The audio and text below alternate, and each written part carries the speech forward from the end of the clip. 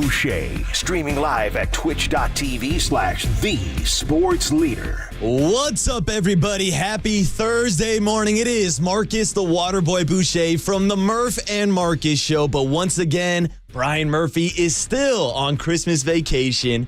Newsflash, he's going to be on Christmas vacation until next year. And after today's show, I'm also going on my little holiday break. But for today, for the next 4 hours, once again, it's the fangirl and the waterboy, Tracy Sandler, founder, CEO of Fangirl Sports Network, and she made it back for day 2. Good morning, Tracy. How we doing today? I am good, Marcus. How are you? Good morning. I'm doing fantastic. And the thing about people filling in on the morning show, it's a little different the second day. Because the first day, everybody wakes up with adrenaline. They hit the alarm clock. They're ready to go. But then they also deal with the effects of needing to take a nap in the afternoon, needing to go to bed early the next night. So, Tracy, tell me your breakdown. How did the whole day 1 experience go for you? And day 2, how are you feeling? So day 1 went great. I got back, and then I did take a nap. I ate, I took a nap, got up, did like a couple errands. I worked out, which I was very proud of myself Good on for day you, girl. 1 for Good for doing you. that. And then I went to bed. And that's Exactly. basically what I did. So it was great. And then day 2 was good.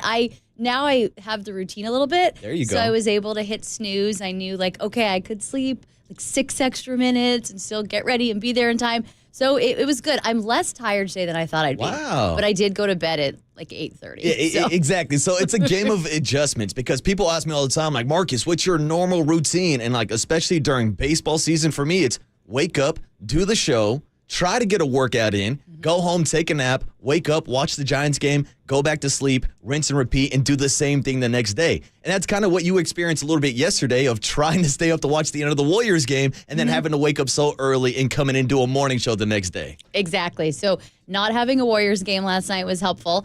So yeah, it was good. But it's funny with the getting up so early, you kind of quickly get used to it. And then once you're up, you're up. Yeah, exactly. You have to get into a routine, or as I was telling Tony the other day, and even our guy, young California Kyle, who's helping in as a producer today, it's a lifestyle. You have to kind of buy in. And I mean, our audience right now are up at 6 a.m. working. So shout out to all the essential workers, all the people actually doing a real job this early in the morning, while me and Tracy get to come in this morning and talk a little football because, of course, Tracy, it feels like we've been counting down the days all week long to the Monday night matchup between the Ravens and the 49ers. And man, oh man, I want it badly, but still, we're sitting here waiting for injury updates and really waiting to hear from the San Francisco 49ers. Now, coming up later on the show today, we do have sound from the Baltimore Ravens, from John Harbaugh, Lamar Jackson, and even Marlon Humphreys maybe talking a little trash talk before this weekend's matchup. But we haven't really heard too much from the 49ers. Now, Tracy, lay out the game plan. What's going on down in Santa Clara right now, and when can we expect to hear from Kyle, Brock, and the entire 49ers organization? So it's going to be fun. My day 3, I'll have to text you an update because from here, I go straight to Santa Clara, so there will be no napping today. So we'll hear from Kyle Shanahan today. The 49ers did their week a little bit differently. Their Tuesday was treated like a Monday. Wednesday was the players' day off.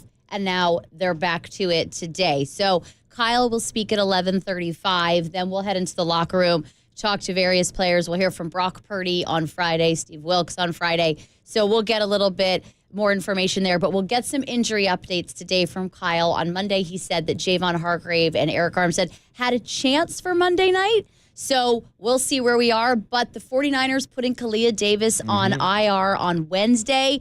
That defensive line is looking a little thin. All of a sudden, a position group that had as much depth as you could possibly want, now looking a little bit thin. I would not be surprised if they end up bringing in a free agent, kind of depending on how the next couple days go with Eric Armstead and Javon Hargrave.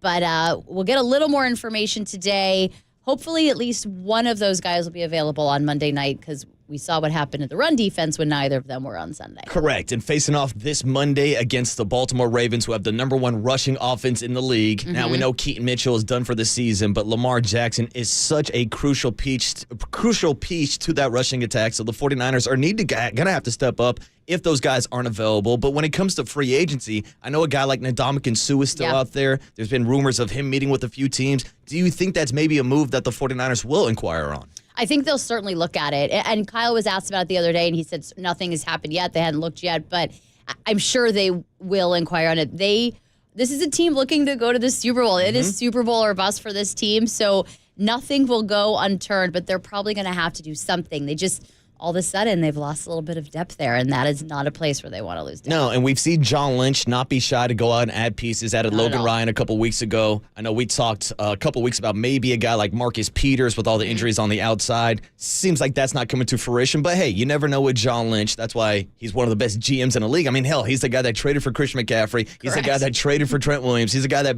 drafted most of the guys on the roster and has put together arguably the best roster in football. I think the only argument would be the Baltimore Ravens and how they match up roster-wise, matchup for matchup with the 49ers. Yeah, I would agree with that, and that's what makes Monday night so exciting. You have this number one AFC team, number one NFC team, and two of the best rosters in the NFL. I do still think talent-wise the 49ers are maybe just the teeniest, maybe a skosh. I'm going to go with a skosh. Nice. I'll take a skosh. A skosh above. Right.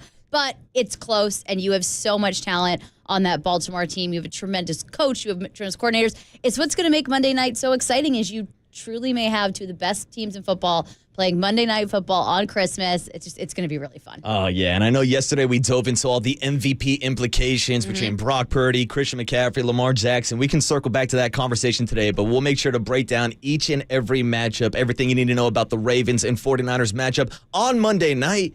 But this entire weekend, there are a lot of great games, and it starts tonight, Thursday Night Football, Week 16. We've got the Saints and the Rams with playoff implications on the line. All of a sudden, it seems like the Rams are making a late-season push to maybe make the playoffs, Tracy. They are. They certainly are. They're playing some good football, and the Rams are another team. There's a lot of talent on that team. If you have Matthew Stafford, you have Aaron Donald, you have a lot of talent on the team, and you have Sean McVay, they have a chance. And so there are a lot of playoff implications in that game. I loved the other day, though. This just was heartwarming when Matthew Stafford's daughter said, "Have a great day, don't get tackled." And I thought that was the cutest thing ever. And also, great, good advice for quarterbacks everywhere. Yeah. Have a great game, don't get tackled. It's Stafford's daughter as the offensive coordinator. I mean, she should do the pregame speeches. She should be their Nick Bosa. But that was so adorable. But yeah, this game has a lot of playoff implications. The Saints are an interesting team. They're still alive in the NFC South. They're still alive in the NFC South. Derek Carr just keeps on trucking on somehow. I mean, that dude playing through so many injuries. He has, and he's fine. He's like a fine quarterback. Yeah. I'll put him somewhere in the middle of the pack, but he has his moments, and he just somehow keeps on trucking out. So this one's kind of, Thursday night games traditionally have not been amazing. No. But this one does have implications. I think it could actually be a somewhat interesting game. I'm going to pick the Rams to win it. Sorry, 49ers fans, but I'm going to pick the Rams to win it. But I think it'll be kind of an interesting one. And it will, I do think, actually be a fun one to watch. And we've been missing that on Thursday night somewhat. Yeah, exactly. We actually got a matchup between two starting quarterbacks, Derek Carr and Matthew Stafford, because last week we had 11 different backup quarterbacks starting in the NFL. So we should be getting a good product tonight. But Tracy, I feel you because obviously, as the audience knows, as Brian Murphy likes to remind them every day, I was raised a Raider fan, so I watched plenty of Derek Carr performances. And the big thing to me was just the inconsistency. Yes. He would show flashes, like the 2016 season when he was in the MVP conversation, of possibly being a top 10 quarterback, and then he just makes plays and kind of bonehead throws, and you're like, Derek, what are we even doing here? I thought the Saints, they were my preseason pick to win the NFC South, but now you look at the Tampa Bay Buccaneers playing extremely well with Baker Mayfield. I mean, that whole entire division is just kind of up in the air, but somebody's got to win it, right, Tracy? That is the NFC South. Somebody's got to win it. That used to be the NFC East for a number of years. It was the somebody's got to win it division. Now it is the NFC South. So, Derek Carr and Baker Mayfield, two guys who had so much potential and have been tremendously inconsistent. Can one of them make it happen this year for the NFC South? Someone's got to, so it could be them. But it's funny when you said Derek Carr was in the MVP conversation, it feels like a lifetime ago, because I don't even know how that was possible. Sorry. I'm sure those are trust me. Memories, I used to use that argument so many times. Like, hey, Derek Carr's got more MVP votes than Russell Wilson, which is a true fact that used to blow people's mind. But yeah, Derek hasn't been the same since all those injuries, which has hampered his career. And now you're seeing him play through that week in, week out. And when you talked about 11 backup quarterbacks, I mean, that's just to have a game with two starting quarterbacks is a little bit of a luxury this year in the NFL. It's been rough. And I feel like every year the NFL feels like, the injuries have been so bad. But this year on quarterbacks, it's been just terrible. So what a luxury to have the two starters for both teams. trying to make the playoffs. This is what December football is all about. Which is great. And I'll say enjoy it on Thursday night because we also have a couple Saturday games also, which backup quarterbacks, Jake Browning, shout out Folsom High. I know they won another state championship up in the Sacramento area. They're taking on Mason Rudolph and the Pittsburgh Steelers on Saturday. Rudolph. No offense to Mason, who I know works very hard, but when that is the direction you have to go, things have gone in a direction you didn't anything's want got to be better than Mitch Trubisky at this point. I guess. We'll find out. Yeah, exactly. Steelers going Mason Rudolph. Also have the Bills and the Chargers. Chargers coming off the game after they fired Brandon Staley. Easton Stick getting the start after the Raiders hung up, 63 points on them last week. Chargers are back in action. Thank you. I'll take any small victory I can get. And then Sunday, of course, you got a full slate. And that's all leading up to the Christmas matchups. Well, I'll be watching the Raiders take on Patrick Mahomes and the Chiefs. 10 a.m. We'll see how that plays out with AOC, Aiden O'Connell, going into Arrowhead. Hey, the Raiders have won there before. Not really expecting it this Christmas. But hey, it would be a nice gift to wake up to on Monday morning. Giants-Eagles with some playoff implications. Jalen Hurts taking on Tommy DeVito, a.k.a. Tommy Cutlet. Where does a Tracy Sandler come down on a Tommy DeVito? I like Tommy DeVito. I love a personality. He's a fun story, He's right? a fun story, and he's producing. So if you're a fun story and you're getting wins, this is a really good combination. But he is a fun story. This is very interesting to me. This is a game that a few weeks ago I would have been like, oof, this is going to be a rough day for the Giants. But the Eagles are a little bit broken. The Eagles changed defensive coordinators in Week 15, which was a very bizarre move that did not work in their favor at the end of that game. They seem just a little bit of a mess. And it's like the 49ers broke them a little bit like they did to the Dolphins last year. So that game all of a sudden does become interesting because Eagles are not playing well. They are just not playing well. I still think they will probably win this game because there is when we talk about talent discrepancies, there is a talent discrepancy. But the Giants come out, play a little well, get up by a touchdown or two or by like 10 points. When you start to let those teams think they can win, those teams will win those games. So it'll be kind of an interesting one. Yeah, and we've seen crazier things happen in division matchups before. So that's one going on this weekend between the Eagles and the Giants. Also want to point out the Dolphins and the Cowboys game this weekend because we're talking about a potential scenario where the 49ers could clinch the number 1 seed this weekend. Now, they would need Tommy DeVito to take down the Eagles. They'd also need some help from Mike McDaniel and the Dolphins, and they also would need some help from the Vikings. And Nick Mullins, a former 49er quarterback, taking on the Lions this weekend. But real quick, what's your thoughts on Cowboys-Dolphins? Since the narrative surrounding these two teams are, the Dolphins can't beat a good team and the Cowboys can't go out and win on the road. Well, they'll be on the road out in Miami this weekend, Tracy. So that narrative's going to change for somebody. Yeah, exactly. TBD on who it's going to be. I don't know. This is kind of one of the more interesting games of the weekend because there is that narrative, but you also have two very good football teams. And I don't know. And isn't Tyreek Hill status still? Is it? He's where are we questionable for this weekend. Has a chance to play, but it also was, I don't want to say a hit to Tyreek Hill's MVP kind of case last week. Because a lot of people are talking about how the Dolphins' offense is not the same without Tyreek. Right. We talk so much about Christian McCaffrey, how much attention he gets with the ball outside of his hands. That's kind of the same thing that Tyreek does in that Dolphins offense. But here they were last week putting up 30 points on Robert Saleh and the Jets defense. That's true, though. It was the Jets. Yeah, I still give them credit for their defense a little bit. But yes, I'll definitely give them credit. I will definitely give them credit for their defense. And Robert Saleh, who I like a lot. I loved covering Robert Saleh. He's a great guy and a great coach. But this is going to be quite the matchup. I mean, you have this Cowboys defense, which is really good. Micah Parsons, of course, again, feels very disrespected. The Cowboys, every time they lose and someone says that they didn't play well, they feel disrespected and the world's against them. So sensitive, these Dallas Cowboys. The Dallas Cowboys are very sensitive. I mean, come on. This is a very sensy group of football players, but that's fine. I get it.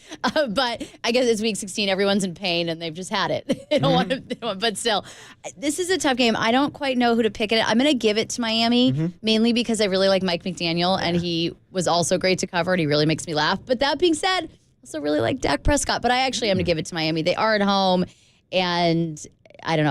I think I have a little more faith in them. But because I said that, the Cowboys will probably run away with it. Well, I'm glad you said you like Mike McDaniel because we have some great cooler of content sound from the Miami Dolphins midseason Hard Knock episode that was going around the other night. So we'll play some fun sound in the cooler of content. We got some great guests, but of course, this is all leading up to week 16 of the NFL season. As we mentioned, it kicks off tonight with the Rams taking on the Saints. But this is also a Rams team that had success putting up points on the Ravens defense last week. Yes. And it took a walk-off punt return in overtime for the Ravens to get the win, which is something I want to talk to you about on the other side, is the Ravens proving that they can win close games, something that the 49ers have not done so far this year. So we'll talk about these close game matchups, the 5-point spread, and how much of an impact someone like Jake Moody could have on this game. We'll talk a little Moody on the other side. It's Marcus, the Waterboy Boucher, and the fangirl, Tracy Sandler, on KNBR 104.5 FM, 680 AM, the sports leader. Go Niners. San Carlos, shout out to you for supporting KNBR, San Carlos's sports leader.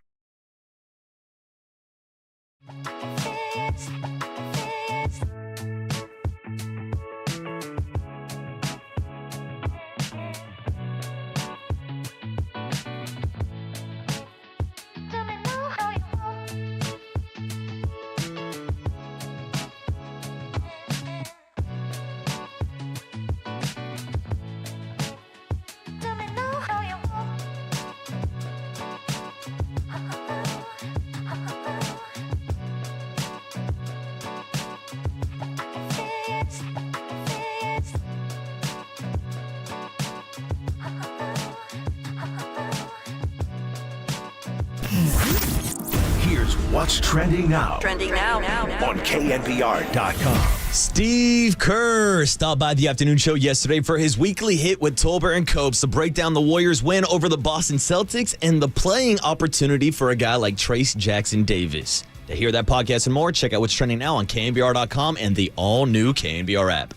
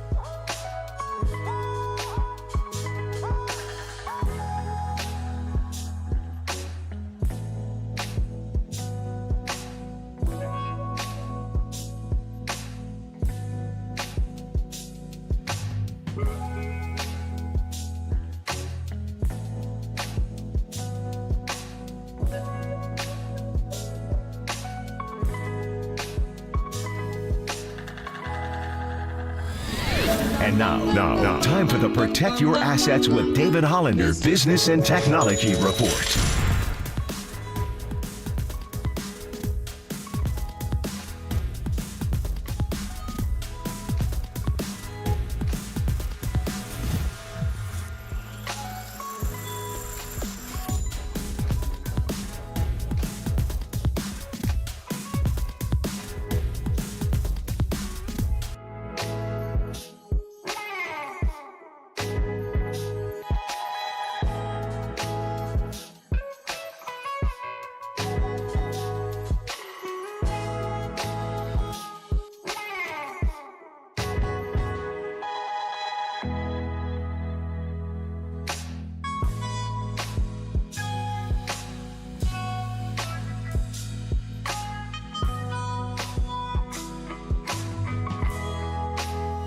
Giants gamers, Murph and Marcus keep your morning moving on the sports leader and streaming live on KNBR.com and the KNBR app.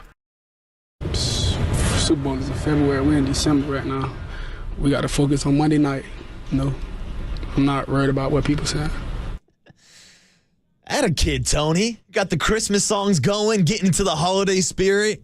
And I love hearing Lamar Jackson's voice over a little Christmas music, talking about how we're in December. No, we're not in the Super Bowl. But Tracy, a lot of people have been talking about a potential Super Bowl matchup, a potential Super Bowl rematch. Not going to go down that road. But we're talking about two of the best teams in the NFL, the number one seed in the AFC, the Baltimore Ravens, and of course, the number one seed in the NFC, the San Francisco 49ers. So even though Lamar Jackson doesn't want to phrase it as a potential Super Bowl preview, I think we're probably on the same page saying that this is definitely a possibility. Obviously, the two number one seeds, that these two teams could meet up again, potentially out in Las Vegas this year. Oh, absolutely. And I actually did an updated Super Bowl preview on FanGirl Sports Network a couple weeks ago, and these were the teams that I picked because I do think this is the matchup. And I know Miami Dolphins fans would probably not like me for that, and Buffalo's Bills fans and all of the things, but I do feel like these are the two best teams in the NFL right now.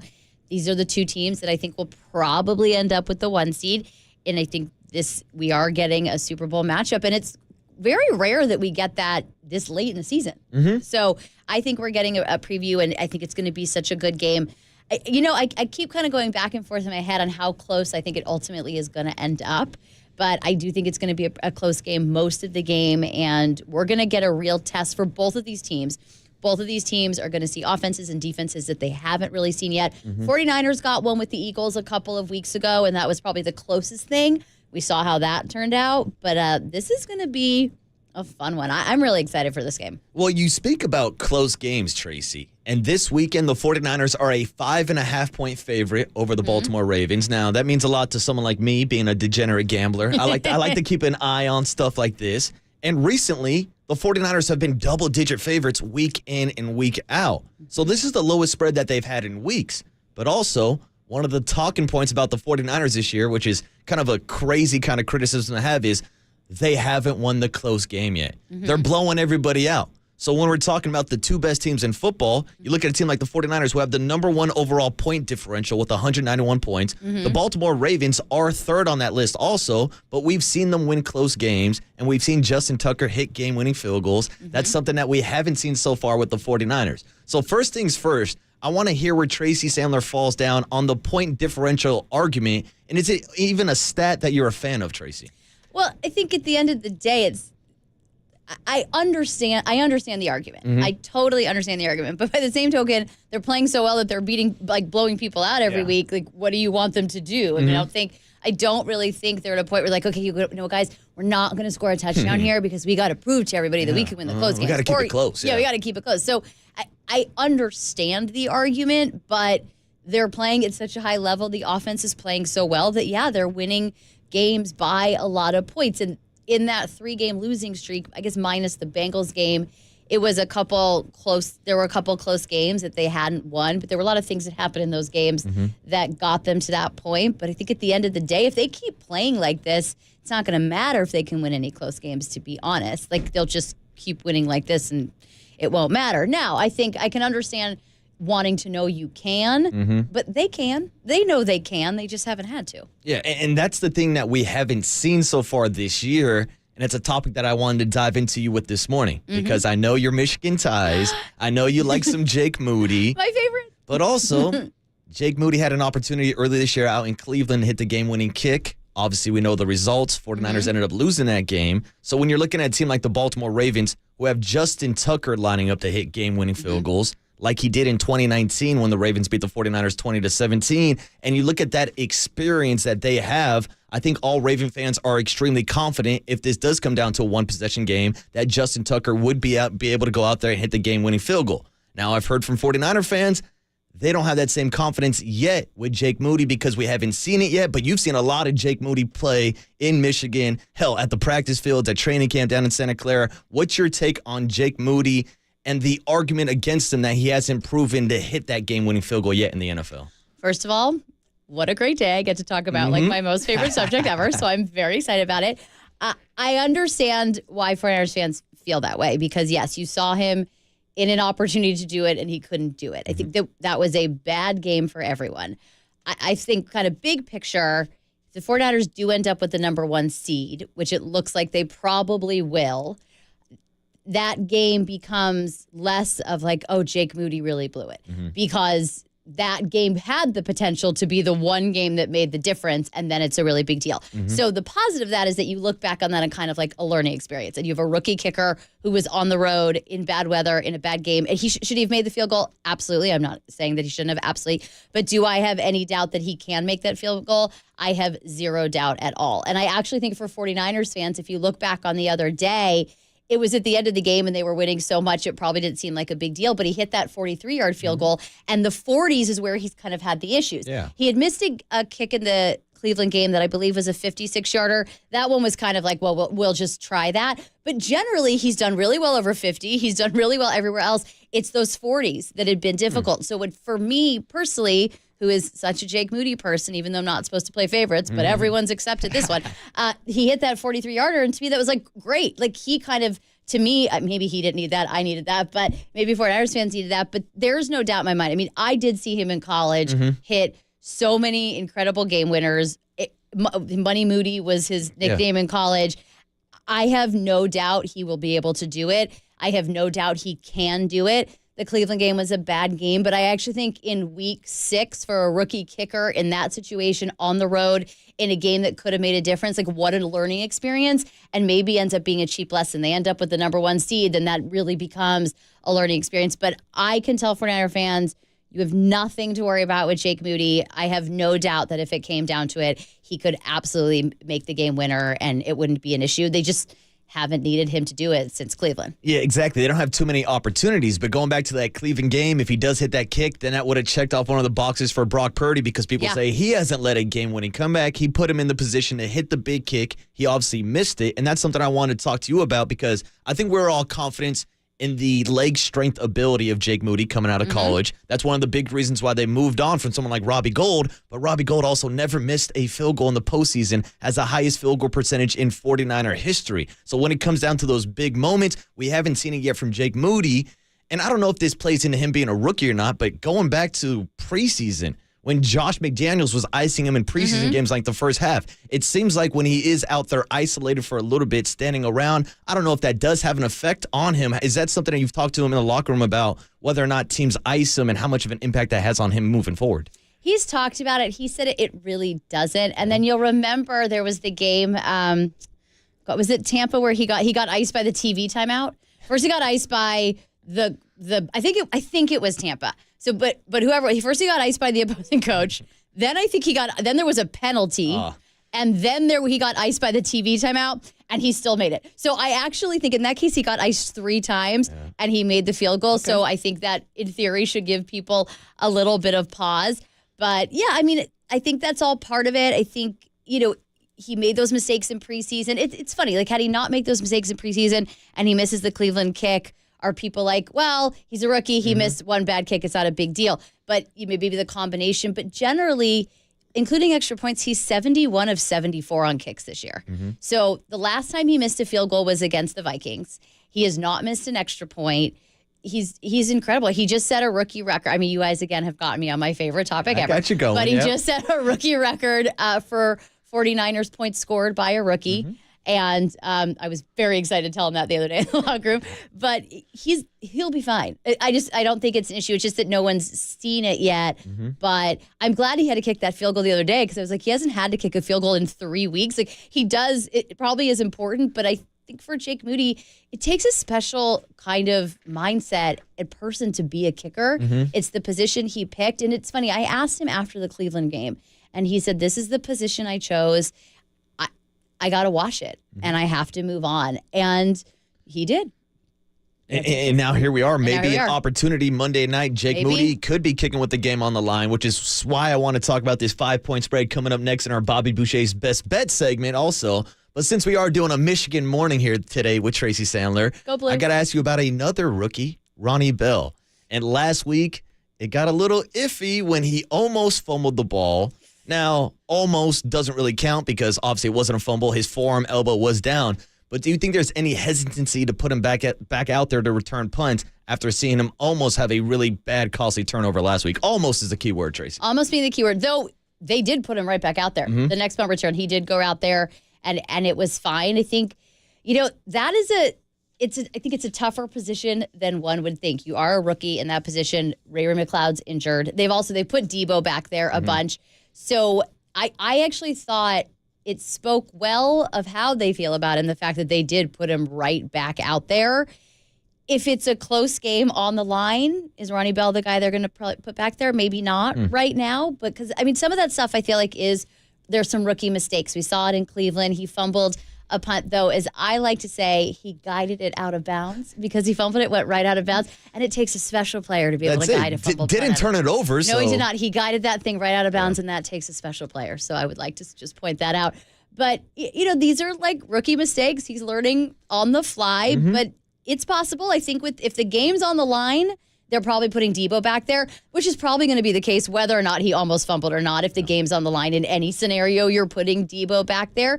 But that was a tough one. We saw also talk about that Vegas game where Ronnie Bell had a great game. A ball went through his hands and became an interception. So, I think that's obviously something he really needs to work on is kind of ball security. And I think as a rookie, potentially you see the ball and you're thinking ahead. But you gotta catch that ball, number one, more than anything. I think these are all learning experiences. I think that Ronnie's in a position on the team that is blowing people out. So these learning experiences don't end up hurting the team, but there's certainly things that he has to work on. But like I said, again, if it's on the line, if it's a really close game, you're putting Debo back there just because of what Debo can do, and with or without, the fumble there. Or not fumble. Yeah, the not fumble. The almost fumble, that could have been costly. Luckily for the 49ers, the elbow was down. Maybe we'll ask Greg Cosell 650 if he broke down the film tape of Ronnie Bell. See his opinion on Jake Moody, but that's coming up in about 15 minutes. But coming up next, Tracy, we're going to stick on the topic of Michigan football because it's time for Brian and Bobby's Best Bets. But Tracy's filling in as Saturday Murph. Or actually, New Year's Day, Murph, because we'll be talking college football playoffs. We'll talk Rose Bowl, Sugar Bowl, and I'll make sure to get you my best bets for Week 16 of the NFL season. Coming up next, Greg Cosell, 650, Mike Krukow, 735, and a long guest list, all leading up to the 49ers Monday night matchup against the Baltimore Ravens. It's Tracy Sandler and Marcus Boucher on the Murph and Marcus Morning Show on KNBR 104.5 FM and 680 AM, the sports leader. Only God knows.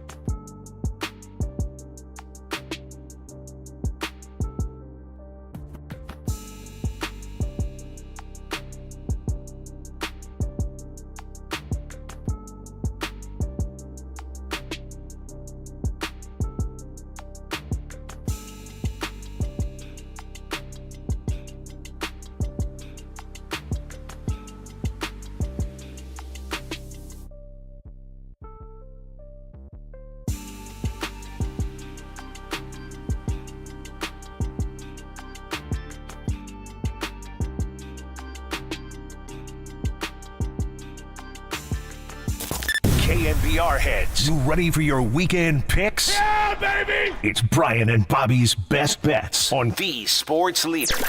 But wait, who the are Brian and Bobby?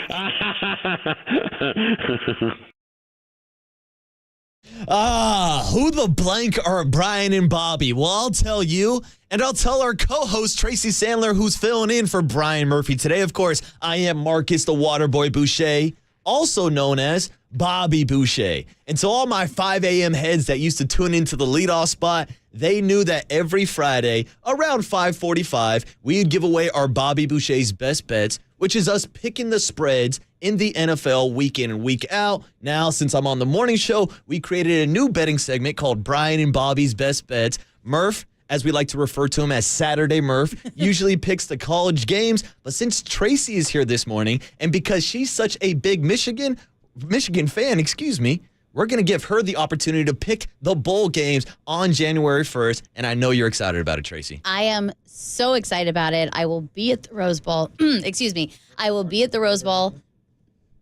Oh, yeah, go ahead. I will be at the Rose Bowl, and I am flying home after the 49ers play the Commanders on New Year's Eve because I care way more about being at the Rose Bowl than going out on New Year's Eve. So that'll be fun. Do you want my picks now? Yeah, let's go ahead. Tony, cue up the music. We usually like to give a Hard Knocks music bed so that we feel like we're like NFL films. I like that. I like to pretend like I'm Greg Cosell. And just a reminder, Greg Cosell's coming up in about 12 minutes. But yeah, Tracy, give us your picks. We'll go on the money line for these games. And we got to start off with the Rose Bowl. Your Michigan Wolverines, of course, playing against the Alabama Crimson Tide.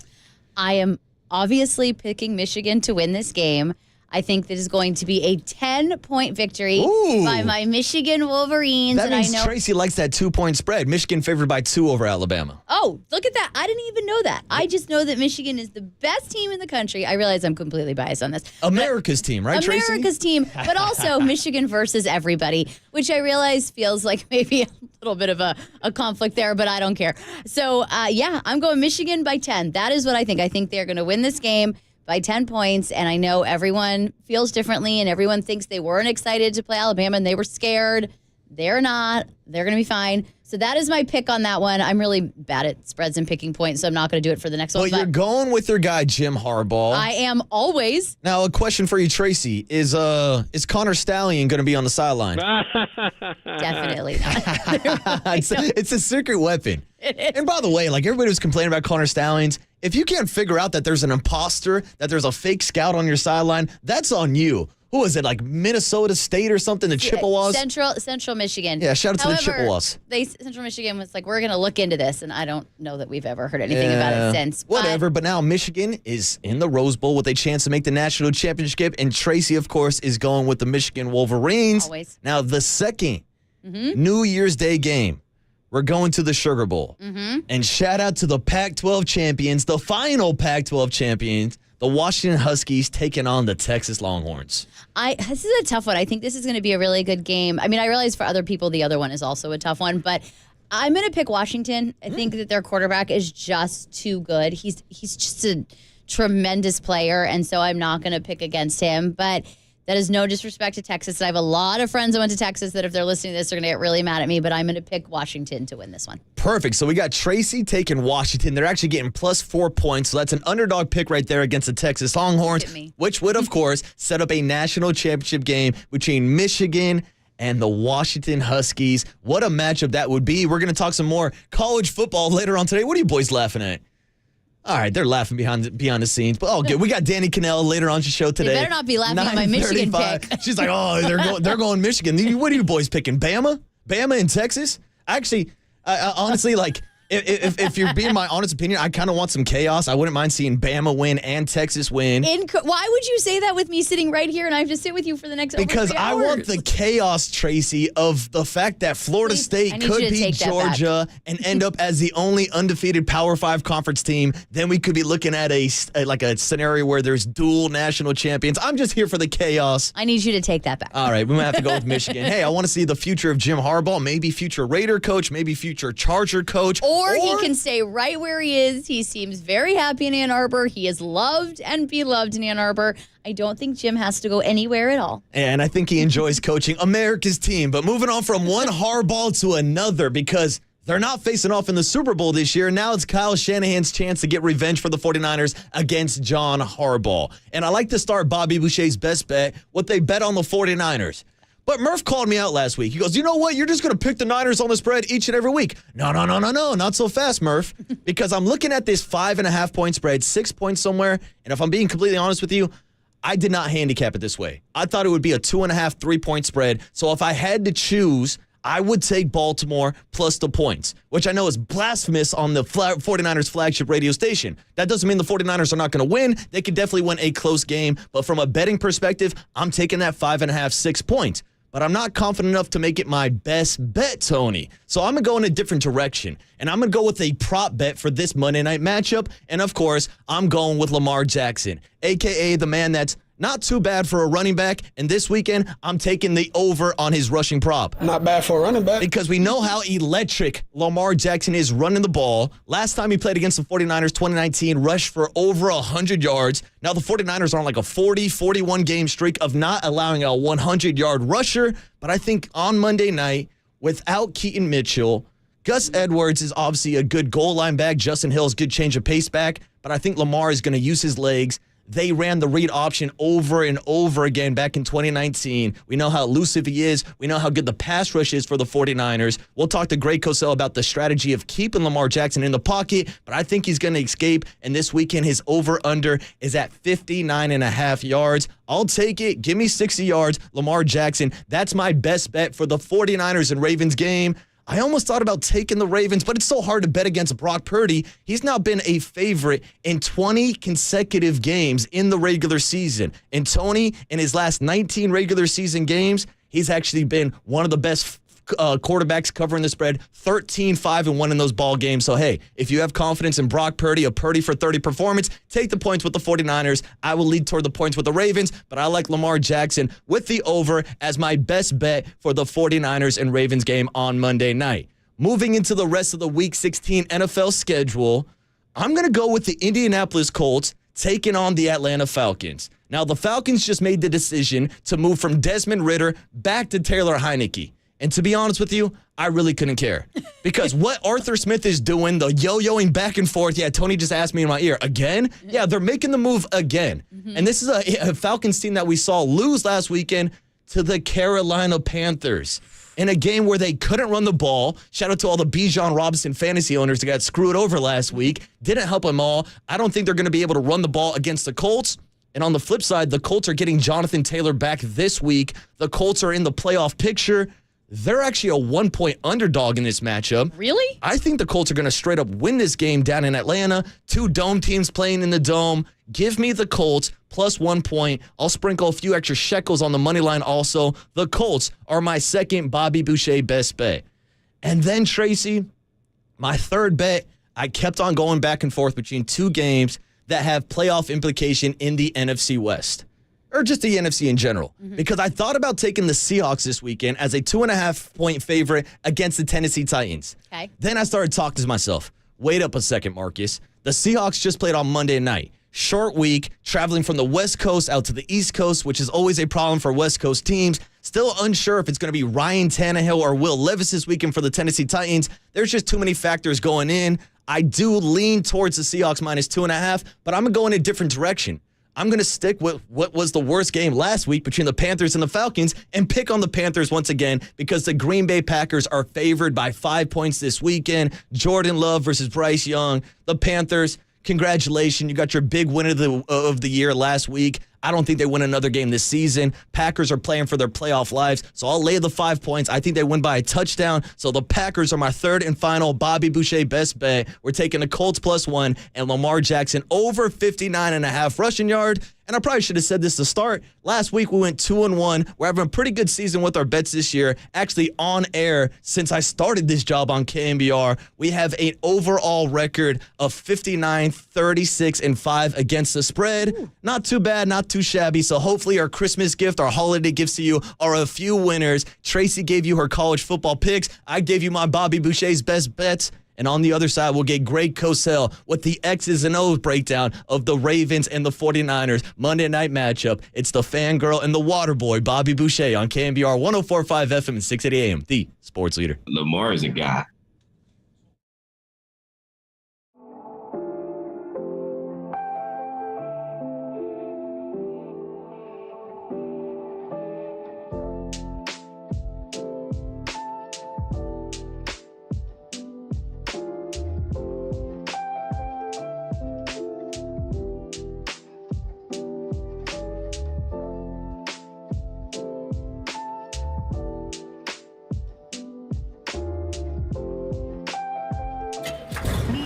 from the Chilton Auto Body Traffic Desk.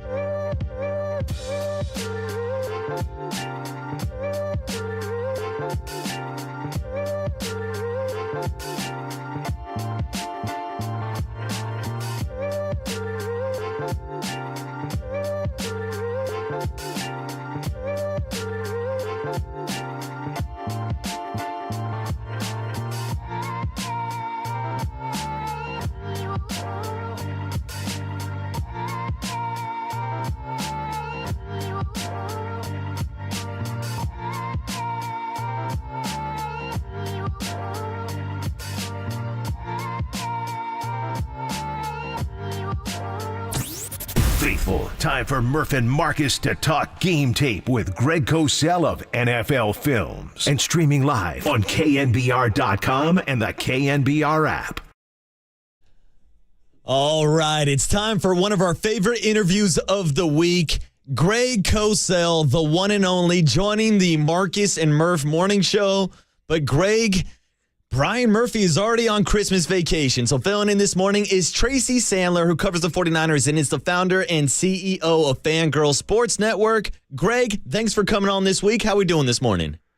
Marcus, Tracy, how you guys doing? We're doing fantastic, Greg. And I know traditionally we like to bring you in with a little classic rock. So as a rejoin today, I wanted to get some Tom Petty, Christmas all over again. Tom Petty, little TP in the Breakers. I'm down with that. See, I knew you would be in on that, Greg. Now I got to ask you, what's your favorite classic rock Christmas cover song?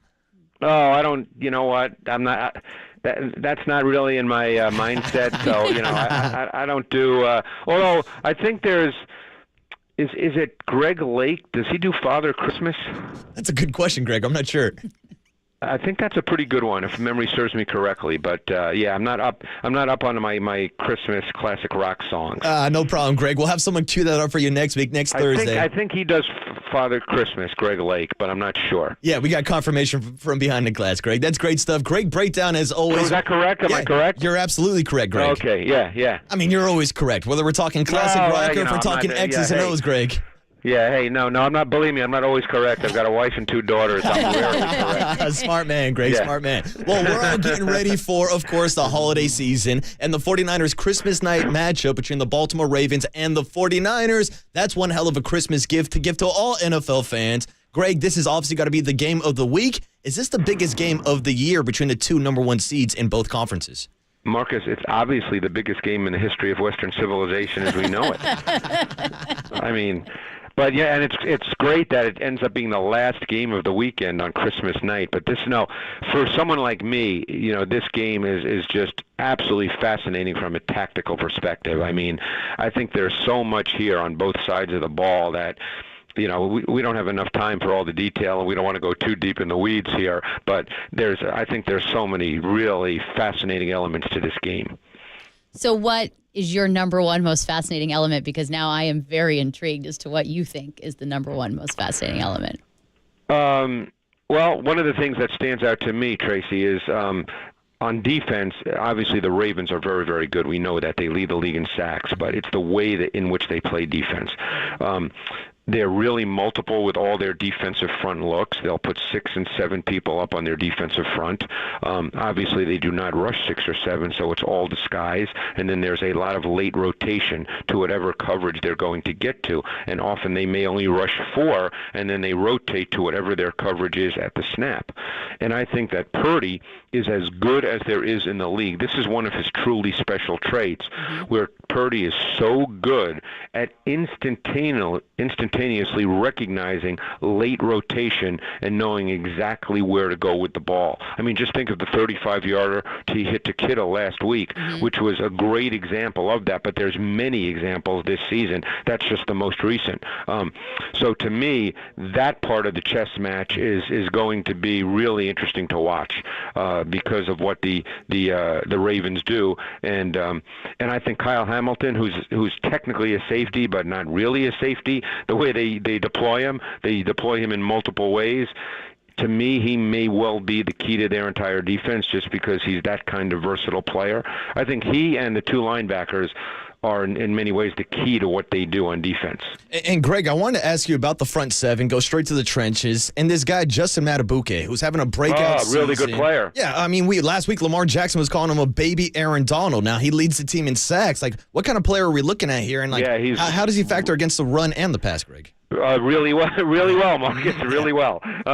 No, he's a really good player, and he has the ability to move around the front, too. There are times he lines up as a D-end. But no, he's a really, really good player. He can win inside one-on-one. He's got quickness to be a gap player as well. But the other player who's really worth mentioning, and I think he's having far and away his best season ever, is Jadeveon Clowney.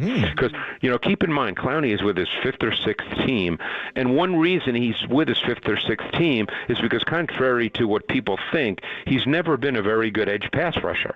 Edge pass rushers don't get on 5 or 6 teams before the age of 30, as you guys know. So he's never been a very good edge pass rusher.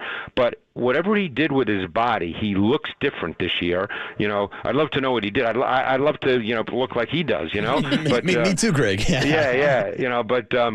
But he looks different this year. He looks leaner. He's quicker. This year, he's rushing the quarterback really, really well, and he's given them an edge pass rush that he, as an individual, hasn't really done much of his career. So he's been really good. Matabuke's really, really good.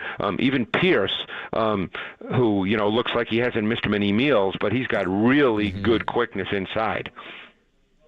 So when you look at this 49ers defense that gave up over 200 yards to the Cardinals the other day on the ground against the NFL's #1 rushing attack, what do the 49ers need to do? But then how much does Keaton Mitchell being out affect what the Ravens can do in the run game?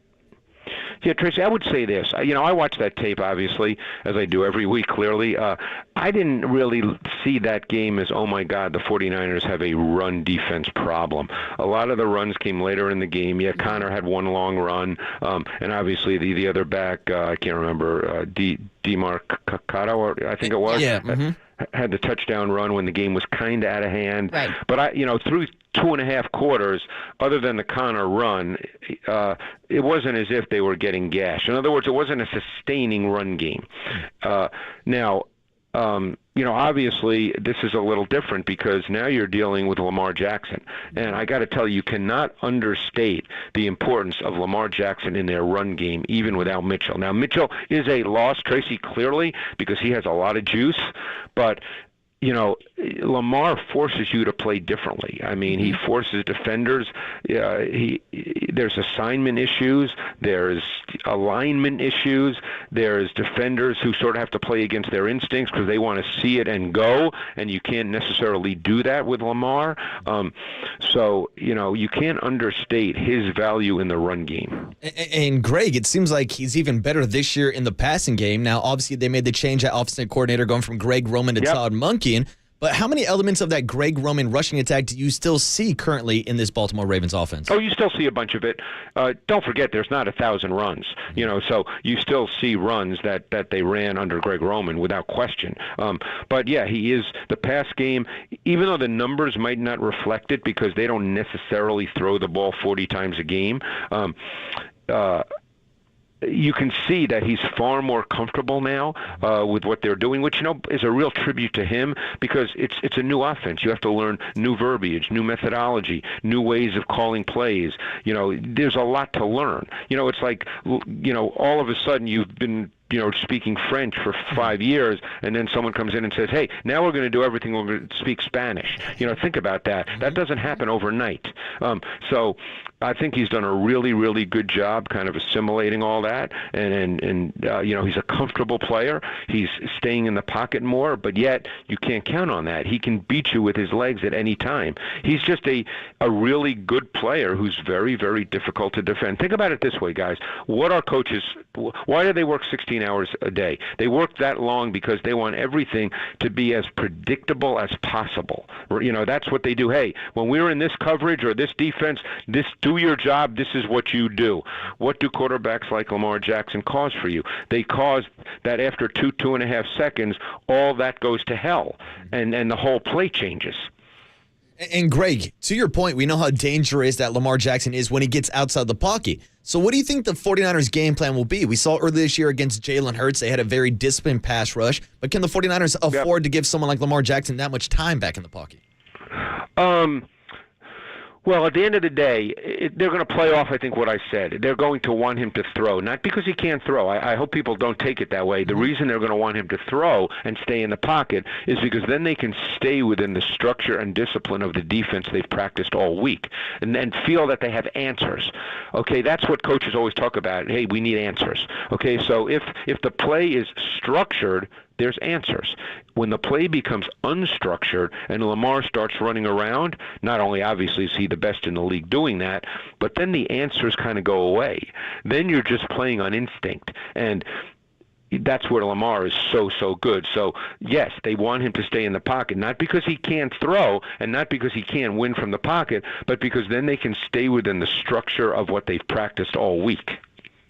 So, like, how you can't understate how important Lamar Jackson is in the run game for the Ravens. I feel like you could say the same thing about Christian McCaffrey for the 49ers. What do the Ravens have to do to try to stop McCaffrey or at least attempt to contain him? Well, Tracy, that's true, but in a different way, because obviously Lamar, as a quarterback, adds an element that McCaffrey doesn't. But obviously McCaffrey and the run game, and this is phenomenal. I mean, and they tend to run more left for obvious reasons, but their run game is really, really good. I mean, and the thing is, what stands out about the run game, look, we know Trent Williams is going to be a first ballot Hall of Famer. We know he's great. But you just, in some ways, you take the offensive line for granted. Obviously, they're run blockers. That's the reality. But Kittle is a really good blocker. The wide receivers, to me, they're so critical in this run game. And I know I'm not saying anything that has never been said before about the 49ers and how important it's probably coached by the entire staff with the wide receivers. But there may not be a more physical run blocker in the NFL at wide receiver than Juwan Jennings. And I know he doesn't play every snap. He plays when there's 3 wide receivers. But, you know, the wide receivers are so important in this run game, particularly when they run outside, and they like to run that toss play to the left. So, you know, that is absolutely critical. And, of course, on the flip side, that means that the corners for all week, the Ravens coaches are going to be talking to their corners about, hey, you're not just cover corners this week. You better buck up, and you're going to have to be physical and competitive, and you're going to have to play the run. This is kind of a 2-part follow-up. One, just fun fact, that the wide receiver room has a hard hat in it, a yellow hard hat that whoever does the best, yes, they get to use it. But not all our listeners may have known it, so I wasn't sure if they found that interesting. But Juwan Jennings, who you brought up, who is so critical in the run blocking, is currently in the concussion protocol. Should he not be able to go on Monday night, what does that do? I think it impacts them because is Bell the next man up when they go 3 wide? Yes, because Ray's out. So, yes, it would be Ronnie Bell. Yeah, I mean, I think that hurts them because I think they're totally different kinds of players. Because not only is Jennings a great blocker, but he's a very physical, competitive receiver, and I think he gives them a lot on third down. Even though he's not a volume target, I think that he's an important player. So we'll see. I mean, you know, I guess I did see that earlier in the week that he was in protocol, and you never know. Obviously, he has an extra day, but we have to wait and see. And we're speaking on Thursday, so we'll see what happens. But I think it's not going to dramatically change what they do. No team changes dramatically at this time of the season. But I think that would be it may impact certain play calls in certain moments. You know, just we'll leave it at that, you know, because that's what I think it'll do, because he's such an important player in my view. Yeah, Greg Cosell, a couple more minutes here on the UMA guest line. And Greg, we know that Kyle Shanahan loves to attack the middle of the defense, whether it's George Kittle, Christian McCaffrey out the backfield, or Deebo Samuel running those cross routes also. Now, you had brought up Roquan Smith, Patrick Queen, and, of course, Kyle Hamilton. How do you think they match up this weekend against the 49ers skill players over the middle? Yeah, I mean, that's a key part of this matchup, Marcus. I mean, theoretically they match up well, but, you know, Kyle and Steph know that too. So they're going to, in their mind, have counters and responses to that. I mean, when they look at this defense, which obviously they're studying in great detail, and they probably had somebody on staff or scouts or whatever start looking at this defense way before this week. But, you know, they're going to try to figure out how they can kind of put them in conflict. That's what Kyle does so well, is he puts players, particularly zone coverage defenders, and players that have a run and a pass responsibility on the same play, which linebackers do, by the way. He's really good at putting those guys in conflict. So then it comes down to how does he do that versus how well do the Queens and the Smiths see it? How quickly do they see it so they're actually reacting to what the play is, as opposed to being put in conflict and being a beat late, which is, in this league, fractions matter, and that's all you need. And then just last one I had for you, Greg. I wanted to ask you about the offensive skill players for the Baltimore Ravens, because obviously Mark Andrews is not playing this weekend. Isaiah likely has stepped up big. But break down their wide receivers, whether it's Zay Flowers, whether we're talking about Odell Beckham Jr. You got Beckham, you got Bateman. What kind of problems do they present to this 49er backfield? I mean, they're all good players. I mean, obviously Beckham is still very, very talented. I love Zay Flowers. I I loved him coming out of Boston College. He was one of my top receivers when I do all my draft work. So they have talented players. You can't sleep on those guys. You can't just think, hey, Lamar, run game, and they don't, like I said, they don't throw necessarily with high volume, although there have been games this year where Lamar has thrown 35-plus passes. So I guess it depends on how the game plays out. But those guys they're tough to deal with. They're not easy guys at all. Beckham still has great quickness, and he can win with double moves. He gets in and out of breaks. And Flowers, he's a guy you got to be careful. He's not Debo, because no one really is, but they use him at times in similar ways where, he'll carry the football. He's one of those sort of movable chess piece wide receivers. Yeah, I mean, he's up there in the league with some of the fastest players in the league now. I do want to ask you about Tyreek Hill and the Miami Dolphins. I know that's another big matchup this weekend. And I know, Greg, you don't like getting into narratives of, the Cowboys can't win on the road, the Dolphins can't win a big game. But what's your breakdown of this weekend's matchup between the Cowboys and the Dolphins? Well, obviously, you could spend 20 minutes just talking about that one, but I think that the Dolphins will attack Deron Bland. He's a very beatable corner. He has a lot of interceptions, but almost all of them come on certain kinds of plays. But teams attack him, and the Cowboys even told you that they don't think he's a great corner a couple of weeks ago when they took him off DK Metcalf when they played Seattle, and they put Gilmore on him because Bland is very beatable, and they'll go after him. So that's just one little storyline, I think, of that game. Yeah, it's going to be a great game on Sunday, and then, of course, on Monday, we've got 3 games on Christmas. Greg, I know you got 2 games on Saturday, too. I mean, we got football all week, Greg. It's a lot of football. I was going to say, Greg, as someone who loves football as much as you, are you a fan of these Christmas Day games?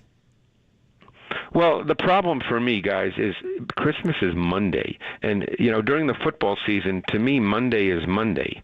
So I have to work, like it's a normal day. So I won't be sitting and watching these games until the night game, obviously, because I'm home by 8:15 Eastern time. But the day games, I got to work. There it is. And you and me both, Greg. Yeah, Tracy will be at the game on Monday night. It's that's the way it works during football season. Exactly. Well, we're all looking forward to Monday night, and we always look forward to these conversations every Thursday. It truly is a Christmas gift to all of our listeners, Greg. So enjoy the holidays. Merry Christmas. To wrap up from where we started. Since it's the last game of the weekend, the waiting is the hardest part. Oh, Greg, well played. Absolute mic drop. Hint of some Tom Petty. Greg, have a fantastic holiday season. Murph and myself will be back first week after January. Enjoy the games this weekend, and we'll talk to you soon. All right, guys. Loved it. Thanks so much. Have a great holiday. Like the one and only Greg Cosell. Like, Tracy, every time I talk to this man, I just instantly feel smarter. Uh-huh. Oh, I wrote notes. I literally have multiple notes sitting here. I've got my notepad because he's just straight X's and O's. He breaks it down. Probably one of the best breakdowns you'll get in all of sports radio, sports media. Greg Cosell, one of our favorites. So we'll react to some of the things that Greg said on the other side and also take a look at some of these top games from Week 16 of the NFL season. Maybe just go down the Christmas list. I mean, we got Thursday night football, Saturday night football, Sunday night football, and Monday night football. It's the holiday season, and it's the Fangirl and the Waterboy on KNBR 104.5 FM at 680 AM, the sports leader.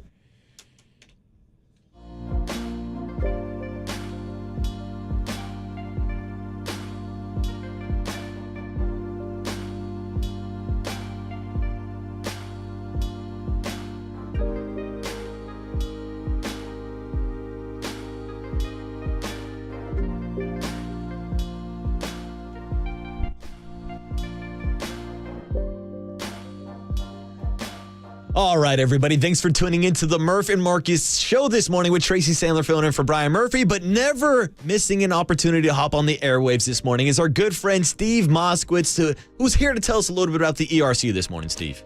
ERC, this is essentially, we're talking about Christmas on Monday and gifts.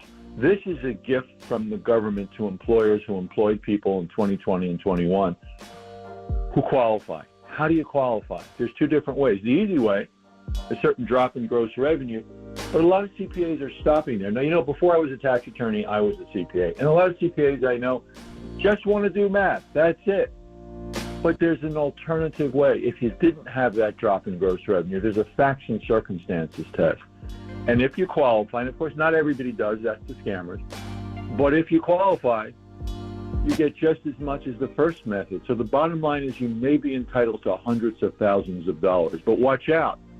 The program's getting ready to end. There'll be a crying shame if you miss out when you find out you did qualify. call us like you would a medical doctor. Let us give you that second opinion. If you qualify, let's get every dollar to which you're legally entitled. And my parting legal advice for the day is have a very Merry Christmas. You too, Steve. Let Steve Moskowitz take care of you this holiday season. You can go ahead and give him a call at 1-888-TAX-DEAL, or you can go to online to moskowitzllp.com. From the Chilton Auto Body Traffic Desk.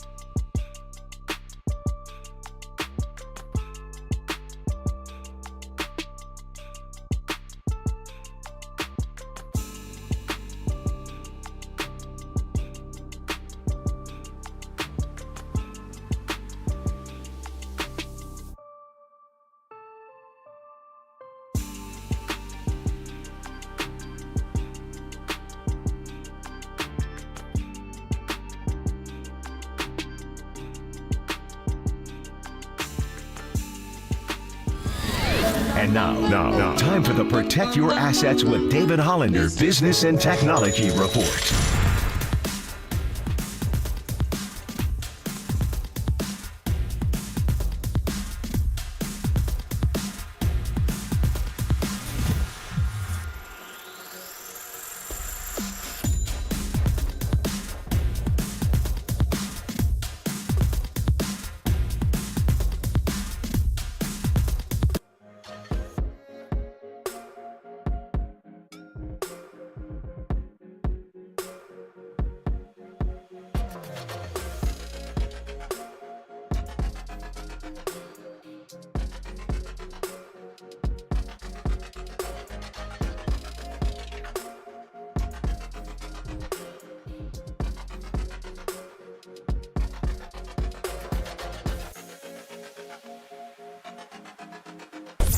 Listen to the sports leader anywhere, anytime. Download the KNBR app. Murph and Marcus continue live from the KNBR Casino Matrix Studio. Casino Matrix Progressive Jackpots are here. Where are you? Just drop in. Please play responsibly. 1-800-GAMBLER. Let's give you Denver, all right? They were on, and they're on against the Patriots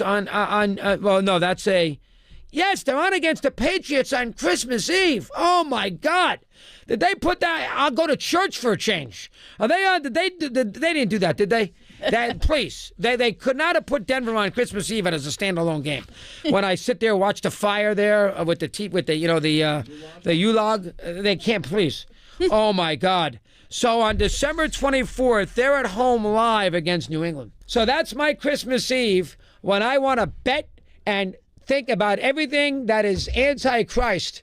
I got Denver hosting New England on New Year's Eve. You must be kidding me. All right, that's our good friend of the program, Chris the Mad Dog Russo.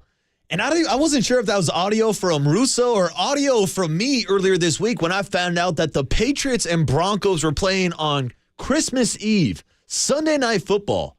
How the hell is this a holiday treat? I don't know. Chris Russo's not too happy about it. Maybe he'll get into the gummies again this weekend. Maybe we will all to celebrate the Christmas festivities and the holiday season. And, of course, with Brian Murphy already on his Christmas vacation, we have the one and only Tracy Sandler filling in for Murph this morning on the Fangirl and the Waterboy show. We're calling it for the next couple of days. Very into it. Tracy will be here tomorrow with Dieter Kurtenbach. Today's my last day. So, Tracy, I definitely wanted to take some time to not really talk about the Patriots and Broncos game, but talk about some of the top games in Week 16 of the NFL season, these playoff implications that are on the line, possibly the 49ers clinching the number one seed as soon as this weekend. But outside of the 49ers and Ravens game, which game are you looking forward to most this weekend?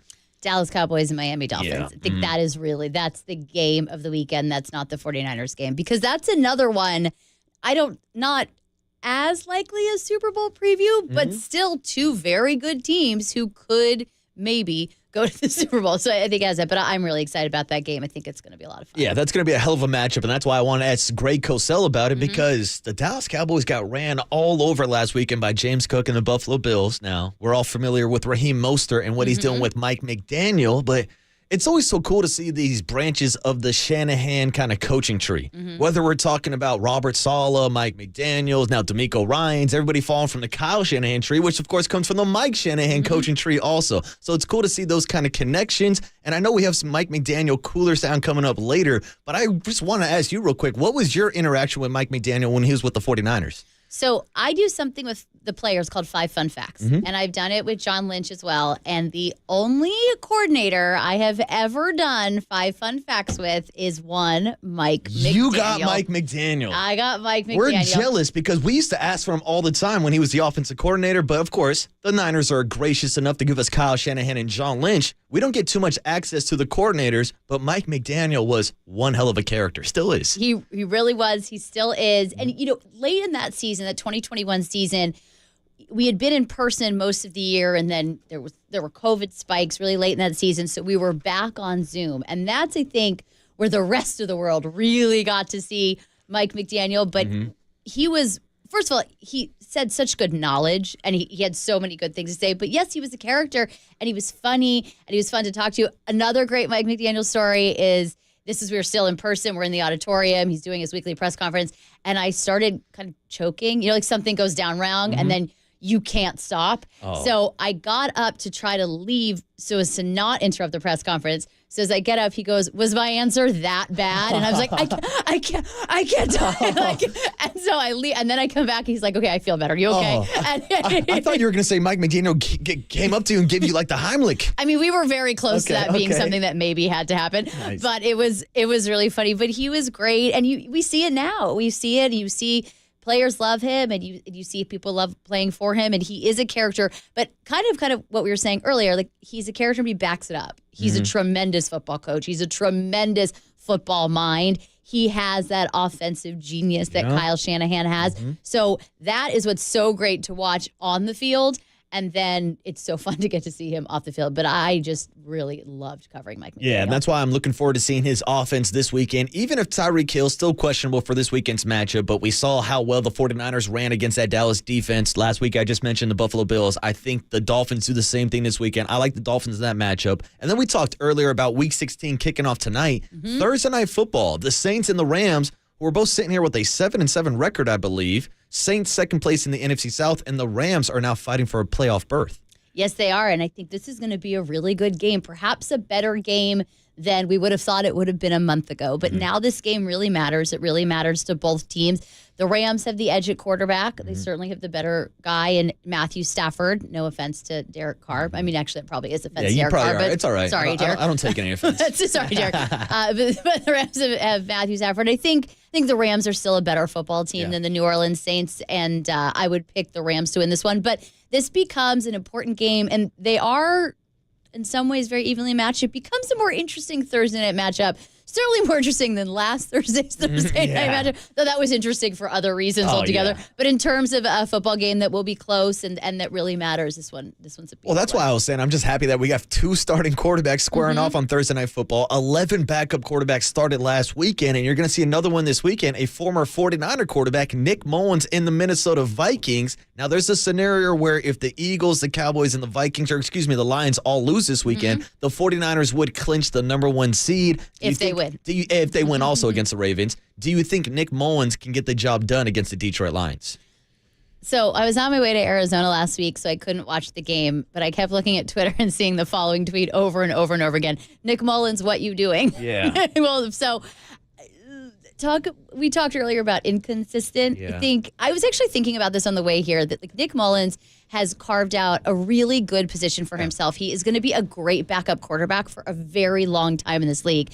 I don't know about that. That Detroit Lions team is very good. Now, they have moments of inconsistency, and their defense is not fantastic. That being said, as much as I think Nick Mullins would love to do his former 49ers teammates a solid, I don't think it's going to happen. Yeah, and I know we're all rooting for Nick Mullins, me especially after seeing that he was one of the first quarterbacks to go through the internal brace surgery, same procedure that Brock Purdy had. And we had Brock on a couple weeks ago, and he talked about that conversation he had with Nick Mullins, how he said his arm strength wouldn't be back until damn near midway through the season. And now we're seeing Brock Purdy with these explosive plays, moving the ball downfield. Nick Mullins, I think everybody's rooting for.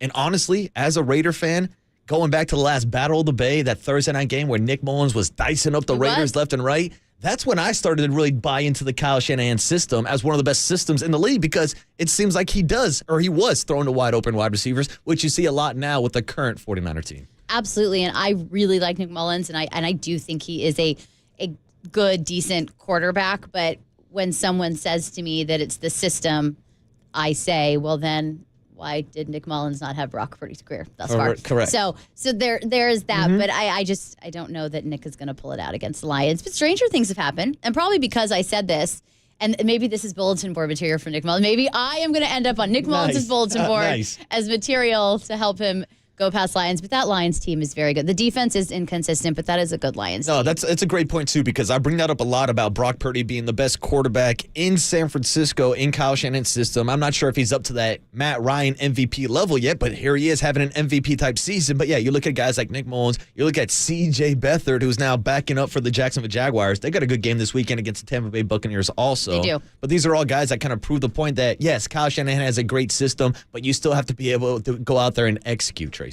Absolutely, and I think that's even true of Jimmy Garoppolo, who did so much for this 49ers team, who took them so far, and does not get enough credit for how good he was and what he did for this organization. But Jimmy Garoppolo was not able to run the system to the same efficiency that Brock Purdy was. They weren't able to open up the offense in the same way, and that's a tribute to Brock Purdy and what he can do. True, and it's crazy. Me and my guy Overnight Dave were talking this morning about that stat of 11 backup quarterbacks playing this past weekend, but then there's Jimmy Garoppolo behind Aiden O'Connell. There's Trey Lance behind Dak Prescott. These guys don't have the opportunity when it seems like there's so many opportunities for quarterback play in the NFL right now. Absolutely, but Aiden O'Connell has done the job. He's done it well enough. And I think the thing for the Raiders, they know what they have in Jimmy Garoppolo. They need to see what they have in Aiden O'Connell, especially as they look at this year's draft. I mean, they're probably going to have to draft a quarterback, but how high are they drafting a quarterback? All that. So I think that's why Jimmy isn't necessarily getting those opportunities. And with Trey, he's in really the same position he was in here. He's the third quarterback, and he's inactive. He's the Brandon Allen right now for the Cowboys. He's the third emergency quarterback. I really hope for Trey Lance that at some point he does get an opportunity because that's what he needs, and he needs those reps and to see what really is there. It's not going to be this year. And it's crazy. We're seeing guys like Tommy DeVito step up and get playing time. Now, he's got a big game against the Eagles this weekend, but with so many opportunities out there for quarterbacks, like, look at the top of the NFC right now. We're talking about the 49ers, the Eagles, the Cowboys, and the Lions. If you just want to talk about those four teams, they all have winning records. The rest of the NFC combined are overall 66 and 102. Ooh. So there is a big gap between the top four teams and the rest of the NFC, but it also feels like there's a big gap between the 49ers and those other three teams that I just mentioned. So between the Cowboys, the Eagles, and the Lions, who is the biggest threat to the 49ers, or is it going to be one of these wild card teams out of nowhere? I don't think it's going to be one of the wild card teams out of nowhere. Though I will say this. I think the Rams, as much success as the 49ers have had over the Rams over the years, for the reasons we talked about earlier, Aaron Donald, Matthew Stafford, Sean McVay, the talented wide receiver, the division opponent factor, I don't think that the 49ers necessarily want to face the Rams in the playoffs.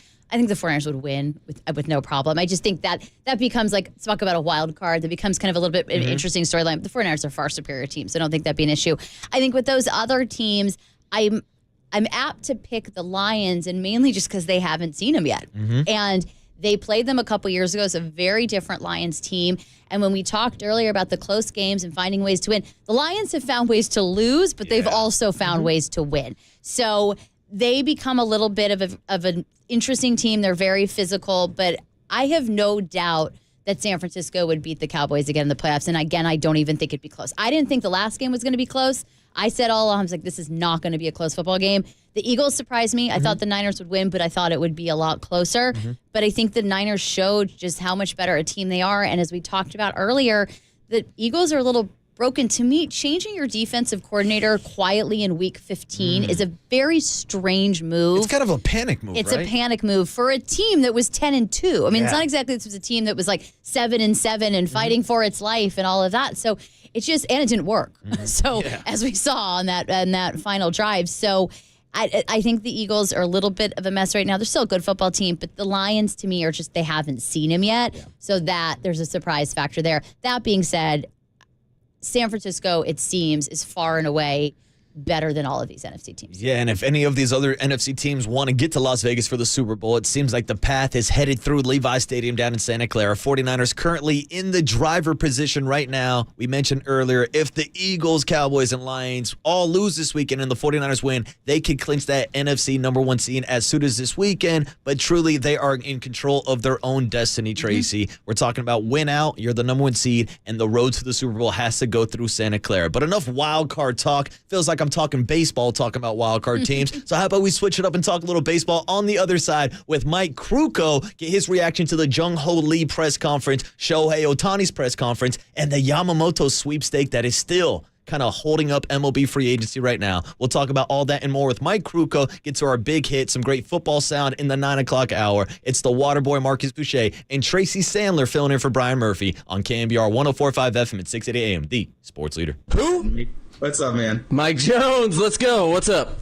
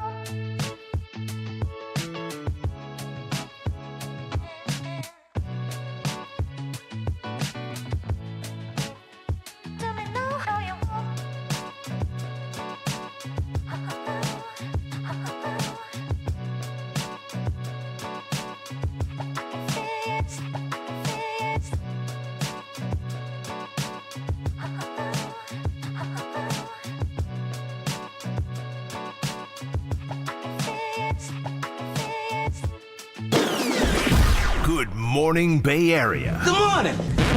Good morning. The sports leader welcomes you to KNBR's Power Hour. There's no question we've got the best in the booth. That's why Murph and Marcus catch up with Kruk right now. Sponsored by your Northern California Honda dealers. Honda is value. Get a great deal now at your NorCal Honda dealers. On KNBR 104.5 FM and 680 AM. All right, it is the Murph and Marcus morning show. No Brian Murphy today, as our good friend Mike Krukow knows. He's already on holiday vacation. So filling in this morning is the one and only Tracy Sandler, founder and CEO of Fangirl Sports Network. So we're both here today to say good morning to Mike Krukow. And Kruk, this is my last time talking to you before the holiday season. So Merry Christmas, Happy Holidays. How we doing today, Mike? Doing well. This is my last time until after the New Year, so you better be good. Let's go. Perfect. And perfect. We could set it up with the introductory press conference of Jung-Hoo Lee. I wanted to get your kind of first impression of seeing him put on that Giants uniform, rocking number 51. Well, it was a good get, number one. I mean, look, I haven't seen enough of this guy. What I've seen, I'm very impressed with. You don't have to see a lot of film to know this guy has got great control of the bat. I mean, if you watch, when you go back and you get film, watch how much of the strike zone the guy can cover. Watch where pitches are on the corner of the strike zone on both sides of the plate, up and down, and watch how many times he can barrel those locations. And that's the one thing that speaks loudly about a guy's hitting skill. Can he cover all the corners of the strike zone? Because when you're pitching against a guy, and the one thing that you have at the big league level is you have that combination of power, guys with great stuff, that can put it where they want. And then it's all about analyzing that particular hitter's holes. Where are his holes? Where are his weaknesses? And then you pitch to those. But when you have a guy that doesn't really get off his back foot to the point where his hands leave, and he can still cover all four corners of the strike zone and barrel all four corners of the strike zone, and he has an awareness of the strike zone, well, he's going to be a tough out. He's a guy who will be able to adapt quickly to what he's going to see in the big leagues in the United States and in Canada. So coming from Korea, you say, well, this guy, he should be able to plug in quickly. Mm-hmm. And then you watch, and that's the other thing. It's very difficult to get a true example of what his first step is defensively and what his first step is on the base pass, because that tells you all about the instinct of a player. And then quite honestly, I haven't seen enough of it. I haven't seen his arm strength yet. So those are all things that I'm looking forward to learning. Now, they say he's lights out in center. Mm-hmm. And the guys who are saying it are guys that I respect. So I expect a lot when I see this guy put the uniform on, trot out there and start playing for the first time in spring training. But I was thrilled that they got him. I really was, because he's an everyday player. He's going to strap one on every day. He's durable. And he's got great instinct, and I want to watch him, start his career and see how long it is going to take him to adjust and get acclimated to big league pitching. And yesterday I saw that Bob Melvin went on the Tim Kawakami podcast and talked about Jung-Hoo Lee and said that they're planning on penciling him as the everyday center fielder and even the leadoff hitter. So do you think he is going to be the everyday leadoff man for the Giants moving forward? Yeah, I would think so. You take a look at what he accomplished in Korea. I mean, it was remarkable. I mean, the guy, 340 or something for his lifetime? I mean, that's a big number. And in any level, I don't care if you're in rookie league, if you hit 340, that jumps off the page. Well, this guy, for his lifetime record, look that up. See what he hit lifetime. I mean, I don't want to screw this up, but I know it was high. I saw it was like 340 in the KBO, I believe, Kruk. That's what I thought it was. Mm-hmm. And so, I mean, if you're Bob Melvin, that's a guy you want to. I mean, if he's hitting 340, his on-base percentage has got to be higher than that. And if you have an on-base percentage from your leadoff hitter that's around 375, you got a true weapon. Yeah, Mike Krukow is our guest this morning. And filling in for Brian Murphy this morning is Tracy Sandler. I know Tracy had a question for you, Mike. I did. I want to just know, what do you think the Giants still need to do? What do they still need to do to be competitive this year and have a shot at beating the Dodgers in the NL West? Well, I think that the strength of this team is their pitching staff. If you look at what they did last year collectively, I mean, they overcame more errors than any other pitching staff in baseball. And they put the ball on the ground. So if that's the case, you have to be able to catch the ball. And I thought their number one goal when they came out of the last game of the season was being able to get some more everyday players, being able to upgrade your defense, and be able to bring in some pitcher who can go into your rotation and give you at least 185 innings. To me, that's the bare minimum. And I'm coming down from that. I really think you have to have a guy that can give you 200 plus, but I don't even know how realistic that is anymore. So I thought they had about 5 holes they had to fill in order to be really competitive with all the teams in the National League West. I mean, the Padres, man, they're going to obviously do better, I think, than what they did last year, even without Juan Soto. I think that the Diamondbacks are a very good team. Obviously, the Dodgers have great talent down there. So I think that the Giants, they have a lot to do yet. I think that what they've done so far is exactly what they had to do, but they still have some big pieces they have to fill with. And I think that you need to bring in everyday players who can catch the ball, who are good big league players, and you need to improve your rotation. I said Dodgers because I'm a diehard Dodgers fan, but they still let me on the air here, which is very kind of them. So what are your thoughts on Yamamoto and where that stands right now with him? And we know he met with the Giants and what do you see there? Well, I mean, we're all waiting in anticipation, and hopefully it gets done before the teams break for the Christmas, New Year's break. All the front office is closed by then. Doesn't mean a deal can't get done, but for the most part, they like to get things sewed up this weekend, if they can. And there's a bunch of teams still in it, which means if you're the agent, you're going to play it all the way. You're going to try and squeeze out every nickel you can. And I don't even know if Yamamoto's going to take the most money. I don't know. I don't know what his goals were going into this negotiation, but it's taken off. I mean, from what we hear, there's going to be there's deals on the table that are in excess of $300 million. For a pitcher, that's insane, because you know that it's going to be a 10-year deal at least. It might go 12 years for a pitcher. Now, I say that because pitchers break down more often than everyday players. The plus side of Yamamoto is he's 25 years old, and he's also from Japan, where they give their workloads are a little bit differently than what we've accepted here in the States, in that they give them more innings to pitch. And so, I mean, I think that's one of the lures that teams are looking for, a guy who can give them 200-plus innings for a long time.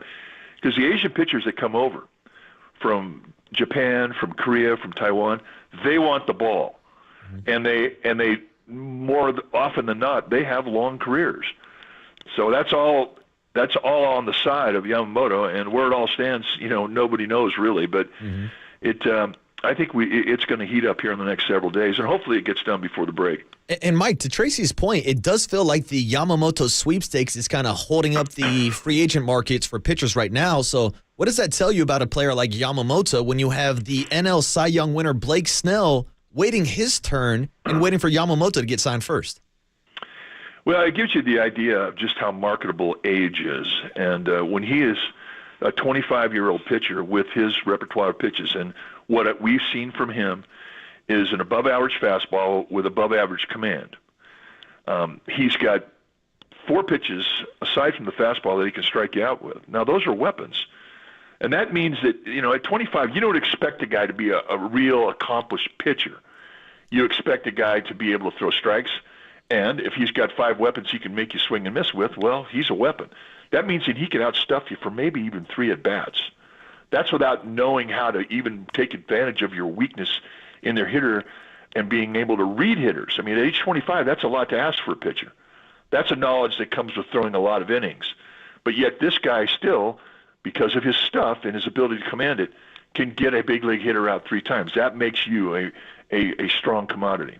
Now, and go ahead. Oh, sorry. Finish off your thought, Mike. My apologies. Well, what were we talking about? I mean, what was the point? I mean, you rattled my cage here. My apologies. I came high and tight on you, Mike. And, of course, talking about Yamamoto in the pitching market, I wanted to follow up with a question about Blake Snell. And you just talked about how he's still waiting for his contract deal. Now, the Giants have been linked to Blake Snell also. Go ahead. What I was leading up to was Blake Snell. We know what you get with Blake Snell. Mm-hmm. With Blake Snell, you know exactly what you're going to get. You're going to get a guy who has a high walk total, who has a high strikeout total, who does not give up a lot of hits. What we saw last year, and we felt that the choice of being a Cy Young Award winner in the National League was deserving based on the stuff that we saw. I didn't think there was a tougher at-bat in the starting rotation, and not just the National League. I thought it was all of baseball. I thought he was the roughest at-bat. And if you look at his career between when he won the Cy Young last year and when he won it in Tampa, he's been wildly inconsistent. He's been a guy that hit the high pitch total in 4th, 5th innings consistently through a lot of his career. But yet last year he puts it all together and then he's lights out. So, because of that inconsistency, you can't consider him for a $300 million deal. Also his age. I think he's what? Is he around 30, 31? I don't even know how old he is. I think you're right, Mike, yeah. Okay, so I just think that there's more to expect from Yamamoto than there is from Snell, and that's saying something because Snell's a 2-time Cy Young Award winner. But I just don't know if you can count on Snell to give you a lot of innings, whereas with Yamamoto, I think perhaps you can. Yeah, now, Mike, when you look at the Giants starting rotation, currently the only left-handed starter penciled in is Kyle Harrison. So you as a former pitcher, how philosophically, how much do you want to balance the rotation between lefties and righties, and do you think that has an impact on the Giants, whether it's Blake Snell or Jordan Montgomery, in trying to get another left-handed arm in this starting rotation? Well, get people who can get people out. I don't. This thing about loading up your lefties to complement the righties in your staff, I think that's extremely overrated. Get people on your staff that can get people out, and there's guys out there. I mean, Montgomery is a guy who gets you out with a sinker and a changeup. He's a guy that the Giants like. They like sinker ballers. They like guys that can put the ball on the ground. He's a guy that can get lefties out. He's a guy that can get righties out. I mean, that's what you're looking for. You want a strike thrower, which, again, you say, well, okay, do you want Snell? Is he really a strike thrower? You don't want a guy who's going to hit the 100-pitch level in the 5th inning. He's going to keep your defense out there, and he's going to dilute your defense ability just by guys getting tired legs. So, from a Giants perspective, you want guys like Montgomery more so than Snell. I want to go back to something you said. This is more of a general baseball question than the Giants, but you talked about guys wanting the ball and Yamamoto being able to maybe go a little farther into games. Do you think we'll ever kind of get back to that era where guys are pitching into the 6th, 7th, 8th, or is this 5-6 innings and we're going to the bullpen just going to be the future of baseball? I don't know. It's a great question. I was a starting pitcher. And I don't think there's a position on the field that has been devalued more than the starting pitching position. I mean, we were expected to throw 125 to 140 pitches. Mm-hmm. We were expected to take the ball into the latter part of the game. When I got to Philadelphia, Steve Carlton, who the year I was there in 1982, he says, you want to get wins, you got to be there in the 7th, 8th, and 9th inning because that's where the wins are. Mm-hmm. You win games late. Well, that was such great information because it's true. How can you go out there and expect to get a win when you throw 5 innings? Too much game to be played. Too many factors. I have a 1-run lead when I left. Well, okay, is your bullpen going to be able to protect 4 innings? So I hope it does get back there. I hope it gets back to the days where guys can give you and your bullpen a day off with a complete game. That is such a wasted statistic, but it's so important. And so I hope that happens. I just don't know if they'll allow it. I mean, because of what happened last year, we saw all of a sudden the openers were everywhere around the league. Mm-hmm. Who likes that? What pitcher likes that? If you're an opener, you have 2 chances for a decision, a no decision and a loss. Mm-hmm. How about that, taking the field? That's BS. And we saw it last year, Gabe Kapler taking Alex Wood out of a game with a lead in the 5th inning. 4 times. With 2 outs like 3 times.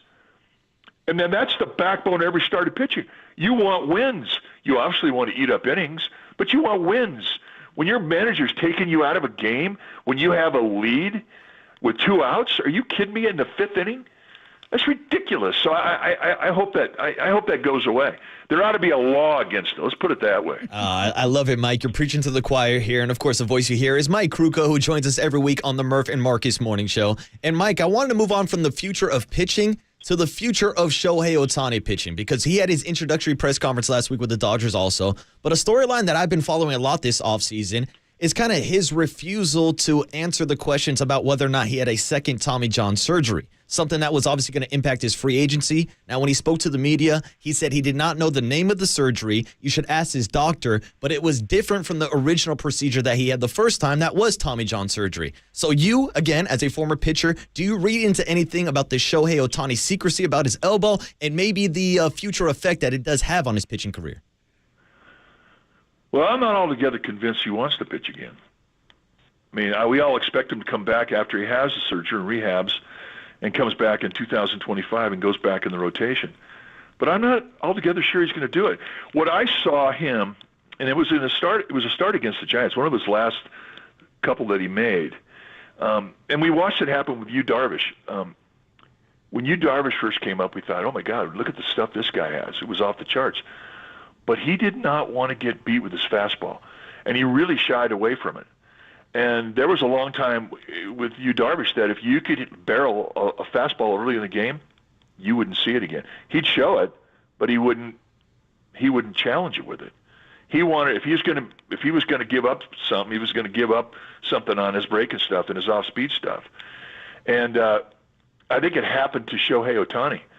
I mean, we saw, when we first saw him, I mean, he's such a remarkably incredible athlete. And then we saw this guy easy go high 90s. But then he started taking the mound, and you know, he'd show a fastball, and he was doing the same thing that Yu Darvish was doing. When he got his back against the wall, he wasn't coming at you with fastball challenges. He was coming at you with off-speed stuff. And throwing the split or changeup, I'm not sure which one he throws, and the slider and the curveball, of which he had good ones, he was throwing too many of them, and that's what hurt his arm. So but it was such a, you know, from marketing yourself to be able to maximize your earning ability, well, it didn't seem to hurt him because everybody is assuming he's going to come back in 2025 and pitch. I don't know if he is. I don't know if, I mean, it's in the hands of the surgeon right now, but if he does come back, he's going to have to come back, and he's going to have to realize he's going to have to pitch more with the fastball. We're seeing Darvish. He made finally the transition after 10 years in the league where he's learned the fastball, the importance of the fastball. He's pitching more with it. And I think that's something that Shohei Ohtani is going to have to learn from. And then, Mike, just moving forward, I saw Susan Slusser wrote a piece yesterday in the Chronicle about the Giants' defensive issues, which we were just alluding to earlier. And she threw out the situation where the Giants could be in the market for a potential shortstop. Now, there's a shortstop that plays down in San Diego, Ha-Seong Kim, who was Jung-Hoo Lee's teammate with the Kiwoom Heroes, and, of course, has a connection to Bob Myers. Do you think there's any scenario where the Giants could go out to try to acquire his services? You mean Bob Melvin? Yes, correct. Bob Melvin with Ha-Seong Kim. Yeah, well, I like him a lot. But he's case in point. The first time he got to the league, they were knocking the bat out of his hand. Then he made the adjustment, and he's turned out to be a very, very good player. A guy who can play all three pivotal places in the infield, third, short, second, and play it to the gold glove caliber. That's how good this guy is. But, I mean, he's coming out. He's going to be a free agent after next year. That makes it difficult to trade for. I mean, I don't know who his representation is, but, you know, there are a lot of agents out there that say, well, if you choose me, we're going to free agency. We're not going to sign a deal if you get traded. So, there's a lot of intangibles there. Luciano'd love to see him in a Giants uniform, but there's probably 28 other teams saying the same thing. But that's the type of player you want.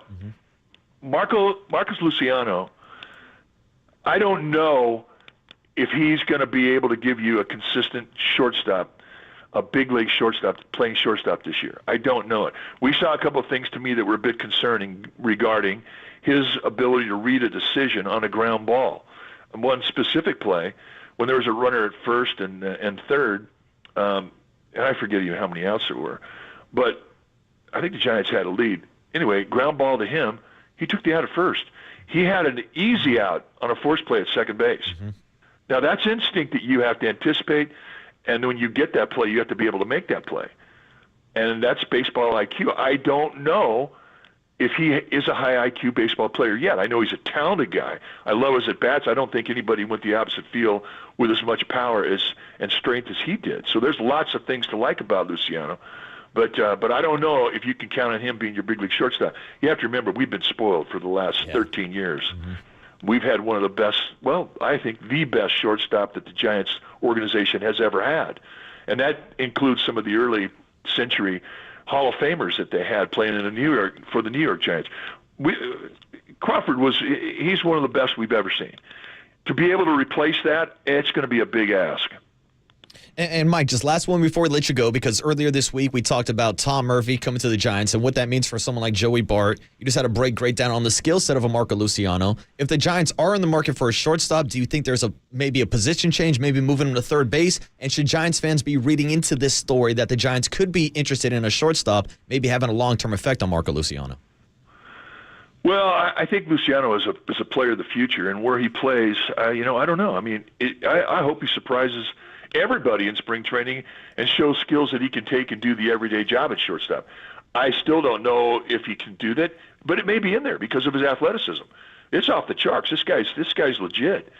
But if it doesn't work out there, I still think that you could put him someplace else because of the athleticism. And remember, the bat strength that he has, that jumps off the page. So, a lot of questions that have to be answered this spring, and certainly that is one of them. But like I said, I would not be surprised to see some other players acquired, maybe not so much by free agency, but by trade.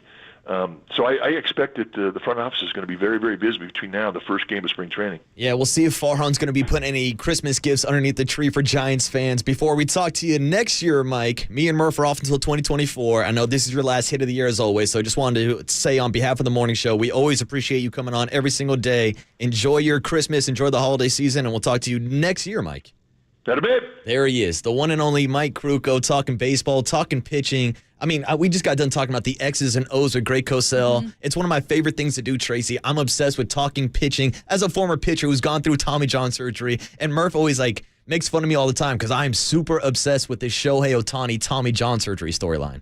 Well, I think it's a fair obsession. We don't exactly know, and I thought that was a really interesting perspective that he may not come back and pitch. And I wonder if that's true. I assume that the Dodgers know that, but that becomes very interesting, and we will see what happens next year. But at some point, in theory, we'll get an answer on what the surgery was, but it does right now seem like one of baseball's great mysteries. Yeah, it was very weird at the press conference because, of course, Shohei speaking through his translator. He's like, yeah, I don't know the surgery. Go ahead, ask my doctor. It's different than the first one, but he just wouldn't put a name on it. And as someone who's gone through Tommy John surgery, as Brock Purdy will tell you with internal brace surgery, usually people know the name of the surgery that they have on their elbow, Tracy. Usually they do. Yeah. I think maybe it's not Tommy John surgery because I feel like he definitely knew that. He would have definitely known it was that. Yeah. So it must have been something else. But yes, normally you do know the name of your surgery. So I am curious to see how this plays out. But over the next year, I'm just real excited to see him at bat. Oh, I'm sure you are. You got Tyler Glass now in that rotation also. Shohei Ohtani hitting between Mookie Betts and Freddie Freeman. It must be nice, Tracy. It must be nice. Well, we'll see. It's going to have to be nice in October. There's been a lot of nice. Now it has to be nice in October. And that's true. And that's what Mike Krukow told us the moment that Shohei signed with the Dodgers. They got 9 guys. We got 9 guys. Let's pick up the ball. Let's play the games. Baseball, you see it more than any other sport. Anything can happen. So we'll see if Farhan in the front office does make some more moves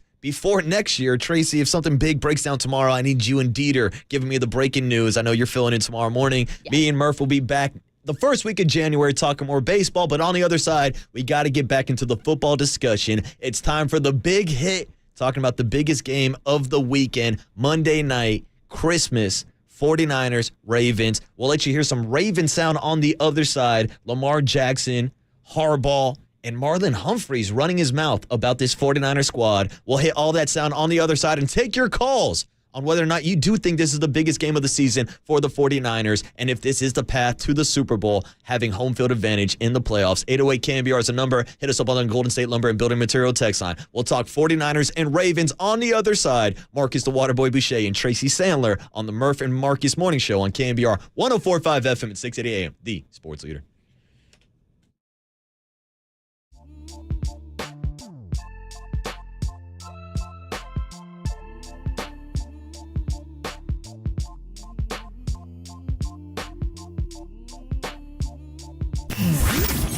Here's what's trending now. Trending now.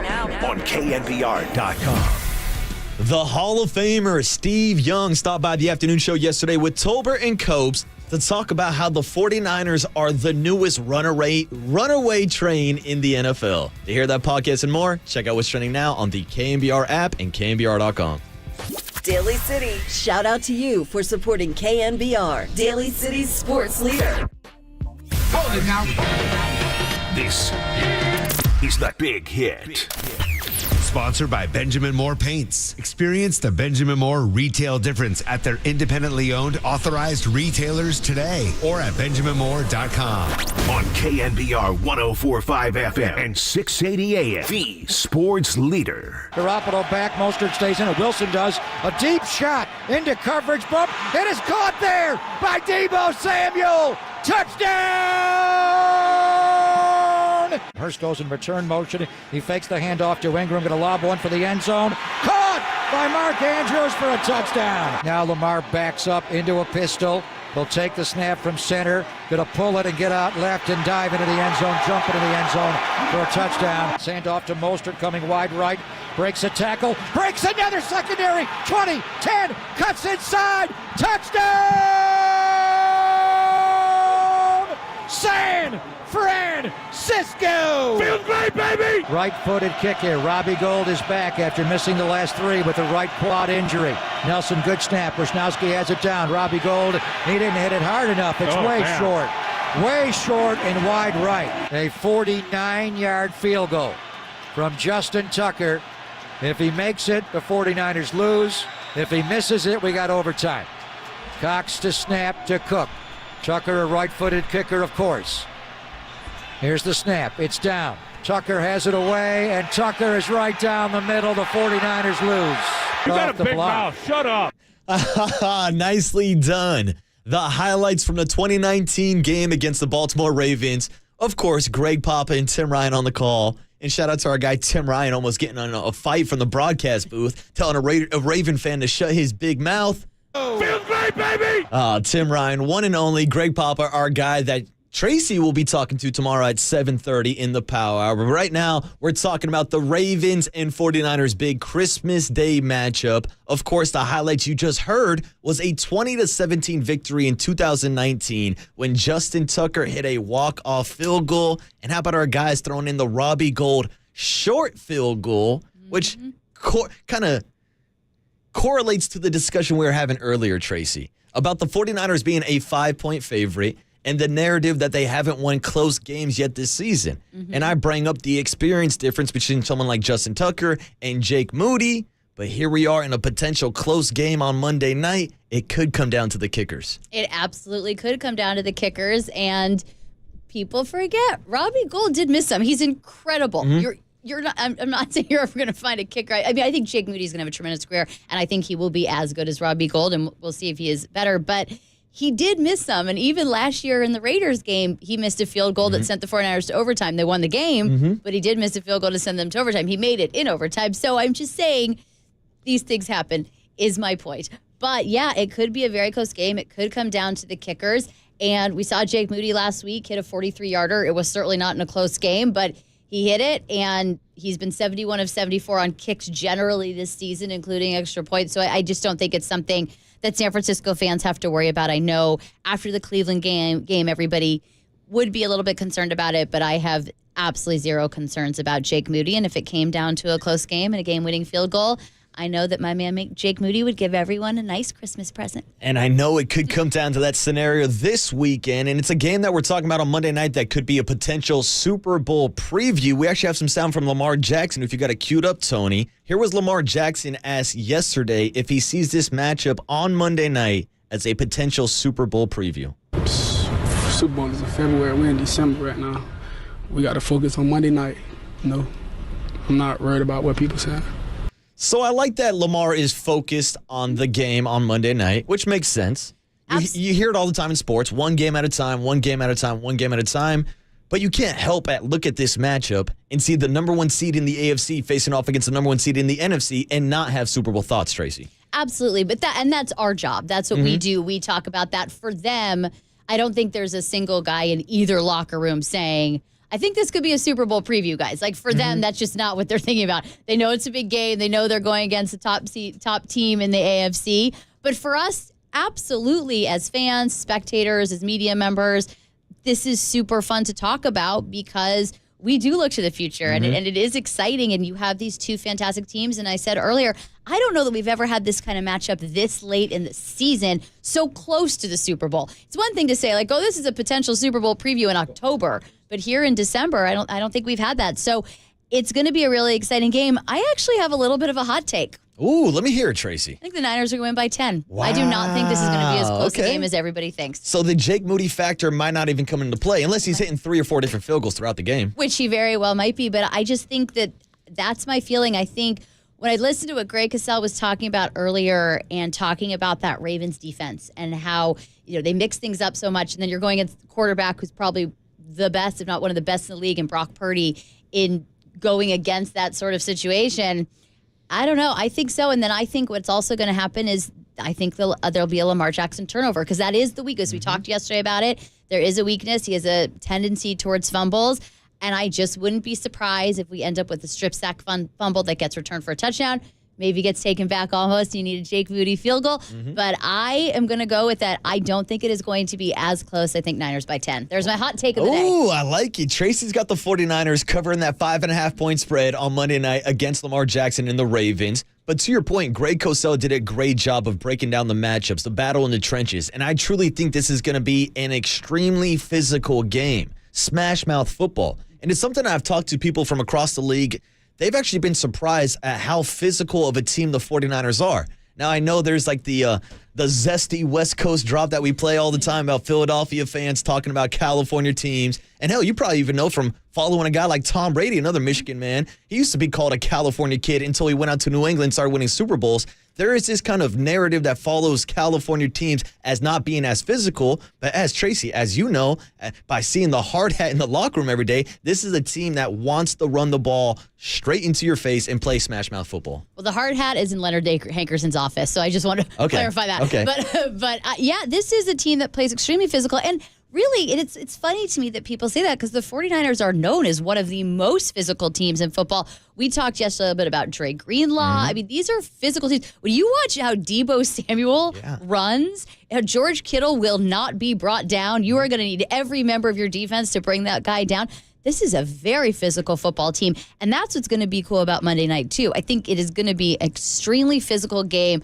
I just think somewhere in the middle of the fourth quarter, they're going to start to run away with it. But I imagine it to be incredibly physical. And I don't think anyone should ever question the 49ers' physicality. Dating back to C.J. Beathard, that man was the most physical, tough guy I have ever seen. And so I don't think anybody should be questioning that. No, especially when you have a guy like Trent Williams on your offensive line. I mean, he literally has guys turning around and running for their life because they don't want to get blocked by Trent Williams. Which, honestly, I would do the exact same. I was going to say, maybe we'll see that from Marlon Humphrey this weekend. We got sound for him coming up. But first, I did want to talk about those matchups from the Baltimore perspective. And here was John Harbaugh yesterday. Baltimore Ravens did have media availability. Here he was breaking down the matchup against the 49ers and how this Raven teams matches up well against essentially anybody. Well, we feel like we match up well against anybody, but basically. And we like our players a lot. We think we have really, really excellent players, the highest level players. It's going to be hard for us not to match up well. It's going to be hard to outmatch us. I don't care who you are. So we like our matchups. I'm sure they like ours, and we're going to play on on Monday night. All right, pretty generic answer there from John Harbaugh. Breaking down the matchups, Tony tells me there's a better cut of him diving deeper into the matchups. Here he is on the trenches, the run game, and how physical of a matchup it will be. Well, it's a probably an interesting term. I think that's always going to be football. Mike, it's always going to be about that at the end of the day. So, yes, probably it's going to be that kind of game for sure. It's going to be. You got two strong defenses. You got strong offensive lines, strong running games. You got playmakers really on every side also. You got strong special teams. All these things come into play in a game like that. This truly is smash mouth football. We're talking about the number 1 rushing team in the league with the Baltimore Ravens, the number 3 rushing team in the 49ers. Christian McCaffrey leads the NFL in rushing yards. And so it's going to be a problem for John Harbaugh and the entire Ravens roster, Tracy. First of all, he sounds so much like Jim Harbaugh that had you not told me it was John Harbaugh, I would have thought it was Jim. If you started talking about chickens, I would have been like, there's my guy Jim. But yeah, it really is going to be smash mouth football. And the ground games in this one, we think about it sometimes, I think when we're in this era of football, and not to sound super cheesy, but we're really lucky. On Monday night, we're going to watch Lamar Jackson and Christian McCaffrey. Different players, obviously different positions, but so special at what they do. Mm-hmm. And Deebo Samuel, we're very lucky to get to see that. And it's going to be tremendous. And I just can't wait to see the plays that are called and the way that everybody attacks the field. It's going to be incredible. But talk about a big running night. This is going to be a big running night. Kyle Shanahan, he hasn't said in a while, but he said before he loves 40 touches. This is both teams. It's going to be like run after run. But he said that pre-Brock Purdy. And Brock Purdy opens up the field for San Francisco and opens up the passing game in a different kind of way. But it's going to be a fun one. And that's another thing that we should also bring up when we're talking about the mobility of a Lamar Jackson. How about the mobility of a Brock Purdy? The way he's able to scramble out of the pocket, he'll roll out left, square his shoulders up, and find somebody downfield, Tracy. Absolutely. And he's kind of a little bit what I think they thought Trey Lance could be, but with a better arm and more accuracy. Yeah, I think you're right on that call. And I do think it's a good point that you make about guys like Lamar Jackson, Christian McCaffrey, Deebo Samuel, and kind of the evolution of these positions. Because, Tracy, I'm a big UFC fan. I watch a lot of fights all the time. And going back to like the early 90s and like UFC 1, it was like, karate versus sumo wrestler. It's style versus style. But now you see in the sport, it's the evolution of a true mixed martial art artist where everybody knows jiu-jitsu, kickboxing, like they know all the different disciplines. Well, you look at Deebo Samuel, look at his disciplines, how good he is running the ball as a wide receiver. Christian McCaffrey, catching the ball as a wide receiver, and obviously what Lamar Jackson is able to do, throwing the ball and also running the ball. They are kind of the evolution of these athletes, the people that can truly do it all as unicorns in the NFL. And it's maybe something we haven't even talked about enough for this particular game is how much Deebo Samuel could be end up using in the run game. This may be much more of a Deebo running game than a Deebo receiving game.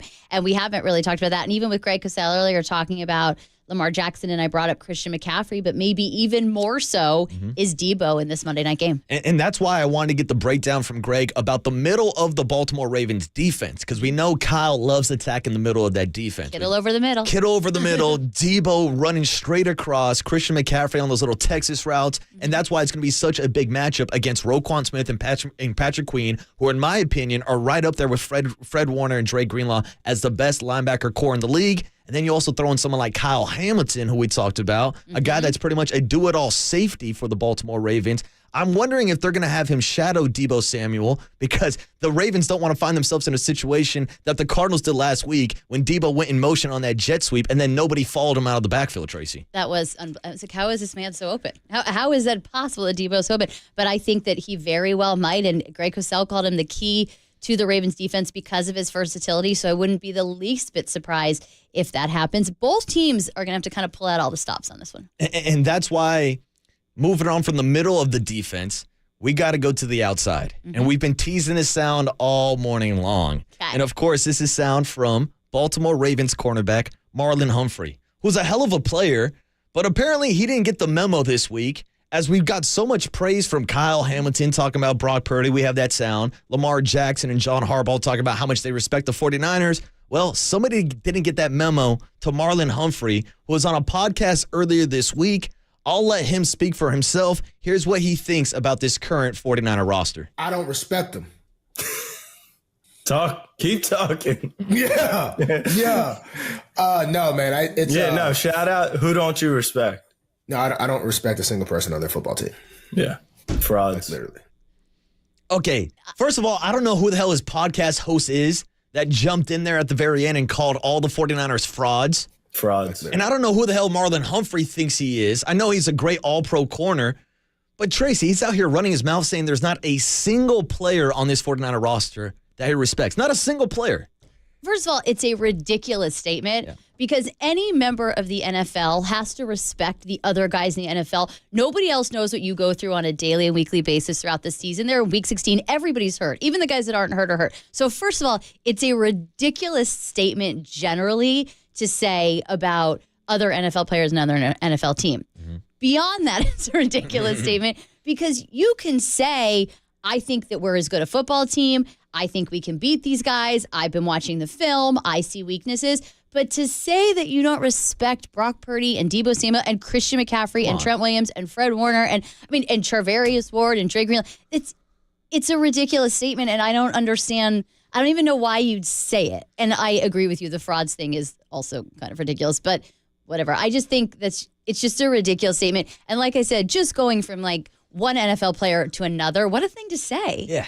And like we're talking about a 49er roster that literally has 10 different players leading the Pro Bowl votes right now. And people can say whatever they want about Pro Bowl votes. These are all pro players. These are future Hall of Famers. And that's why I wouldn't mind if Kyle Shanahan does dial up a play where you get Trent Williams pulling down the line of scrimmage, get him out in the open field, and then you got Marlon Humphreys, or whatever the hell his name is, Humphreys. I keep on confusing it this morning. But then he's going to have to make a business decision on whether or not he wants to go one-on-one with Trent Williams, or he's going to be looking like that DB from the Jacksonville Jaguars running the other direction. Which, again, I would do the same thing. Yeah. But I talk about bulletin board material, and I don't think that the 49ers locker room needs any more motivation to win this game. They've got all the motivation they need, but it's the kind of statement that should the 49ers go on and win by 10 points, then it's the kind of statement post-game that says, do you respect us now? I mean, it's a silly statement. I don't know why he said that. And I have, And I have respect for him as a player, and I just think it was silly. That was a silly statement. Yeah, and like to Tony's point, he brings up the bulletin board material argument. Now there's people who say, oh, these are professional athletes. They don't need any more motivation. They're already making millions of dollars. But Tracy, as someone who's in the locker room, hell, you'll be down at Levi Stadium today. Do you think this soundbite is going to make its way into the 49ers locker room? Well, someone for sure is going to bring it up. There's no doubt about that. There's no way. I'm sure they've heard about it by now, and I'm sure every one of them will say, he has a right to say that. I'll let our play do the top, all of that. But there's no way that that's not a little bit motivational. And again, I just think from one NFL player to another, it's motivational. Yeah, it's got to be motivation. And again, it's kind of ridiculous and even ludicrous for Marlon Humphrey to come out with a statement like that. That's why I thought he would take the route of someone like Lamar, or John Harbaugh, or even Kyle Hamilton, who we have sound of, talking about being an underdog. Now, he talks about how much he respects the 49ers. But you tell me, Tracy, is this bulletin board material now from Kyle Hamilton saying that they're both 10-2 records are built differently? I think internally we don't feel that way. Externally, I don't know what it is, but whether it's the lack of primetime games we've got or whatever. But I think the 11-3s are not created equal right now in terms of the 49ers versus us, and we feel a little disrespected by that. I feel like we are the best team in the league, and we got an opportunity in front of the country to show it. So do NFL players pay attention to the spreads? Because I know legally they're not supposed to. But when they get bulletin board material like this again, the Ravens are now being told they are the underdog. How much do players actually buy into that narrative, Tracy? I don't really think they care, to be honest. I don't think they care at all. I think for the Ravens, I mean, there could be a little bit of like, oh, maybe that's motivation. They're not respecting us. I also I think what he said about the two records not being created equals, I mean, you play who you play, and I don't know how you see the 49ers march into Philadelphia and do what they did and not feel like they're a good team. They beat the Jaguars. I mean, they've been beating good football teams, but that doesn't bother me to the same level. And I think as a player, I can understand Kyle Hamilton feeling that way because he has to feel that way. True, and he's being asked about the question and being asked about the spread and being asked about the underdog. Unlike Marlon Humphrey, who just went out of his way for who knows whatever the hell podcast he was on just to start taking shots for no reason. And they have to go into this game thinking we're the better team. Yeah. They have to. That's part of just the 49ers are going to go into this game thinking they're the better team and went into Philadelphia being like, we're the better team. We're going to win this. I don't think that's so unusual. maybe it's also just compared to the other statement. It just really isn't that big a deal. Yeah, it's really not. But I did want to play one more statement from Roquan Smith, middle linebacker for the Baltimore Ravens. He gave his take on being the underdog on Monday night. Here was his breakdown of the 49ers and Ravens matchup. I think people have jobs, whatever ratings or whatever betting sites there is. I think they have jobs, so they have to come out with something. But at the end of the day, I have the utmost respect and the utmost trust in every single guy I go to war with, and they don't change this Sunday. I'm betting on us 10 out of 10 times, 11 if you want to add one. Ooh, 10 out of 10, 11 if you want to add an extra one, Tracy. I would be more concerned that he thinks they're playing on Sunday. That would be for Someone's got to give him the schedule. That would be Let him know he's not playing in that Patriots-Broncos game that Chris Russo wants no part of. I think that is kind of the biggest issue that the Ravens have right now is that Roquan Smith thinks the game is on Sunday. He's focused on the spread. He doesn't even know what day they're playing on.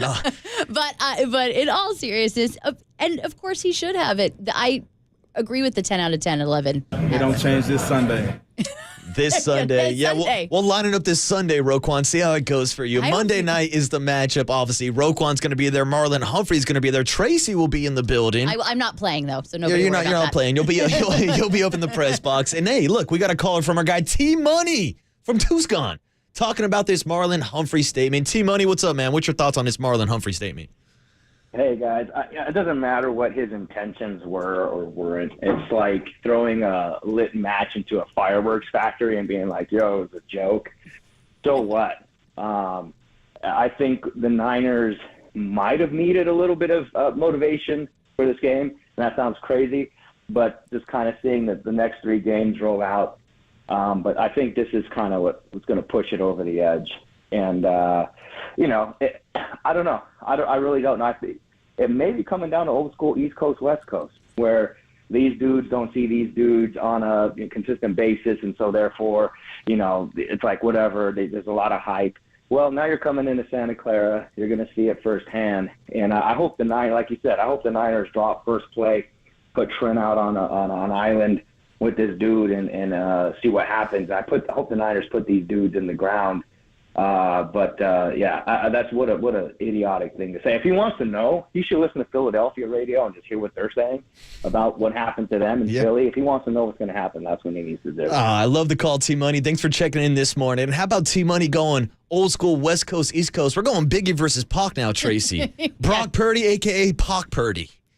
I wonder if that's, I think, the pun we haven't had yet. I was going to say, I just came up. I'm kind of proud of myself. That was just like the top of my head on the fly. That's live radio, that was baby. Very impressive. Purdy. As someone who's used as many Purdy puns and Brock Star and Let's Brock and Roll as much as possible, I think it was very impressive. I was going to say, I think I'm going to stop saying Purdy for 30. What if I told you Mr. Irrelevant scored 30 points every game and just start calling him Pac Purdy? Brock Purdy representing the West Coast on Monday night against the Baltimore Ravens. They're flying across the country, and the 49ers are a 5.5-point favorite. I think it's going to be a close game, but Tracy's come with a hot take. 49ers by 10. We'll see how that matchup plays out on Monday night. If you want to call in like T-Money, we got an open segment, 8:35, if you want to check in on this Ravens and 49ers matchup. But coming up next, it's time for the cooler of content, the best sound from around the sports world. We'll give our reaction and have some fun on a Thursday morning. It's the Waterboy Marcus Boucher and the fangirl Tracy Sandler on KNBR 104.5 FM at 680 AM, the sports leader. No, I don't respect a single person on their football team. Frauds. Like, literally.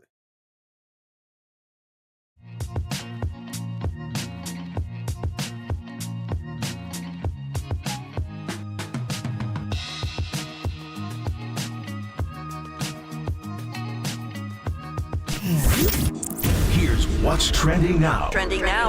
On KNBR.com. Steve Kerr stopped by the afternoon show yesterday for his weekly hit with Tolbert and Copes to break down the Warriors' win over the Boston Celtics and the playing opportunity for a guy like Trace Jackson Davis. To hear that podcast and more, check out what's trending now on KNBR.com and the all-new KNBR app.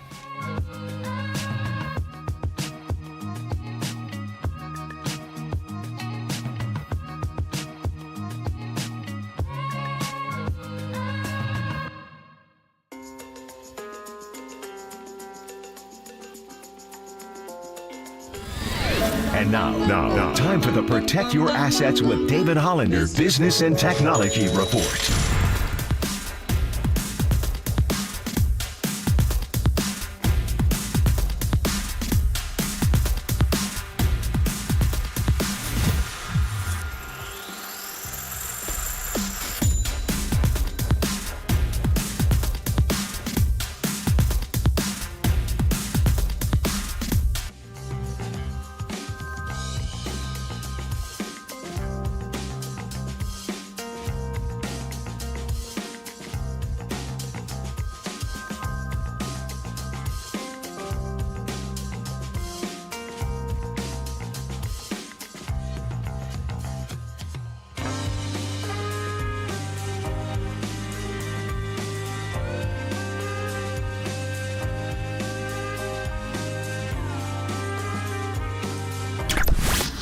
All right, everyone.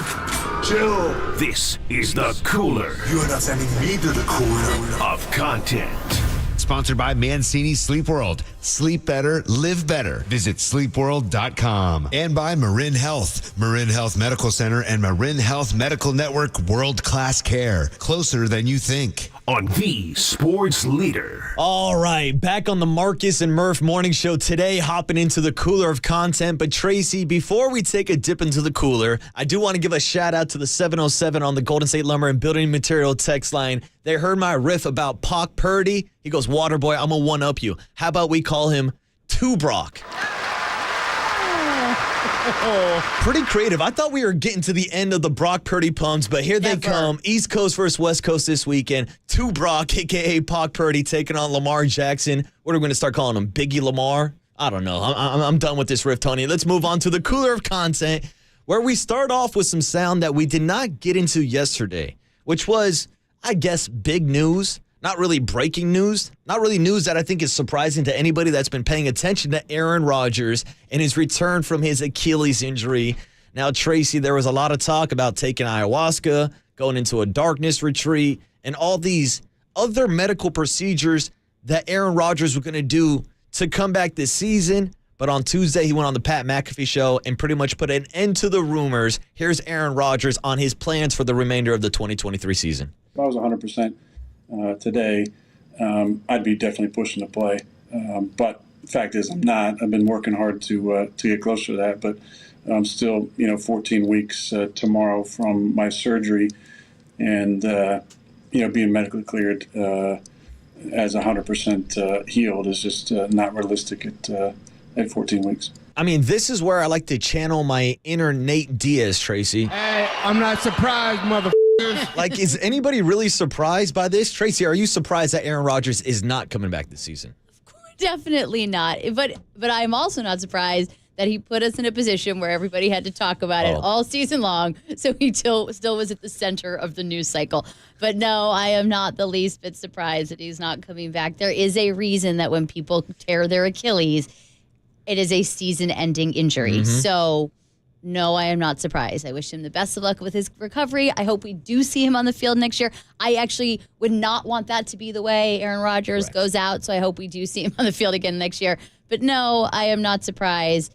But he sure made it a topic of conversation week after week, and I give him credit for every that. single week. And that's why I do give credit to someone like Travis Kelce, who had the ultimate kind of statement saying that Tuesdays on the Pat McAfee show are Aaron Rodgers game day because he wanted that attention. He wanted everybody to talk about it. And I'm like you. I actually want Aaron Rodgers to come back, but first the New York Jets got to figure out that offensive line, which is a big reason why he tore his Achilles in the first place. Absolutely. The New York Jets have some work to be done over there because this was just a hot mess. And, obviously they're not going anywhere. No. They're not going to the playoffs. There's no reason for him to play. But he was activated onto the roster this week so that he could continue his treatment, which meant someone else got released. And I get it. That's the game. That's the business. But I felt bad for that guy. Yeah, and now Aaron Rodgers, I'm sure we'll hear from him every single week, every Tuesday, talking about his future with the Jets. But we know the future of the Jets' playoff hopes ended this past weekend when Mike McDaniel and the Dolphins put a 30-0 beatdown on them. And we actually got some sound this morning from Mike McDaniel, who is currently featured on the in-season edition of Hard Knocks following the Miami Dolphins. Tracy, are you a Hard Knocks fan? I'm not. I used to be. I used to watch it all of the time, and then I just got out of the habit of it, and I think that's what happened. But my understanding is the in-season ones are really fun and interesting, and I really do love Mike McDaniel, so I should be watching it. It's a busy season for me. It's a busy time. I hear you. There's a lot going on with the 49ers. Trust me, we know all about that. But you're right. It does really come down to the personalities who are on the show. Mm-hmm. And we know, and Mike McDaniel is one hell of a personality. Here he was yesterday on Hard Knocks, kind of taking some responsibility for the Dolphins' struggles earlier this season. I know who's in this room and what we're going to make of it. You with me? So we're going to hit this, and if it's brutal, yeah, bring that shit, okay? Because we're trying to do something today that other people won't. Let's just look at it straight in the eyes. It's pretty simple. We lost the game for 15 different reasons. And I have my hand fully in that, okay? Trash plan on my part against their zero. There's better than having to throw a fadeaway jumper. Okay? Now, I've got a quarterback trying to overcompensate for me. I never see Tua miss any throws. Well, first of all, I love the uncensored. Of course, we have to censor it for FCC reasons here on the radio, but Hard Knocks is one of my favorite things. You get that unfiltered look at coaches. Robert Saleh was dropping F-bombs all season long with the Jets earlier this season. Now, did Mike McDaniels have this much of a potty mouth when he was with the 49ers, Tracy? I mean, I wasn't in the meeting room. He certainly did not have it in press conferences. But that, by the way, that first part of that, I'd like that to be my alarm clock. Like, get up. We are going to do something today that nobody else is going to do. I really want it to be my alarm clock. So I don't know. I would guess he probably did if I were to make a guess, because it's also, you're in a football stadium and you're in that building, and I think it makes sense. But what I think is really cool about Mike McDaniel and why people have always respected him and players like him is he does that. He takes responsibility, and he doesn't say, it's on me, but our guys could have executed better. He just takes responsibility. He says what's on him, and he moves on, and I think that's why players respect him so much. And it's accountability and it's transparency. Like, just from that clip alone, like, you can tell, like, how much he actually means what he's saying. Like, look at this coverage right here. I could have called a better play. I could have put you in a better position to succeed, and that's why I think Mike McDaniels is going to be successful in the NFL. Here's one more clip from Mike talking about, actually, the end of that clip and how he does take responsibility for his quote-unquote trash offense. But let's learn from this. Understand that we can trust each other. That was probably the quarterback's best play. That happened. Okay? Don't worry about it. Just keep playing. Yeah, I called some trash plays. That will happen. Just like you'll have bad plays. You know what makes me a man? Is that I don't blink at that nor do I avoid it. I'm going to learn from that. You don't get mad. You don't get sad. That. Okay? We learn lessons. Okay? We're about to get ready for the Jets. Adios. Dude, the audios at the end. Love him. I mean, I love everything from that clip of him taking the accountability, him calling his own offense trash. You know, the same offense that put up 70 points on the Denver Broncos earlier this season. I mean, this is why so many players, and it now seems like fans are buying in on Mike McDaniel. 100%. But I think players always have bought in on Mike McDaniel. Even look, when he went to the Dolphins, how many 49ers players went with him? That says a lot. I started calling the South Florida 49ers. Yeah, Tracy. I mean, but those guys don't go with him because they don't respect him and because they don't know who he is and what he can do. So I think the rest of the country, nationally, people maybe who aren't as familiar with him, weren't as familiar with 49ers, the Dolphins, but from a player perspective, I think the respect has always been there, and they love playing for him. They always have. Yeah, and the Dolphins are going to be in the national spotlight a lot this week, taking on the Dallas Cowboys. I'm expecting a big game from Raheem Mostert, a former 49er, but the new 49er running back is, of course, Christian McCaffrey. And he made an appearance on, I believe, the Let's Go podcast. This is Tom Brady's podcast. And here was Christian McCaffrey not only talking about his own lack of facial hair, but also the lack of facial hair on a one Brock Purdy. I got an important question for you, and this has been on my mind, but are you or Brock more capable of growing facial hair? Because if you're going to grow like a playoff beard, who's going to win that? I know we're talking about MVP, but look, I can grow it. It just looks horrible because I can't connect the stash. So I end up getting like the Narnia, just the chin strap. I look like an idiot. I don't know if Brock's ever had a strand of hair come out of his face. He's still going through puberty, I think. So, I mean, you want to talk about the upside potential on somebody. I mean, he's just now hitting puberty. So he's going to, I mean, he'll be here the next 20 years at this rate. I mean, Brock Purdy's in the MVP conversation right now. Once he hit puberty, we're talking about a future Hall of Famer, Tracy. Christian McCaffrey is low-key one of the funniest guys on the team. I mean, he really is, and I think he doesn't get that.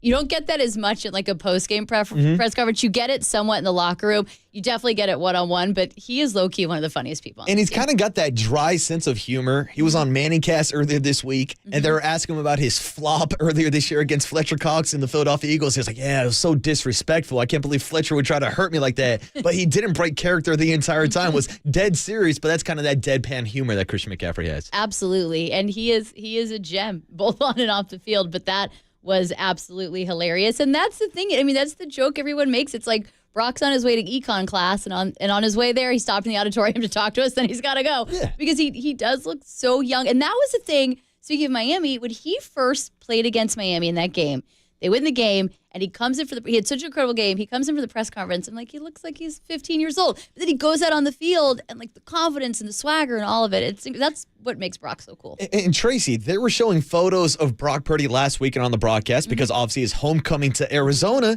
and he looked exactly the same as he did in high school. Like that's the funny part. Like we joke all the time about like playoff beards and hockey and stuff. I don't know if Brock Purdy could grow out a playoff beard if he wanted to.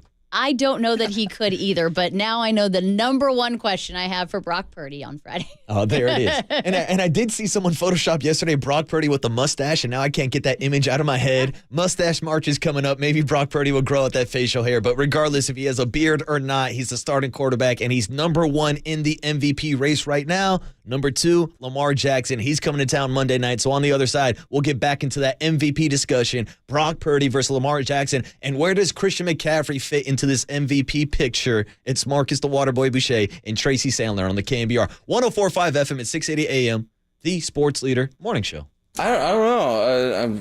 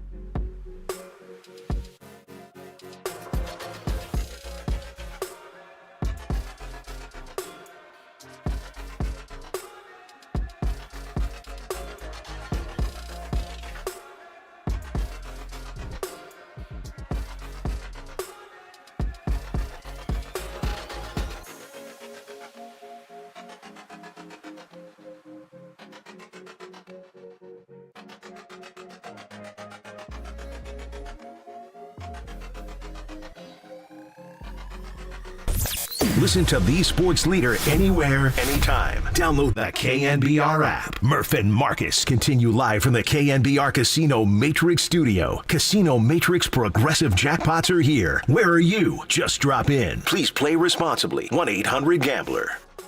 Well, the great football teams, what they're able to do is they're able to allow people to be individuals and to be the best they can be and then also be a part of the team. And so the best teams allow for that space. So the players want to speak in those terms like, that would be great. And they are thinking about, you think Brock Purdy, what does he think? He goes to bed, he's like, they're talking about me being the MVP. You know, like he's got to be thinking, what a ride. What is this like? This is don't stop this ride, man. This is amazing. And so it's in their minds. It's in what happens is you get in a conversation with your family or friends, or that's what they're gonna be talking about. So it's like the great players. If you're gonna be an MVP, you got to be able to handle that at home, at school, at work, at play, like everywhere, and handle it in a way that makes everyone who you go to work with feel like you're not distracted by it. That I'm cool. Don't worry about it. And so that's the art of it. That's the art of being, kind of a famous football player, is being able to deal with it and to have your players around you, still, attract them to think that you're all in with them. It's an art. And when everyone in their lives talking about the MVP, everyone he talks to is talking to his friends, his roommate. What does his roommate do, by the way? Is he a tech? He sells software, or what? Do we have any data on his roommate? The one and only Steve Young yesterday on the afternoon show with Tolbert and Copes talking about the MVP lifestyle of Brock Purdy. What a year it's been for Brock Purdy, from trying to battle for the third spot with Nate Sudfeld last season to stepping in after the Trey Lance and Jimmy Garoppolo injuries to now being in the MVP conversation. I mean, this is a guy that we're talking about that still makes less than $1 million per year and is still living with one of his offensive linemen as one of his roommates, Tracy. Yes, he is. And it is really an incredible story. And someone after the Shohei Ohtani deal, there was all this stuff about, I think Ohtani is going to end up making in a day what Brock Purdy is currently making in a year. Now, that is not going to be the case forever for the young Mr. Purdy, but it is pretty amazing, and it really is quite a ride. Yeah, I wonder if Brock Purdy's going to defer any of his contract that he's going to get paid, because with the way he's playing right now, he's going to be the next guy kind of in that conversation for quarterbacks getting paid, and you're seeing it go up and up and up, $40, $50 million. So, of course, that MVP accolade will add to the addition of Brock Purdy's resume, and it's a resume that's been stacking up ever since he took over as the starting quarterback. Of course, you had heard Steve talking about his MVP odds. But how weird is it that we're talking about an MVP race between Christian McCaffrey and Brock Purdy, two guys on the same offense, Tracy? That does not happen very often. And I don't even know when in any recent history that has happened. But it's pretty incredible for the San Francisco 49ers that this is a conversation. And I think, to their credit, they're having fun with it. Yeah. And I thought it was great the other night when Brock said Christian is the MVP, and I really believe that. And he does. When he says that, he really believes that. And I think it is a fun conversation, and what a position to be in, that you have two of the three top MVP candidates in the same offense. It's pretty incredible. And I'll have to do some research on this, but I know the last time they were co-MVPs, 2003, we're talking Peyton Manning, Steve McNair, two quarterbacks. And then you go back to 1997, Brett Favre and Barry Sanders. But not on the same team. Not on the same team. And that's the key. And that's the difference, is we're talking about two players on the same roster. So I know we've been talking a lot this week about the MVP moments and whether or not a game like Monday night could swing the pendulum in the direction of either Brock Purdy or Lamar Jackson. But what if Christian McCaffrey goes out here and has another 3-4 touchdown performance?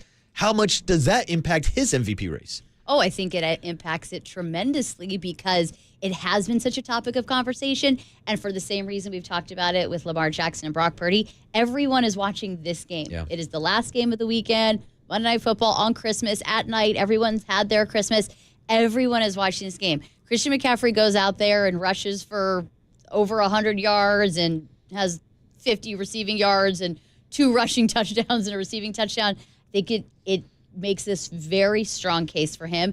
And really also beyond that, people will be able to see what he can do without the football in his hands. It's something we talked a lot about yesterday. Correct, yeah. The pre-snap motion, everything. I mean, hell, at this point, I wouldn't be surprised if they run a halfback pass and Christian McCaffrey throws a touchdown this weekend. He very well could. I mean, the guy can literally do it all, and that's why Monday night, as we've been breaking down the last 2 days, is such a huge matchup, not only for playoff implications, but for MVP implications also. And Tracy, we've kind of both been on the same page about the winner of this team has the edge in that MVP race. Well, here was Steve Young's breakdown yesterday with Tolbert and Copes on how much of an impact Monday night's outcome will have on the MVP race. But this Monday is the referendum for the MVP.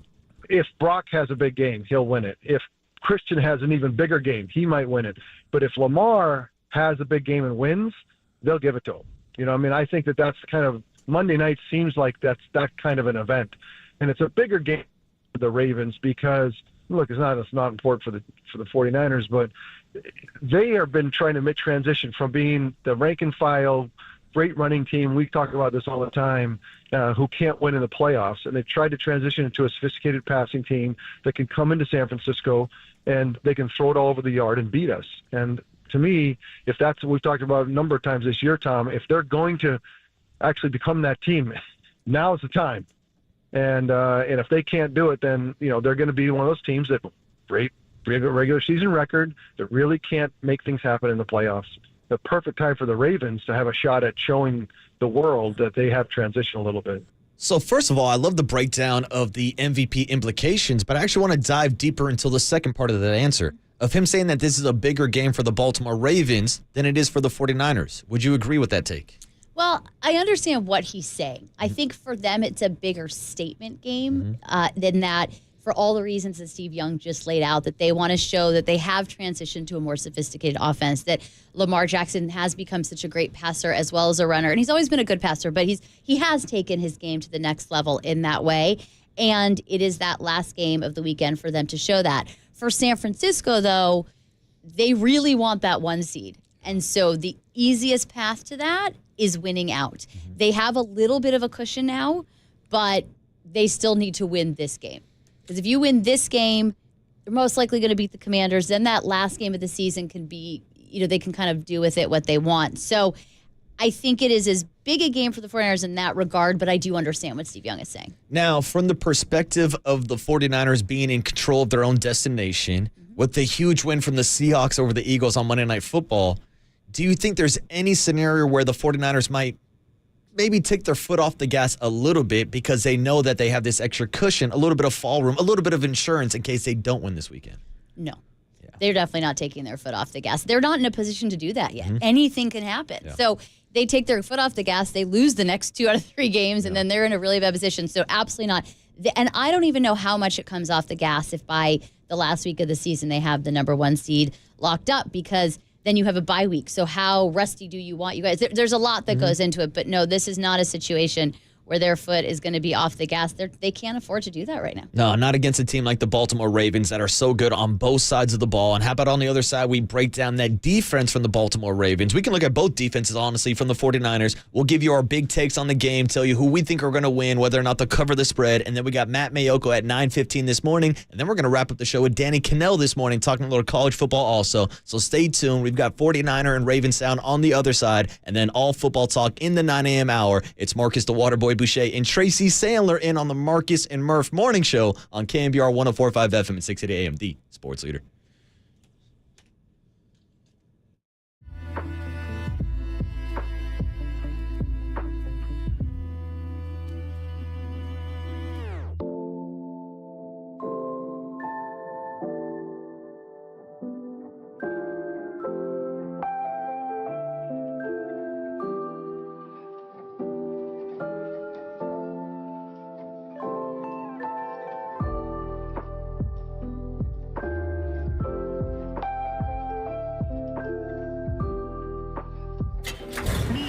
From the Chilton Auto Body Traffic Desk.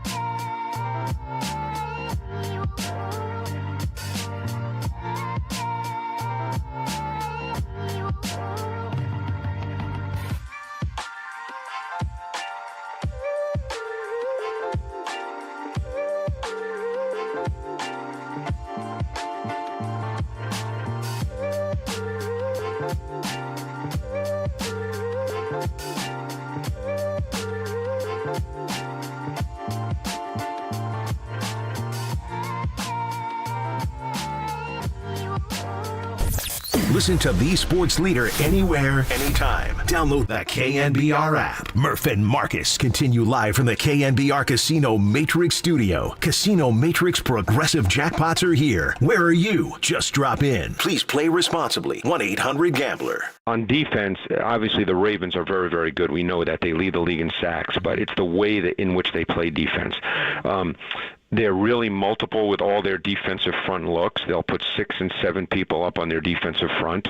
Obviously, they do not rush 6 or 7, so it's all disguise. And then there's a lot of late rotation to whatever coverage they're going to get to. And often they may only rush 4, and then they rotate to whatever their coverage is at the snap.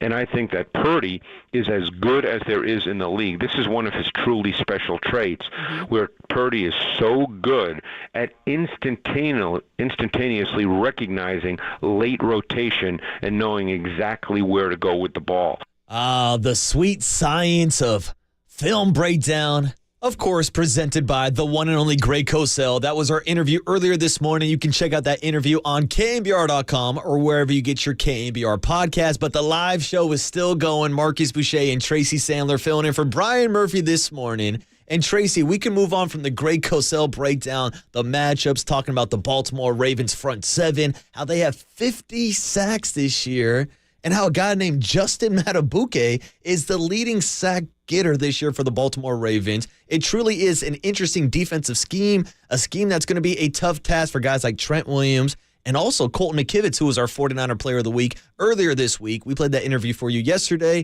Is that one of the key matchups, is the 49ers offensive line squaring off against his front 7 from the Baltimore Ravens? Absolutely. And this 49ers offensive line has really had a great season. We haven't talked a lot about them, which is good Which news. is a good thing. When you have an offensive line, you don't want to talk about them. But this will be a big test for them. That's what I feel for both teams. In a number of these matchups, these are the biggest tests. But that is going to be a huge one. And then what Greg talked about with Brock Purdy and his ability to read those late rotations and adjust on the fly is going to be huge, but he's going to need time. And so the O-line will have its work cut out for them. But you know what? They've been great so far. And it'll be kind of interesting this week with the O-line. If Spencer Burford, if he's coming back, and Feliciano's been playing really well. What are they going to do there at right guard? So it'll be kind of something to watch. But it's going to be a test, and that will be certainly a key of the 49ers offense doing. And we've been talking all week long about the battle of the trenches and how much of a physical game that this is going to be. Now, you bring up some of the injuries on the offensive line. The 49ers, of course, are dealing with injuries on the defensive line. Yes. Now, I know they made a couple roster moves yesterday, and the plan is today to hear from Kyle Shanahan down at Levi Stadium, correct? Yes, absolutely. We'll talk to Kyle today at 11:35 and get a little bit of an update on Eric Armstead and Javon Hargrave, both of whom he said on Monday had a chance this week. They're going to be monitored and evaluated throughout the week. So we'll see. This will be the 49ers' first practice day of this week 16. They put Kalia Davis on IR, but that means the line is a little bit thin. So if one or both of those guys aren't going to be back, I would expect them to have to bring somebody in from free agency. And it's interesting, too, because obviously with the game being played on Monday, the 49ers schedule was pushed back a day. But Yes. we've been playing sound all morning long from the Baltimore Ravens and them having their media availability yesterday. So is that because they are traveling? Is it involved with their travel schedule? Or why do you think the Ravens spoke yesterday and the 49ers are not speaking until today? Well, the 49ers, this is just how they do it. So their normal schedule would be Wednesday, you'd have Kyle Shanahan, open locker room, practice. Thursday, you have Chris Verster, Steve Wilkes, Brock Purdy, open locker room. Friday, you get Kyle, an open locker room, and that's a normal schedule. But on Monday night week, they just move everything up a day. So that's just how they do it. I think every team just does it differently. So Kyle Shanahan told us Monday players came in with injury stuff on Monday.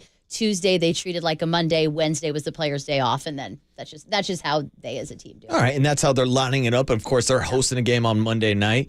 Now, Tracy, when we look at this matchup, we've been talking all day long about Brock Purdy, Lamar Jackson, but I feel like there are, I don't want to say bigger matchups, but matchups that are being overlooked, whether it is Deebo Samuel maybe getting involved in the rushing game. We've been talking a lot about Kyle Hamilton and how he could maybe shadow him. How much of an impact do you think Deebo is going to have on the game this weekend? I think he's going to have a huge impact, and I think that's one of the things that maybe, like I said earlier, maybe we haven't talked about enough because I think they'll use him a lot in the run game this week.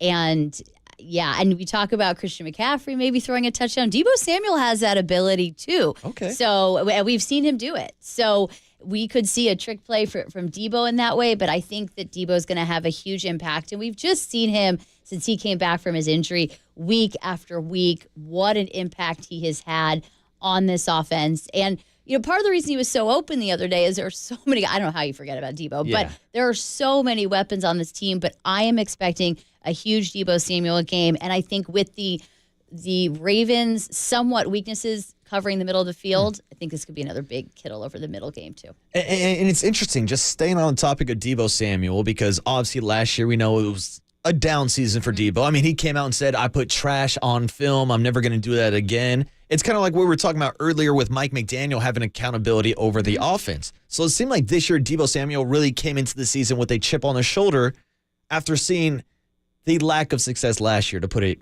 kind of frankly, I guess, Tracy. Yeah, and he made a lot of changes in this offseason. He trained really hard. He came in much better shape. I mean, last year he also had the holdout. And even Nick Bosa told us early in the season, the holdout, it affected him, and it does have an effect. But I think Debo Samuel saw that. I would hardly say he was awful the way he put it, but he saw that, and he came back in fantastic shape. He's been playing well. He had the one injury, but for the most part, he's been really durable, and he makes a huge difference. We saw when he and Trent Williams were out what a difference it made to this 49ers offense, because these are guys that are just irreplaceable. So we are seeing him having a very 2021-like Debo Samuel season, which is a good thing for San Francisco. And you talk about Debo kind of setting the tone, same as Trent Williams. I mean, they're literally the two guys that walk out of the tunnel with the boombox, so you know how much of an impact they have just for kind of the vibe of the team.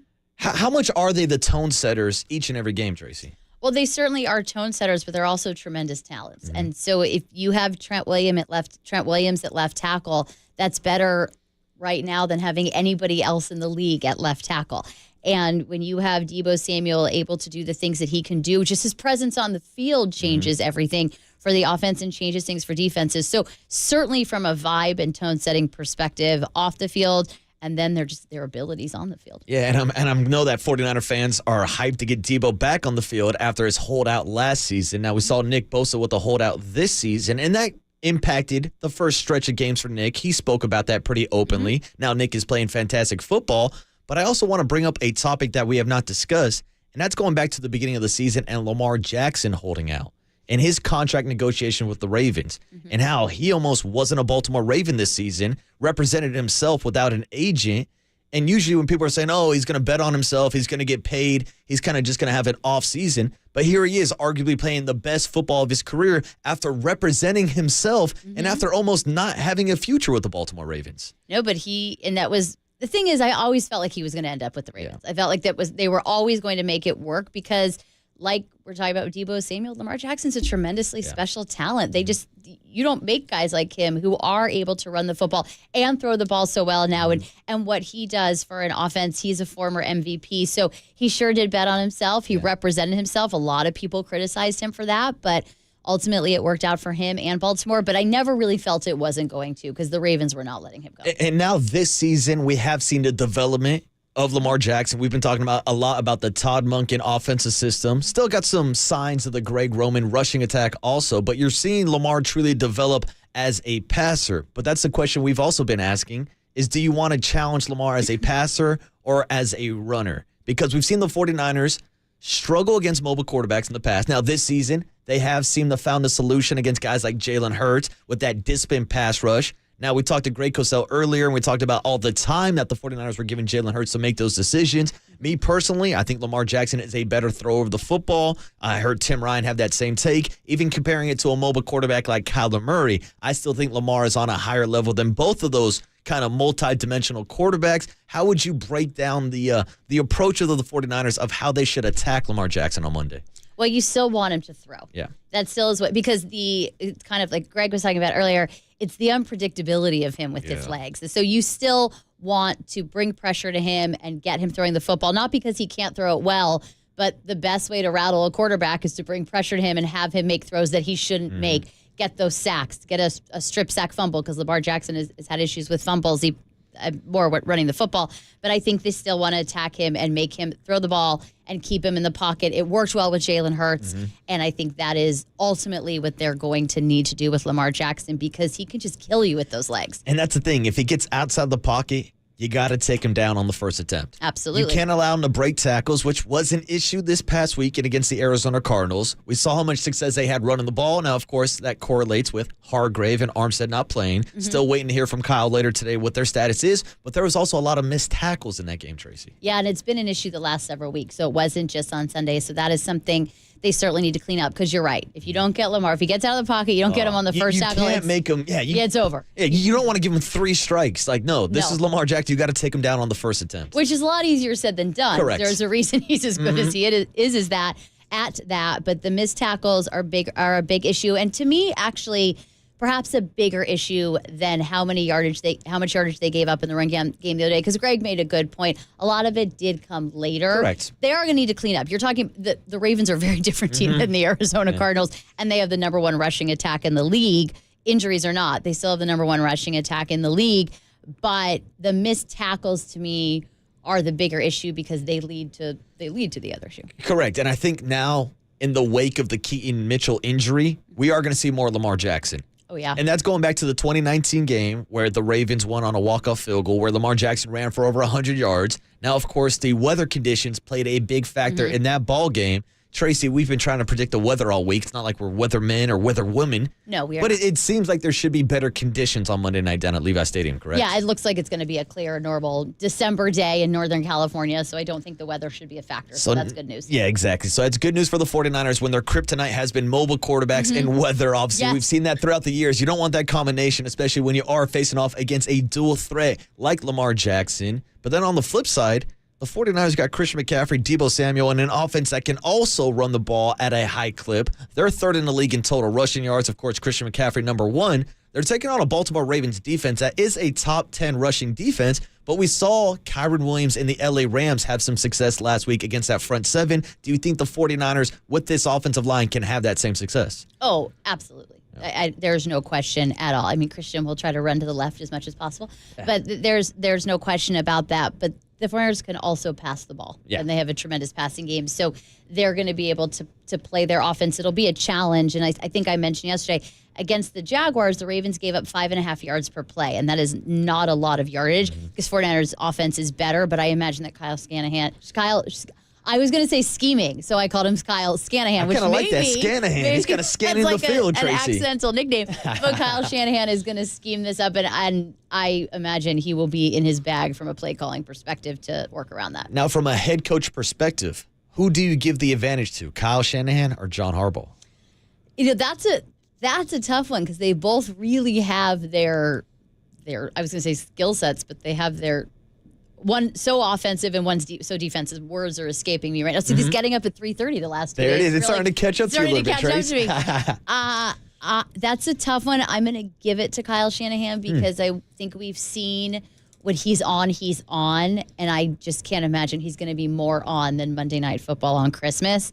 Also, this is a Bay Area radio station, and I know my audience. But also, smart girl, you're learning. I think I will give it to Kyle Shanahan. Shanahan, I like that. And yeah, Kyle is obviously one of the greatest offensive minds in football. And I think if you are ranking the top coaches in the NFL, you start with a guy like Andy Reid. But it's also a comparison that I've given a lot to Kyle Shanahan because there used to be a lot of criticism about a guy like Andy Reid. Oh, he can't win the big game. He doesn't know when to call a timeout. He's not a game manager. And some of those criticisms have popped up with Kyle Shanahan despite all the success he's had in San Francisco. So do you think that's a fair comparison? And is the only thing that Kyle can do to kind of shake those comparisons is obviously win a Super Bowl?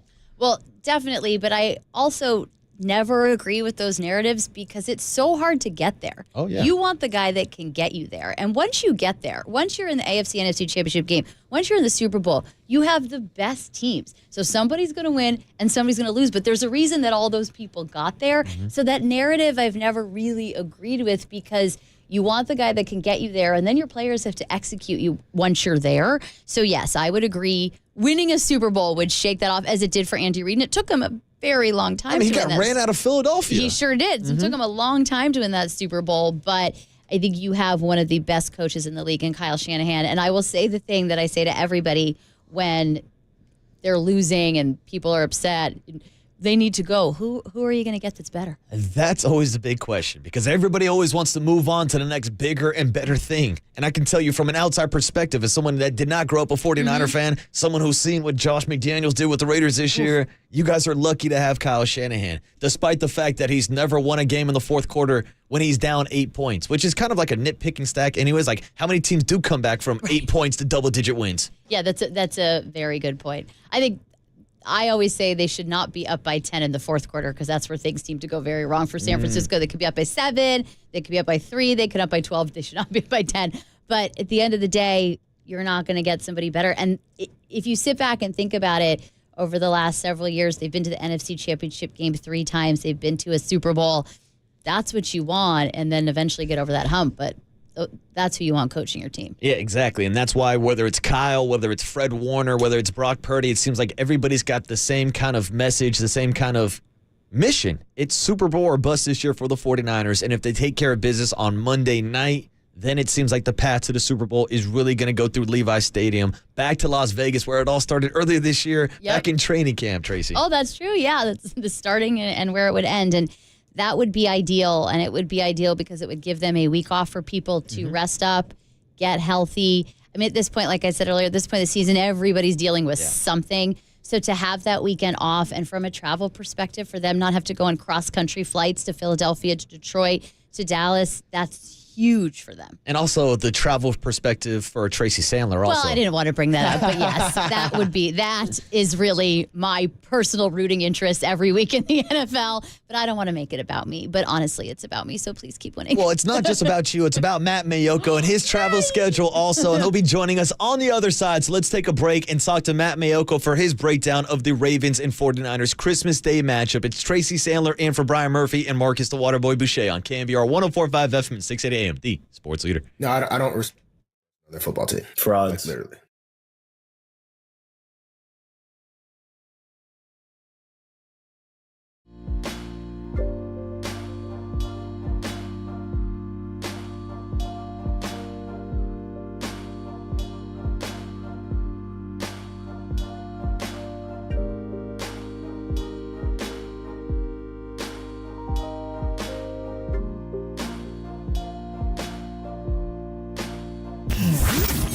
Here's what's trending now. Trending now. On KNBR.com. Mike Silver stopped by the Papa and Lunch Show yesterday morning to give his take on the MVP race and, of course, his breakdown on the 49ers Christmas Day matchup against the Baltimore Ravens. To hear that podcast and more, check out what's trending now on KNBR.com and the all-new KNBR app.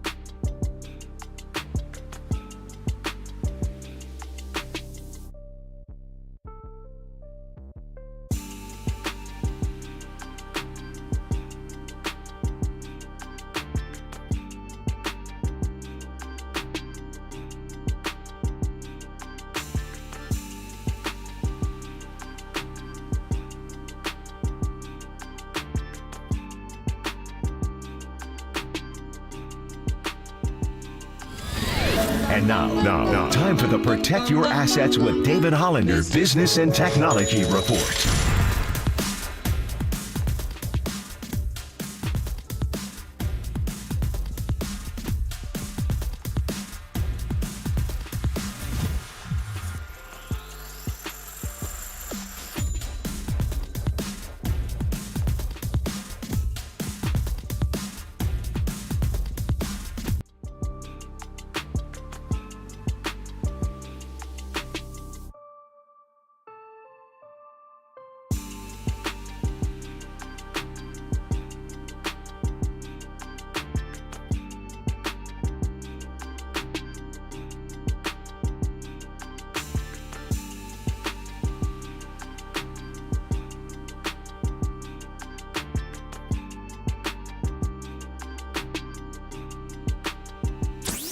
Faithful, Murph and Marcus keep rolling with NBC Sports Bay Area 49ers insider Matt Mayoko. Sponsored by Golden State. Since 1954, when you succeed, they succeed. Visit them today at goldenstatelumber.com. And by Amici's East Coast Pizzeria. When you want the best pizza in town, Amici's delivers. It's Murph, Marcus, and Mayoko on KNBR. Streaming live at twitch.tv/The Sports Leader. It's a Thursday morning on the morning show here at KNBR. So you know that means one thing and one thing only. It's time for our weekly hit with Matt Mayoko, good friend of the program. And Matt, as you know by now, Brian Murphy is already on holiday vacation. So we have one of your colleagues, Tracy Sandler, filling in this morning. Matt, what's up, man? How you doing today?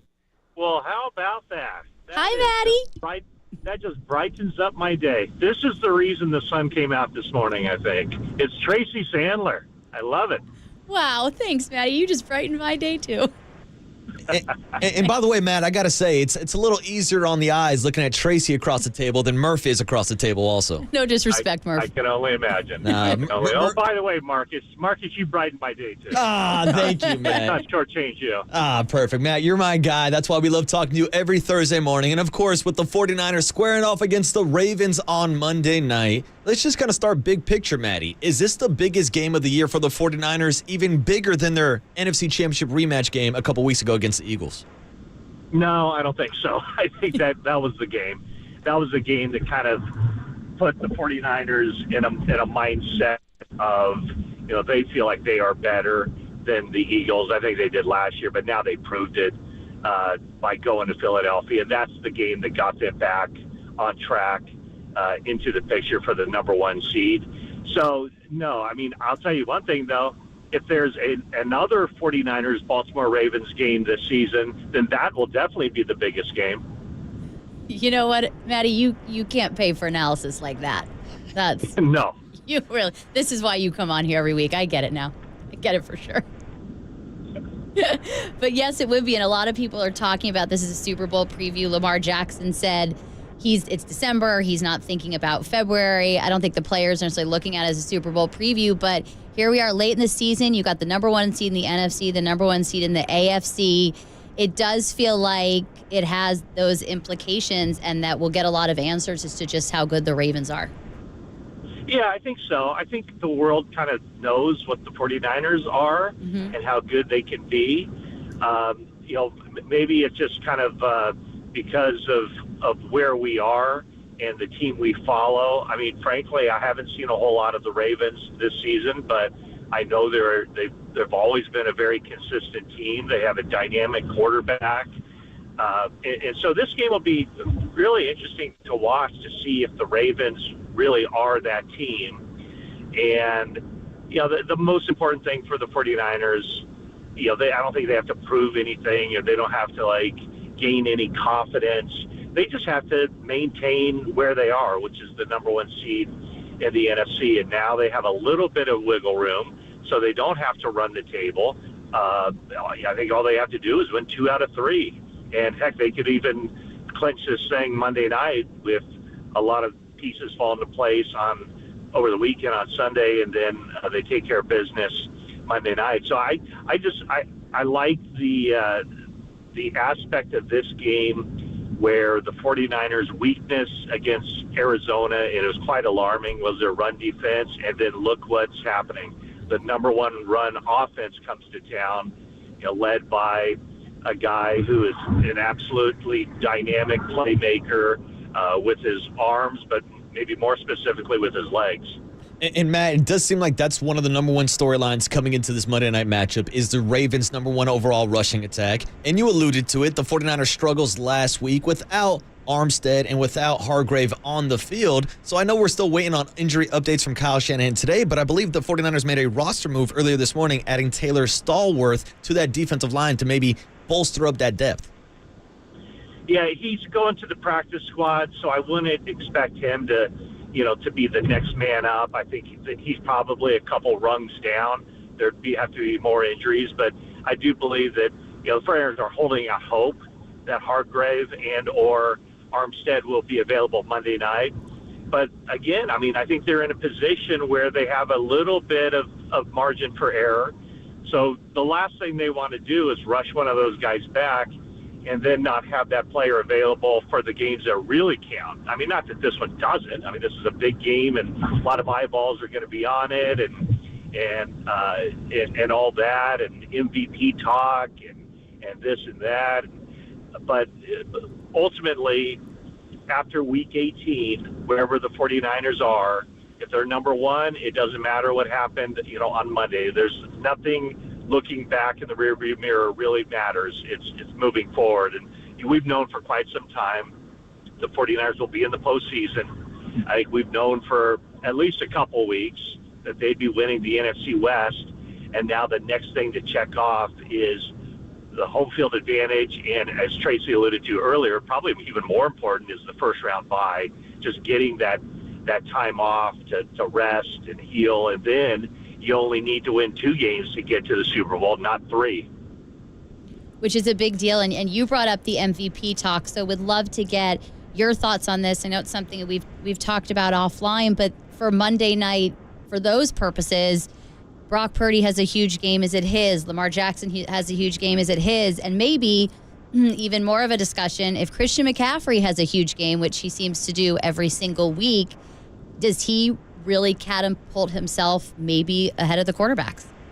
Boy, I would say that, I would think if it's a 49ers player, it's going to be Brock Purdy. He's having a historically good season as far as, passer rating and yards per attempt. And, the passer rating, we can, nitpick it and say, is that really a good indicator of quarterback play? But I think it is, because all of the really important stats, those are factored into the quarterback rating. And I haven't checked it recently here, but I know if he stays at 119, that would be top 7, top 5. Mm-hmm. It's among one of the all-time great quarterback rating seasons in the history of the NFL.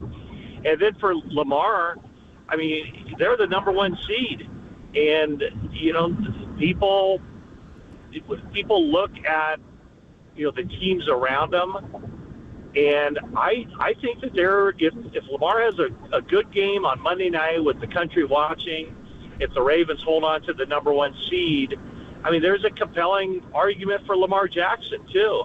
Not too many of those compelling arguments will be made from the Bay Area, but you talk to people in Baltimore now, and they think that he's the front runner, and he's definitely the guy because of, as Lamar Jackson goes, so goes the Ravens. And it doesn't matter, who his supporting cast is, and a lot of people can't name very many of those players around him. And he's, like you said, he's a dynamic player. So it's an interesting argument. I would say at this point, it's probably a 2-person race with, as you mentioned, Tracy, Christian McCaffrey kind of being the wild card. This is a year that started in the NFL world with the running backs getting no respect, running backs being undervalued, running backs being totally disrespected. And wouldn't that be something if a running back ended up showing that he was the most valuable player in the league? And you can certainly make that argument that he is. My solution to this, if all things remain equal, is Brock Purdy MVP, Christian McCaffrey NFL Offensive Player of the Year. And Matt, it seems like that's the direction we're heading because, to your point, it does seem like the MVP is a quarterback award now. And we were even trying to break down scenarios of what kind of record-breaking performance Christian McCaffrey would need to have to win the MVP as a running back. But, Matt, my question for you is, what does Trent Williams have to do to be in this MVP discussion? Change his position to quarterback. Good answer, Matt. I mean, Good that answer. would be a sight. I'm kind of into that. That would be a sight. Yeah. No, I mean, I don't think there's any question that Trent Williams, blocking two guys on one play, that kind of stuff, it is certainly not overlooked. And he should be, he'll be going to another Pro Bowl. Really good chance that he gets another first-team All-Pro. But, I mean, he would have to, it's an uphill battle. It's not an uphill battle. It's an impossible battle for any player, who doesn't have the ball in his hands to win an MVP. Maybe an edge rusher could win an MVP. The only way another defensive player would do it is if he scores tons of touchdowns in addition to being, a great player at his position. But, I think that by Christian McCaffrey getting a nod to Trent Williams, that's kind of the MVP honor, by having an MVP candidate talking about a left tackle. That's probably about as good as it gets. Yeah, and Matt, I bring it up kind of as a joke, but I think anybody that does watch 49er games see how impactful Trent Williams is to this 49er offense. Now, squaring up this week against the Baltimore Ravens, who have 50 total team sacks, which leads the NFL. How do you think that matchup plays out between the 49ers offensive line and the front seven from Baltimore? Well, I mean, I guess on paper you'd say it's kind of a mismatch, but I think people thought the same thing when the 49ers went rolling into Philadelphia. And that offensive line, whatever you want to call them, Trent Williams and four other guys, those four other guys are playing pretty well, and they're playing at a better level. It seems like each week as they've gained more consistency and continuity. This last week, no sacks allowed. I mean, they managed to do a really good job with scheme and just, one-on-one, but teamwork. I don't see the 49ers offensive line as being any kind of hindrance to where the 49ers want to get. I mean, if the 49ers offensive line was as bad as some people think it is, then there's no way Christian McCaffrey would be doing the things that he's doing. There's no way that Brock Purdy would be doing the things that he's doing. I mean, the reason the 49ers offense as a whole is among the top of the league, if not at the very top, it's in part because of the offensive line. I'm not saying it's the best offensive line in football, but it's a lot closer to the best than it is to the worst. Matt, I want to talk about something that we actually haven't talked about much the last couple of days, and that's the 49ers secondary and the plays of Charvarius Ward and Diamador Lenore, who are both, I mean, Charvarius not so much quietly after the other day, but both week after week are just putting together fantastic seasons. I don't know that they get, certainly not nationally, the accolades, but kind of how have you seen them grow this year and become such stalwarts back there? Yeah, I think it's kind of similar to the offensive line in a lot of ways. When we talked before the season or even probably early in the season, where are the weaknesses on the 49ers? Your eyeballs would go to the offensive line on offense and the defensive backfield, specifically the cornerback situation on defense. And so those areas of the team, and I know we're talking specifically now about the defensive backfield, I mean, it's a bunch of kind of young guys. I mean, Ward is in his sixth season, so he's been around a little bit, but he's a guy who just continues to get better and better each season. That's why the 49ers went out and got him. There were some other maybe bigger names on the free agent market for cornerbacks that offseason, but the 49ers figured out very quickly that Charvarius Ward was their guy. They went out and they got him. And then you have Lenore, he's a feisty guy, and he doesn't back down.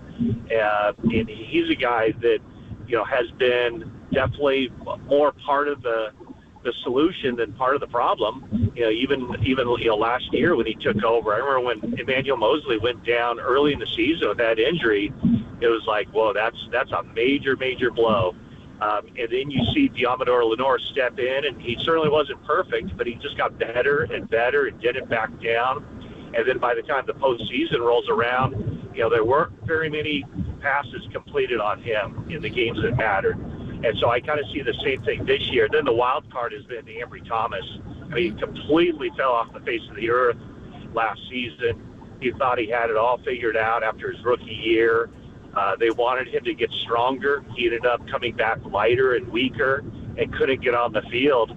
And basically, he had 1 foot out the door. I mean, I think the team was ready to kind of shove him out and bring someone else in and see what they could do. But he stepped up big time beginning in the offseason and carrying through to training camp and early this season. And now, the big shift for the 49ers from a 5-game winning streak to a 3-game losing streak to now a 6-game winning streak. That 6-game winning streak coincides exactly with Ambry Thomas playing in nickel situations and Isaiah Oliver not. Go Blue.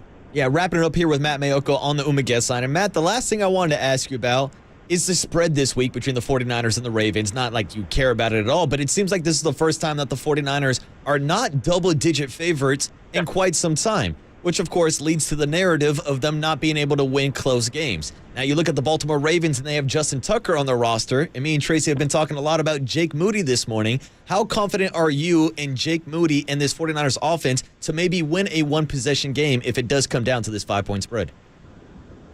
Well, I guess until they do it, there will be those questions. The offense obviously put themselves in position on an otherwise not great game in Cleveland to get down there for the winning points, and Moody missed it.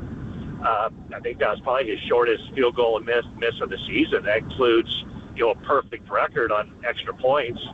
And so, I guess until they do it, we can talk about it and wonder if they can do it. I don't know. I just don't. I don't think it's a thing. Not being able to win close games or this and that. I mean, all the games the 49ers have won, it seemed like, has been very decisive victories. I don't think that's anything that the team is complaining about. And, they certainly hope that there's another decisive victory on Monday. But, no, I guess the questions and the conversation will persist until they go out and do it. Obviously, their goal is to never be in a position where it gets close. So they've done a pretty good job of that so far. Yeah, we'll see what happens Monday night, Matt. A game that we've all been waiting for. We've all had circled on our calendars. Christmas night, 49ers and Ravens. I know you and Tracy will both be there in the building down at Levi Stadium. So as always, Matt, appreciate your time. I know me and Murph will be back next year. So have a happy holidays. Merry Christmas, man, and Happy New Year, Matt. Absolutely. Thank you very much. And same to you and all your listeners. And Tracy, will I be seeing you later today? Oh, you sure will. Your day's just going to get brighter and brighter. I will see you in Santa Clara. All right, see you in a bit. Perfect. We got to get Tracy out of here in about half an hour. But first, Tracy, we got to talk a little bit more Michigan football and the college football playoffs coming up on the other side with Danny Kanell. He'll break down all of your college bowl games and get a little college football talk on the other side. Tracy Sandler and Marcus Boucher on KNBR 104.5 FM and 680 AM, the sports leader.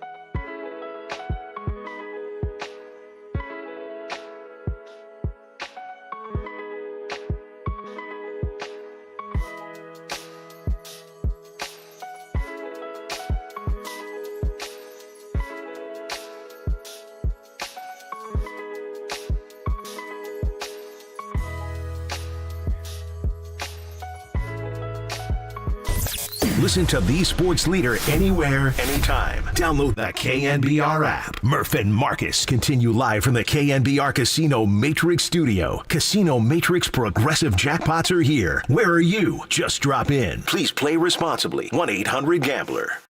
All right, welcome back to the KNBR Morning Show. No Brian Murphy today. Tracy Sandler filling in, but Marcus the Waterboy Boucher is here. Now joining us on the UMA guest line is a friend of the program, Danny Kanell. Danny, I got to apologize. It's not a Reggae Friday, but we're getting you into the Christmas mood this morning with a couple Christmas carols. Danny, what's going on, man? How you doing today? I am fantastic. Now, I don't know if you're aware of this. I actually did this on the golf course last week. I did a little playlist that I created, which was Reggae Christmas. Oh. So you can still get the steel drums going in the background, that reggae beat, that feel good. I live in South Florida, so it's always sunny out. So just a little tip, if you're looking for something to mix up, if you get tired of the old school or Michael Bublé or Mariah Carey or Frank Sinatra, throw in some reggae Christmas. It's always good. Oh, Danny, stand by. I might be texting you after the show today to get that reggae playlist to get us ready for the holiday season. But, of course, we brought you on today to talk about the bowl season. And it seems like the only thing people are talking about right now are the college football playoffs. And Danny, of course, as a former Florida State quarterback, we've got to ask you about the situation where your squad did not get into the college football playoffs. Your overall take on Florida being squeezed out as an undefeated Power 5 conference champion. You know, I thought we were off to a good start talking about reggae music. I'm sorry, Danny. I'm sorry. We're 4 days away from Christmas, and you bring up what I think is the biggest slight we've seen in this 10 years of the 14 playoff, which is thankfully going away, and we'll get 12. I'm still bitter about it. Florida State fans are very upset about it, but I am most upset for the players at Florida State, who I guarantee you, I know Mike Norvell pretty well. They were told in the beginning of the season, with a non-conference game scheduled against LSU, with their rivalry game against the Florida Gators, if you guys win the ACC, if you go undefeated, you're going to play for a national championship. And they were told that all season long. Don't worry about it. All you can do is handle what you can, you control what you control. That's what every coach says. So they do what they do. They win. They win despite losing their quarterback, Jordan Travis. And then what's the reward at the end? It's you guys aren't good enough because, you're not the same team. You can't compete for championships. I hate it for them. I think they're going to be devastated, obviously. I think the players that don't play college football again, I think are going to have a bitter taste in their mouth for the rest of their lives, and I hate that. And yet it's more like, I've had some fun online, getting after Bill Hancock, the executive director, calling out various media members for saying that Florida State shouldn't be in. It's really the system we all should be the most mad at because it's designed to screw over a Power 5 conference champion every single year. It just so happened to be this was the most egregious example. It just happened to be my alma mater. So it's really the system which is significantly flawed, and thankfully it's going away. Well, this is Tracy. You're talking to a Michigan alum who would have loved to play Florida State in the Rose Bowl, but alas, it is the Alabama Roll Tide. I would just love to get your thoughts on that game, and please keep in mind that I love Michigan football so much, and if you tell me they're going to lose, I might cry. But please, go ahead. Well, I don't know what's going to make you more upset, Tracy, if I said they were going to lose or if I said they should have an asterisk if they end up winning it all. Oh, my goodness, where are we going? So here's the good news. I actually think they do beat. I do too. I think they beat Alabama. I think, and what's crazy is I do think the public, where, not traditionally the smart money, but I think Bama, and from a lot of analysts too, are saying, oh, Bama's going to win. This is their, Bama gets the opportunity, they're going to win. And yet the odds makers are saying Michigan is the better team. It's only a 1.5, but they are. And I think the third time is the charm for the Wolverines. They've been knocking on this door. Even last year, they should have beat TCU. You had a couple of pick sixes from J.J. McCarthy. Otherwise, they do win it. I think this is their time. And in a wide open playoff, I think Alabama has some significant weaknesses. I think Texas does. I think Washington does. I think Michigan's the most complete team. So I actually like the Wolverines to win it all. Oh, that's the best answer ever. Thank you. Now, Danny. Until I said the asterisk was Well, we're going to pretend you didn't say that. We're going to edit that right out. No, but Danny, I wanted to ask you about that asterisk because I'm kind of like you. I want the chaos because I do think that Florida State got screwed over in this situation. So I know Tracy is a Michigan alumni. But if there's a scenario where Alabama gets to the national championship game and they face off against Texas, then we're talking about a national champion with a loss on their record. And if Florida State takes care of business against Georgia, are the Florida State alumni going to claim to be the true national champion, Danny? It wouldn't surprise me. Like, nothing would surprise me. I think no matter what. I mean, I think even if Washington or Michigan wins and it's an undefeated national champ, I mean, if you're Florida State and you win, you could claim it also. It's really an awful situation because Florida State literally cannot win in this scenario because if they win and beat Georgia, the narrative's going to be, oh, well, that's an SEC team. They didn't want to be there. There were a bunch of opt-outs. So, and then Florida State will get mocked for claiming a national championship if they do that. If they lose the game, the same people that would have said that are going to say, see, they didn't belong. They weren't good enough for the playoff. So they literally in this no-win situation. I do think, like, for the players that are on there, I said I felt so bad for. Like, I think that I would have no problem if they claim a national championship, get them national championship rings, whatever they want to do. I am all for it. But having talked to some people around the program, it's not like UCF in 2017 who claimed a national championship. They never had been there. It was like their only opportunity to do it. Florida State has 3 national titles. Like, do they want to kind of diminish the overall program by claiming one that's not validated by more people? I don't know. I'll be very curious to see what Florida State does if they do beat Georgia. Danny Kanell is, of course, the voice you hear on the Uma Guest Line this morning. You can catch Danny on Sirius XM Radio, and he's actually here this morning presented by Bet Online. So we've kind of talked about the Rose Bowl a little bit. What's your breakdown on the Sugar Bowl and the Washington Huskies squaring off against the Texas Longhorns? Oh, see, I think this game is going to be fun. I think the Alabama-Michigan game could be a little bit more of a bloodbath, like, lower scoring, great defenses, a lot of run game. I think this one could be an absolute shootout when you see these two teams with these high-powered offenses going at it. And, Texas is the favorite in this one. They're a 4-point favorite, but I look at Washington as a team that is completely forgotten about since the back end of the season. Like, once they beat Oregon, and it was a close game. They needed a late drive to win it. Oregon missed a field goal that would have sent it into overtime. But the national narrative was Oregon was the better team and that Oregon blew out all their opponents the last 6 games of the year. Washington had all one-possession games, including the Apple Cup where they were a 17-point favorite over Washington State and needed a walk-off field goal to win. They were a 10-point underdog against Oregon. No one gave them a chance. And that all they did is beat them again and get their way into the playoff. And still, I think people are saying Texas is back. Here we go. There's going to be a rematch between Texas and Alabama. I think Washington is really scary. Now, I do think this one will live up to the billing of a high-scoring affair, so I actually do like the over in this game. The best thing that happened for the Huskies was the time off because they were really banged up on the back end of the year. Michael Penix looked hobbled. Dylan Johnson, their running back, was walking a walking boot. Jalen McMillan, one of their best receivers, also was injured, missed a lot of the portion of the season on the back end. The time off gets them healthy. Their defense is better. So I think this one's going to be a really fun game that'll go back and forth. I do think the odds makers have it pegged. But I'll go ahead. I'll take Washington in those 4 points. I think this will be a field goal game. So I like a higher score, and I like the over, and I like the Huskies to cover. I have a question. Since you are a former quarterback, I want to ask you your thoughts on my favorite quarterback, J.J. McCarthy, just kind of how you saw him mature this year and what you're expecting from him in that Rose Bowl.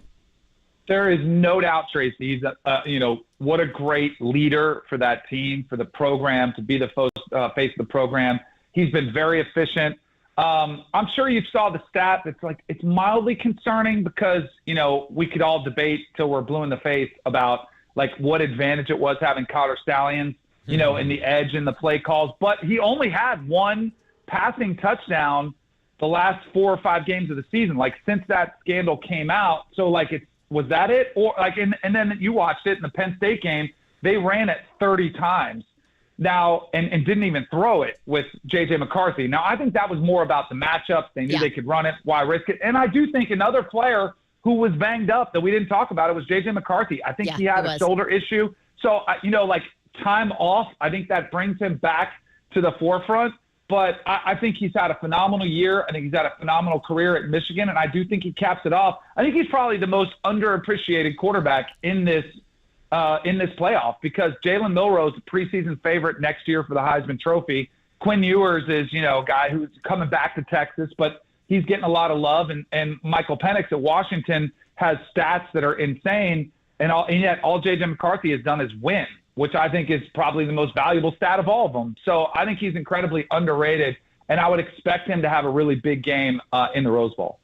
And Danny, of course, if we're bringing up quarterbacks here on the 49ers flagship radio station, we've got to ask you about Brock Purdy. And I remember last year you had a great breakdown when we met up and talked at the Army-Navy game out in Philadelphia, talking about the breakdown of Brock Purdy going all the way back to Iowa State. Well, since then, Brock Purdy has gone through the internal brace surgery on his elbow and now is the leading favorite to win the MVP this year. What's been your breakdown of Brock Purdy and the strides that he has taken over the last year?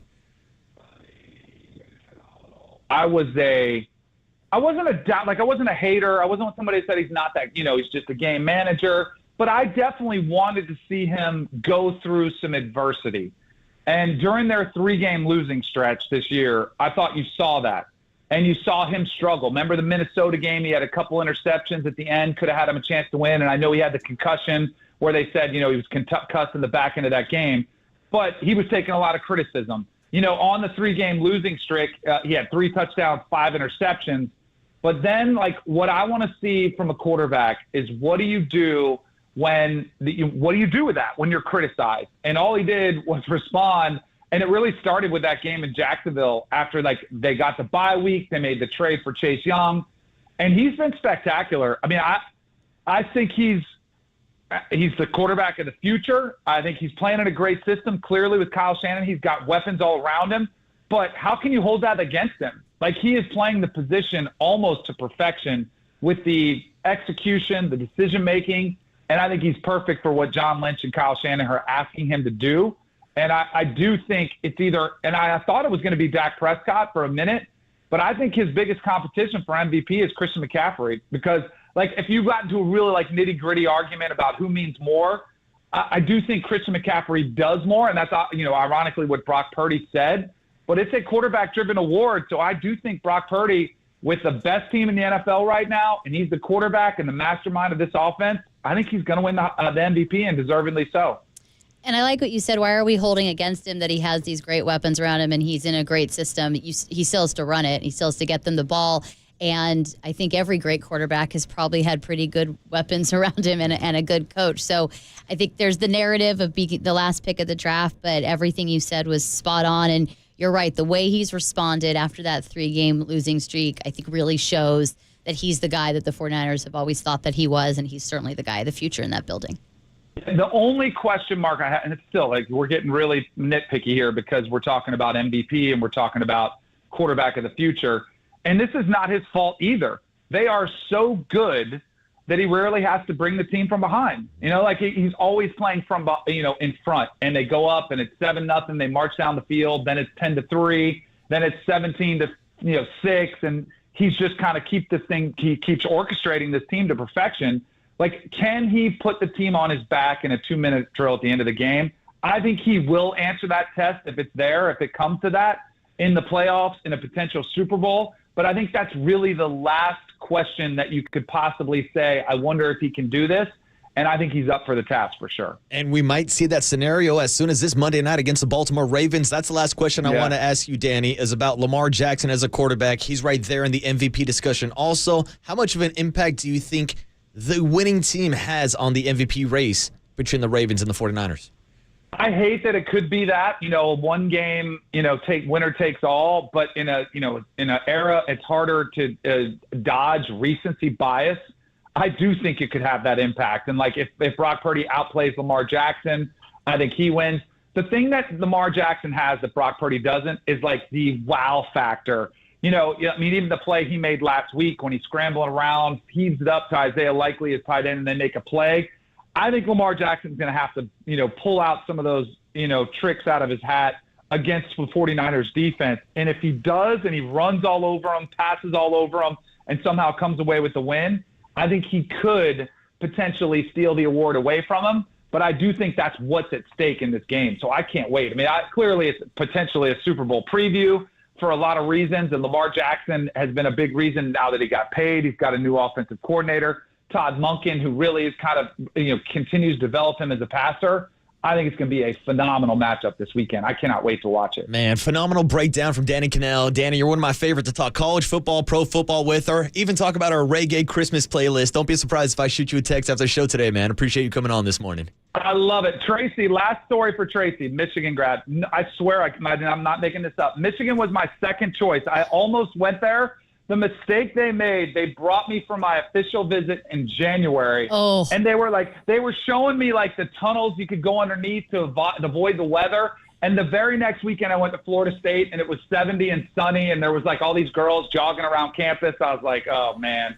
And not to mention, Tracy, I really wanted to get a good degree. So I figured Florida State was probably the better option. Right. Yes, for sure. But note to Michigan, all visits in October and April. Yes. Thank you very much. Exactly. Great talking with you guys. Fantastic stuff, Danny. Have a Merry Christmas. Happy holidays, man. We'll talk to you soon. You too. Have a great holiday. There it is. The great Danny Kanell, who I didn't know could have been a Michigan quarterback, Tracy. How about that? What might have been.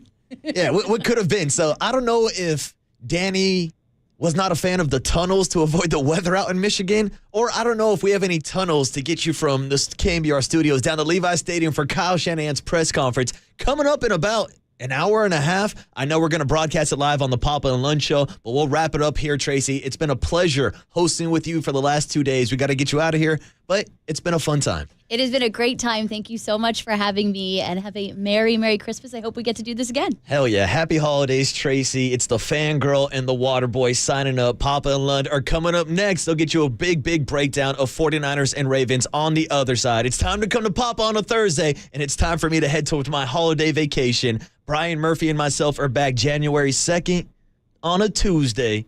And oh man, why'd I do that, Kyle? That's like a Brian Murphy dad joke right there. I'll end it on a high note. Shout out Brock Purdy, aka Pock Purdy, taking on Lamar Jackson this weekend. Tony's telling me to wrap it up. So long, everybody. Thank you for a fun 2023. Looking forward to 2024. You're listening to the KNBR Morning Show on KNBR 104.5 FM and 680 AM, the sports leader. I thought we were off to a good start talking about reggae music. From the Chilton Auto Body Traffic Desk.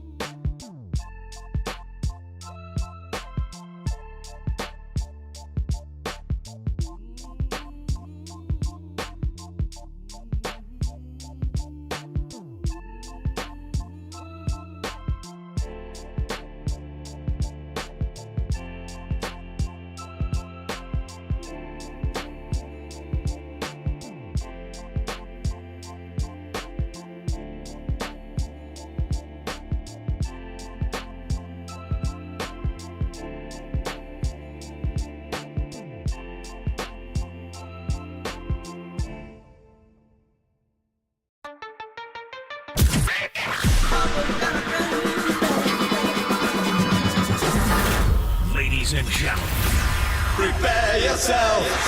prepare yourselves I love it when you call me Big Pop. for Greg Papa Sleeping Giant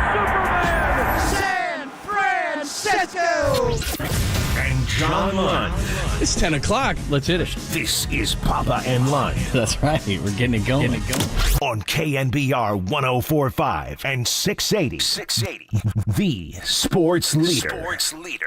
The San Francisco 49ers are the best team in the National Football League, and they have been for the majority of this season. They did have that 3-game skid, missing Deebo Samuels and Trent Williams. But I do think this is going to be a competitive ballgame. I think it's going to be close. I think Lamar Jackson and how dynamic and unique he is going to present problems for the San Francisco 49ers. Yes. I mean, just the way they run their organization with John and, the group of coaches they have there, the style that they play to, you always know what you're going to get from their team. We haven't played them in a little bit, but I know that hasn't changed.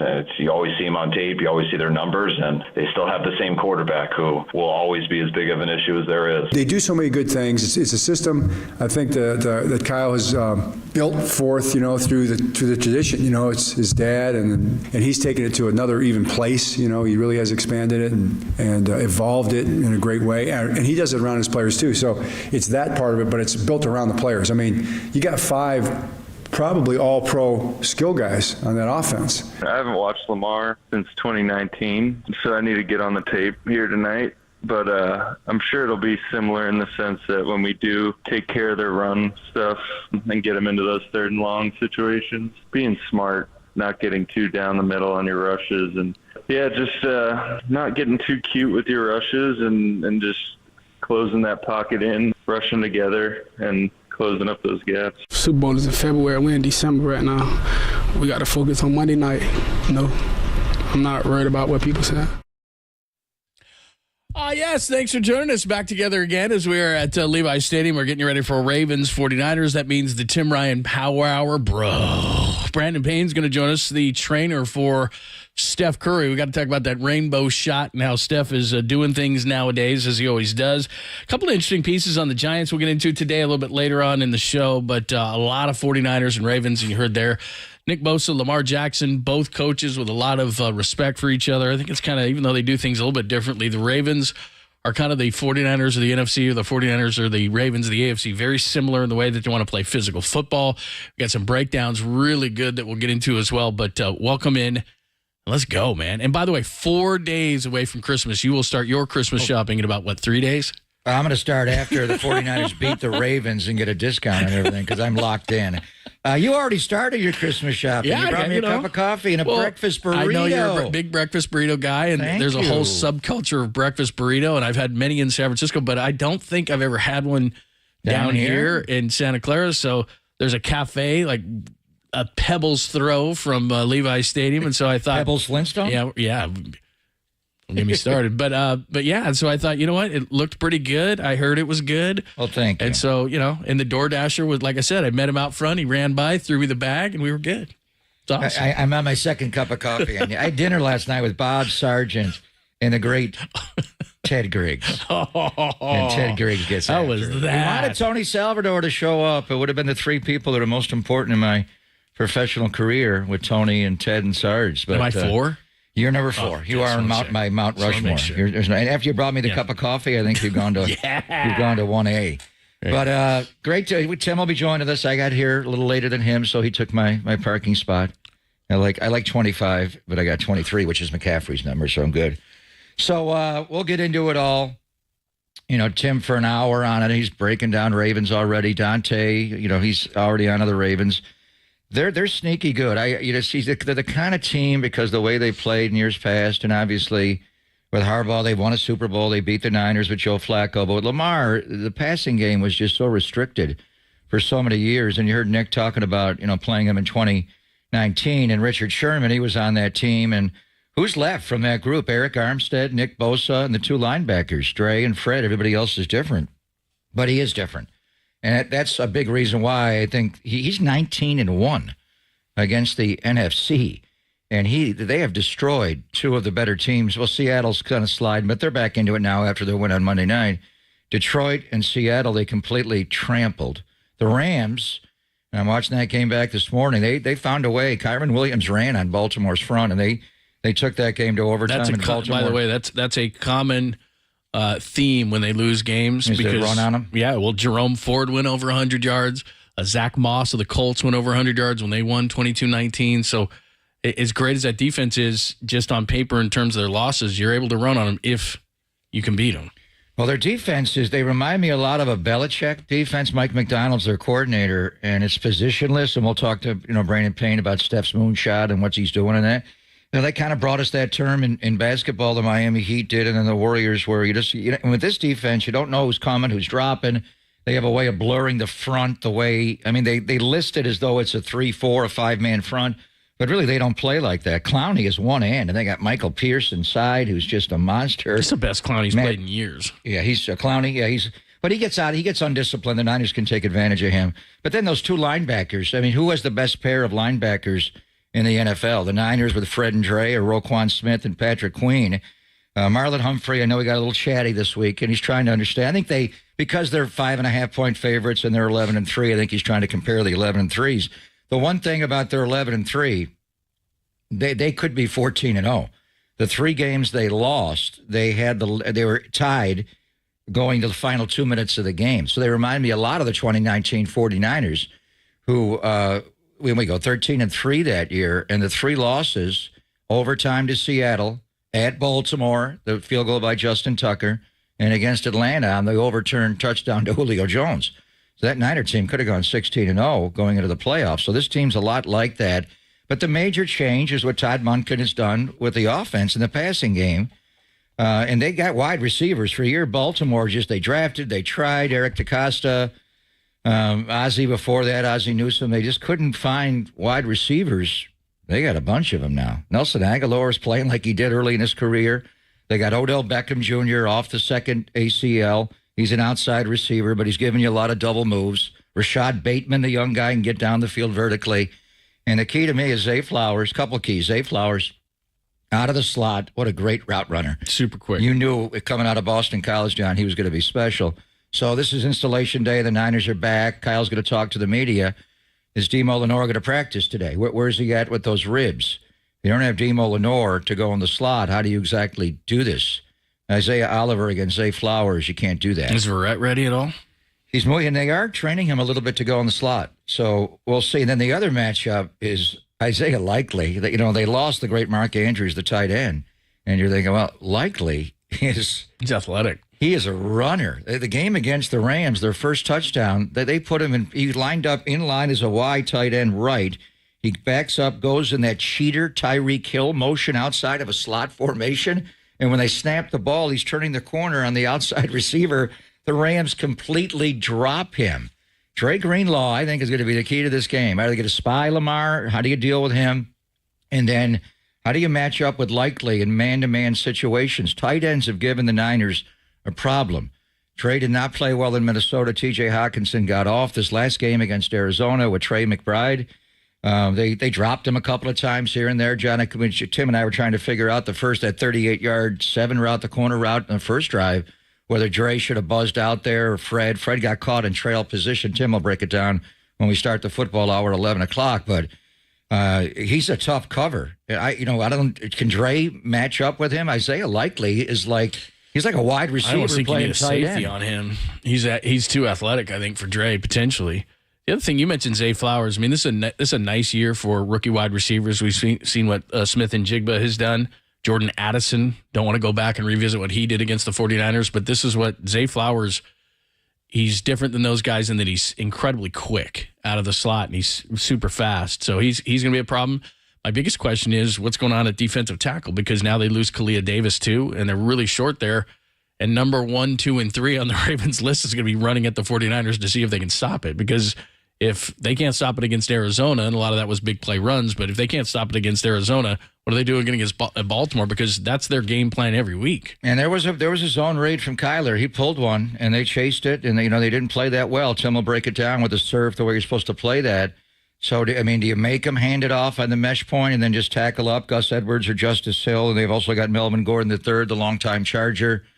He's a problem. And then we're getting back to their, the passing game is just so much different. Greg Roman had him tighter. They didn't have the wide receivers. And Lamar, it's still, well, ask Dante because he studies this so closely. He just, maybe because of the pullback, Lamar is like darting the ball. When he throws the ball, it's just like a flick of the wrist. And he gets it out fast. He throws a good deep ball. He misses sometimes, but he misses throws here and there. And I think he can trap him a little bit. But as a runner, they got the full, the zone read stuff, quarterback run, quarterback power, quarterback sneak. They'll run it all.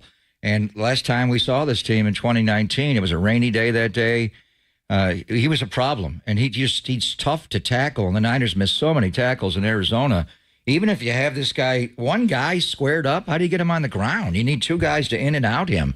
So I think as you get into it more, most of the year I'm like, oh, come on, Kansas City, Buffalo, Miami, who are the best teams? The Baltimore Ravens, Harbaugh's always got a solid team, and now the way they've retooled the offense and the passing game, they're always going to be good on special teams. They got the best kicker in the history of the game. The punter's pretty good. The returner won a game in the rain against the Rams in overtime, the punt returner and the kick returner. And their defense is statistically across the board number one, but it's a little different when you go up against this Niner offense. So I think we're going to have some great matchups. And I know this does not equal ratings, but if you look at their 3 losses, they've had 12 field goals kicked against them, 5 by Matt Gay in the loss that they had against Indianapolis. He kicked 4 50-plus yard field goals. 5, 4, and 3 were the field goals in their 3 losses against. It may be a Jake Moody versus Justin Tucker, and I know how I feel about that, but he better be on his game because they tighten up in the red zone. And you better be able to make your kicks because that was key in all 3 of their losses. 5, 4, and 3 field goals, and Matt Gay had 4 50-plus 50-yarders. So Niners Moody, have been incredible inside the red zone. Yeah. And the last that's going to be a big part of this game. Is can they score in the red zone? And if they can't, is Jake Moody going to convert? Jake Moody even kick field goals? Not anymore. It's all extra points for Jake. It's not field goal San Francisco, John. It's touchdown. Yeah, that's no fun. Yeah, so it's a big part of the game. We'll get more into this. Tim Ryan's going to join us at about 11 o'clock. Brandon Payne's going to join us to break down a bit of Steph. And he had an interesting piece that I read on him, and they specifically talked about that rainbow jumper. So we'll get into all those things at about 10:30, and then Dante Whitner at 12:30. Bunch of great stuff coming up today from Levi's Stadium, where we are every single Thursday. Make sure you hit us up on on Twitch and YouTube as well. Caffeinated, thank you. Yeah, very nice. People love, by the way, I constantly get this probably more than any other thing, is they love the wardrobe changes. So today you're starting. I'm staying with this one. You know why? Because I came here today specifically to pick up a trunk full of It's a Lock You're angry. T-shirts and hats. They're all gone. They're all gone. Nothing for you? I didn't get anything. Nobody Mike Kohler took mine. And I can't take it back because I think it's got a sweaty brim. I'm not going to go there. Yeah. We'll get one. Well, I'm going to stay in. I'm going to change hats, but I thought I'd celebrate the championship. I thought getting a T-shirt and a hat. It's a lock. I got to get one. Well, I thought I was driving. They are available at the team store. Yeah, but here's the problem: is that I'm driving and the big board flashes as you're coming down here on Tasman Drive, and it says the team store is open from 10 to 2.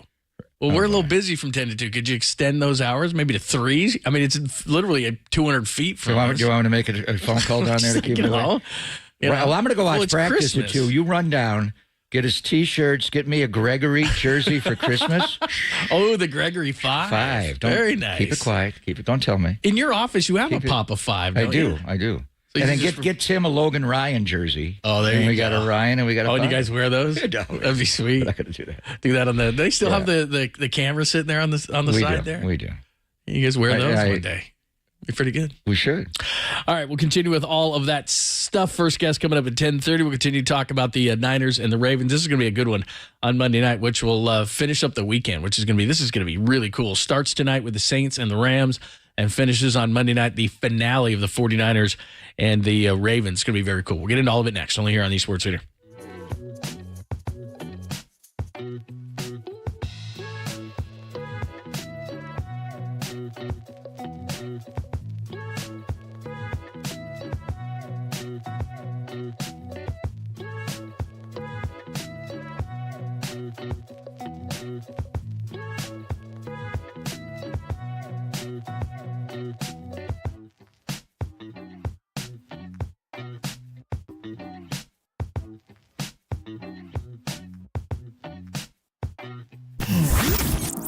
Here's what's trending now. Trending now. On KNBR.com. What are the 49ers saying about the Ravens? At both teams at 11-3 before the big matchup on Monday. That story and more trending right now on KNBR.com and the new KNBR app.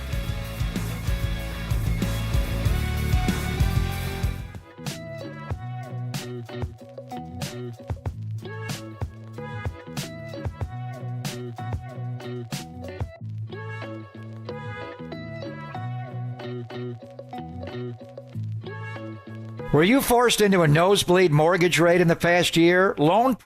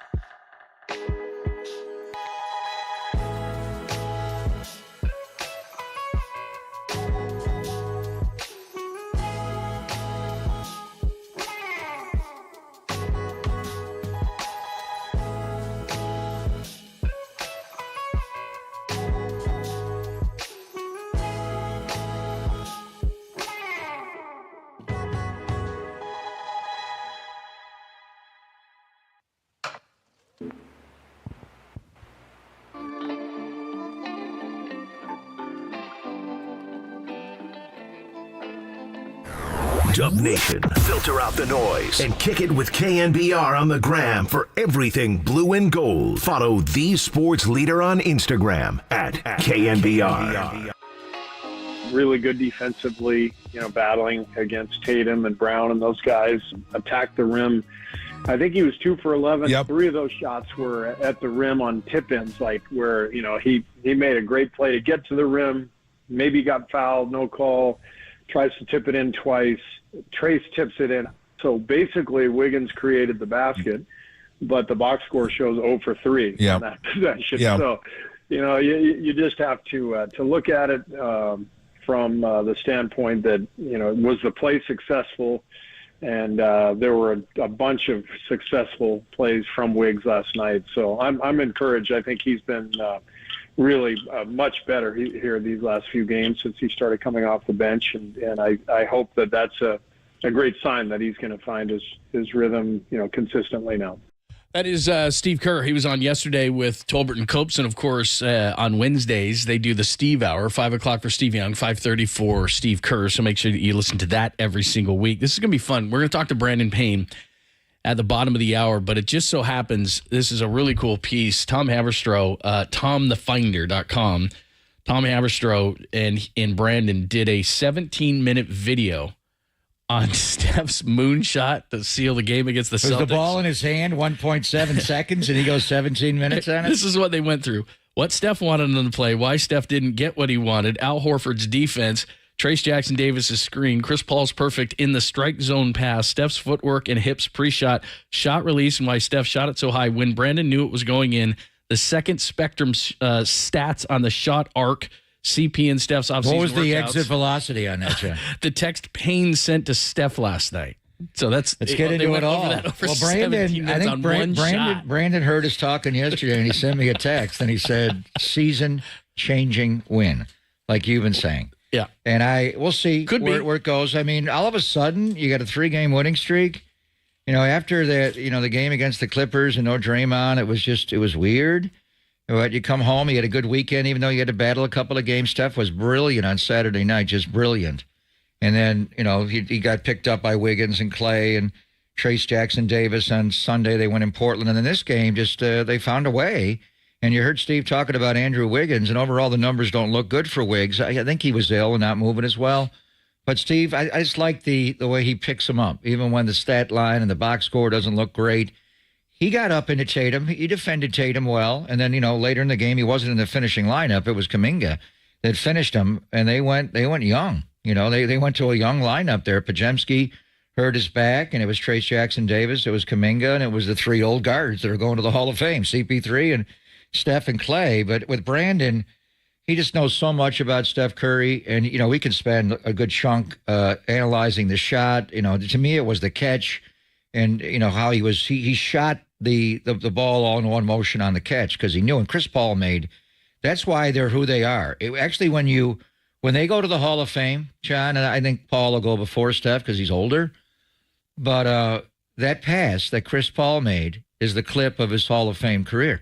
That is who makes that kind of a cross-court skip pass like that, but he's looking for Steph, and Steph relocated to get it right above the break, and the ball came out to him with 3, 4 on the shot. And he actually looked at the clock to see where it was. Steph had to catch and get it up with Derek White on him. It was who they are and why they're 2 of the best at what they do. Now, obviously, they're more complete players, but that's one of the greatest passers in basketball making that pass.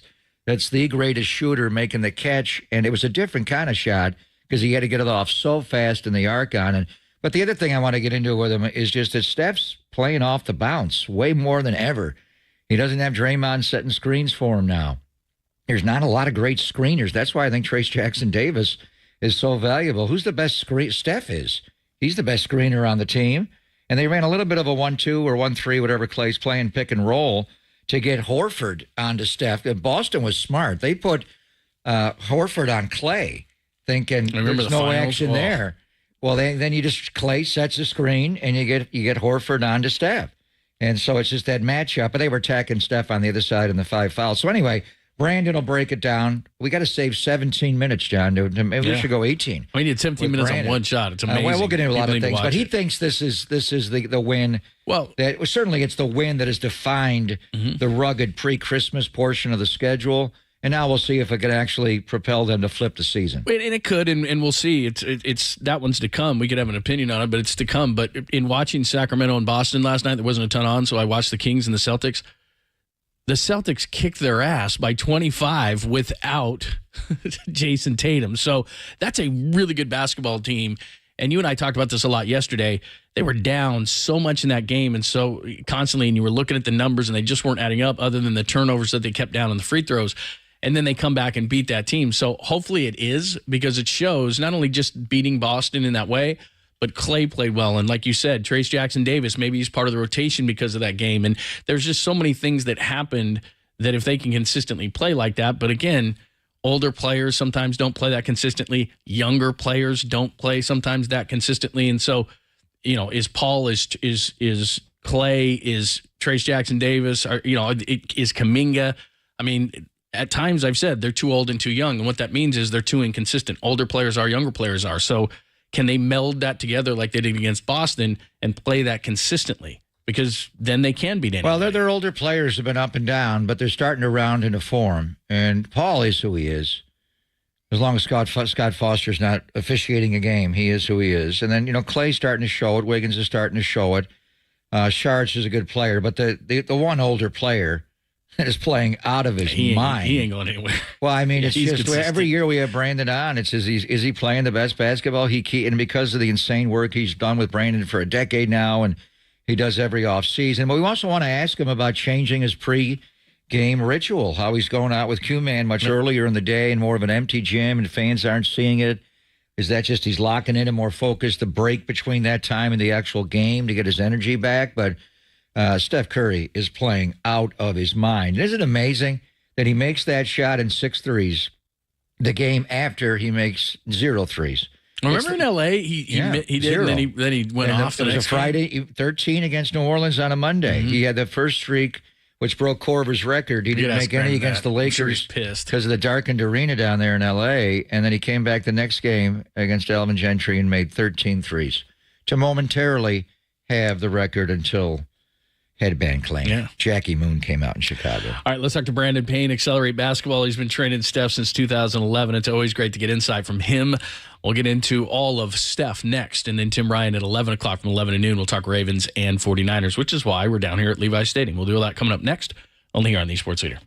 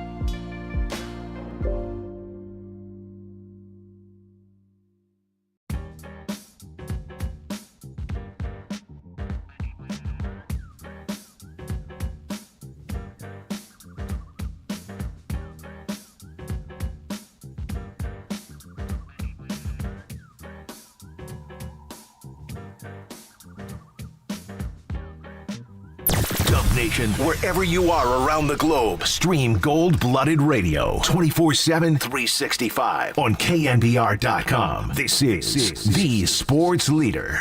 10-second difference, game clock, shot clock, Curry. Spinning, corkscrew move, inside, no! Paul gathers it in, pocket three, Curry, three! Oh, there's the lead! What a shot! Oh, my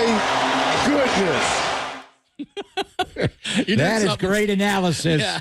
From one of the best shooters of all time and the greatest shooter of all time. No doubt. That was cool seeing those two talking. Reggie's kid before the game on Tuesday was just like looking at Steph like there's a god right there. And Reggie's looking at his own kid going, I was pretty good, back in the day.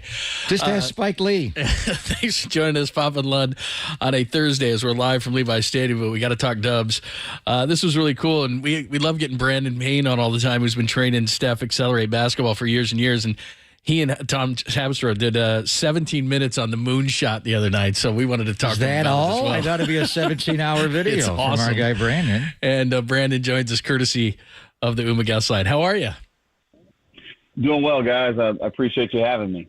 No, we love having you. Before we get into the analysis of that game, of that shot of Steph, how pissed does he get? When, like the other night, he goes 0 for it. I remember the last time he did was in L.A., and then he responded with, 13 of them. So he didn't get 13, but that last one was pretty good. So did you talk to him about that, or does he even care about the streak?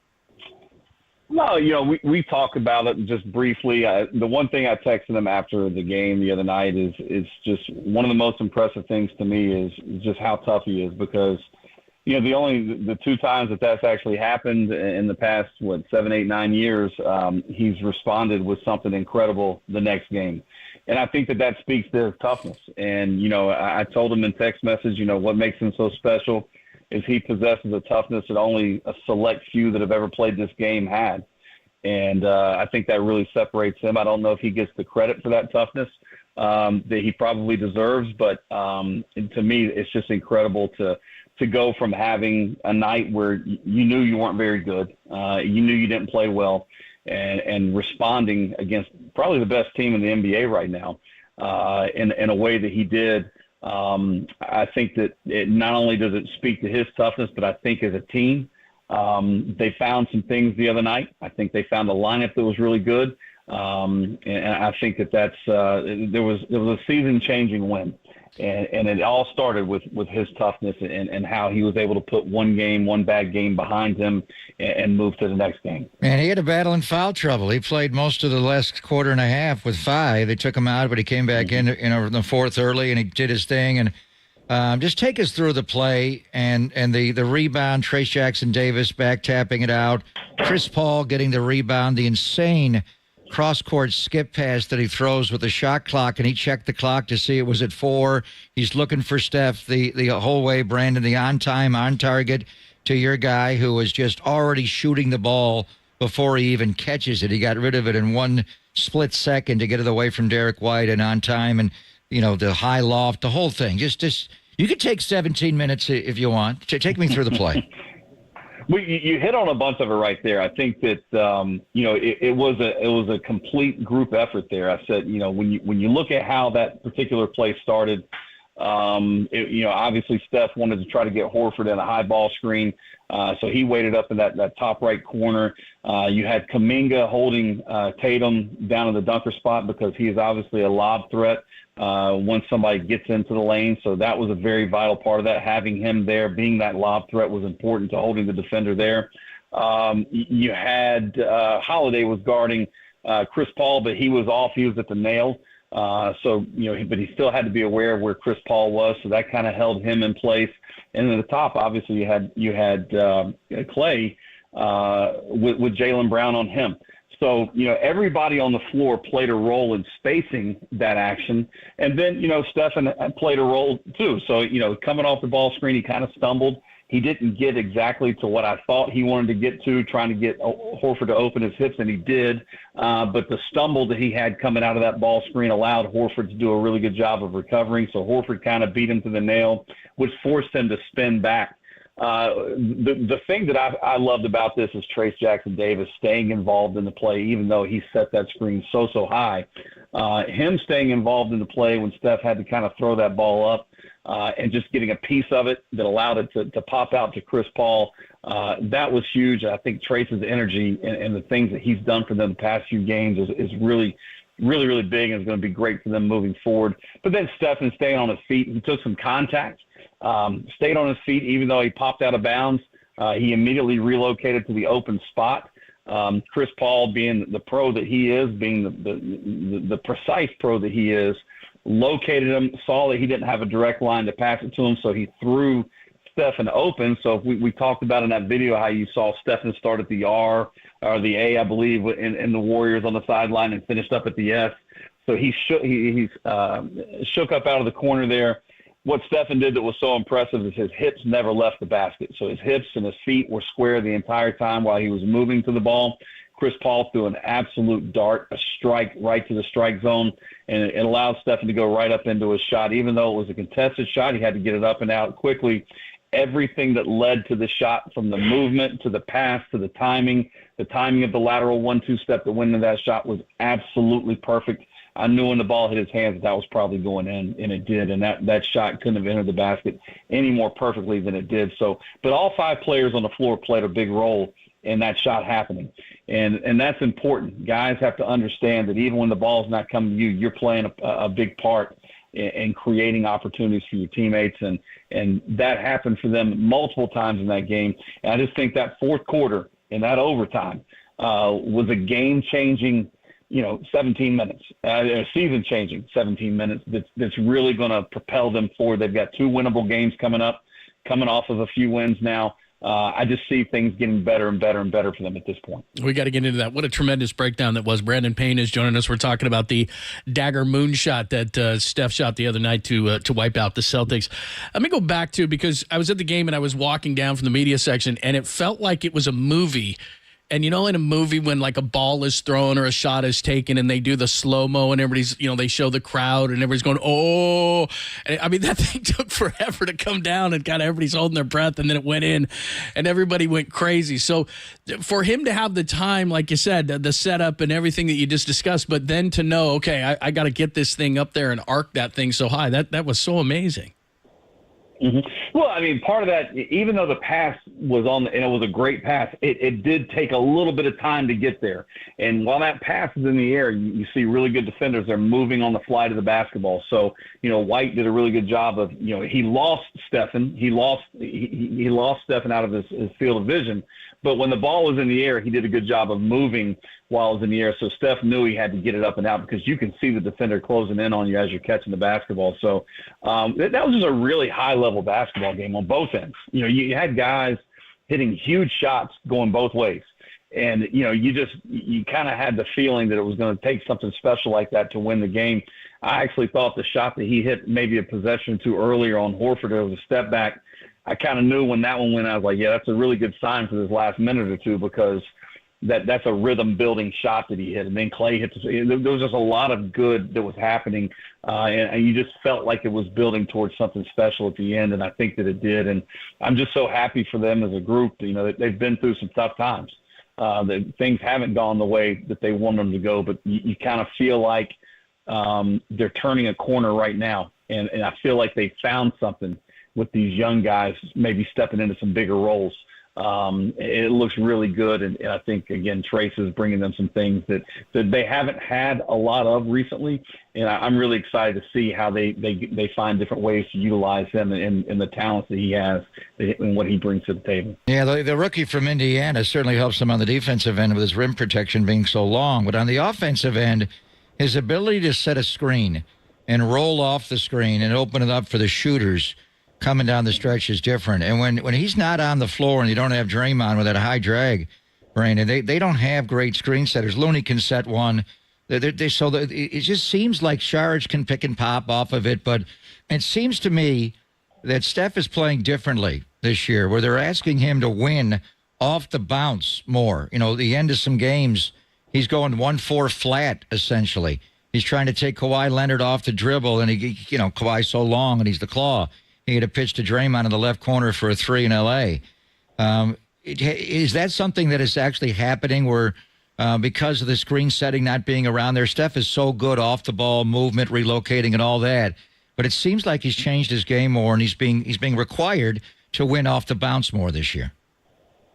Well, I think that you have to adapt to your situation and your circumstances, right? And I think that the situations they've been in for most of the year has been a little different than it has been in the past, and it requires them to do a little bit more off the dribble. You're right. I think that having a combination of screening types, whether you've got a guy, like you said, Dario's a pick and pop guy, or where you've got Trace, who's obviously a big-time roller, and he sets really good screens on the perimeter. I think that what really makes Trace very effective, he's got great hands, and he's also able to catch late passes, which is very important when you're dealing with the length that they're seeing. You're seeing guys that can kind of play in between and still have an effect on both the ball handler and the roller. So when you're seeing that type of length, you have to take it one more dribble sometimes to kind of pull that defender away from the roller, and you're going to throw a lot of late hard passes. And Trace has done a really good job of catching those. He also gives them in some of this middle third ball screening action where we've got guys that roll to the rim and they're catching lobs where you just kind of throwing it up. You saw Stephen try one the other night. That's something they haven't had a lot of in the past, and now that they have that, it really opens things not only up for Stephen and for Trace, but now you really pull in Klay Thompson. Klay Thompson's either holding a defender or he's shaking up out of the corner, and he's creating more opportunities for himself by just simply being opposite of the action. And so a lot of things change for them when you've got somebody that can screen and roll hard and finish. And I think that Trace definitely brings that. Brandon Payne joining us. He is the longtime trainer for Steph Curry Accelerate Basketball.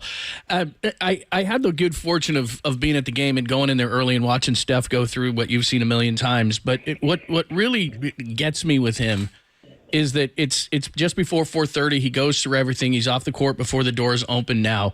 Then he does the Superman act that we all saw for 2.5 hours. And then we wait in the media room because it's on TNT. So he does all this national stuff and everything that he's required to do, and then he gets into the media room at about 11 o'clock, gives amazing answers, has great energy, very thoughtful answers, and then he's out of there. How does he, with all the things that he does, because I saw him giving out presents to the less fortunate, I mean, he just does everything, and that's a long day. I was tired, and I didn't even play in a basketball game. So how does he do everything that he does, and he does it with such energy, with a smile on his face? It amazes me. You just described almost every day in the offseason.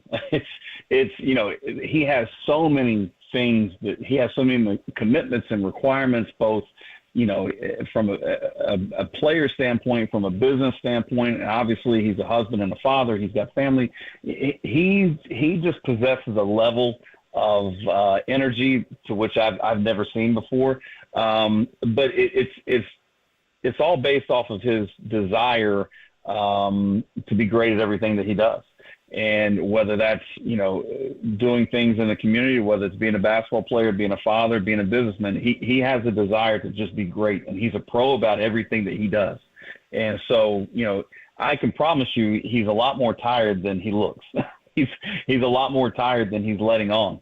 But you'll never know that. You'll never know that because, he understands it's his responsibility to be a guy that does everything with great purpose and great energy and great professionalism. And so, you'll never know when he's that tired. So he's just different. He's just different that way. And there'll never be another one like him. He's a one of one. I know a lot of people can throw around that phrase, but he really is a one of one.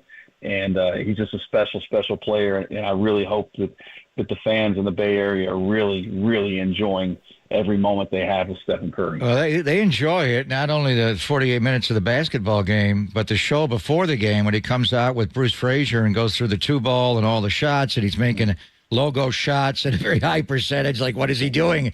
So he has altered the time of that. He used to come out about 90 minutes before game time and go through that elaborate pregame, and I was blown away how hard he worked when he did it. Like, are you playing tonight, or are you taking the night off? He does it every single night, and then he goes out and plays the way he plays, and he runs around like nobody else ever has, probably since Havlicek. So is it just to give it a little more of a break between when he does the pregame workout with Bruce Frazier, Brandon, and the actual game? Why has he moved the time up where it's earlier? And right now, the one side of it is the doors aren't open in the arena for fans to see him do this.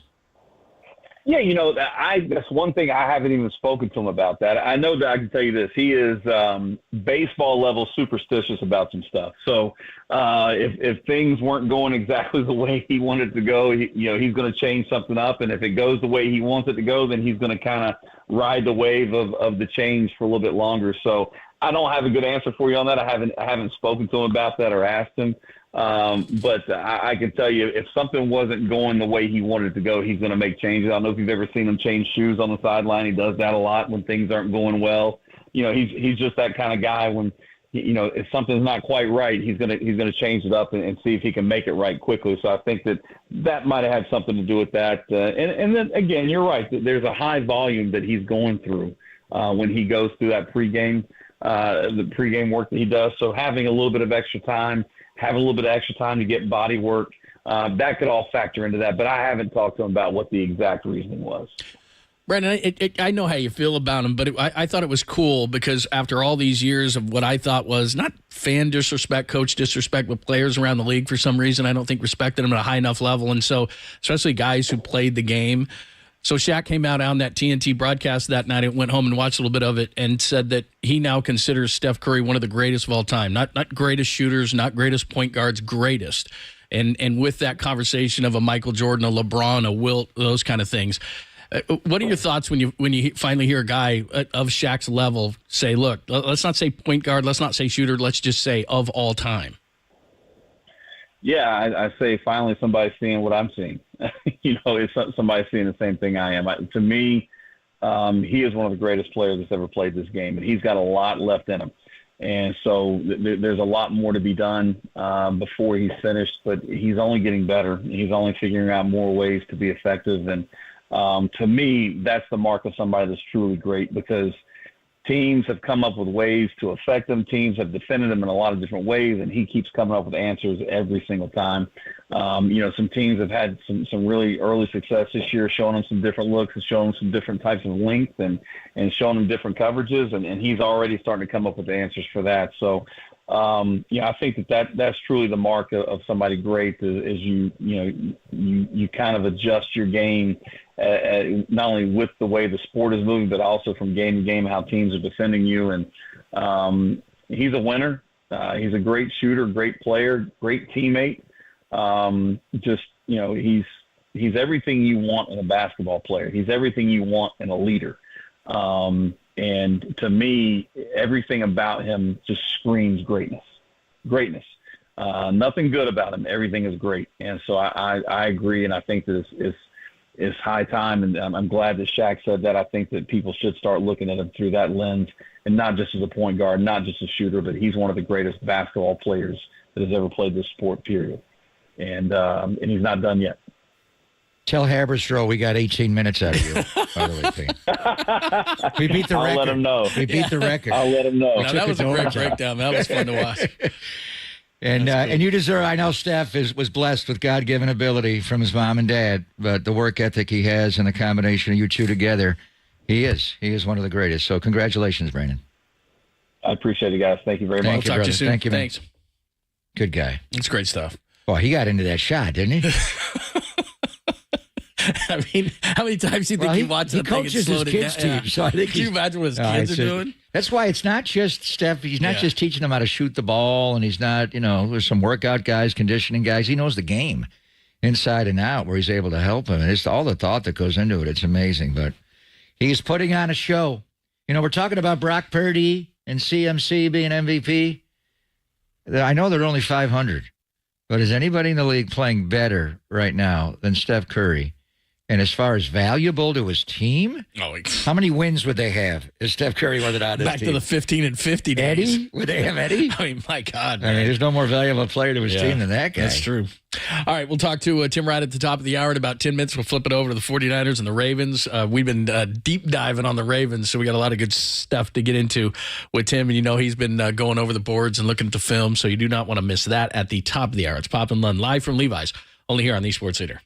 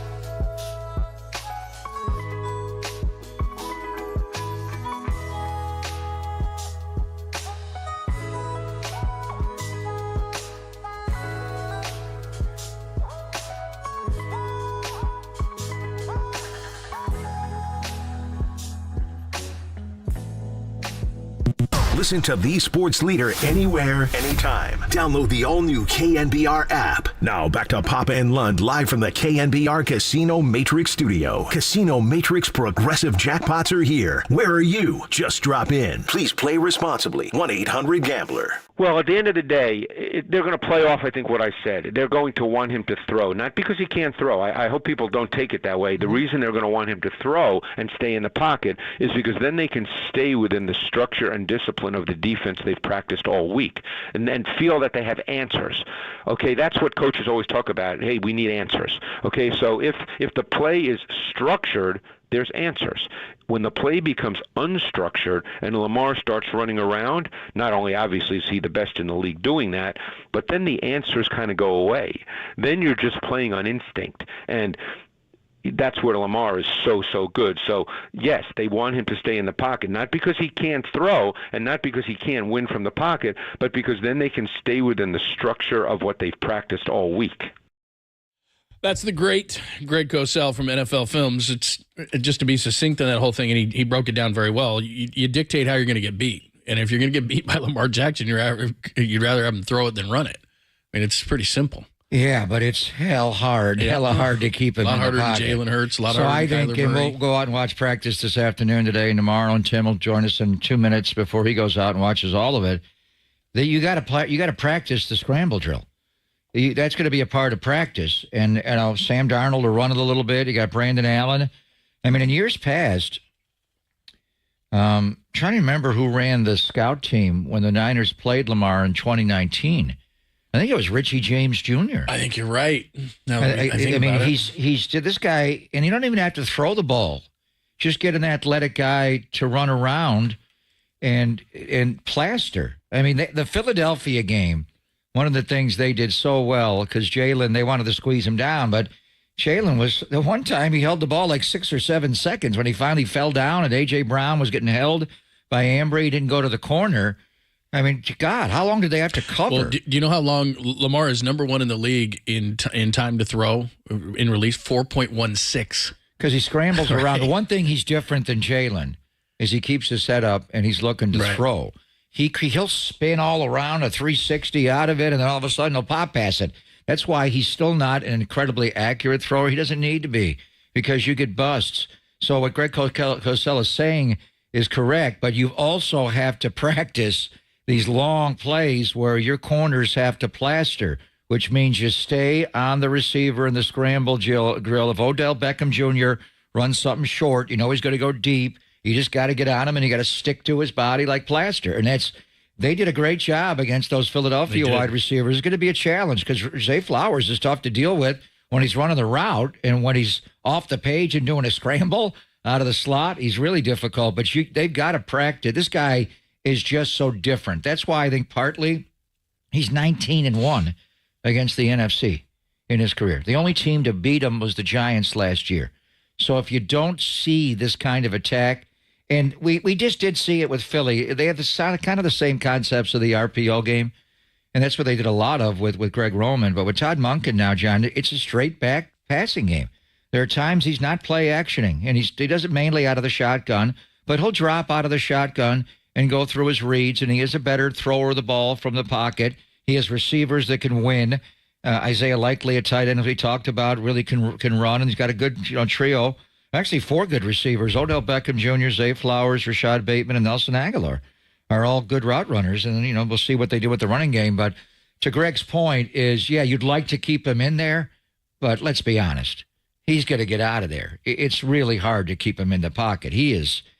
And there have been some great running quarterbacks in history. And Justin Fields right now over 1,000 yards, and Lamar's done it twice probably this year. He's just different. He reminds me of Charlie Garner. The way he spins, you think you have him half a body, and Christian McCaffrey spins off of tackles. He's a spinner. When he gets contact, he just spins out of it. Lamar, you can't. First of all, you can't square him up, and you get a half of a body, and then he just spins out of it. And now he's pressing the line of scrimmage. You're like, damn, what's the 40 time on Lamar? He's going to take it to the house. But people think he's in the 4.3s. Yeah, he's top 4.4. And then so he starts running. What are you going to do? You better come up and tackle him. Now all of a sudden you're not plastering. Guy's busted. He's wide open behind you. I don't think there's been anybody like him in NFL history. I mean, there's been running quarterbacks, but not like him. Jalen Hurts is more of a power guy. Kyler Murray's smaller, quicker kind of a thing. Or even Michael Vick, maybe? Was he more like Michael? But, he's Randall long. Cunningham was a really good runner. Maybe that, kind of like that, and he had a whippy arm like that. He had a better arm, Randall. He did, but, he's, like you said, he's slithery. You don't get a shot on him. He's really good with his timing. Now he becomes a running back in the open field because he's just so hard to get down. It's just, it's difficult, and he's got a great arm. He's not, and here's the other thing, too, that you mentioned this, where it's not Greg Roman's offense anymore. It's not a simplistic type of an offense, and he makes a lot of plays. And then the other thing is they're greatly improved, even though they lose Mark Andrews. They're greatly improved. And so now when you plaster, I don't think they're better than the Eagles receiver core. But as you said, Zay Flowers is kind of like a Devontae Smith, quick, fast. He's going to get open. And even if you plaster him, he's really difficult to stay with. I think that in the Philadelphia comparison and just seeing them is interesting. But I think Philadelphia's offense is what Baltimore's offense used to be. And it's somewhat, I'm not going to say, well, it is. It's predictable. Well, you kind of know what they're going to do. It's like, the old Packers sweep. We're going to run the same play every single time. Stop it. We're going to perfectly execute it. And with Philly, it's just built-in options off every play for him to hand it, pull it and run it, pull it and pass, run it and then pass it. Now Baltimore's, they've opened up the passing game. There's a lot of sets where he does not have a back to his side. He always, before, when we went there in 2019, he had a back to his side. Ricard is the fullback, and we have 2 great fullbacks in this game, but completely different. Patrick Ricard is a 300-pound fullback, so it's just different. But then Here comes our Bro, the hair is 300-pound down, man. Wow, what's he going? It's on. Caveman look It today. is on, man. How are you, bro? You gotta Anyway, get the YouTube and Twitch. now see it. they're getting into empty sets where he's got 5 out and he's just reading it and throwing it, and Tim will get into is exactly how do you rush him because he's so hard to keep in there, and when he gets out is when they make the big plays. The big difference, and Tim's watching the tape, how good are their tackles, or how poor are their tackles? Ronnie Stanley's playing hurt. McCarry's coming in for him a lot. You got Morgan Moses on the other side. But you got to be disciplined how you rush him from the outside, because if you jump inside and give him an avenue getting out, then it's problems. Their center's really good. He is Some good good. interior. Linderbaum, guys, yeah. All right, we'll get into it. Tim Ryan has arrived. We'll look back at the win over the Cardinals, and we'll look ahead, of course, to the Ravens on Monday night, which is going to be fun. It starts tonight with the Saints and the Rams all through the weekend, and then finishes on Christmas night with the 49ers and the Ravens, the two 11-3 teams. It's Pop and Lund on KNBR AM and FM San Francisco, the sports leader, Cumulus Media Station. It is time for the Tim Ryan Power Hour.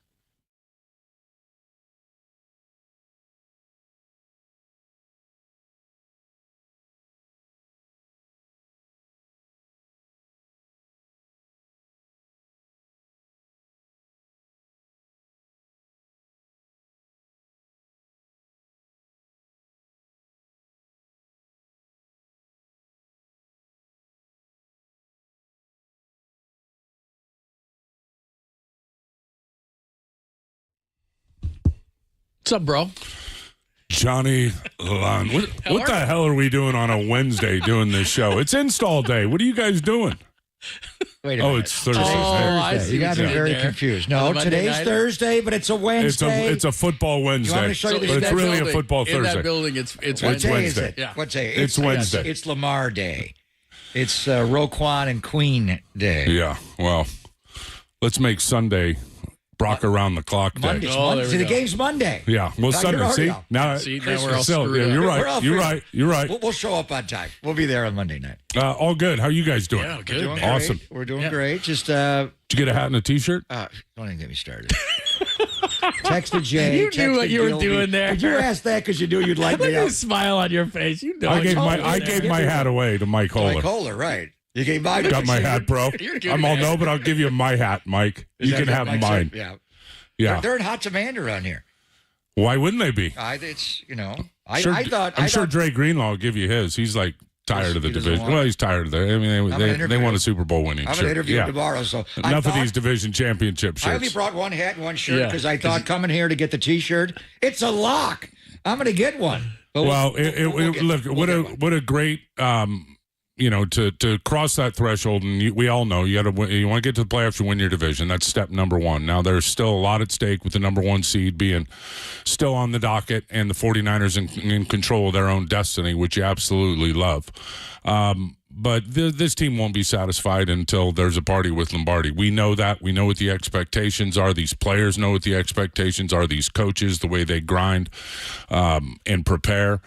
And this is going to be the toughest game in a long time when you study this matchup and you look at the Baltimore Ravens and what they present on both sides of the ball.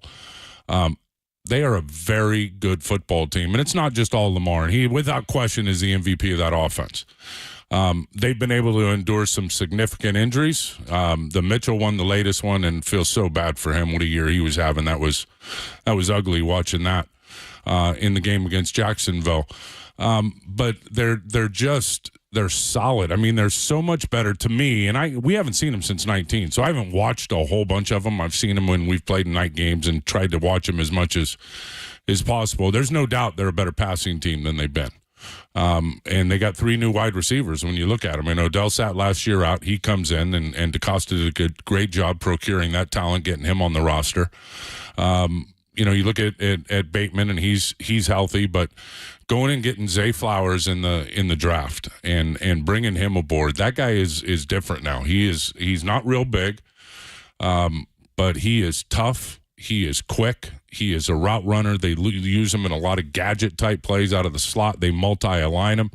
If you watch, and Lamar is playing playground football all the time because of what he can do with his legs and extending plays, and if he's not crossing the line of scrimmage, he's looking for Zay Flowers, period. I think that's the number one guy when they're in that playground drill. And then, Aguilar and him coming in and what he can do. And the guy can play all the positions. The USC, remember the old Philadelphia second round? He's still got juice now. He's bounced around the league, but you watch him, he can still do it.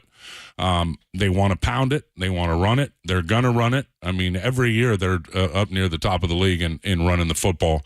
And it's no different this year. And this is going to be the 5th consecutive year that Lamar Jackson has led that team in rushing. So he's going to cross the line of scrimmage 10 times in this game, maybe more.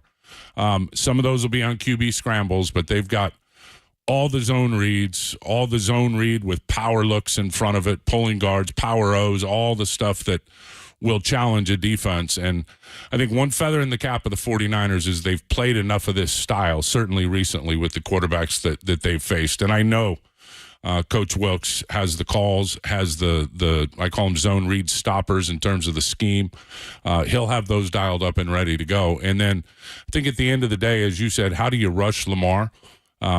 Keeping him in the pocket is such a challenge. I mean, the guy, he gets back there and then he'll just start shuffling and scooting one way or the other and looking for escape lanes, looking to pop out and throw it down the field or crease you with his legs.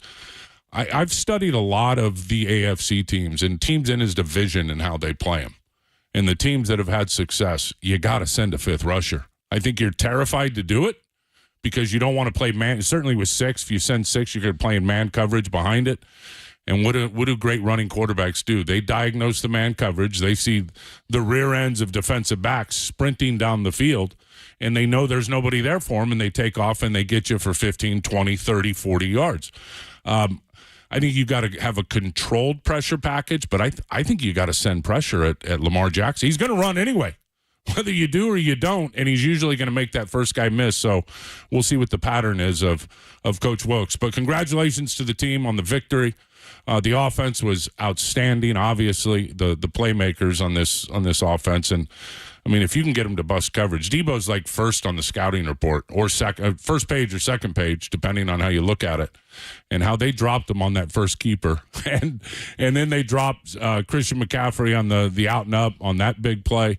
So the 49ers went after that rookie corner, Starling Thomas, I think, got him out of position. If you bust, Brock is going to break you off because he never misses it in terms of how he can read it, see it, and then most importantly, react and throw the dime or get the ball where it needs to be. McCaffrey was great running the ball. Offensive line, watching the tape, it was up and down. It wasn't their best game. They're a challenge to block Arizona with all the stuff they do. I mean, you never know what they're going to be in. Brock reading that coverage, there's so many times there's 8 at the line. Who's coming? Well, only 2 guys are coming and 6 are dropping out. So that's a challenge on a young quarterback's eyes. He was able to pass that test. This will be his biggest test of the year.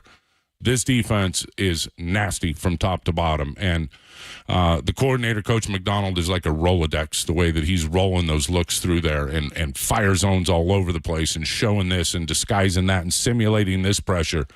And they've got very good players at every level. We all know about the linebackers. This Kyle Hamilton's no joke now, the Notre Dame safety that plays nickel. And I'm curious to see what they do and how they line up versus the 49ers 21. If it's going to be that big nickel package or if they're going to get into their base, which they're capable of doing. Something tells me it's going to be big nickel because if you go study their defense, I don't think they're giving up, if at all more, very few more yards when they're in nickel versus when they're in base versus some of the running teams. So that to me is going to be a matchup. Hamilton on Kittle if it ends up being that way. But this will be the biggest test for Brock Purdy. And then defensively, it was ugly last week. I mean, they missed the big dogs inside. Far too many missed tackles. We can go over some of those plays, but definitely some missed tackles, definitely shoddy in terms of the gap control on the inside. I think the extra snaps once Kalia Davis went down were a challenge for Big J.K., Javon Kinlaw, who certainly had some really good plays in the game, but they struggled in the inside. They struggled on some missed tackles. Thought the coverage was great. Thought Charvarius Ward's confidence is continuing to grow. They're going to have to pack a lunch for this one because here comes the Ravens, and they're going to be trying to get it downhill. All right, the Tim Ryan Power Hour will continue. We'll look back quickly more at Arizona. Plus, Tim was in the locker room as well with the victorious crew, the NFC West champs. But, of course, bigger fish to fry as they're trying to get that number 1 seed. So we'll continue that conversation and more on the Ravens. It's the big game between 2 and 11 and 3 teams. We'll do it more next, only here on the Sports Leader.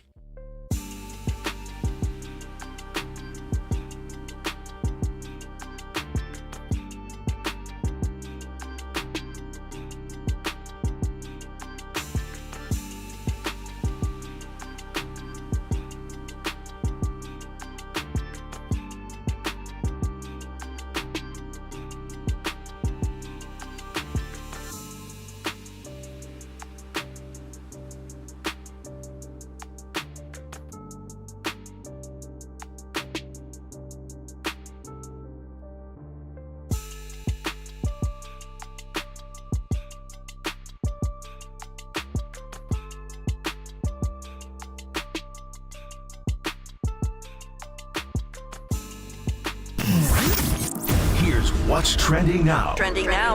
On KNBR.com.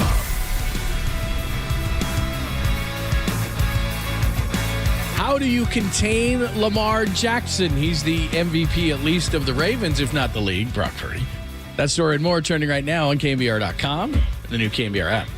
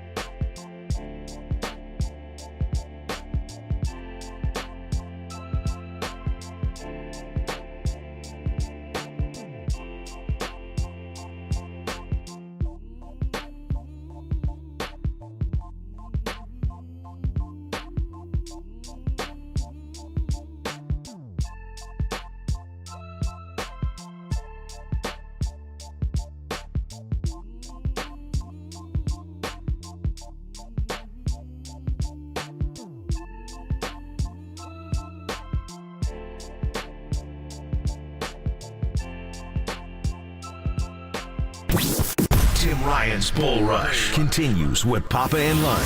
Sponsored by Pacific Catch, the West Coast Fish House, straight from wave to table. Dine with them at one of their 12 Bay Area locations and book your next staycation at PacificCatch.com. On KNBR 104.5 and 680, the sports leader.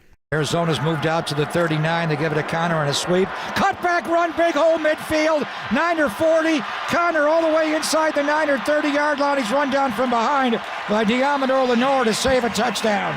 Just a simple gun run sweep going right and a cutback for James Conner and a huge run.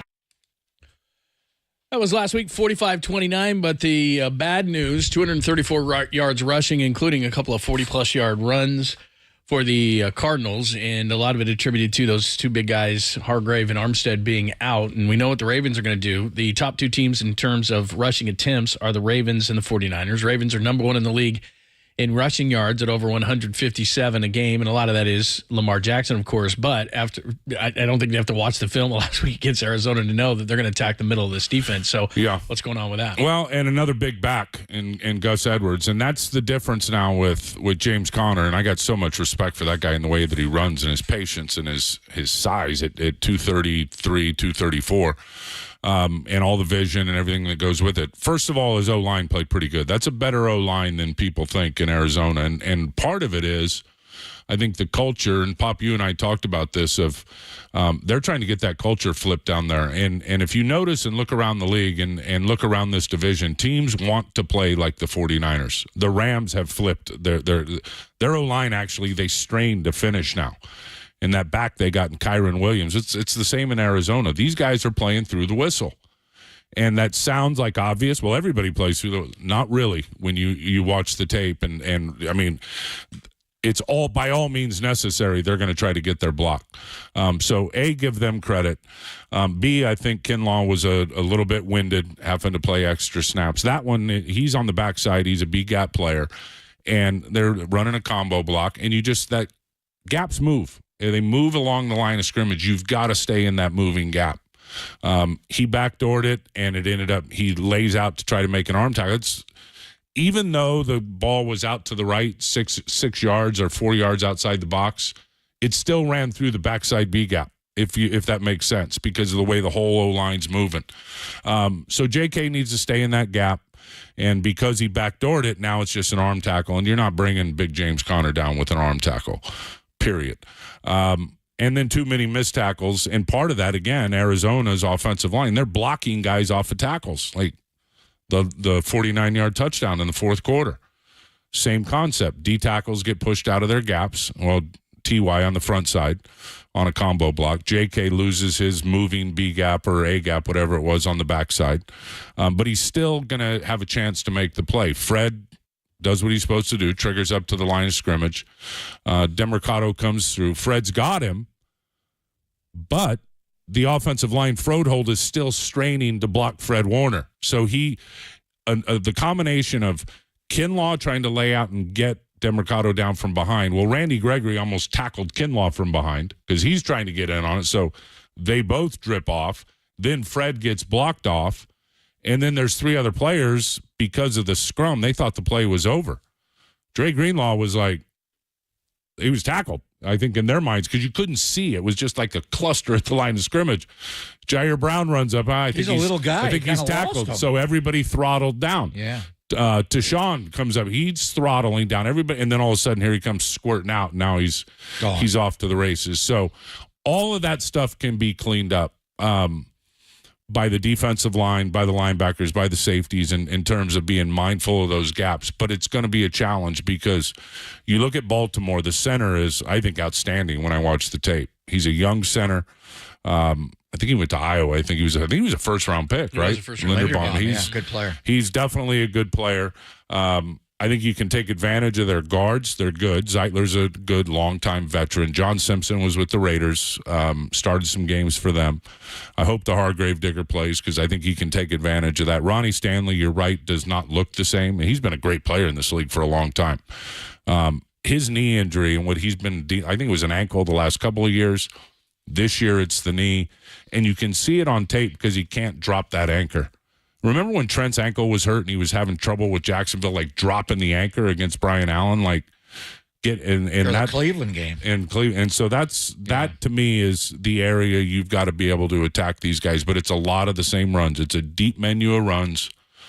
They'll mix in some stretch. They'll mix in some flex belly out of the shotgun.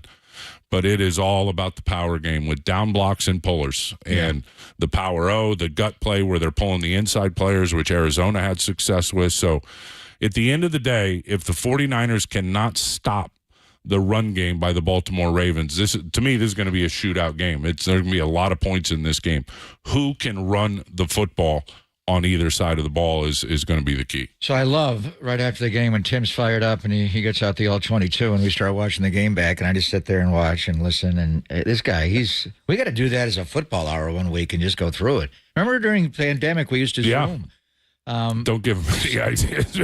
Don't give him any No, I know. It was fun, though. It was fun. It was fun. We got inside the game. They replayed the calls. Well, and it forces you to prep, for sure. Yeah, and then you and I watched it together. That was cool. No, but anyway. Stop it. Sorry. You better find a sponsor.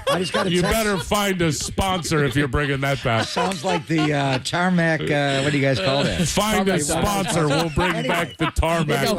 Anyway, one thing you were noticing about Javon Kinlaw, and I heard you talking to Murph and Marcus on Monday, the second foot. It's his second foot, power foot. So when fans can kind of watch it when he rushes, he comes off the ball, he gets the front foot down. The second foot does not get down in time before he gets blocked, and that's where he gets moved out. Well, that's mostly on the run stuff, because in the pass stuff, when it's obvious pass, they want to penetrate. They want to take that big first, step to get into those gaps and get all of his moves set up off of it. And again, it's for all defensive linemen, not just Javon Kinlaw. And I just go back to when I play, and I know the game's changed a lot, but a lot of things are still the same, especially when you're talking about in the trenches. So for me as a player, I always had to be mindful of 2 quick power steps, 1-2, 1-2. And to get that muscle memory, even in practice, I'd think about it. Every year when we'd start training camp or even in college, I'm like, all right, 1-2, pop, pop. Pop, pop, pop, pop. Every time to get those 2 feet in the ground, you know your gap. You know what gap you're supposed to be in. But if you get those 2 feet in the ground, your knees are bent, you're low. By the third step, the blocking scheme has identified itself. It's a double, it's a combo, it's a cutoff, or it's a hook. And if you just really think about, make a concerted effort of getting that muscle memory, watch Armstead, he's great at it.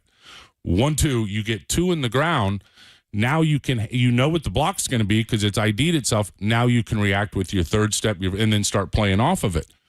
Well, a lot of times because these guys are so trained to get up the field and penetrate. And I get it. And it can ruin run games and gives you an edge in the play action pass.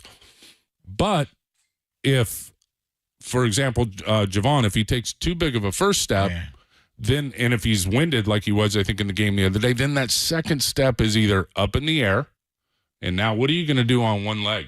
Your pads are going to rise up. You're on one leg. You're trying to post on one leg versus a 675-pound double. Good luck. Or a combo block moving in the other direction. It's just hard. Or if the foot is late and doesn't move at all, now you're not in a good position to really, when that block IDs itself, you don't have good leverage. So that's the whole thing with him, and he does it a lot in terms of getting those 2 feet in the ground, and he's played the best football he's played since his rookie year, and that shows up in the stat sheet with his sacks and his production. But again, I know Kasarek's telling him, I know he's concerted and thinking about it, but those are just the little details of what I think could separate him from on certain plays from just being a guy to being a guy that's whipping those blocks and getting in the backfield and making tackles. We'll continue this conversation. 2 11-3 teams. We'll take a big picture look at this whole thing. Tim Ryan Power Hour every Thursday, even though it's a Wednesday down here. I know it's confusing. I'm confused. You're confused. We're all confused. It's a Monday night game, so it's actually a Wednesday. Tell that to your boss. Bob and Lund, live from Levi's. Nobody's at work anyway, John. I drove over here and I'm like, this was the easiest Thursday night ride football down on tonight or no? Yeah, it is Thursday night football. Yeah, Wednesday night football tonight. Rams Saints. Very confusing down it's here. It's all day. Yeah, you lost the day. So it's anyway. T-shirt and cap day. Yeah, except for you, it's not. It's Bob and Lund on the Sports Leader.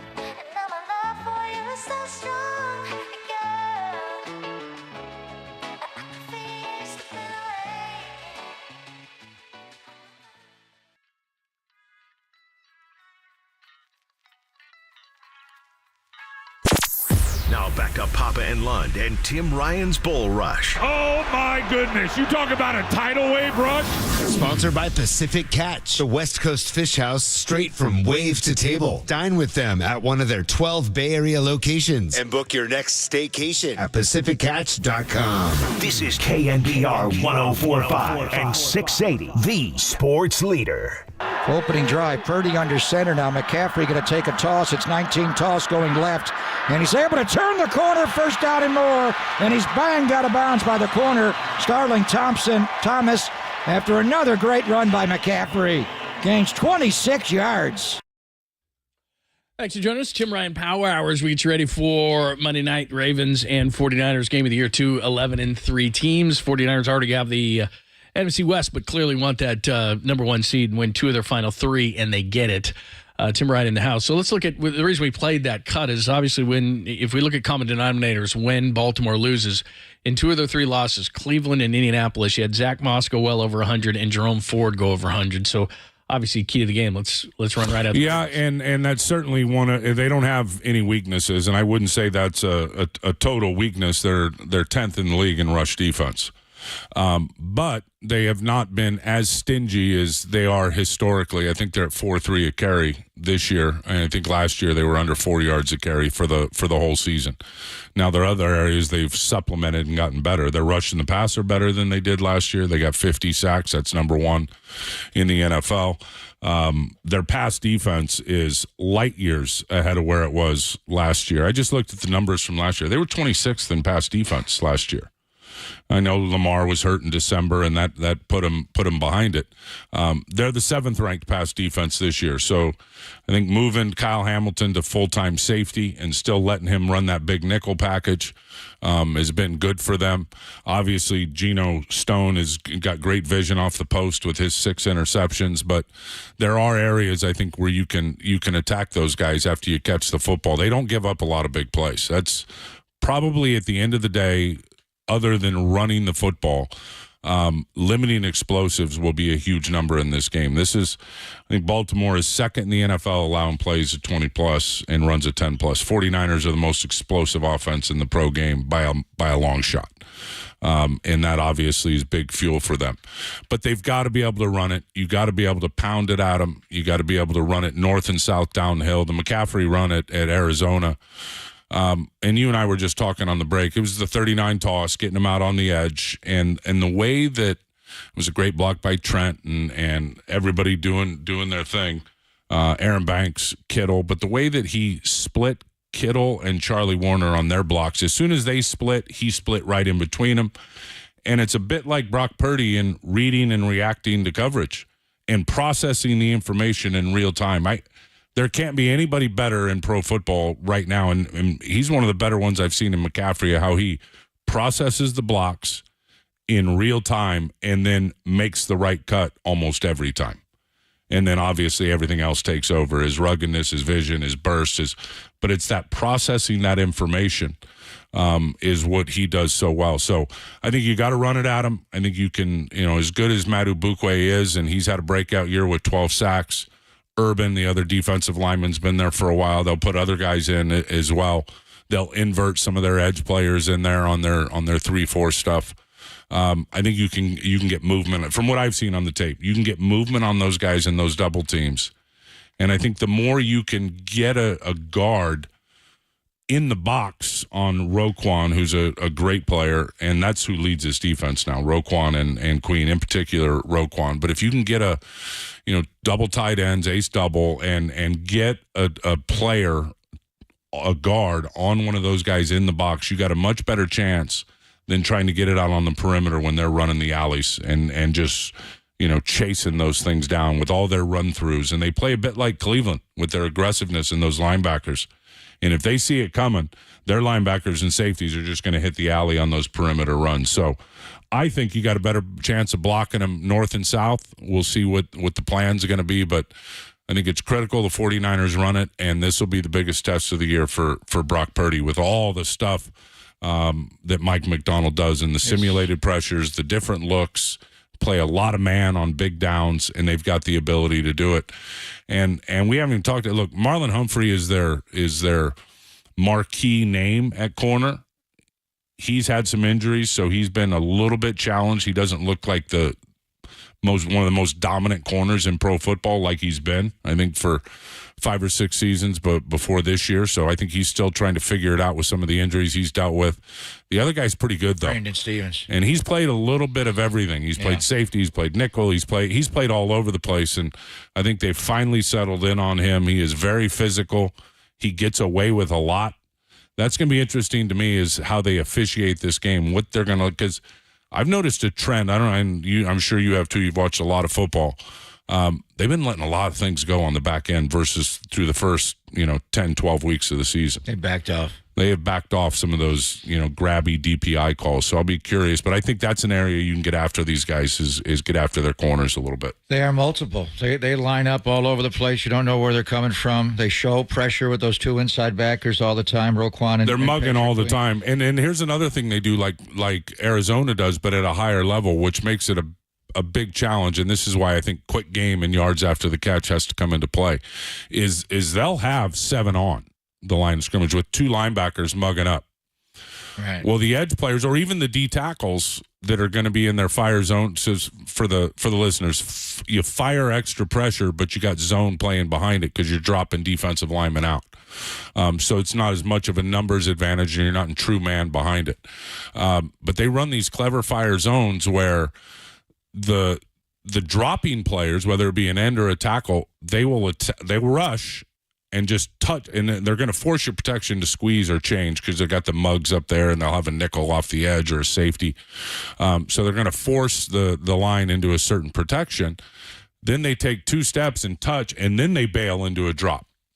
So it's kind of like, man, is there 7 coming? No, there's only 5, but 2 have affected your protection, and now they're dropping to the hooks or to the flats or wherever they're going. So it's going to be a big challenge for the O-line and a big challenge for Brock and his processing. Post-snap, they're getting into something completely different, and actually it's post-snap. And they roll through it. There's not a lot of indicators. Right. It could be anything with the Rolodex that this guy's using. This is where big brain Brock will figure it out over time and make it a little awkward early in the game. And I think starting fast. You see this team and the way they score on their opening drive and what they do in the first quarter? Have you seen what their defense does in the first quarter? They've allowed 25 points all season in the first quarter. They've been ahead almost every game. Yep. So really, they're 11-3 like the Niners. This but is the 2 number 1 seeds matching up, man. There's no doubt. This is real ball. We may see him in Vegas. The one indicator, are there any tells from Kyle Hamilton on where he lines up? Because he lines up everywhere in their defense, but he does roll out of it post-snap. Can you kind of tell a little bit where he's going to be, or is he's hiding it so well? Yeah, I haven't been able to find any indicators on that yet. Now, I'm no expert in those coverages. I'm sure the team is identifying some things, but he is a risk taker. That's for sure. He knows what he's doing, and he knows what he's doing pre-snap and where he needs to be post-snap, and he lines up everywhere. I mean, he'll be at backer, he'll be at nickel, he'll be at post safety, he'll be at deep middle safety when they do other things with their speed nickel and they bring Art Mullet out there. But no, he is a really, really good player and atypical for that position as a nickel guy at 6'4", 220 pounds. I mean, he is big, he is long. And all their guys in the secondary are big. Big corners, and they want to beat you up. Marlon Humphrey wants to get on the boundary and beat the hell out of you on the boundary. I can't want to because BA ain't no slouch now. This is going to get nasty, and it's going to be fun to watch. I think everybody's in for a treat on Christmas Day. But this is the toughest matchup on paper in a long time, and when you watch the tape, you see why. This is a damn good football team. I get the sense that in a physical game like this is kind of a Debo game. Where you have certain tone setters on your team, and I think he'll take it as a challenge. He takes everything as a challenge. Like, that's just who he is, and he'll rise to the occasion. DL Debo, different level Debo. It's just what he is. Trent Williams will fuel this as well in terms of his style of play, and he knows what this means. Is there anybody more rugged and physical than Christian McCaffrey at how he's playing the game right now? Kittle and what he's doing. I mean, that's the thing is. And we'll see where all the MVP voting shakes out. The weapons on this offense, when you look at what Debo has done since his return from the injury, CMC's done it all year long. He's been detonating and exploding every Sunday, and that's obvious with his 20 touchdowns. But I saw a stat earlier today where Debo with 5+ rush, 5+ pass touchdowns. CMC the same. They're the first team in NFL history to have 2 players that have been able to achieve that. And there's still 3 games to go. And I'm talking about the ball distribution and the interceptions to the touchdowns to BA and to George Kittle and all the other things they can do. I mean, just think about that number. First time in NFL history. McCaffrey's got 20 touchdowns. Yeah. But to have 2 players with at least 5 rushing and at least 5 receiving, and they're both over that number. First time in NFL history. They've been playing ball a long time. Pretty impressive. Well, too, for this offense and the history of what this team is, Brock is on pace to possibly at least tie Steve Young on touchdown passes, beat Jeff Garcia's record in yards, way over yards per attempt. Montana was at 9.1. He's at 9.9. I mean, and then you look at the kind of guys, BA's on a 1,400-yard pace. Christian McCaffrey would be 3rd all-time in rushing yards. He's over a 1,500-yard pace. Kittle for 1,000 yards. Debo, crazy. Almost 1,000 receiving and a bunch as far as total yards are concerned. I mean, as good as the offense has been in the past for this team is on pace, and they could top the 505 points. They're averaging 30.4 points a game. I mean, this is I don't have to tell you guys, but this is a historic franchise, especially offensively, and they're going to either get to or break a lot of the records in the history of this team this year. Right. How many? Baltimore gives up 16.1 points a game. Number 1 in the NFL. What's the number? Can you get to 24 against these guys? Can you get to your 30? Can you get beyond? I think you can. I think Cleveland put 33 on them. I think the Rams scored on them. It's going to get dirty, but Purdy for 30 has a real opportunity. It's got what's this team been able to do in the red zone? Are you kidding me? This offense and the play calling, the ability to run it in the red zone. They're number 1 in the red zone, 68.5%. They've cut down on mistakes. They've cut down on self-inflicted wounds with the penalties. 1 penalty in that game last week against Arizona. And at the end of the day, again, back to how the officials are going to call it, but there's not a lot of room, margin for error on either side of the ball for either one of these teams because both teams are so explosive and so capable on both sides of the ball. The biggest challenge in this game, though, and I think Brock's gonna do his thing, despite it being an arduous journey. It's going to be rough now for 4 quarters. These guys are well coached. They play the game the right way. Harbaugh will have them ready to go, despite having the Miami Dolphins coming up in Week 17. They will not look past this matchup, even though it's an NFC game, and they know how important the AFC is. The biggest challenge in this game, and really the way I think the 49ers are their best chance to win it, is Lamar cannot wreck your day, running and throwing, and he can do both. And that's why he's an MVP candidate. That's why he leads this team in rushing. He's got 741 yards. He can throw it. He's got receivers that'll go get it. But they've got to keep him contained from absolutely detonating with his legs in this game. If they make him play quarterback, and if he ends up at the end of the day, and throwing it 35 to 40 times, I think that's right in the 49ers wheelhouse. You just cannot let him do his thing with his legs. Much easier said than done. Yeah, absolutely. The one thing, too, and you guys were just mentioning red zone, this will come down to this. The 49ers score touchdowns in 68.5% of the time, which is number 1 in the league. Baltimore's at 37.5, allowing touchdowns. And in their 3 losses, 5 field goals, 4 field goals, 3 field goals. It might come down to a Jake Moody. Matt Gay hit 4 50-yarders against them. So they'll give you some yards. It's just once they get into the red zone, they shut the faucet off. It's hard. The field shrinks. You got an end line. You can't just keep running all the way down the goal line, so there's not as much space, and that's where the scheme and the level of players show up. Justin Tucker's not had as great a year this year. I think 4 of his 5 misses are 50-plus. And that guy's a Hall of Fame kicker. So we'll see if it comes down to a kick. It very well could. This is going to be a tight game. All right, we'll give you some final thoughts with Tim Ryan to the top of the hour. It's Pop and Lund as we're live from Levi's on a Thursday, getting ready for the big Monday nighter between the Ravens and the Niners, only here on the Sports Leader.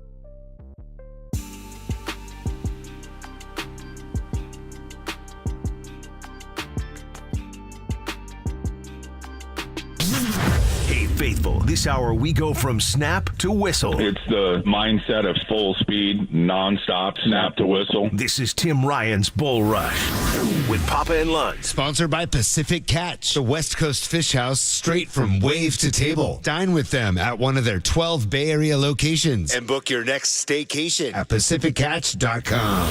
On KNBR 104.5 and 680, the sports leader. Now Lamar backs up into a pistol. He'll take the snap from center. Going to pull it and get out left and dive into the end zone, jump into the end zone for a touchdown. They have you outnumbered. They run the Wildcat the whole game. Their quarterback may be the best running back in the league. Not anymore. McCaffrey is. Yeah. But he's right there. Yeah, I understand that. Headed for another year of leading those Baltimore Ravens in rushing. There's just so many different looks to it, Pop. I mean, you call it the Wildcat. You got to load the box, obviously, right? But it's because he can still throw off of it. They run the power off of it. They'll have two guards, a guard and a tackle pulling in front of them. They got a little influence play where they pull the guys one way to get your backers going that way, and then he runs the other after he puts it in the belly. So there's going to be 6 or 7, maybe more zone read plays in this game, depending on how the 49ers stop them early.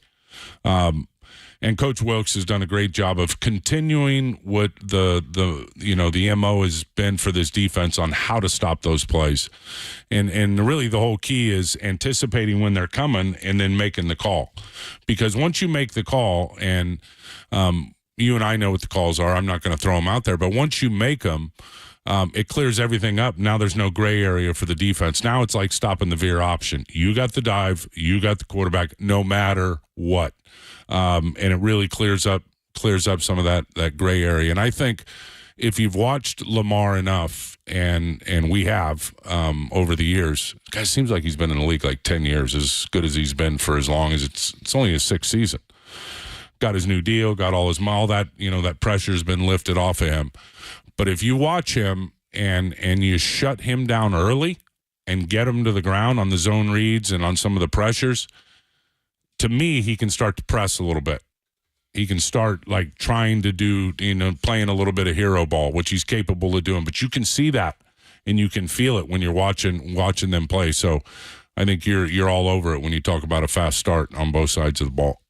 As far as the big picture on this thing is, I know they played the Eagles. I know they played the Cowboys. But in terms of the overall big picture, do you think this is a Super Bowl preview? Is this maybe the best team, second best team? How do you see this after watching? Yeah, I think now we haven't played all the teams in the AFC. Cincinnati was pretty damn good with Burrow, by the way. They may make it anyway. When he was here. That's crazy. Wow. And Miami certainly is lethal with their ability to score and how they can take it away. Baltimore's or Cleveland's?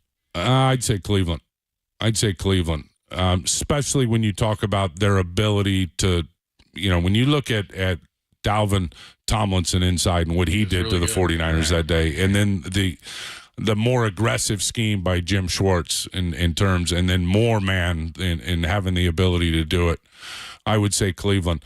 But I don't think there's any question, at least in my mind. I saw this Baltimore team just run roughshod on the Detroit Lions and on the Seattle Seahawks, and it was ugly. And it was, we're just gonna pound on you, and there's nothing you can do on both sides of the ball. So I think they're the best team in the AFC without question, and that's obvious as they're sitting in the 1 seed right now, and the 49ers are the best team in the NFC. So I think if I don't even look at the odds makers and the bets and who's going to, but I would say these are the 2 favorites to be in Las Vegas playing each other in a rematch from when the lights went out in New Orleans. Not that this is any big deal, but they are the betting favorites at 9-2 to be the matchup in the Super Bowl in Las Vegas. So whatever that means. But and the other thing too is we haven't talked a ton about it. Obviously, John Harbaugh, he's been there 16 years. I think he's one of the most underrated guys. I don't know if he gets caught in the shadow of Belichick or whatever the case is in the AFC, but I mean, the job that he has done with Baltimore is unbelievable. They've had 2 losing records in 16 years while he's been there. Well, and 10 times in the playoffs, and now 11 with this season. He's a great football coach. I've known John for a long time. I knew him when I played with his brother in Chicago gym and got to meet the dad, and Dad's a great guy.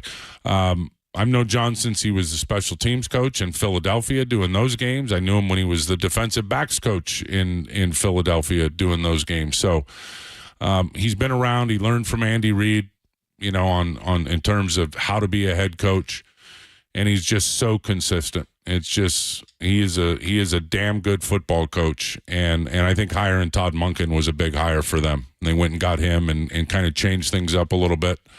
Obviously has made moves over the years with defensive coordinators. This guy in his second year, McDaniel, is really good. They're always good on special teams. So yeah, you're not gonna. This is gonna be a game that's gonna be evenly matched on the grease board in terms of preparation and how these teams are prepared. But I think the one big thing, and this is where I think the 49ers separate themselves, is look, Baltimore's run game is vicious because of all the zone reads and all the stuff they do. Nobody's got a detailed run game like the 49ers do, and how they can cut a defense in half and they can change it up from week to week to week to change up some of their tendencies. And it's a magical run game that takes a lot of work. It takes a lot of effort, takes a lot of preparation, takes smart guys up front and their ability to process. Once they do window dressing and the defense changes its look, 49ers shifts, motions, this and that, and now the defense adjusts and they move around. All the blocks may have just changed up front in terms of the running play, John. The whole could have just changed. The aiming points on the blocks, and those guys have to be able to see all that. When it's on, and it's going to have to be on Monday night. Great stuff. Gravedigger not practicing today. Eric Armstead not practicing today. But we're optimistic that Javon can play in this game. Well, he's sharpening his shovel. He's got it on the grinder right now, getting ready to go. Gravedigger. I'm looking forward to this one, man. You guys are going to be on fire on Monday. It's going to be fun. Night. Two best teams in football. It's going to be some Christmas cheer. Little eggnog. Yeah, there you go. Love it. All right, good talking to you guys. Let's roll. Keep it going. Have fun. That is the great Tim Ryan. We love doing it every Thursday, even though everything down here is different. It's Wednesday today. Still Thursday. But it's Thursday. Yeah. If you understand. Look, everyone's off anyway. I zipped right down here. There was no traffic whatsoever. Zip. Yeah. Sorry for the from the highway. He stopped and got me. Look what he brought me, a breakfast burrito. Yeah. Pop read the whole way down today. Someone else did the driving for him. I watched the Ravens. Does the driving. You watched That's what he does. I was in the back seat. Yeah. So, Tessa, you all good up there? Yeah. Tell you, man. Yeah, you ever go to this cafe right here? I got him a breakfast burrito from this cafe, right by the stadium here. So good. Man, it's outstanding. You ever been to the one over here? They got great breakfast burritos. It's right there in the facility, John. Right it's the only place I eat. And you know what? The price. I'll bring you one. The price, bring me one, man. The price is amazing. Yeah. There. Plus, do they make them like you kind of request whatever, huh? It's nice. John, whatever you want. I've been there one time. Whatever you want. I've been there one time and it was great, but then there was some stuff that was off limits, like this is players only, but still, even the stuff you could eat, I was like, this whatever is McCaffrey's having, I'll have. Yeah, that. that's what I want. I'll do that. It's just superfood, right? Just seems to work. Superfood, whatever. Whatever Bosa's having, I'm not eating that. Yeah. Anyway, yeah, exactly. No carbs, bro. He was doing that. He did that interview the other morning with the guys. He wouldn't eat the turkey legs in Seattle after the game. Sorry, bro. No carb load after the game. Is that how you were? No carb load after the game. The more carbs, the better. Exactly. John, are you kidding me? Man. I needed to replenish. Right. Man, He anyway. was in Chicago. He went to a steakhouse. Yeah, it's like, let's go, man. Put some meat going. It is Pop in London on KNBR, AM and FM San Francisco, the sports leader, a Cumulus media station as we get you ready for the Ravens, the 49ers. I got a buddy send me the total lines, but again, this is the odds-on favorite matchup, Ravens and 49ers, as we sit right now. About 7 weeks away from Las Vegas. They're saying Ravens and 49ers. Now, a lot can change between now and then, but I think the Dolphins over there. Well, Baltimore's got to play Miami. Yeah, on Miami. A short week, the week after this game, and that could largely decide. This game will have something to do with it, but their overall one-loss record. But that they could still lose this game, Baltimore, and win the last two, and still get the number one seed. So, but the one thing that is a little bit concerning is this is going to be a physical battle.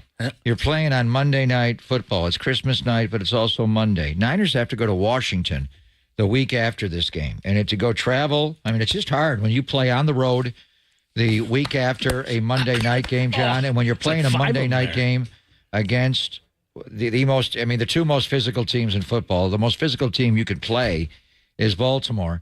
So, I know it's all, 2 out of 3 and you're in, but you just don't want to, you just put so much into this game and have a physical, you come out of it healthy. It's going to be a battle. Then you got to go to Washington on a short week. So you can't have that, we can play with this one and that one. Because this one, you got to get it, move on, and then you got to go travel, and it's hard. And for Baltimore, this game's big because this is one of the biggest late season matchups in the history of the NFL. To have a matchup of two 11-3s this late in the year, the two number one seeds, it just does not happen. And to have it on Christmas night on Monday Night Football, I mean, the latest matchup since the 1970 merger, the teams share the NFL's best record. Mm-hmm.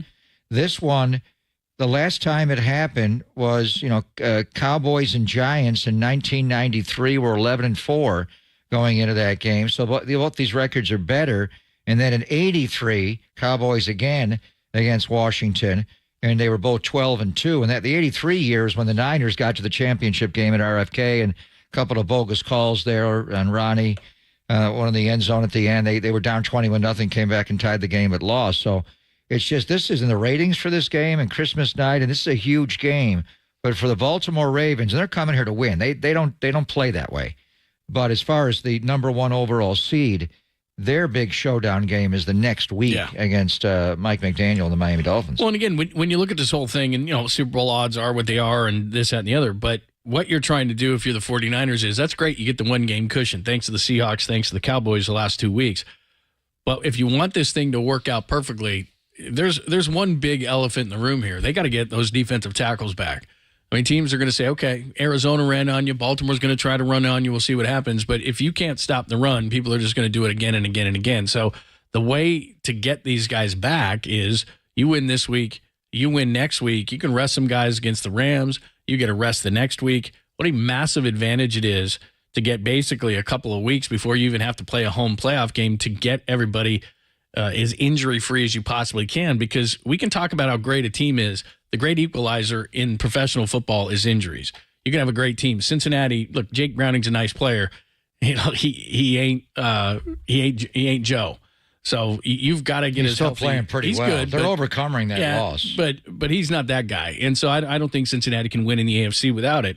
So it comes down a lot of times to injuries, who's playing, who's not, and how effective they can play. Well, if you get basically 2 games off, you win these next 2, you can get 2 games off, 2 weeks off before you have to play at home. Well, you got to play them. I mean, everything is just on winning this game. But what I'm saying is this game's going to take a lot out of you. It's a Monday night game, and then you are flying to Washington later in the week. And I know people think that they're playing poorly. Yeah, I know, but the whole coaching staff is getting fired. And if they want to rise up, and the Niners got a couple of guys that will be former, played there, Trent and Chase. And it's just no guarantee, especially when you go on the road. You know what the weather's going to be like on New Year's Eve. The thing is to win this game and get out of it as clean as possible. I think there's a degree of confidence in Javon Hargrave playing in this game. For him not to practice today, he's got a hamstring. So he's going to have to just be careful with it, because if you blow it out in practice, you don't want to do it middle of the week. You got to save it for Christmas night. But, you have to also brace for the possibility that he starts the game and that he tweaks it again and he comes out of the game. But I think he's, knowing him and how he's working to get ready, he wants to play in this game. But it is a hamstring, and you just don't know. The one thing is if our Eric cannot go and he's back, then Kinlaw still has to play. They'll divvy up the snaps, as far as. But I think Kinlaw will start. And he's just got to, like Tim was saying, he's got to get that second foot down. The strength of their team is the inside, and Linderbaum, the center, and they lay a double team on him. And he's good. Then the other thing that was also a problem in this last game was Dre and Fred fitting the run behind it, because they were not having clean avenues, for Fred to run the alley behind it. They were jumping in wrong gaps because the D tackle play wasn't as good as what you had before because of injury and just guys playing a lot of snaps. The overall run fits were not clean. And that's why Arizona was able to get to the second level and beyond. So that's why, having someone like the Gravedigger able to, and they can move Randy Gregory in the turbo package. You can put an end inside over a guard, and Nick's doing that a lot, and Chase is doing that a lot. You have some flexibility with some of these guys being able to go inside. But when the Niners have time to clean up a run defense, they've been a good run defense all year. The exception being the Cleveland game where they got trampled. And Cleveland is the second best run team in football. They average 145.8 yards a game. Baltimore's number 1. The Niners are number 3. And then Cincinnati obviously ran on the Niners as well. But it's going to be the key. But when they're spending the entire week trying to fix the run defense because they know what's happening here. And you do want to make Lamar a one-dimensional, and they want to make the 49ers one-dimensional. I mean, very simply, when you in a game like this, they're going to bash each other's brains in. This is just the most two physical teams in football. And are you going to be able to out-physical the other? You're going to try, and it may be a standoff. And I think what it comes down to, John, is very simply, and Arizona ran all over the Niners. The Niners were able to run back. But usually when the Niners outrush the opponents, they're going to win the game. Baltimore's number 1 in the NFL in running, 164.4 yards a game. The Niners are third, 140.4. Then they play keep away. Baltimore's led almost all year. They haven't been from behind. If you can score on them early and make them play from behind, like Jacksonville, but Jacksonville's a younger team. But I think very simply, can the Niners get to 30 runs against these guys? Can they get to 35 runs against them? When they get to 30, they win. When they get to 35, they bludgeon you. And now if they get to 35 and they're converting on third down, then all of a sudden Baltimore does not have the ball. The time of possession, playing with the lead, Baltimore's been front runners all year. You got to make them play from behind and make Lamar have to bring them from behind with his arm. And again, that's the common denominators. The teams that have beaten them, there's three teams that have beaten them, the Colts, the Browns, and the Steelers. It's time of possession. It's turnovers. I talked about those field goals because they're so good in the red zone. And to me, that's the biggest key of the game, which is, are the 49ers going to kick field goals or are they going to score touchdowns? Because Baltimore's great in the red zone defensively. 49ers are number 1 in the league in scoring touchdowns in the red zone, over 68% of the time. So those are some of the big keys that. And they've been much better lately. Yep, their red zone efficiency. At one stretch, it was like 12 out of 13 trips they scored a touchdown inside the red zone. And why do you have a great red zone team? You're running in the end zone, and that's where Christian McCaffrey comes in, or you get some movement. Kyle can scheme it up a little bit where they drop Debo. You know, it's hard. You're going to have to win. Inside the red zone, it's hard to scheme it because the field's condensed. But you guys just have to win one-on-one battles. You got guys that can beat one-on-one coverage, obviously. You got a quarterback that can get it out. But mainly, it's if teams that score in the red zone can run the football. And Christian McCaffrey just has a nose. I mean, he's like Marcus Allen or Walter Payton, John. When he gets the ball inside the 2-yard line, do you just feel like every time it's going to be a touchdown, he's just going to score? Yeah. I mean, it's in the ways that he scored. What was the game in which he was going? It was just a few weeks ago. I'm losing it, but where he was going left, he pinballed right, and he had no business scoring a touchdown. I'm trying to think who it was against just a few weeks ago, but I mean, it's unbelievable. He has so many different ways he can do it. It was a Philadelphia game, wasn't it? That's right. No, the Seattle game on Thanksgiving night. That's what it was. Seattle game on Thanksgiving night. Yeah, it was just like, the wow. 9-yard run where he stopped, and I thought he was over. Yeah. Right? And then he just came out and he went back out the other side. Unbelievable. Yeah. That's what he's doing. All right, we'll give you more thoughts on this game as well. Bottom of the hour, Dante Whitner on the defense. How do you contain Lamar Jackson? That is going to be one of the biggest keys of the game. Dante will tell us from a player's perspective in about 15 minutes. Great to have Tim Ryan as well. If you missed any of Tim, you are in luck. We'll post that up at KNBR.com as we do. The Tim Ryan Power Hour is always great and insightful. It was again this week. We're live from Levi Stadium, only here on the Sports Leader.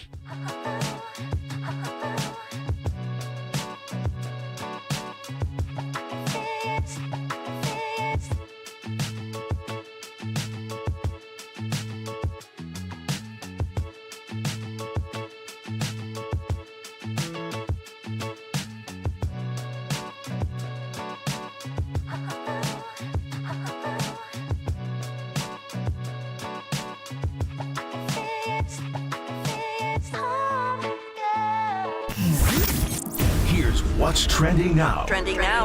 On KNBR.com.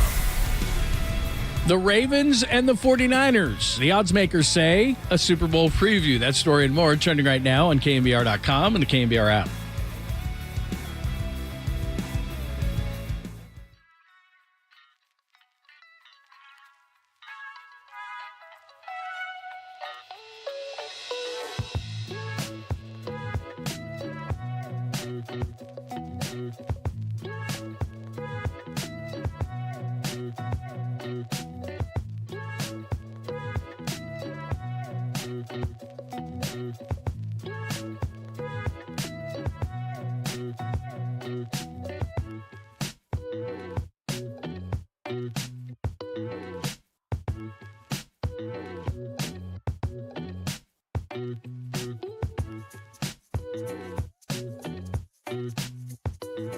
is in essence a sophisticated heat beam, which we call a laser. It is a laser. I don't know how sophisticated. Well, yeah, it's probably sophisticated. And I know what you're thinking. It's a laser I sent out of Silicon Valley, and it is awesome. I did CLR. It's called custom lens replacement. And I say this, and people sometimes will stop me and say, come on, dude, life-changing. Dial it down a bit. No, it is. It's life-changing when you can see, obviously. And the laser I sent out of Silicon Valley is where Pop went. And I heard, and he was crowing about it. And I said, well, I got to check that out as well. So we did custom lens replacement. But at the Laser Eye Center of Silicon Valley, when you get your free, I say free, I tell you, consultation, it's going to be whatever works best for you. So CLR worked for us, but they've also got 3 kinds of LASIK. They have Evo ICL. ICL is an insertable contact lens. That's what ICL means. So talk to them about everything at the Laser Eye Center of Silicon Valley because they just want what is best for you. For us, like I said, we had one procedure. One other one may work best for you. But I can tell you this, the procedures are easy. I have a ton of confidence in the doctors there, Dr. Bindi and Dr. Ling. Obviously, when you're talking about your eyes, that's not something to mess with, but they know what they're doing. So whether it's CLR, which we had, all 3 types of LASIK, ICL, the insertable contact lens, whatever works for you, that's exactly what they want to do, and that's what they will do. They promised me what would happen. Exactly what they said has happened. It's the Laser Eye Center of Silicon Valley. Get your free consultation today.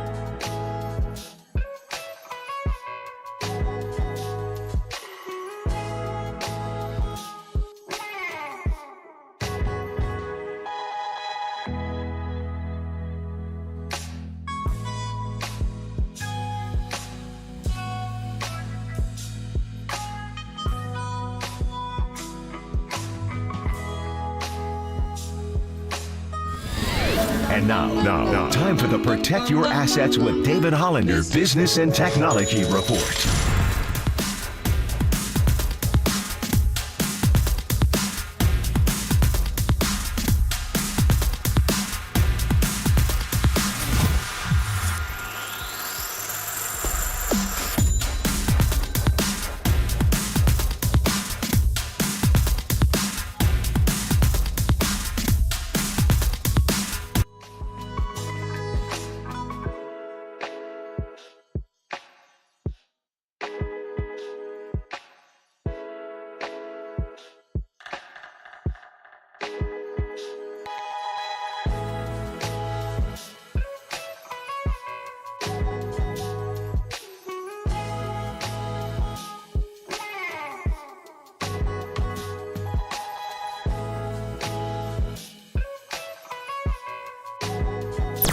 wherever you are around the globe. Stream your faithful home of 49ers football 24/7, 365 on KNBR.com. This is the sports leader. Right. Well, Brock Purdy, I see a really, really very good quarterback who's playing at a very high level, leading a very high-level offense to great success. I mean, he's playing winning football, and operates in his style. He sees things, he gets the ball out quick, he can make every throw, he throws a beautiful ball, moves around the pocket, scrambles when he needs to, throws on a run when he needs to, operates the system really well. I mean, all the things that I'm sure their coaches really want to see in a quarterback, I'm sure he's doing really well. So for us, it's just a matter of defending the offense. He's a part of the offense. They have a lot of good players. They have a really good scheme. So applying our defense and our players, our abilities, and physicality and all the other things we do to trying to stop their offense. That's John Harbaugh. They are the AFC version of the 49ers. They want to out-physical you, and that's Monday night's big game, Pop and Lund from Levi's Stadium. By the way, bottom of the hour in about 11 minutes, Dante Whitner is going to join us to break down how to slow down Lamar Jackson. We'll get into that. By the way, before we get into some John Harbaugh talk, he was mentioning Brock Purdy there. So I saw this morning where Patrick Mahomes bought his offensive linemen, all of them, about 10 of those, like the really cool golf carts, and they were all souped up, and they were red, Kansas City red, with everybody's name and number. Trevor Lawrence did that with his group. Yeah, it must be a big thing to do. Then they were all loving these carts. I bet they're, I don't know, what's a big golf cart like that? Probably souped up, maybe $20,000, something like that in that neighborhood. Are they going to play on Patrick's golf course? Maybe. He's got his own at least one hole, right? Yeah. Is it 2 holes over on his spread? Yeah, I think so. But with Brock making such little money, I mean, what's he going to get him, like Starbucks cards? Isotoner gloves. He's a big Dan Marino fan. That's why he wears 13. That's a good call. He's right get him there. Isotoner gloves. Yeah, that's a big call. Leave Brock alone. He'll figure it out. Just They each will get that's what quarterbacks got to do, They'll right? each get a Brock backpack. No, he doesn't have to do anything. Kohl's cash. So you're the quarterback here. That's why you brought me a burrito and a coffee. That's I love what that. I do. Trevor Lawrence did it because there was such a big uproar when he got hurt. He had to walk all the way back into the locker room, which is, first of all, your home locker room is that far away. The visitor's locker room in Arizona, that's why I didn't get a T-shirt and cap. I didn't want to go to the locker room after the game because it was so far. The bus was right there. Anyway, Tim was right there. I would have got you one, but he didn't. It's okay. We'll get it. It's a lock that I will get one. Anyway, so Trevor got him all golf carts because they didn't have a golf cart for him, and he said, as long as you guys do your job, I will never get carted off a football field again. So that's big here. We heard from John Harbaugh, and we're going to talk to Dante, who played for Jim Harbaugh. So at the end of the night, somebody's going to be thinking, who's got it better than us? Oh, man, Nobody. I mean, at the end of the game, they still sorry. He took it from John. Does John still do that? Yeah, and they took it from Jack. Do they do the gas patriarch, station the father shirts with the So I mean, the names? winner of this game is going to have the best record in the National Football League. The winner's going to be 12-3. The loser's going to be 11-4, and that's going to be it. And then as we get into it, Lamar is the closest guy to Brock, although I think McCaffrey is there. You can maybe make the point you got the top 3 candidates for league MVP in this game, and that'll be the game within the game and how they stat, and Lamar and his rushing ability. His numbers, when you compare him to his 2019 MVP season, he's not throwing the ball as far as touchdown. He threw 36 touchdown passes that year and just 6 INTs. That was his first year and as he's a starter. better now. I think he's better now. He's still not an elite thrower of the ball. You asked me about that, and I've been watching him a lot since yesterday's show. It's just his mechanics. He's not Trevor Lawrence. No. He darts the ball. There are a lot of misses. The interception he threw against Jacksonville on Sunday Night Football to Rashawn Jenkins, he just let that go blind over the middle. So I think the Niners, you want to disguise coverages with him and kind of trap him into some things.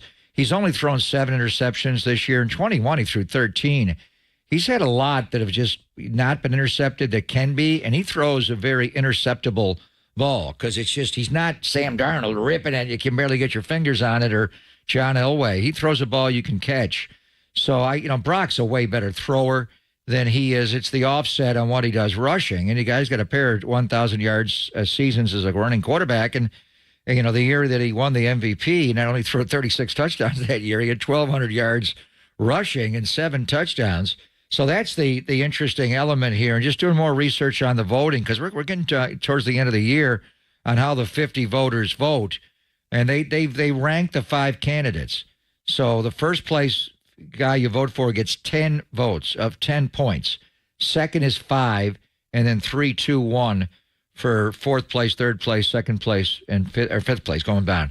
So, if you had to vote right now, would it be Brock 1, Lamar 2, McCaffrey 3?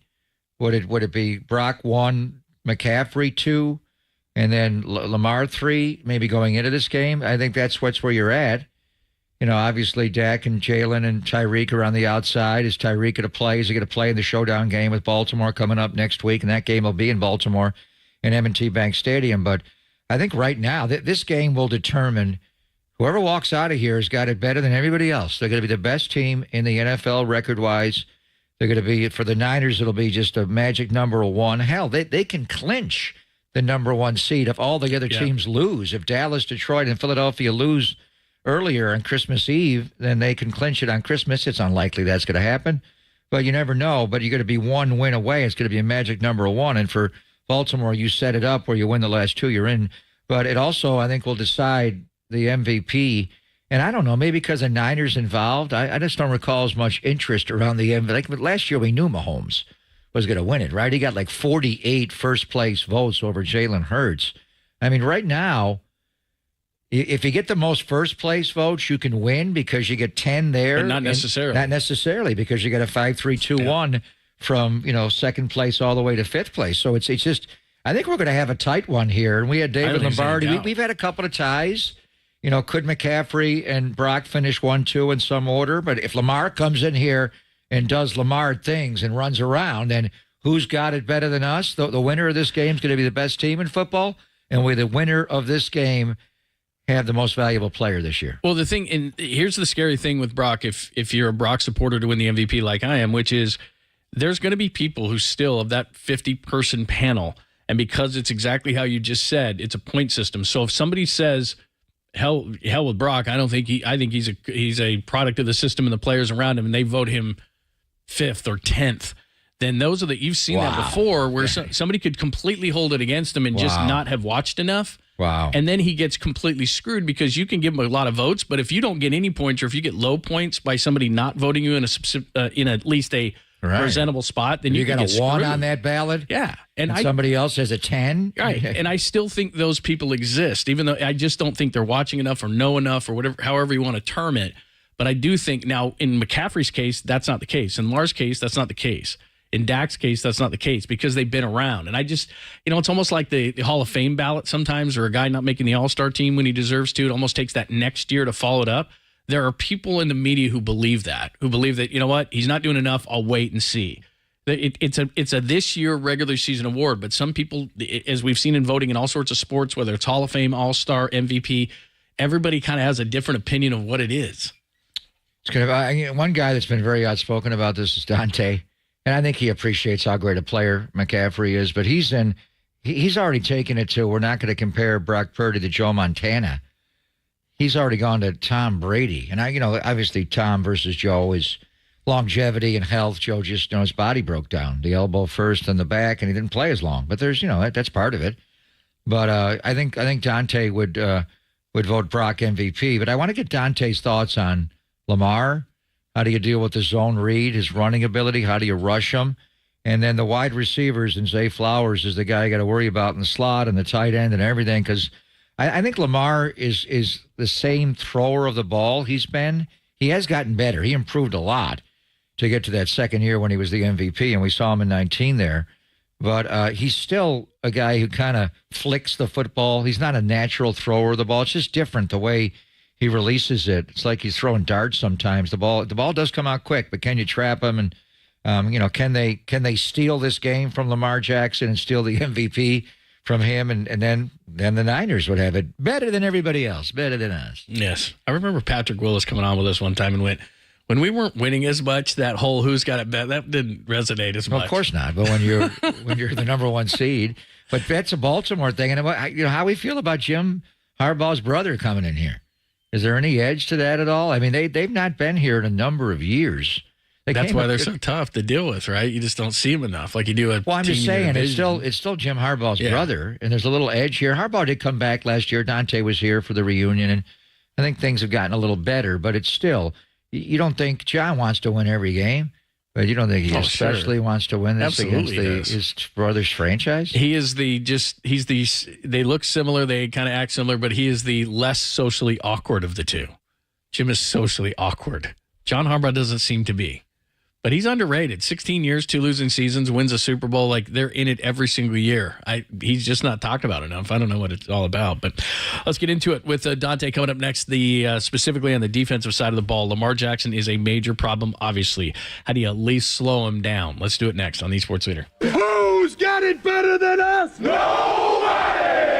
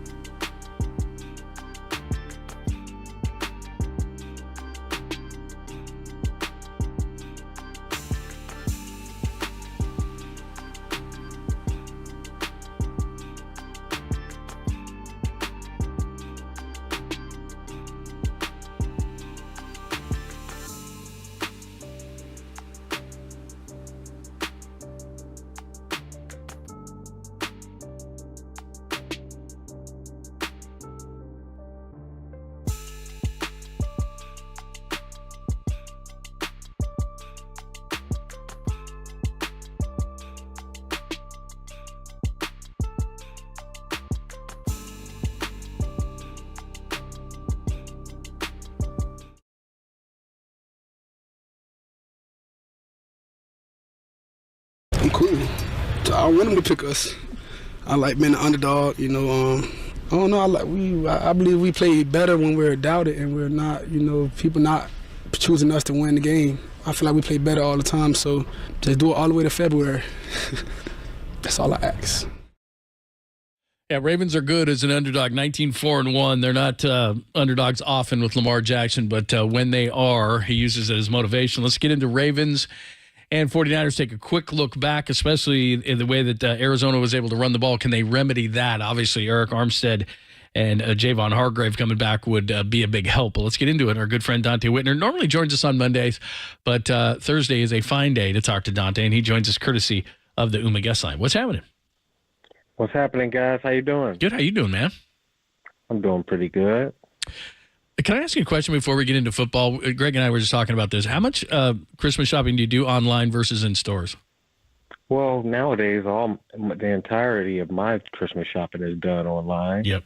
Most of it is done on Amazon. Me too. Isn't it fun to go shopping anymore? Get in the spirit and go into a big department store? Too much traffic out there. See, me and Dante are on the same page, man, because you got to get out. Seriously, I did probably 90% online, and then yesterday I looked at all my stuff, and my wife talked to me, and we needed like 3 more things. Last night, literally, I clicked it, order. It got here like 6 in the morning. It was already wrapped. I just threw it under the tree. We're good to go. It's the best. I don't know how we survived before this. It's awesome. All right. I like going out shopping. All right, go ahead. Anyway, what are you wearing? Because the Niners have, this is only the second time they've ever played on Christmas, so we haven't seen you. Anything? Are you going with an all red Santa suit? What's the wardrobe for TV on Christmas night? No, I have a nice jacket. That's a Christmas themed jacket. I want to wear a nice maroon tie under it with a white shirt, polka dot. So, yeah, I've had it picked out for a couple weeks already. You don't wear a tie very often, so you're going to dress up a little bit. I'll be anxious to see what the 49ers come in wearing on Christmas night. What's Devo going to wear? Throwback? They are going to wear throwback uniforms for the game, so it'll be interesting. All right, I know you're into the tape and you've been watching Lamar.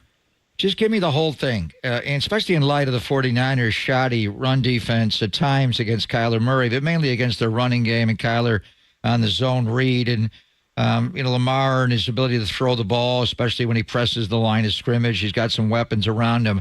Obviously, the matchup we're looking at is more so on the other side of the ball, the 49ers offense against their defense, which is great. But the Niners defense is really good, and their offense is more explosive now and more diverse in the passing game. So what do you see from Baltimore's offense? Well, what I'm seeing is a team that's run first, heavily reliant upon Lamar Jackson creating with his legs, and they have Zay Flowers on the outside, who's very explosive with the balls in his hands. They'll draw some passes up to try to get behind the defense. But all in all, it's the Lamar Jackson show. And you know how you have RPO game? You don't have RPO game with him. You have RPR. It's run, pass, or run, right? So with him, you're going to have to rush him properly. I think that you can apply a lot more pressure than you could for Jalen Hurts and Kyler Murray if you can surprise him. But all in all, he's a guy that's terrific in the open field. He can run past anybody on the defensive side of the ball, and he's a defensive coordinator's worst nightmare. So the 49ers are going to have their best game rushing the passer, but also their best game covered in the back end because he can create and hold the ball for so long. Talking Ravens and 49ers, of course, with Dante Whitner. It's Pop and Lund as we're down at Levi Stadium on this Thursday. We'll get into his running ability in a second, and I know he's not similar in the way that he runs with Jalen, but in terms of the way that you have to plaster as a secondary, isn't that similar?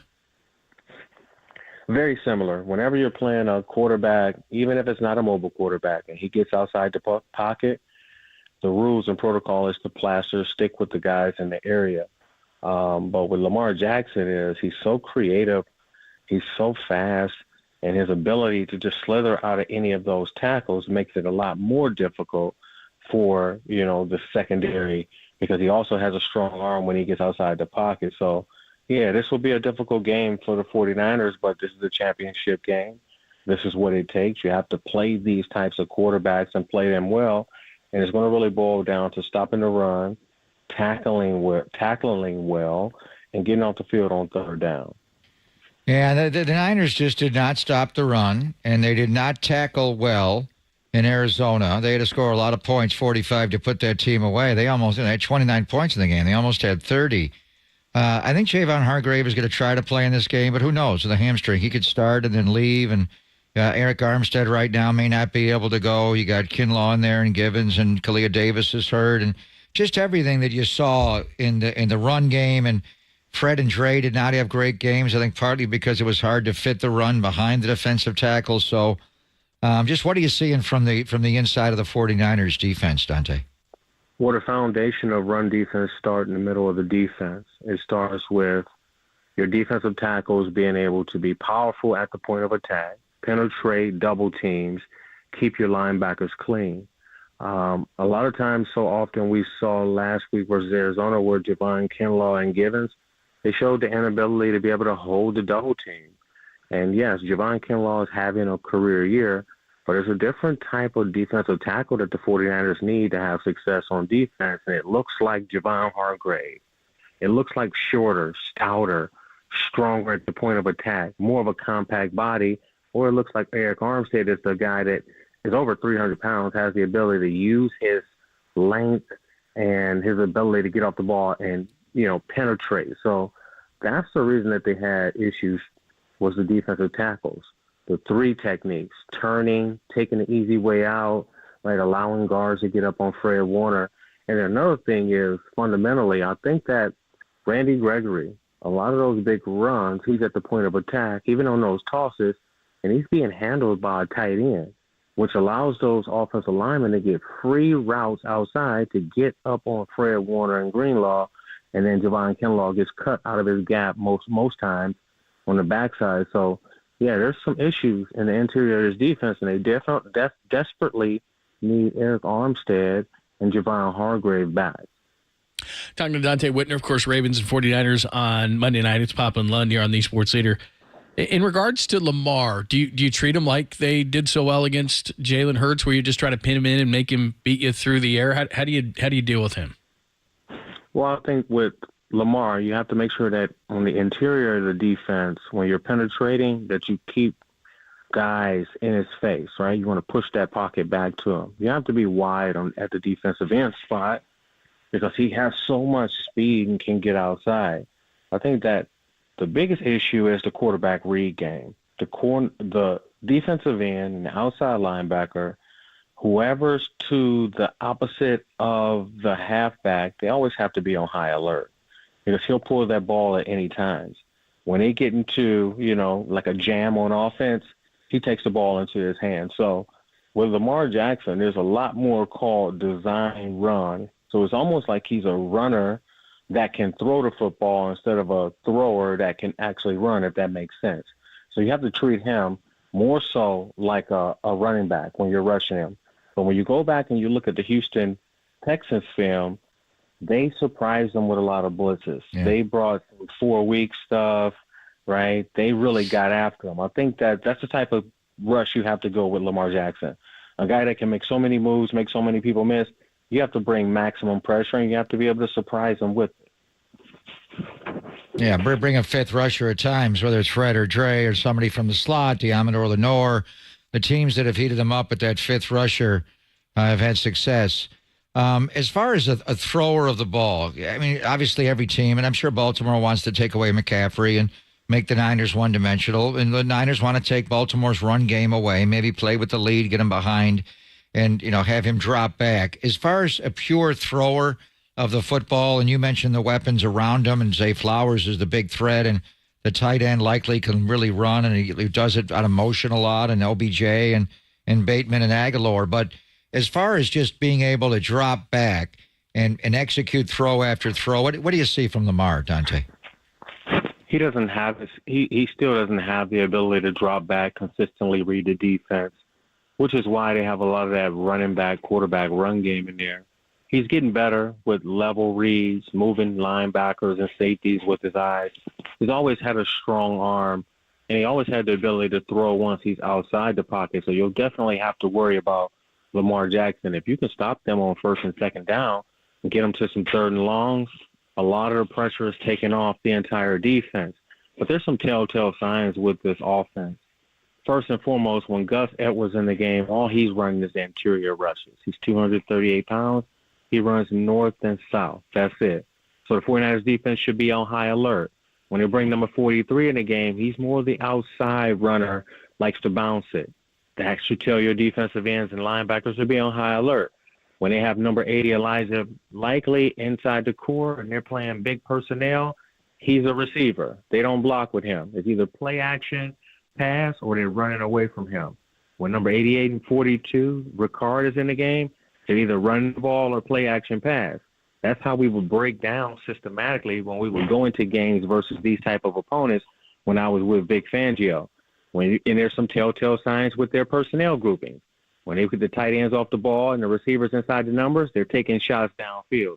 If I know these things, I know that Steve Wilkes and the 49ers coaching staff know that, and the 49ers defense knows that well. So if they can handle those things, communicate like they did on the Tavarius Ward interception last week, because that was all pre-snap communication, they'll be great versus this Baltimore Ravens offense. Dante Whitner joining us. If you had a vote, CMC or Purdy for MVP? I'm going with Purdy.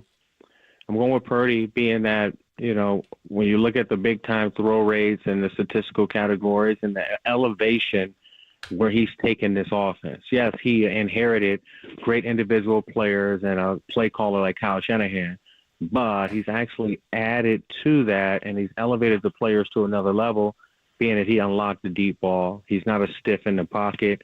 He's creating with his legs. I saw a play today that looks identical to the Joe Montana play and everything. Mannerisms, play action, the way he avoided the defensive end, the throw on the run. It looks identical to Joe Montana. The one to Christian down the sideline, the one where he got out to his left and threw it down the sideline? Yes, that looks identical. I don't know who found that, but it looks identical. So send me that, Dante. He's taking this offense to the left. But, yeah, Christian McCaffrey, he can go either way because the defense is pinned in on Christian McCaffrey each and every game. They try their best to beat him. They come up with coverages and double him underneath, and he still consistently beats the defense. But I want to give a shout-out to Kyle Shanahan in the way that he's been utilizing that 22 and 12 personnel box. Last week, Christian McCaffrey, all of his big runs, they were because the 49ers had 12 personnel on the field, 2 tight ends, 2 receivers, and 1 back or use check, and they tried to match that, the Arizona Cardinals, with 5 defensive backs. So if you go and watch that game, the blocking that Juwan Jennings did on Budda Baker, I understand why Juwan Jennings has a concussion, because it was like an offensive lineman versus defensive tackle. Juwan Jennings won that battle. Nickel versus 12 personnel gashed him. And then Kyle Shanahan, both touchdowns were against to Deebo Samuel, the wheel route when he was wide open, and to Christian McCaffrey were versus the same coverage. It was form of a cover 4. They had number 34, Jalen Thompson. And if you show Kyle Shanahan subtleties of being undisciplined with your eyes and your mannerisms out there, you're going to take advantage of it. The Deebo Samuel touchdown, easy one. The Christian McCaffrey, they were both versus the same player with the same result, and Kyle Shanahan single-handedly picked out Jalen Thompson. Expect for him to do that for one of the individuals for the Baltimore Ravens defense. But overall, I mean, this is the matchup, is going to be the 49er offense against the Baltimore Ravens defense, which is number 1 in the league in points allowed. They're number 2 in total defense. They're 7th against the pass. They're terrific in the red zone. The one area is their rush defense. Is that the spot to attack the Ravens, Dante, is just to run right at them? Absolutely. They have a personnel for Baltimore that's called Big Nickel, where they take number 10, the smaller nickel, off the field. They pull Kyle Hamilton, the 6'4" safety, second-year guy at Notre Dame, down at the nickel, and they ask him to cover wide receivers, ask him to be big and strong versus the screen.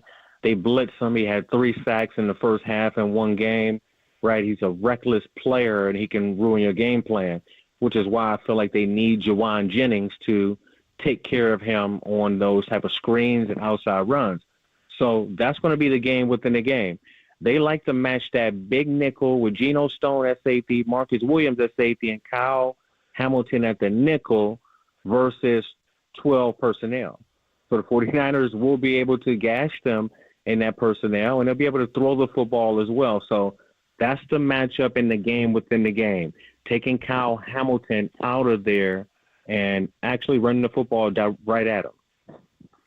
Great stuff, man. We appreciate the insight as always. Merry Christmas to you, and we'll talk to you again next week.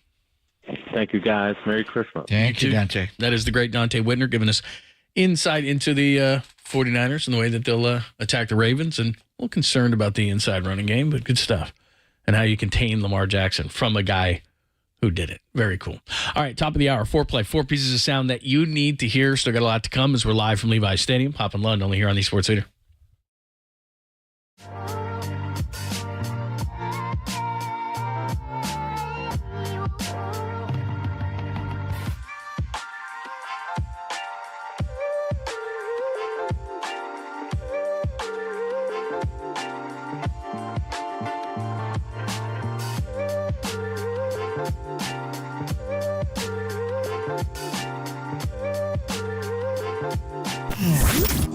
Here's what's trending now. Trending now. On KNBR.com. What are the 49ers saying about the Ravens? At both teams at 11-3 before the big matchup on Monday. That story and more trending right now on KNBR.com and the new KNBR app.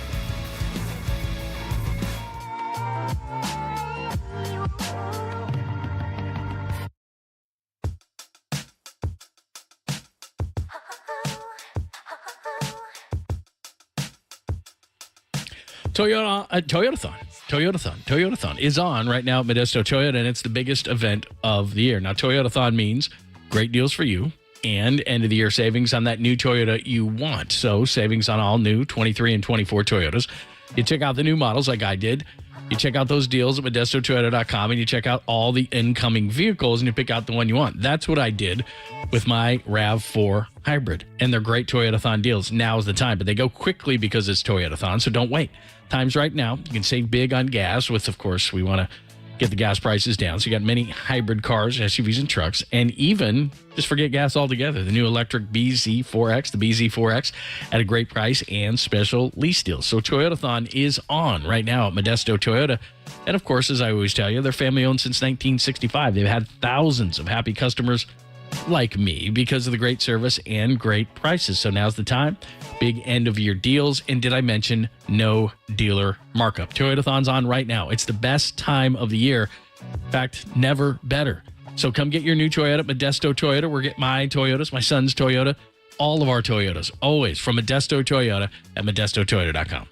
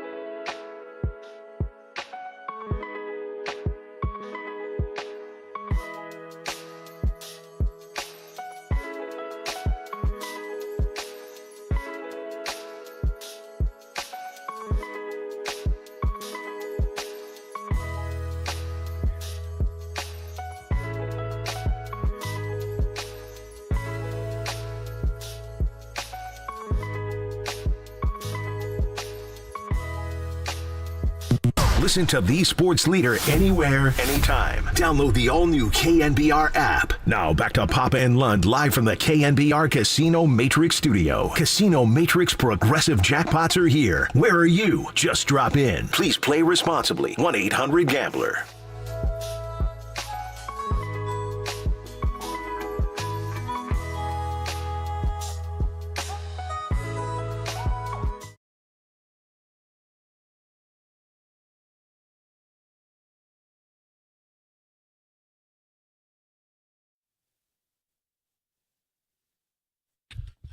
It's beautiful.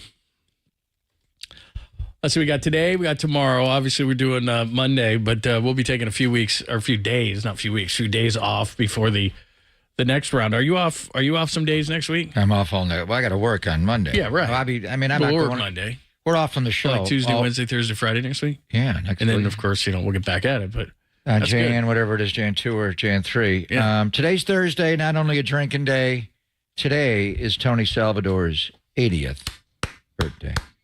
The Godfather. KNBR the legend. guy that made KNBR.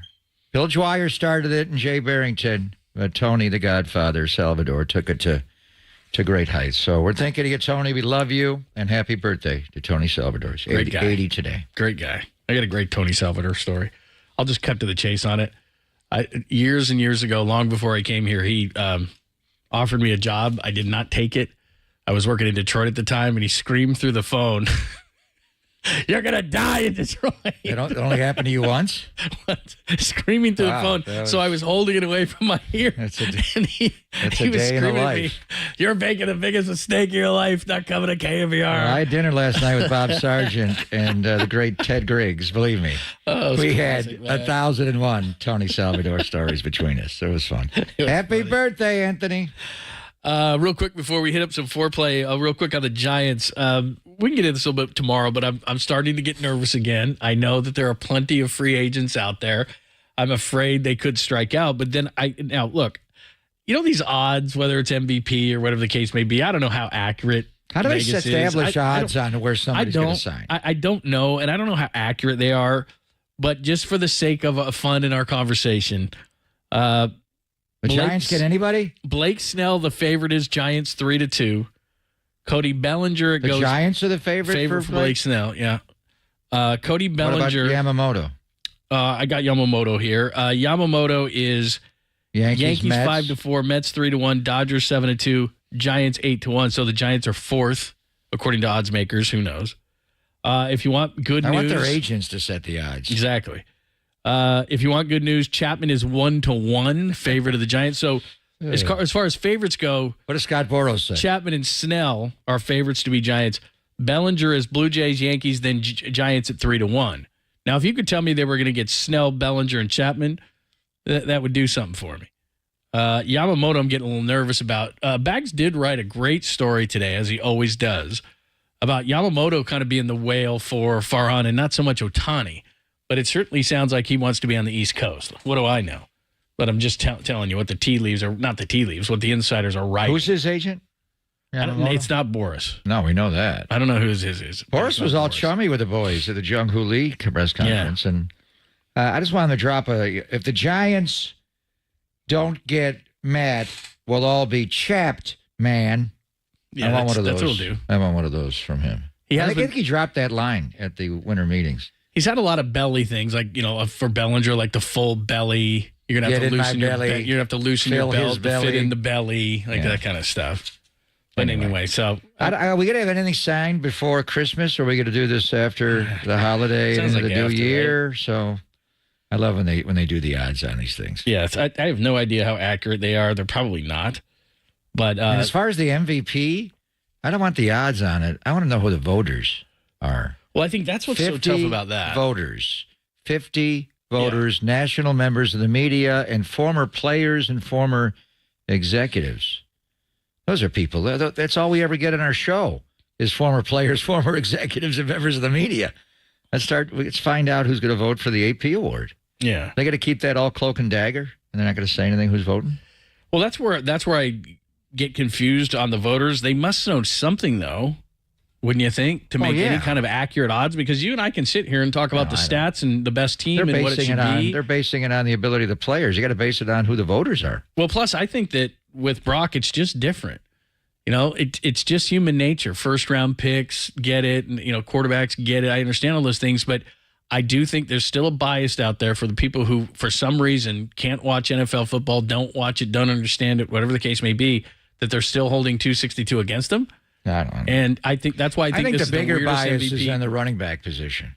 But what if we found out the former players that are voting for the most valuable player award are Adrian Peterson, Marshall Faulk, Sean Alexander, LaDainian Tomlinson?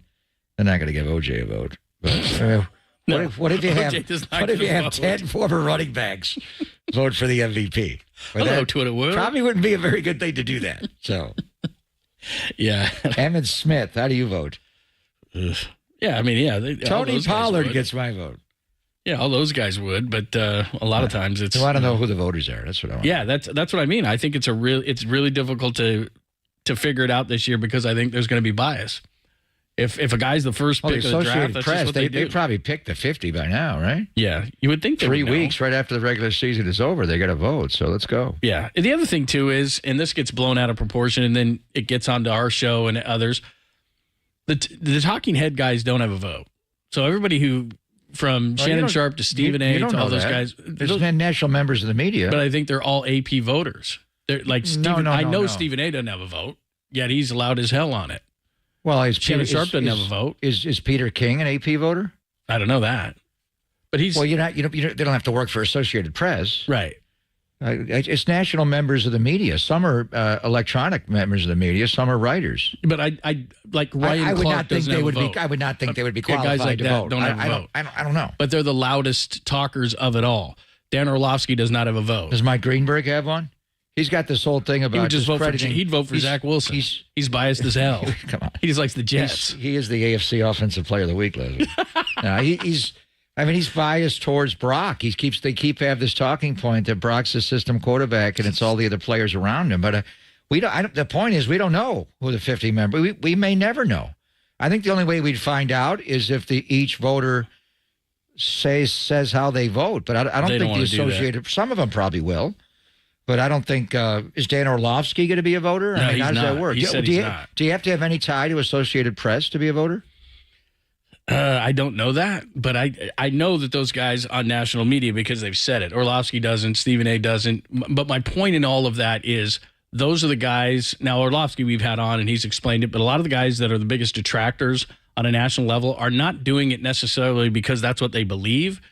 That's what'll get clicks. And that's the frustrating part. You cannot do it that way. But you have to vote. I understand for what you. Right. You're not going to do it for attention. No. I'm not saying that voters do that. What I'm saying is that the loudest detractors of him are not necessarily doing it because that's what they believe. Wow. I've been in those meetings. Those producers sit there and say, you do this and you do that. You say this and you say that. You take this angle, you take that side. Wow. And so that's what's influencing some of the other media. And that's why let's go back to what the odds makers say, they get influenced, I think, by these people, do they not? Because it's human nature. I don't know. I went to Newhouse. We were taught journalism. I'll have my own damn opinion. That was a long time ago. Well, I'm still here. And that's what they... But, I mean, it's become screwed up that way. Tony Salvador never told me to do it that way with The Godfather. That's ridiculous. You can't. You have to say what's honestly when you're saying what's being told, and why even listen to them? Well, you can't agree on those shows. Kidding me? That's the worst thing ever. I don't know how much those really impact the people there. These people have their own opinion. They're quality NFL observers that know what they're doing. Hopefully, they're not going to be biased by everybody else's opinion. They're going to have their own opinion. It's Pop and Lund on KNBR AM and FM San Francisco, the sports leader, Cumulus Media Station. Let's hit your foreplay. talk. Time for some foreplay with Papa and Lund. I'm Dirk Diggler. 4 chunks of audio that really get you going. I have a gift, and I am trying to not be selfish about it, but to use it. On KNBR 104.5 and 680, the sports leader. All right, we were just talking MVP, Steve Young, quarterback. He won it twice, John. Yeah, he knows what it's all about. 92 and 94. So here's what Steve says, why it is so difficult for a non-quarterback to win the award. Like, the whole thing is so insane right now with the efficiency and what's happening with this offense that it's hard to, what does Christian McCaffrey do? Run for another 150 yards, catch 3 touchdowns, but then Brock Purdy will have 4 touchdowns than that. It's like you can't. And that's why running backs have a tough time doing it because the running backs aren't prolific like they used to be. A receiver could do it now, but no one receiver has really done that since Jerry Rice, or there's been a few through the years, Randy, but that's unusual too. And this team, no one guy's going to get enough of that. It's just spread all over the place. You got 5 guys that are just dominant. Yeah. Yeah, but McCaffrey's the guy. I just don't. I understand what he's saying. And since Debo's been back, there's been so many drop coverages where he's open and he doesn't get the volume of the touches. But I think you have to appreciate how good McCaffrey is. And he's not just a normal running back. He's so far ahead in rushing yards and receiving yards. He's got over 500. He's going to score, in the 20s with touchdowns. He hasn't dropped a pass all year. He has caught every single target his way. I understand valuable's a different vote, but as far as who's the best football player in the NFL this year, and we could make an argument for Trent Williams, but the left tackle's not going to win. But Christian McCaffrey, to me, is the best. He's the best player in the NFL that touches the ball. He's just extraordinary. I think what it'll come down to for voters, and who knows, and look, you and I talked about this the other day. So for those who don't know, of the last 5 running backs to win the award, 3 have gone over 2,000 yards. But the one comp, and I don't remember who brought this. Was this Lombardi that brought it up with us the other day? Marshall Faulk. Is that the reason Faulk won the thing was his combined yards. He only had about 1,350 rushing, but he had over 800 receiving. So he was over 2,100 yards, and he was the driving force. And Kurt Warner did get banged up during that, so he was second, and Marshall Faulk was first. So 3 of those running backs have gone over 2,000 yards, but the other, and then there was Danian Tomlinson, who was over 1,800 but had 31 touchdowns. So it's got to be extraordinary. But the reason Faulk won was because he had the combo yards, and this is the most similar to what Christian McCaffrey has done, because McCaffrey is going to be over 1,500 yards rushing projected and over 600 through the air with nearly 70 catches. So he's going to be very similar to what Marshall Faulk did. Now, that was like 2001. So as the game evolved in 22 years to where you just can't give it to him, but that's the season McCaffrey's having. He's having Faulk's 2001 It's beyond year. the stats. I mean, he's the gravitational pull, how everything opens up in big situations. If they get man coverage and he runs a Texas route, you got no chance. I want to see how these Baltimore linebackers, Roquan Smith and Patrick Queen, match up with him when he comes out of the backfield and runs those choice routes. No one has been able to cover him. He's caught every single target. Every time they throw him the ball, he has caught the ball this year. And that's just amazing. So as far as that year, I think Marshall won it that year because Kurt Warner got hurt. Kurt Warner missed 5 games that year. It would have been 3 years in a row for Kurt to win. He won in 99. He won in 2001. But I beyond the numbers, and David, I thought he would be more, and he did balance it out. He wrote that story today, the one he gave us the research on Monday. He thinks it could be a tie. He thinks one will win the MVP, maybe the other win the Offensive Player of the Year. But he's, because he looks at the numbers so much, and it's just there's such a bias towards the quarterback position. The one argument I really don't want to hear is that Brock is more valuable because he makes less money, and it allows them to build the roster. We're looking at it just football plays. Just watch the tape. Don't even put the audio on. Just watch the silent tape and just watch. And Brock is perfect. He's big brain Brock. He makes the offense come to another level. But when you watch Christian McCaffrey, especially the Arizona game, and he had a great game against him before, but the quality of the runs that he had in this game where he got so many more yards that was beyond what it was blocked for just about every time he carried the ball. Christian McCaffrey is an extraordinary player. He's having an extraordinary year. Here's number 2. We keep hearing this on Brock Purdy, and this may be some of the bias against him, but this guy knows better. Kyle Hamilton is a great safety for the Ravens out of Notre Dame, Brock Purdy and the whole system quarterback talk. I mean, the word around the league is he's a system quarterback, and I just think that's not true. Just from what I've seen, he's making every throw that you can make as a quarterback. It's on time, on target, makes good decisions. He's mobile, and he's got a great cast around him at the same time. But, I mean, yeah, he's really good, and props to him for his pretty cool story of what he's done now, and he's in the MVP race. So it's going to be a good challenge, but I'm excited to do it. There's a big difference between somebody who is a game manager, which I don't think is a negative thing, but it has a negative connotation attached to it, and system quarterback, which is, to me, disparaging, because what you're saying, if it's a system quarterback, is that Kyle's doing everything, and that's not the case. Yeah, he makes the right decision. This is going to be, and it's going to be the matchup between Brock Purdy and Kyle Hamilton, where he lines up. And where he lines up pre-snap is not where he's going to wind up post-snap. He's a little like Troy Polamalu. They move him all around. He's not quite as reckless as Troy, but he will get to his landmarks late. Sometimes the game within the game is, he's going to identify zeros the mic and six, and they're front, and where the blitzers are coming from, and it's hard to find all that. But what is Kyle Hamilton doing from play to play? He is their amoeba. Is he blitzing? Is he dropping out and covering over the middle? Is he going to play in center field in the post? When he comes down, is he coming? That really is, and this is no, system quarterback my ass. This guy's got to read it. That's where Brock is amazing. Now he'll get fooled some snaps. It's hard. They're like New England. They don't know who the hell's coming, who's walking around, who's dropping, who's fire zoning. They drop their linemen so often. Brock, there'll be some plays where, wow, I got fooled. What they do on that? Oh, let's figure it out. We'll come back and we'll figure it out. Maybe we didn't score a touchdown on this series, but we get on a roll. But really, it's really that matchup is where, and that guy's a good young safety. You saw him at Notre Dame, and the way they use him in this McDaniel system, he lines up all over the field. Brock has got an ID 14. They've all got a plan because he does something different on every single snap. He's like 5 players in one, that guy. Number 3, John Harbaugh. This is why I like this game. He says it's a throwback. Tim Ryan would call it a ice bag game. This is what it's going to be on Romanowski. It's a stretcher game. Let's go. It's a stretcher game. Here's John Harbaugh. Well, I mean, it's a probably an interesting term. I think that's always going to be football. Mike, it's always going to be about that at the end of the day. So, yes, probably it's going to be that kind of game for sure. It's going to be. You got 2 strong defenses. You got strong offensive lines, strong running games. You got playmakers really on every side also. You got strong special teams. I mean, all these things come into play in a game like that. He's so much more charming than his brother. See the way he identified every writer that asked him a question. He identified. He went off. What do you want for Christmas? He went off and gave a speech about world peace and the Advent. He loves the Advent. We have that. He loves the Advent. He's big on the Advent. I had to figure out what is he actually talking about.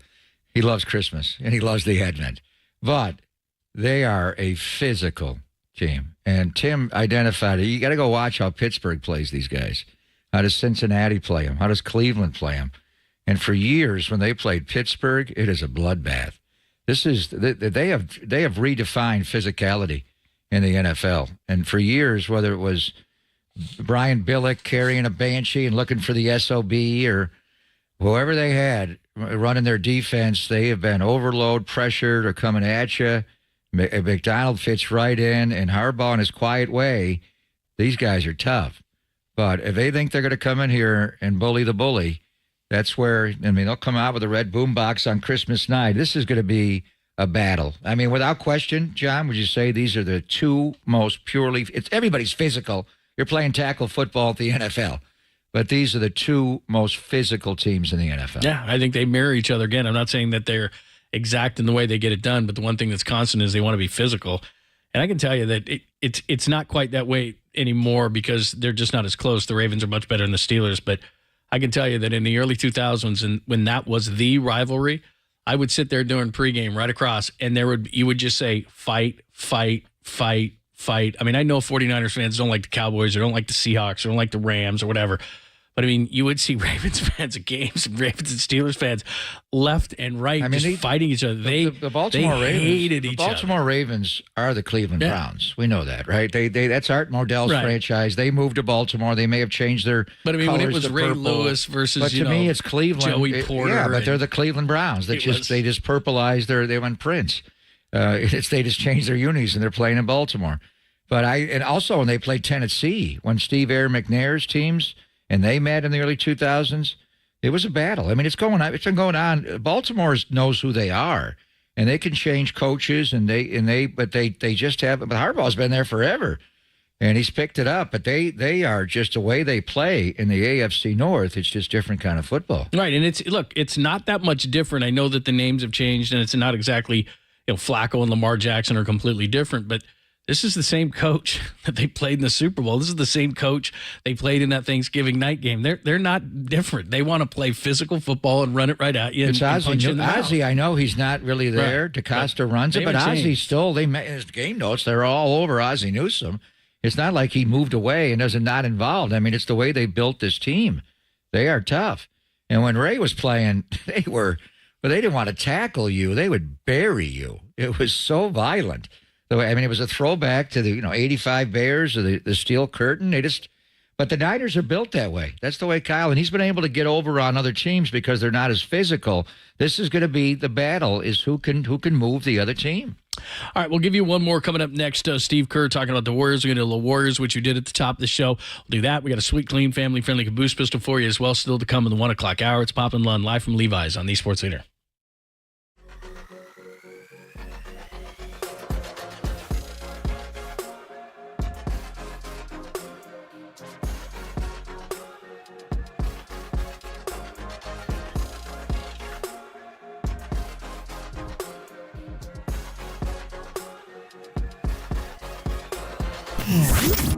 Here's what's trending now. Trending now.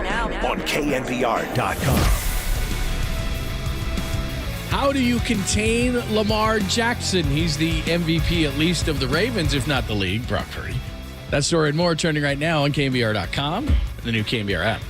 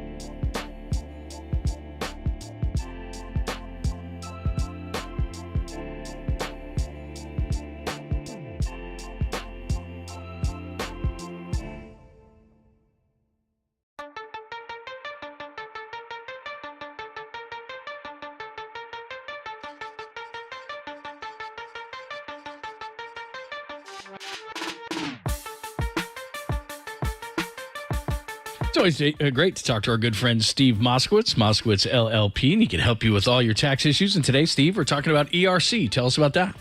ERC, Employee Retention Credit. This is the federal government's gift to employers where they're giving away. That's right. It's not a loan.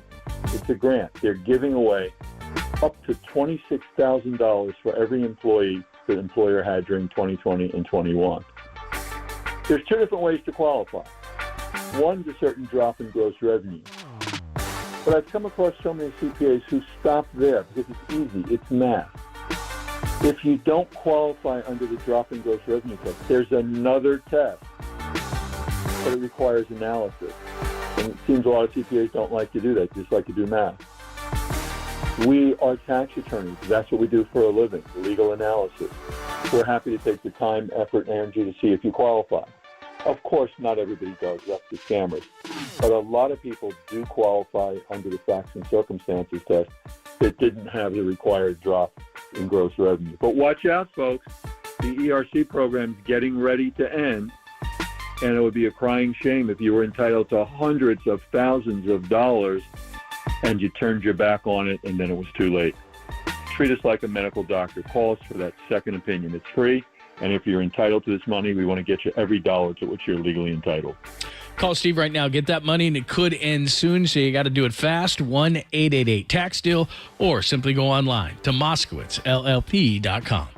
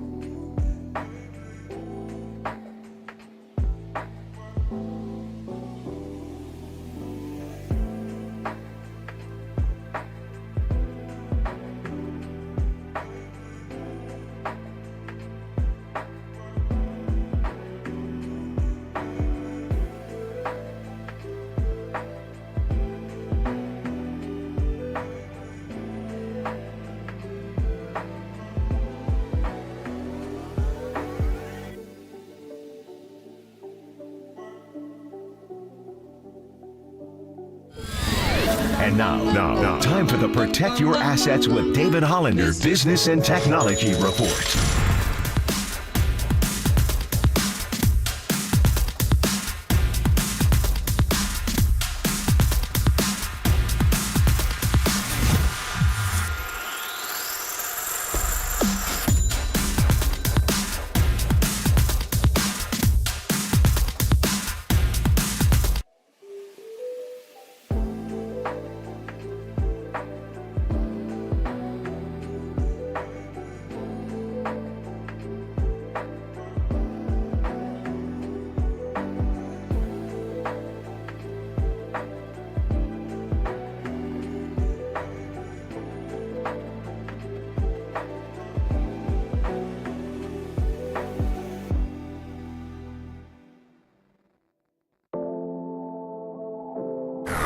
Dub Nation, filter out the noise and kick it with KNBR on the gram for everything blue and gold. Follow the sports leader on Instagram at KNBR. Yeah, I do. And I think a few things have happened. We did challenge him and told him, look, we got 12 or 13 guys who can all be in the rotation. Every one of them could make the case for being out there. And we told him when we're fully healthy, there's a chance you may not go in. And, he really responded well to that, because I think the game at home against Portland, he didn't play in the first half. And then, when we put him out there, he took over the game with his athleticism. And so I think that's the biggest thing, is he really responded to the threat of the bench. And that's what you want from your young players. You want to see how they respond, and he's responded beautifully. And now, of course, with Draymond being out, Gary Payton being out, he's getting a bigger opportunity, and he's making the most of it. That is Steve Kerr, the head coach of your Golden State Warriors. He was on yesterday as part of the Steve Hour, which is awesome on Wednesdays. 5 o'clock, Steve Young. 5:30, Steve Kerr. Make sure you never miss it with Tolbert and Copes. And he's talking about Jonathan Kuminga, who was tremendous. 17 points, 17 boards, no fouls. Did a great job against Jason Tatum. And we were talking to Brandon Payne earlier about this, and he subscribes to the theory, I think, but we're not going to find this out for a while, is this could be a catalyst to them having a great season. And if you watched any of the Kings v. Celtics last night, it shows you how good the Celtics are. They're in the back end of a back-to-back. The Kings are really good. De'Aaron Fox is lighting it up early. And Boston, without Jason Tatum, ends up winning by 25 at Golden One Center. I mean, that's a good basketball team. So for the Warriors to do what they did, hang in that game, come back and win, Kuminga being a big part of it. We know the Steph arc shot and everything. Go back and listen to the Brandon Payne interview today. It was great with us this morning. But potentially a catalyst win because that's a really good basketball team. Tatum did roll his ankle early in the game, and he was a bad one. He rolled it. He stepped on. He went right off the court, too. He stepped on somebody's foot and turned it. Was it Kuminga he stepped on? I think so, yeah, inside. It was, and then he came back into the game. But we were talking to Scal, yesterday. He's not going to be a playing sack, and they shut him down. If he didn't play at all, would they have won the game? He missed 12 shots in the game. They missed a lot of layups. But what Steve is talking about is Kuminga goes from not being in the rotation at all and coming in and saving them in the home game. Who was that, against Portland? Yes. And then, or even going back even before then. And then a lot of the guys were not, Pajemski was not in the rotation. Now he's essential. And we got to find out about his back. And then Trace Jackson-Davis was not in the rotation. And now he's essential. So now, I think Gary Payton II's making some progress on coming back, John, which leads to Jordan Poole is coming in on tomorrow night. And I know he's had an up and down years. Last game, he did play well. They did score. They played in Sacramento. They're having a miserable year. They're 4-22.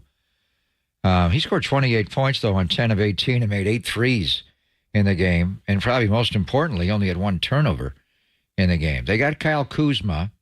That'd probably be a good matchup for Kuminga. They got Tyus Jones, who was a really underrated backup point guard for a while in Memphis. Now he's the lead dog in Washington. Who guards Jordan Poole in this game? Do you put Kuminga? Kuminga's the guy that can guard a guy like Jordan Poole, is going to beat you off the dribble or try to. And then he can guard a guy like Tatum or Kuzma, who's more of an inside player. Interesting how they're going to guard Jordan Poole in this game. And then that whole game within a game. I wanted to ask Brandon one more, but we went 19 minutes with him on the step shot. So it was awesome, though. Did Brandon work with Jordan Poole? I got to see if they were ever together. I mean, why couldn't, with his ability, why was he so inefficient last year? And he had some in and out dribbles that were like, wow, is this guy skilled? And then he'd be just going a million miles an hour and just run like, you have any idea the baseline's there? You're just running right off the court. Slow down. That's how he's played this year in Washington for the most part. But he had a control guy. The year before against the Warriors don't win. And he was a go-to guy, and I still think you need that. That's why Steph's playing so much off the bounce, because you can't get a screen. Jordan Poole does not need a ball screen. He'll just beat you off the dribble. He's a skilled player. And we'll see just how the reaction is when he comes in. I know when you were talking to the Mark Spears and Monty, you think he's going to get a good ovation. It's just so polarizing. Every time you mention Jordan Poole, and I like Jordan Poole. I like that he went to the G League a couple of times and he bounced back. The way it ended got ugly. Let me ask you one question. Why would you boo him? What has he done to be booed? Every time we mention his name, the text line lights up with honestly, I think he's the most disliked former Warrior that's been. Since Weber? Well, Weber didn't win. I'm talking about the guys they haven't disliked anybody, have they? But Durant, that was time. Nobody dislikes him. A lot of people dislike Jordan Poole. Okay, but I guess my rationale here is late round pick in the first round, which you don't expect anything of. He develops himself into a really good player after a rough rookie year in which they went 15-15 or a complete mess anyway. Helps you win a championship, then gets punched in the face. I don't know what he said, but I don't think he deserved to be punched in the face. And then I think largely because of that, he just didn't have a really good year mentally and just was completely out of things and struggled with everything around that. And then he was traded to Washington for Chris Paul. Like, what did he do to be so hated? People, I don't. Because I never booed anybody in my life, and I never will. I have, but do you agree I just don't believe in it. Do you agree that they wouldn't win a championship without him that one year? Well, I'm defending Jordan. Yeah, I wouldn't have traded Jordan Poole. I would have gotten rid of Draymond. But then you change your team too much, and Steph wouldn't do that. I was never on board with trading Jordan Poole. You don't trade young talent like that for an old guy. But this is the NBA, and it's about expiring contracts and everything that's not basketball. You miss Jordan Poole. chemistry Even though you don't miss Jordan Poole, you miss Jordan Poole. So I'm just trying to get into the psyche. Every time we bring it up, it's just such anti-Jordan Poole. He became the pariah. He was the reason everything disintegrated. And now the Draymond suspended indefinitely. It's a little bit different perspective. I just don't know why he couldn't get they have these development coaches. They can turn average players into really. Kawhi Leonard was not a very good offensive player. They turned him into an absolute assassin. Why couldn't they? And it's not that he never will. He'll learn it eventually when he gets older. But why the regression? Why can't they harness his game? I always say, when Steph and Brandon were working together in the offseason, if I'm Jordan Poole, I'm like, can I come hang out with you guys? I don't know if Brandon ever, I'll reach out and do you ever work with him. I just don't understand how a guy is that skilled can play that out of control. Because he thought he was Steph Curry. And the uniqueness of Steph in watching it every day, he thought, well, I can do that too. And it's like, no, you can't. You're not him. And I too many times I saw him try to do things, the shot selection that he took, the way he was careless with the basketball. I mean, Steph can get away with these things. You cannot. And that's the greatness of Steph. And so he watched it every day rather than like I watched Pajemski the other night, just sit and watch him. And you take certain elements, but you're not him. And for some reason, I think Jordan Poole thinks he's him. And when he's been in Washington, the times I've watched them, which is about 4 or 5 games, he thinks he's him. Like it's such a unique thing that Steph is, and he thinks he's him. You're not going to win a Hemi. You ain't him. Right, but that's what I'm saying. He got out of control because of that. He was more. He was quicker. When Steph had a good rookie year, but Jordan Poole, he went to the G League. He wasn't. His legs were weak. He would wobble. I remember watching him warm up before games. Brandon Poole said, Brandon Payne, he worked with him some. He was in our mini camp last summer. He was? Oh, wow. And after they traded him to Washington, Steph had him at that mini camp with De'Aaron Fox and all those guys. I just remember when I watched him warm up before games, he never, ever missed, ever. And it was like, whoa, this guy shoots like Steph. And then he got in the games, and he didn't have the leg strength, and he would just wobble. It's like, whoa.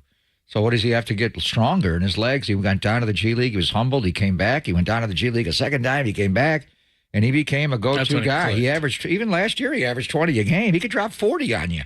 I just don't know how, with a guy with his skill, with the coaching they get, whether it's from Bruce Frazier or Brandon or other people, why he's regressed in his game. I think there's more there with him. But just going into the game, I'm going to be the fan base. That'll be Danny's big poll tomorrow. If you want, you going to boo Jordan Poole or not boo Jordan? What do you feel about Jordan Poole coming back? And the Warriors are going to have a video presentation right before he's introduced. So they're going to show him making baskets and winning. There's going to be all bad stuff and turnovers. Yeah. Well, they're going to cut in Draymond punching him. We got to get to the game off. Yeah, because that's it. That's Jordan's fault. Or maybe we'll reenact it, and Draymond will come running out of the tunnel. He's back. See, but one thing, I wouldn't you say of all the guys that were on the championship teams, he's the most disliked one? Harrison Barnes there for a minute, but yeah, come on, Harrison Barnes. Well, no, he missed a lot of shots. Great member of the community. Nobody. I got nothing against him. I'm just saying. I remember that when he was missing some of those easy shots in Cleveland, wide open corner shots, they weren't happy. He missed shots. I'm just saying he was up there. He was never a problem. He's a senator. Look, I don't dislike the guy. I'm just simply saying when he missed some of those shots, there was a lot of people. They didn't boo Harrison Barnes when he came back. No, but I don't think they should boo him. What they should or shouldn't. What will they do? There'll be some groans. There's a lot of people that don't like Jordan Poole. Every time he mentioned his name, the text line lights up. Believe me, he's polarizing, but I don't see why you would, because he did a lot of good things. In the offseason, you wanted them traded. But that doesn't mean I don't like him. Yeah, I would not have traded. Here's the one thing that we'll never know, because, well, it looks like on the surface they traded him for Draymond Green. There's one player on this team which everything goes through. Now, the owner makes a lot of these decisions, but they went to Steph Curry. They had to have. And said, do you want the guy around or not? Yeah, and it was beyond what we can see. That's why I'm saying that. Who said that after games, it was Mark or that he would play music on his phone in the locker room after they lost a game? There's no doubt he was immature. Well, that's a problem. So, Draymond, just go grab his phone out of his hand and break it. I mean, that's great. Don't do that. Don't do that. We'll get into a live video here. Just don't do it in an open Let me ask you. Okay, we'll get a lot of this tomorrow. That's unprofessional. You can't. Right. There's not a way to get him to stop doing that. Do you think he won't? But because they're going to congregate around him tomorrow after the game, the media. and they're going to ask him about Draymond Green. Maybe he'll duck Is he going it. to take the high road? No, he won't say anything. Yeah, he won't. He won't say anything. See, that's his father might. Yeah, let's get his father on the show. But because you know what matchup I really want to see is Draymond Green and Jordan Poole. We're not going to see that. That's what I want to see. If Draymond Green were to pop out to Jordan Poole, Poole would be like, he'd back up a little bit. Let's go one-on-one. You got your pool party? Yeah, I'll bring that tomorrow. Put that on camera. The pool party. If somebody wants it. I thought that thing was going to be valuable. Never opened it. I'm like, oh, this might be worth something. No. He was the third Splash Brother for a while there. All right, your sweet, clean, family-friendly Caboose Pistol coming up next. We'll hit up on more Jordan Poole tomorrow because the Wiz come to town to take on the and everybody Warriors. beats the Wiz. Yeah, it does beat the Wiz and the Pistons, but yeah, the Wiz too. We'll do that coming up next. Pop and Lone on eSports here.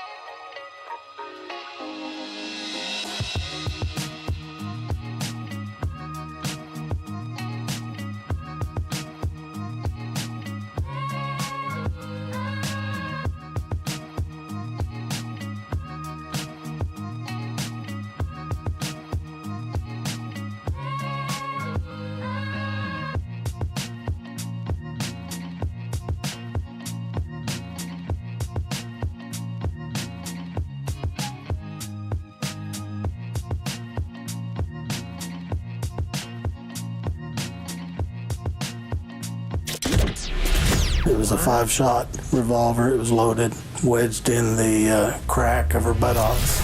Papa and Lund presents the Caboose Pistol. The old Caboose Pistol, everybody has one. A few stories that slip through the cracks. saying caboose. I know some women who could hide a machine gun in there. Yeah. I'm sorry, we're getting off track. On KNBR 104.5 and 680, the sports leader. I mean, I didn't see the Manning cast, but what are you talking about when he flopped versus Philly? I saw that, and I thought that's like the only thing he didn't do very well this year. It wasn't the best flop. You got to be it can't be so obvious. So. That was Kyle today. That's the only thing that Christian McCaffrey has not done well this year. And by the way, he admitted it because the Manning cast, they've kind of just turned it into like 3 or 4 of the reading off cards, jabs. So they did the helmet thing. They did the cheese ball thing.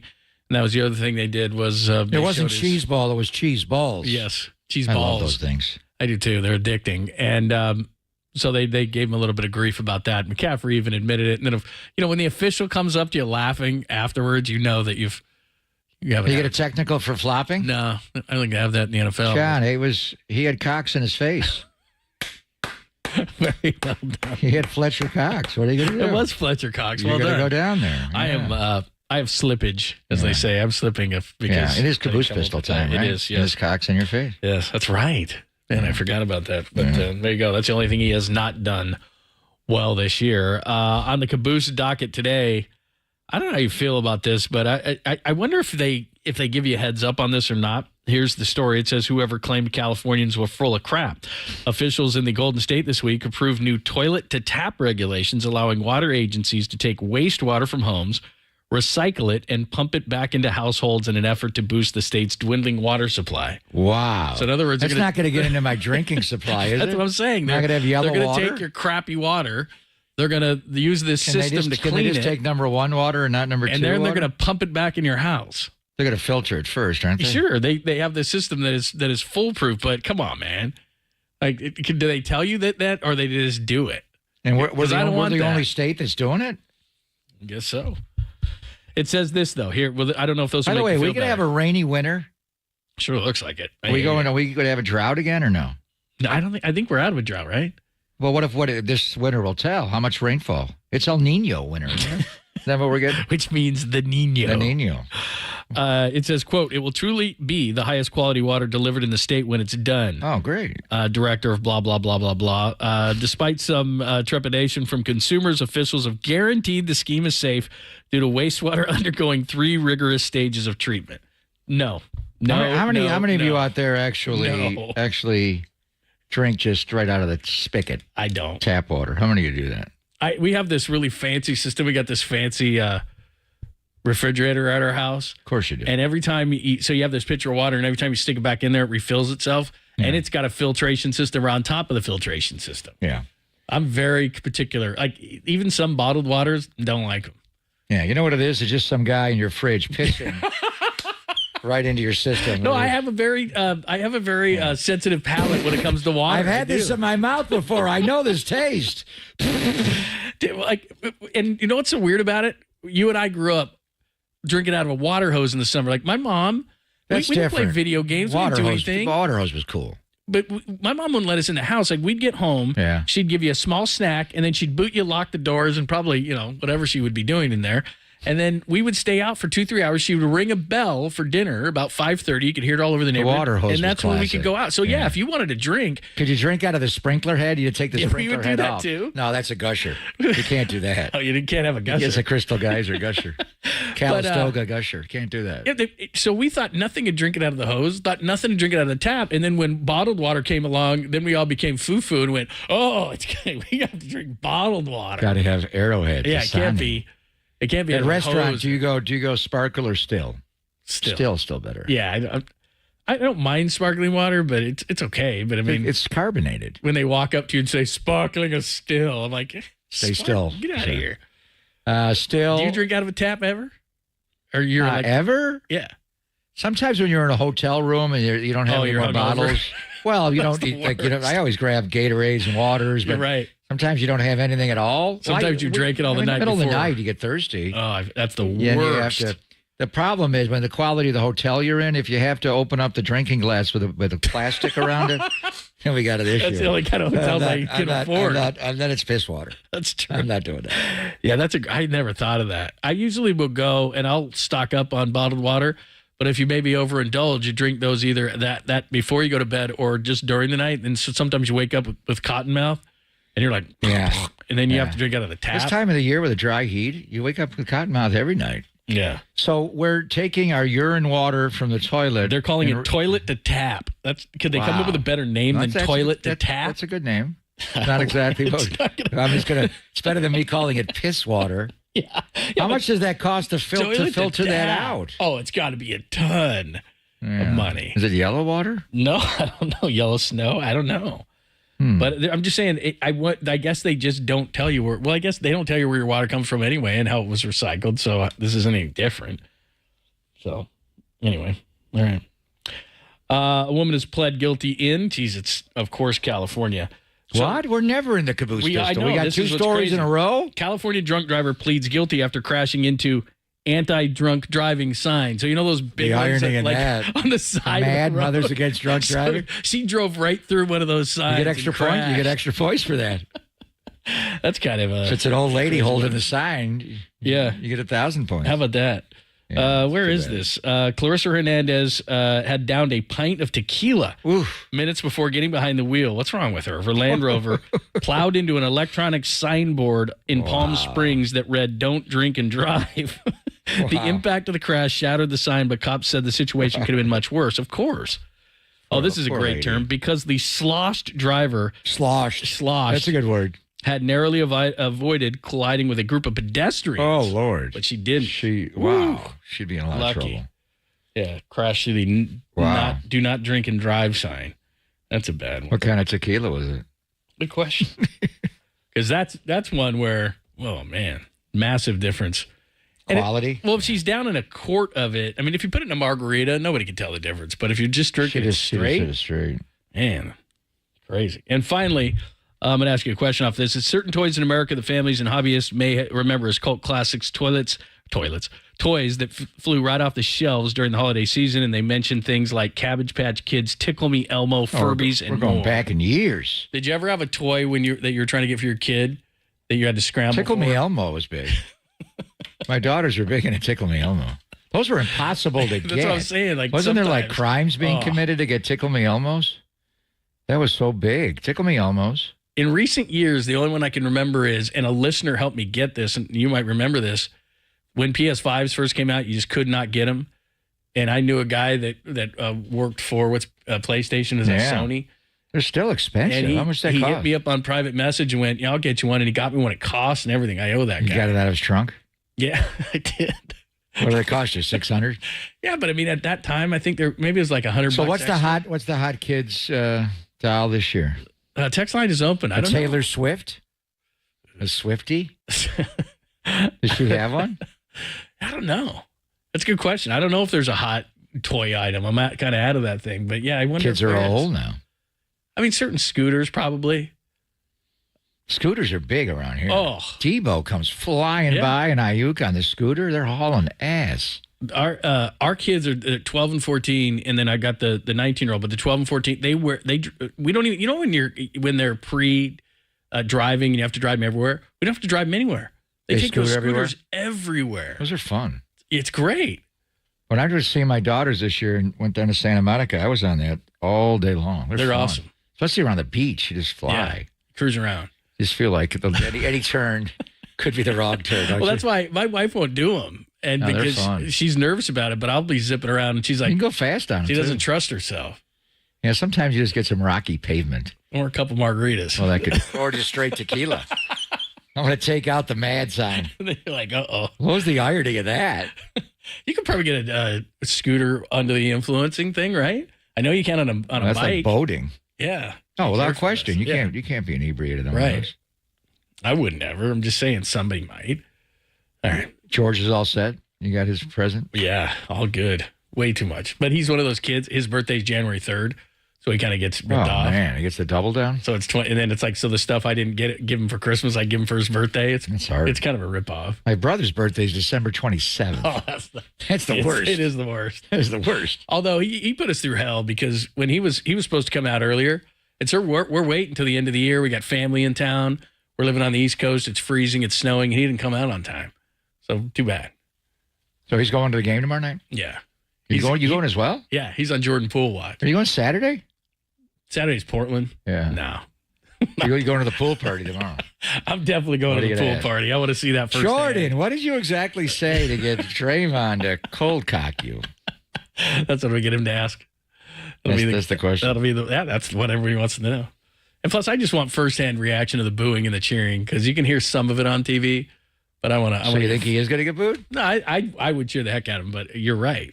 He's polarizing. So some people will. It's not going to be like Jason Giambi when he came back. And that was terrible. Or Chris Webber. But he chose to sign in New York.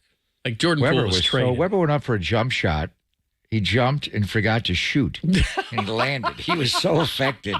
The crowd took him out of that game. There was no cheering. That was just the Randy Moss came back. What was the most venomous returns? Ooh. That's the poll tomorrow. Durant was pretty positive. We got double poll. Now, Jordan Poole's not going to be like that.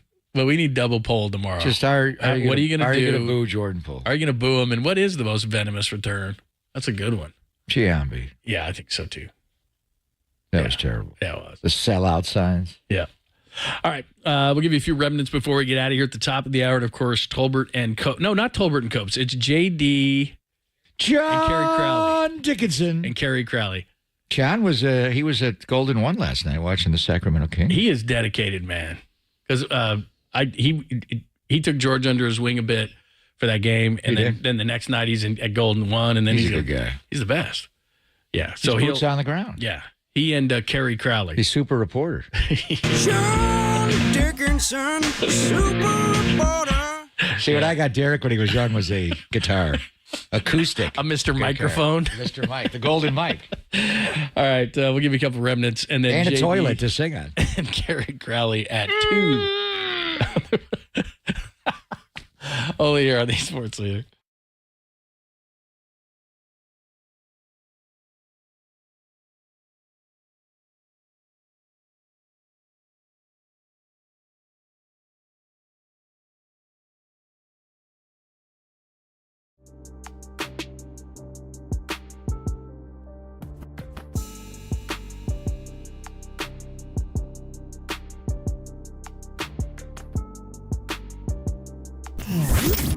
Here's what's trending now. Trending now.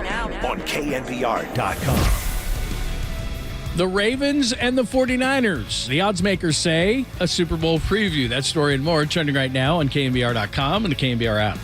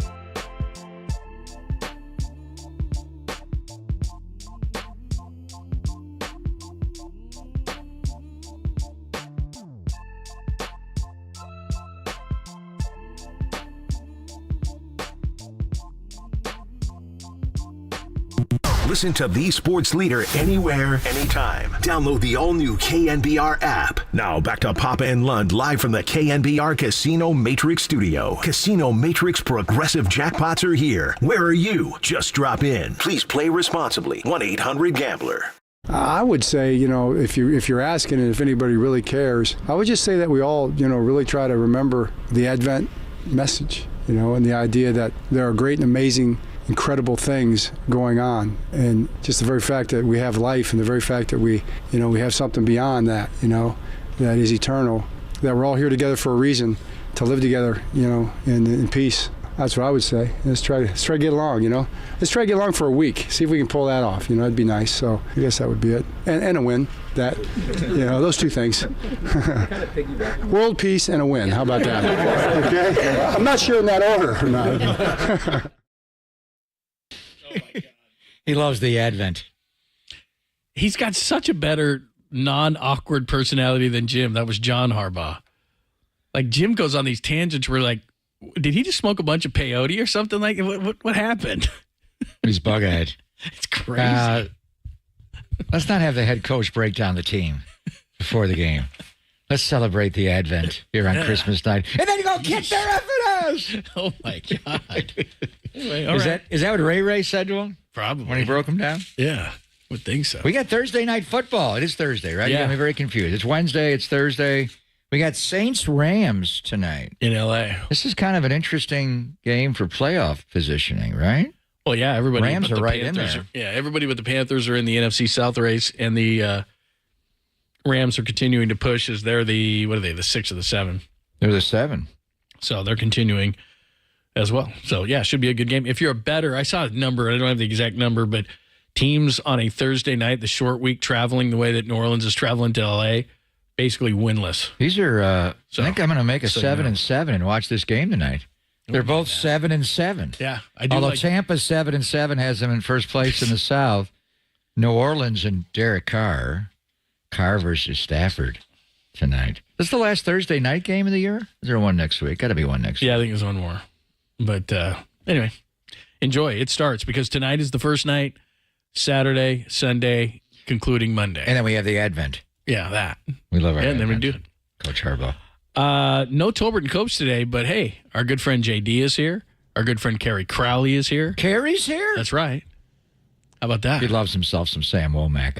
Yeah, he's a big special teamer, right? Pop, we gotta talk special teams right now. The Baltimore is always good. That's what John Harbaugh's breakdown. I think it's coming down to teams on the Advent. Well, that doesn't bode well for the 49ers. I mean, Kyle's got total disregard for special teams on kickoff and punt coverage. But Brian Schneider's all right with that, though. Ronnie Bell's a good gunner. Ronnie Bell's a good gunner. He gets down the field. Are you comfortable with Ronnie Bell fielding punts? Fielding punts, no. But he can feed his family as a gunner. Jung Ho Lee, you want him back to field punts? Exactly. Tracking the ball down. He'll catch it. Yeah. He'll catch He's got speed, too. He'll make you miss in the open field. I just like that he just had the balls to do the speech, the introductory speech. I thought that was great. Let's go, Giants. Yeah, that was cool. I like him. And he was at the Warriors game hanging out with JD. How was Sacramento last night, JD? It was good. Yeah, boy, the Celtics just stomped them in the second half. Not a lot of defense being played by the Sacramento Kings, but they're off to a good start. The Celtics were mad without Tatum after blowing their lead against the Warriors on Tuesday night. But yeah, I'd never seen anything like what happened in that game with the three-point shooting. 22 threes for the Celtics, 21 threes for Sacramento in that game. And the Kings lost by 20. How do you make 21 threes and you lose by 25? You do everything else poorly. You hit 21 threes. You should be in a game, if not win it. My God, man. Yeah, gave up 144. The Celtics are good. The Celtics are good. Without Tatum, 144. Wow. Impressive. Jordan Poole, the reaction when they introduced Jordan Poole after a video presentation. Is it like the old days of Jose Canseco where he gets the booyah? He should get a standing ovation in my mind. I think he should. Really? Well, I mean, would he? Will he? I think it'll be a little mixed. Yeah. I think it's going to be mostly cheers, but I think he should get a standing ovation given the fact that he helped them win a championship in that 21-22 season. And really, there were a lot of things that I think happened after the punch that really put him in a bad place, I think, with Warrior fans and the coaching staff and even his teammates. But up until that point, I mean, he was a really productive player that was growing and earned the contract that he ultimately received. So I think you almost have to draw a line at the point in which the punch occurred, and then everything just kind of changed. And he, in I think many ways, turned into a little bit of a different person toward the negative with the way he played and the way he carried himself. But yeah, I think all in all, it should be a positive reception in my mind. I think so too. I agree 100%. I have a philosophy personally. You win a championship, you're indebted. That city's indebted to you. Now that they don't have to cheer you every time you get the ball, but in the introductions when his name is announced, he should be cheered greatly. But I think it's going to be Stuart Scott. Booyah. I mean, who's the last guy to get booed every time he touched the ball? Dylan the villain Brooks. Every time he touched it, he got booed. For sure. He got booed. Yeah. So, all right, boys. Looking forward to hearing you on the way home. All right. Yeah.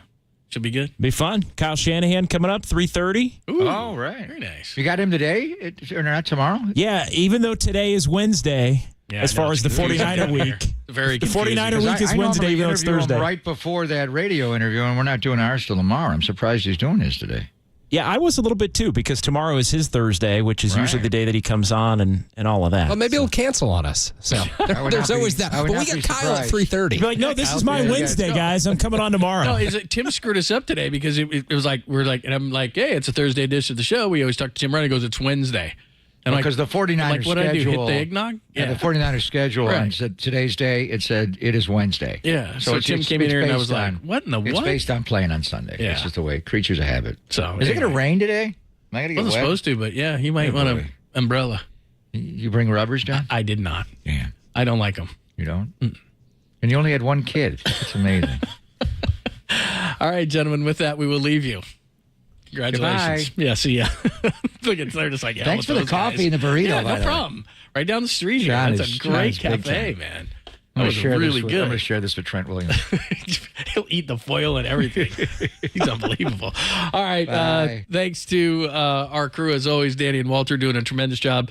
We had Steph Curry's trainer on, which he is awesome, man. We had a great time. If you missed that interview with Brandon Payne at 10:30, you're going to want to go back and hear that. Tim Ryan, 11 and 12, as always, and Dante Whitner.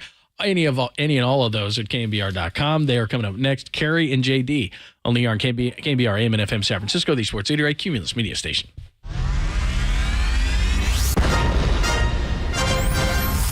The NBA brought him to the Bay. While his co-host was born and raised here. Adam, that is great co-host work right there. That is amazing. You're lucky to have Adam, Tommy. Oh, absolutely. It's time for Tolbert and Copes. Let's get it on! Tom Tolbert. Yeah, thank you. Now if I could ever get some beer. And Adam Copeland. Adam Copeland has arrived! On KNBR 104.5 and 680, the sports leader.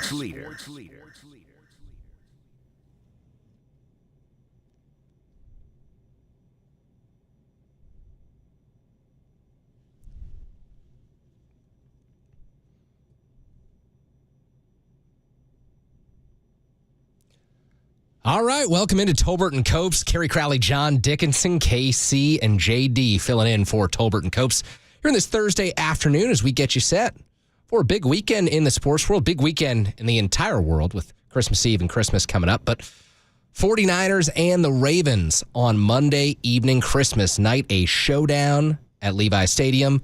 You got Jordan Poole's return to the Chase Center on Friday evening with the Washington Wizards. Plenty of big-time sports action this weekend. We'll keep it pretty much all 49ers Ravens for this first hour or so. Quick programming note, we just teased the fact that Kyle Shanahan was supposed to join us at 3:30 today. JD, that will not be happening because, again, this is the 49ers Wednesday. This is not their Thursday. So Kyle's going to join us tomorrow at 3:30. That's the expectation. Okay. Well, that works out. And, yeah, it does get confusing. Anytime there's a Saturday game, everything gets moved up. Anytime there's a Monday game, everything gets moved back. And as Pop was kind of laying out, it is that typical Wednesday, Thursday, Friday lead up to what would be a Sunday game. So we'll talk to Kyle tomorrow. The good news is we will be here both today and tomorrow on the Sports Leader. Great news for every listener out there who can't get enough during the holiday season.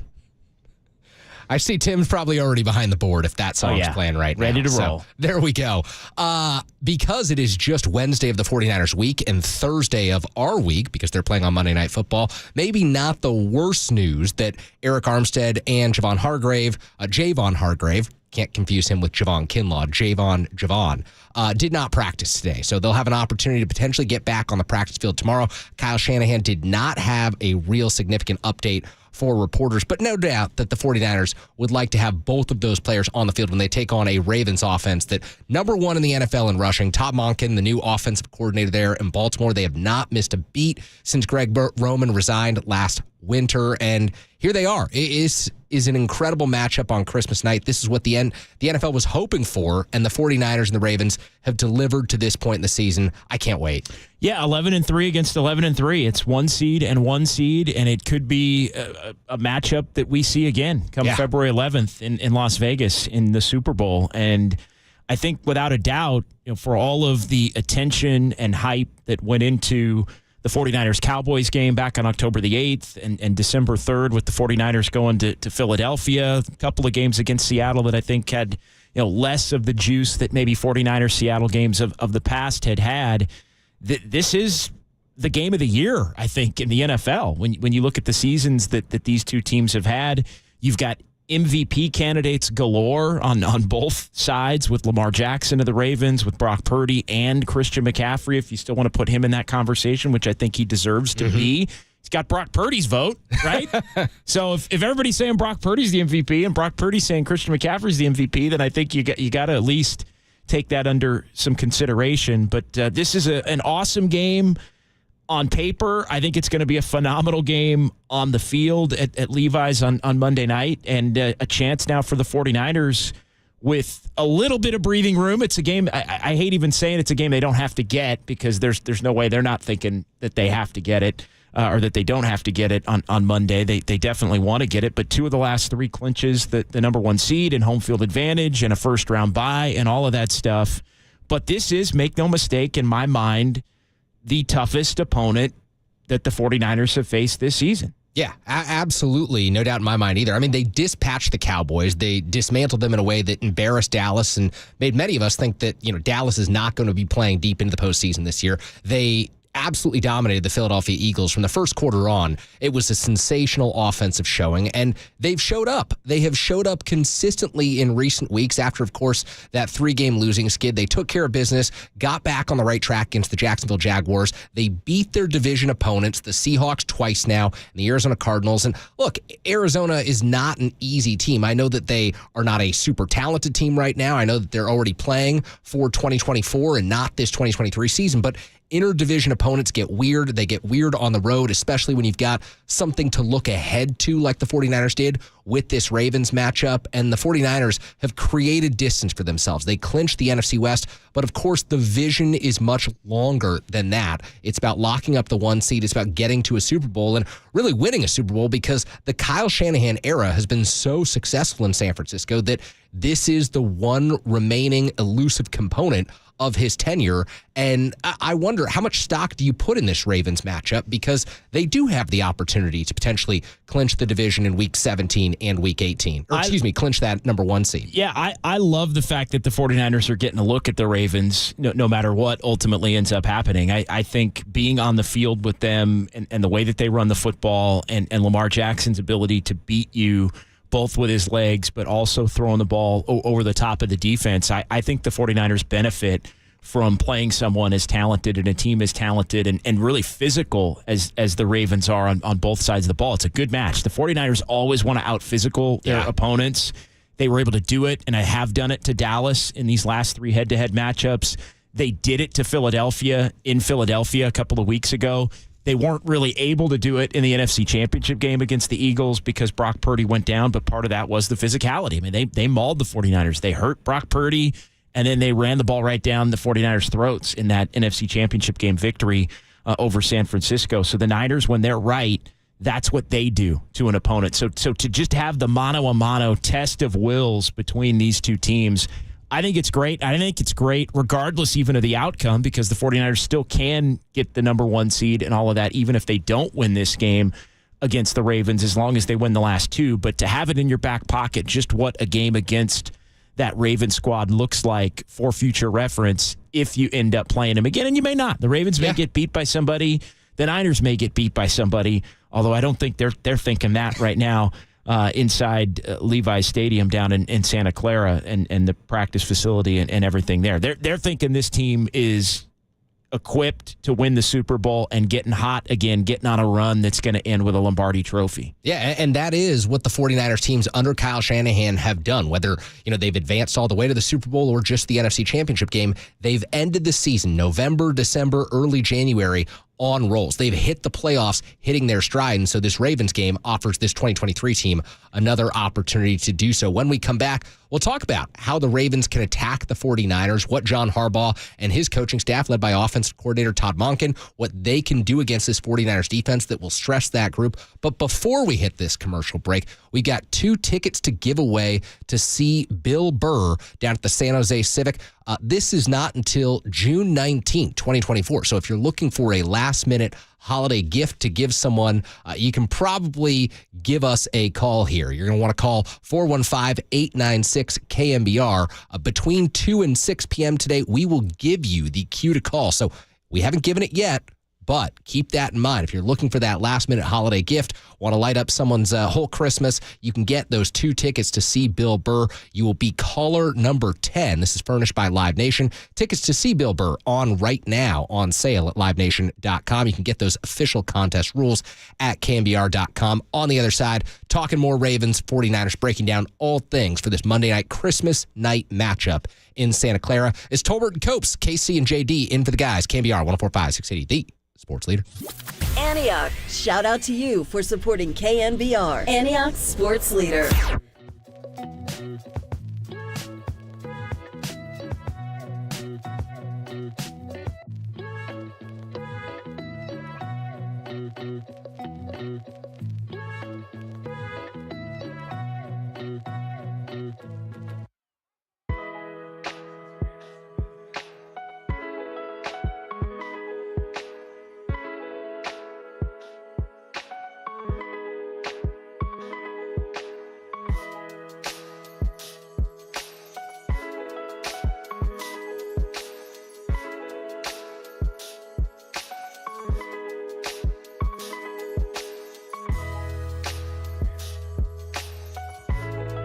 Both Eric Armstead and Javon Hargrave did not practice today for the 49ers. Head coach Kyle Shanahan did not give any indication if they will play or not on Monday. That story and more trending now on KNBR.com and the KNBR app.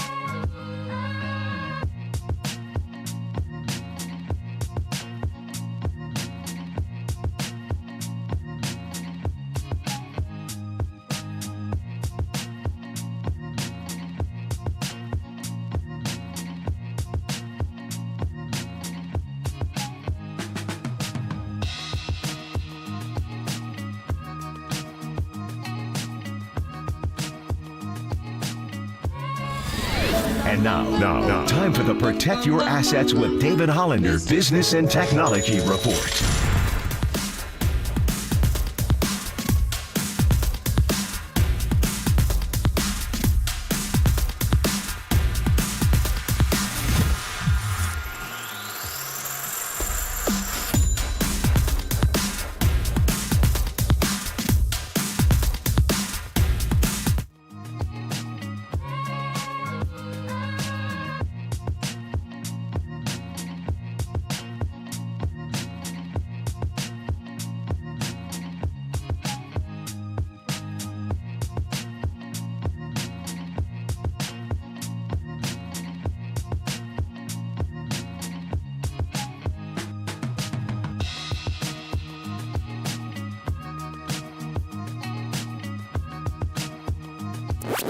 This is KNBR, and they are Tolbert and Copes. Listen to us here and follow us on Twitter, Instagram, and Facebook. We are KNBR 104.5 and 680, the sports leader.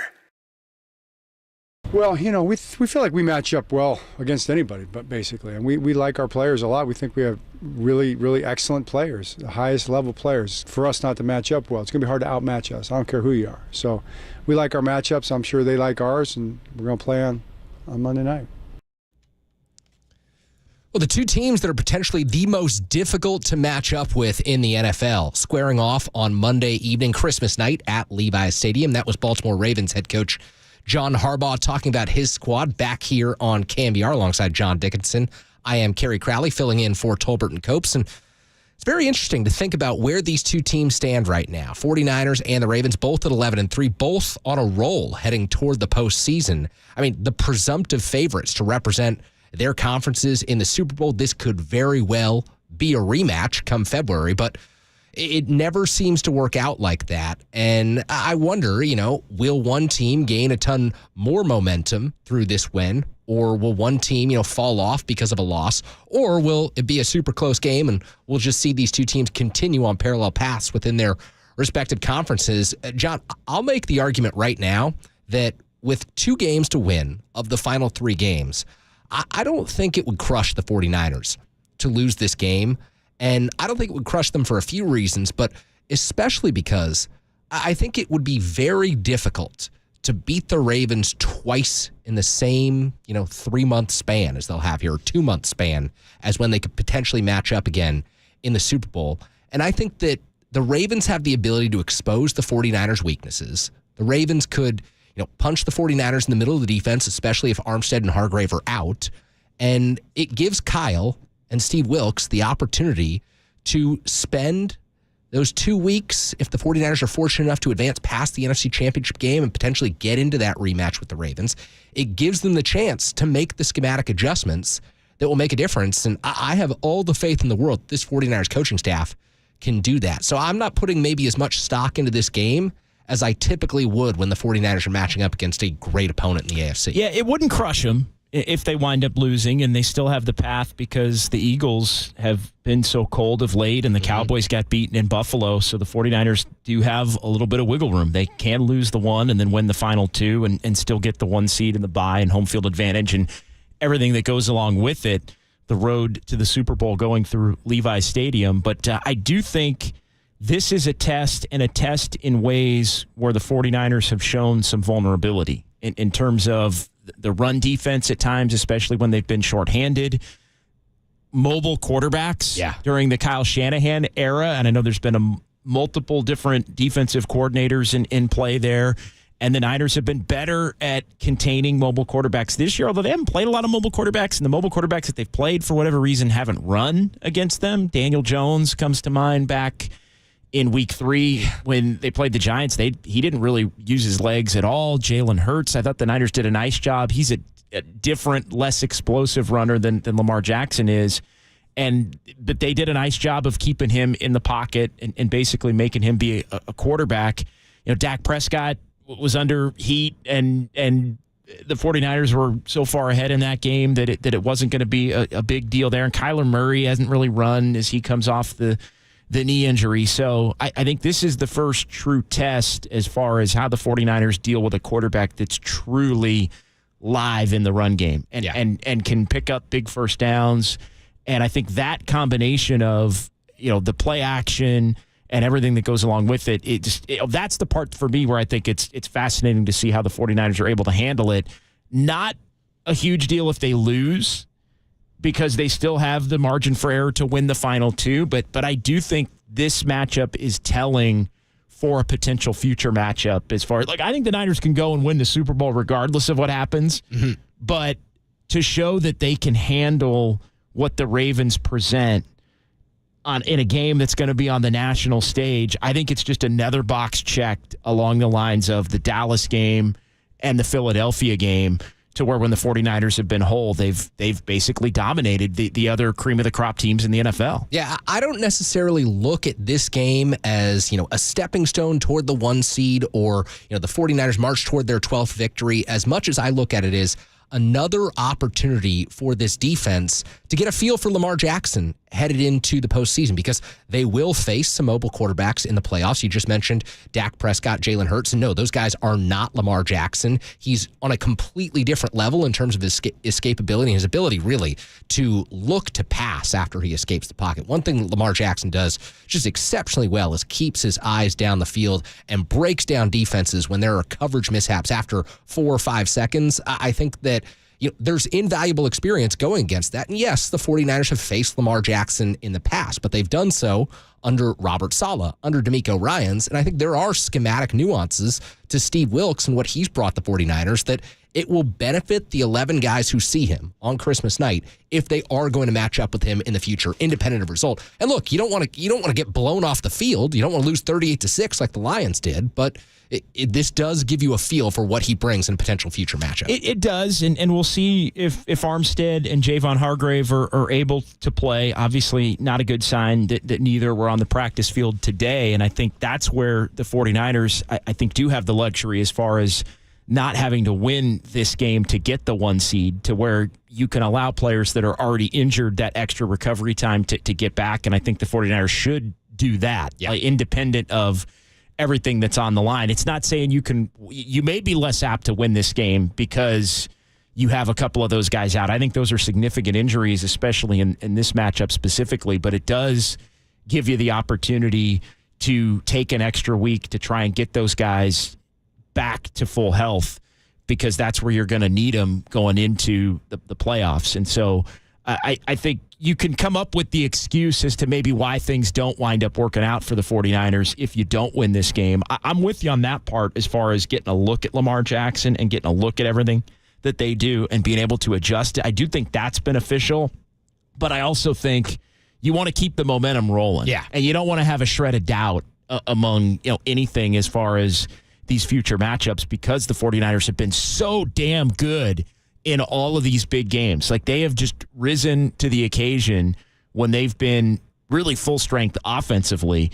They've risen to the occasion and dominated in these games. So I think this is, a home game, prime time. The world is watching. I mean, Christmas, that holiday used to be an NBA exclusive holiday. I mean, the NBA is still rolling on Christmas, and the Warriors are going to be playing on Christmas. Are they going head to head? No, they're not going. Okay. I mean, they completely, and look, ESPN and ABC own, obviously, the Monday Night Football. There are games on other networks. I think the Eagles and Giants are playing. I think the Raiders and Chiefs are playing early as well on Christmas. So it is a triple header. But yeah, ABC and ESPN, they've kind of revamped the whole structure for this year, having that 49er Ravens game be the marquee event at 5:15 Pacific and 8:15 Eastern, and kind of shuffled some of the NBA games off to earlier in the day, like the Warriors and Nuggets and the Celtics and Lakers, which are going to be the lead-in to Monday Night Football. Yeah, NFL is king. I mean, if you didn't think so, they just took back Christmas Day with the San Francisco 49ers. Yes. It's amazing. The game of the year. I mean, that is the game. And again, I get it. 49ers and Eagles, 49ers and Cowboys, Cowboys and Eagles. This, to me, is the game of the year in the NFL. Christmas night, Levi Stadium, 1 versus 1, 11-3 versus 11-3, MVP candidates everywhere.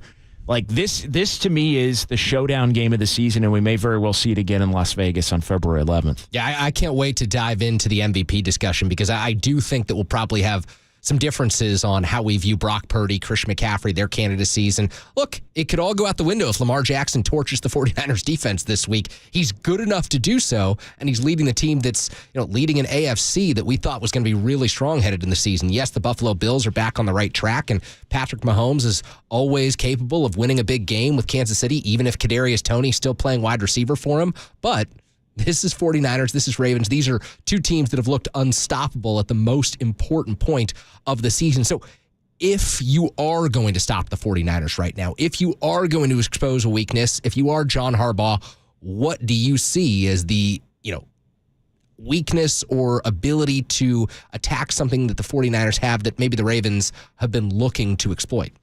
Yeah, I think it's the run game on the interior, and to me it's Lamar Jackson and being alive in the run game as well. I mean that to me is where if you're the Ravens, you're looking to attack the 49ers defense, because the 49ers defense at times this year has been vulnerable. The 49ers offense, when they've had everybody, when they've had Brock Purdy healthy, when they've had Christian McCaffrey healthy, he dealt with that rib during the losing streak. When they've had Trent Williams and Deebo Samuel and George Kittle and Brandon Ayuk, when they've had everybody together, the 49ers offense has basically been unstoppable. Now, I do think that the Ravens defense is among the best, if not the best defense that the 49ers have seen or will see this season. But I think where the Ravens have to look at this thing is that they have the ability to score and put pressure on the 49ers. And anybody playing the 49ers is trying to get ahead. Yeah. And it doesn't mean that the Niners can't come back, but for whatever reason this year, they just have not been a comeback team. They've been a front-running team.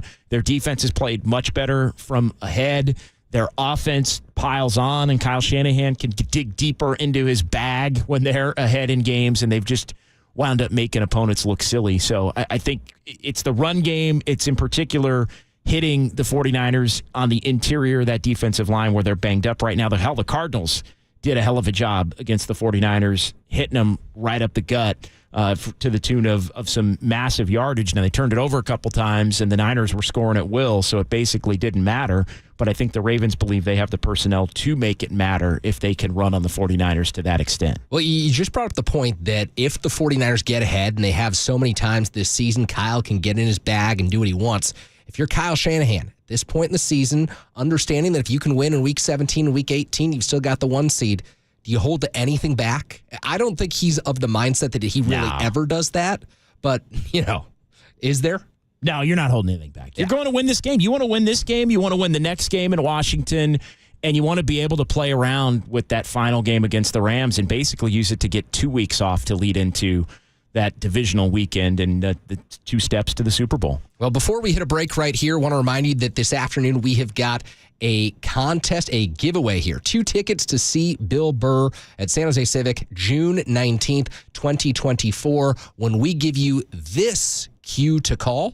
I hope the f***ing Eagles never win the Super Bowl. Go yourselves. When you hear that, cue to call. Be caller number 10 on KNBR, 415-896-KNBR, and you will win those 2 tickets. Hey, great last-minute Christmas gift to give someone who's into that. So on the other side, we will talk Christian McCaffrey, Brock Purdy, Lamar Jackson. Who is your MVP, and does the outcome of Monday night's game change your perspective at all? John Dickinson, Kerry Crowley in for Tolbert and Copes here on Leader. KNBR, 104.5, 680, the Sports Leader. Last game of the year, Brent. Can't hold anything back now.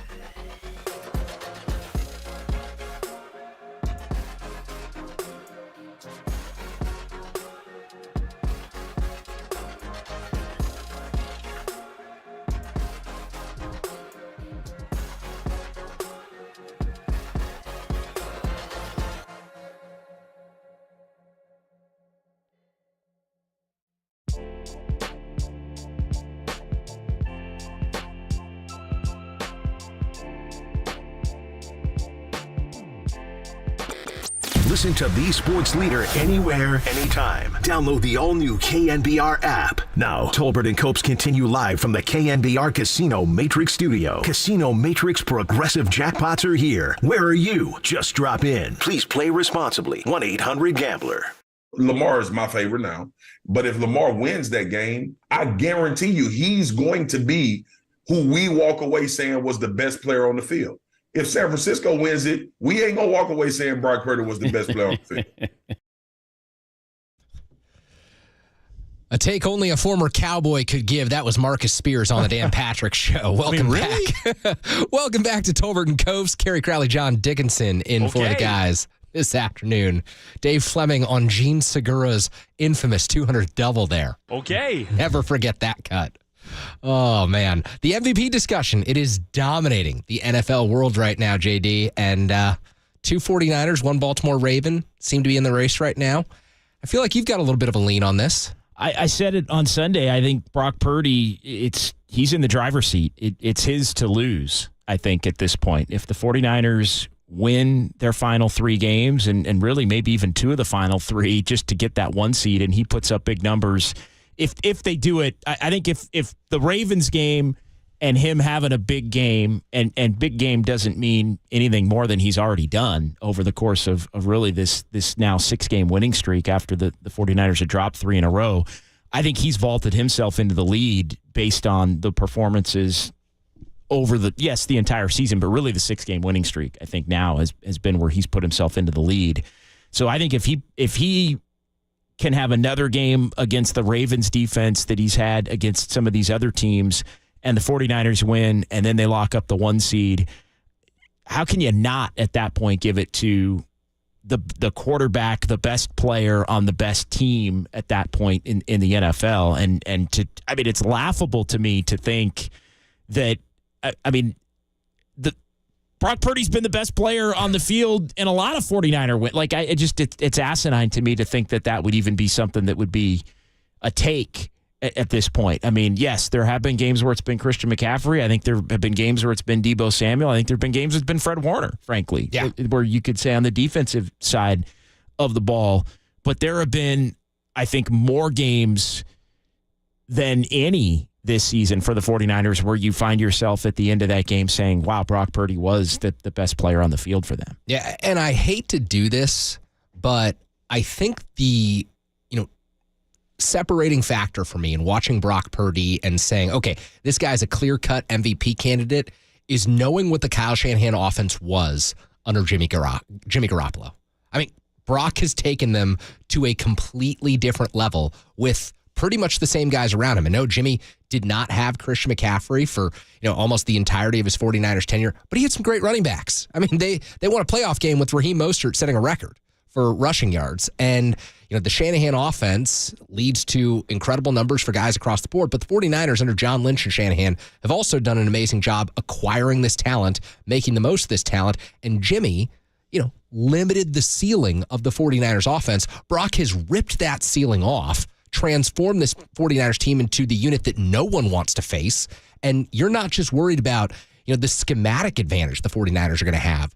with Kyle Shanahan being the play caller. You're worried about the talent advantage that they have because Brock is the guy, and Brock can play at a level that very few NFL quarterbacks can reach. Yeah, he's allowed them to level up. There's no doubt. And I think it was the time where Christian McCaffrey came over last season in October, and he helped the 49ers offense level up when Jimmy Garoppolo was the quarterback after he had taken over for Trey Lance.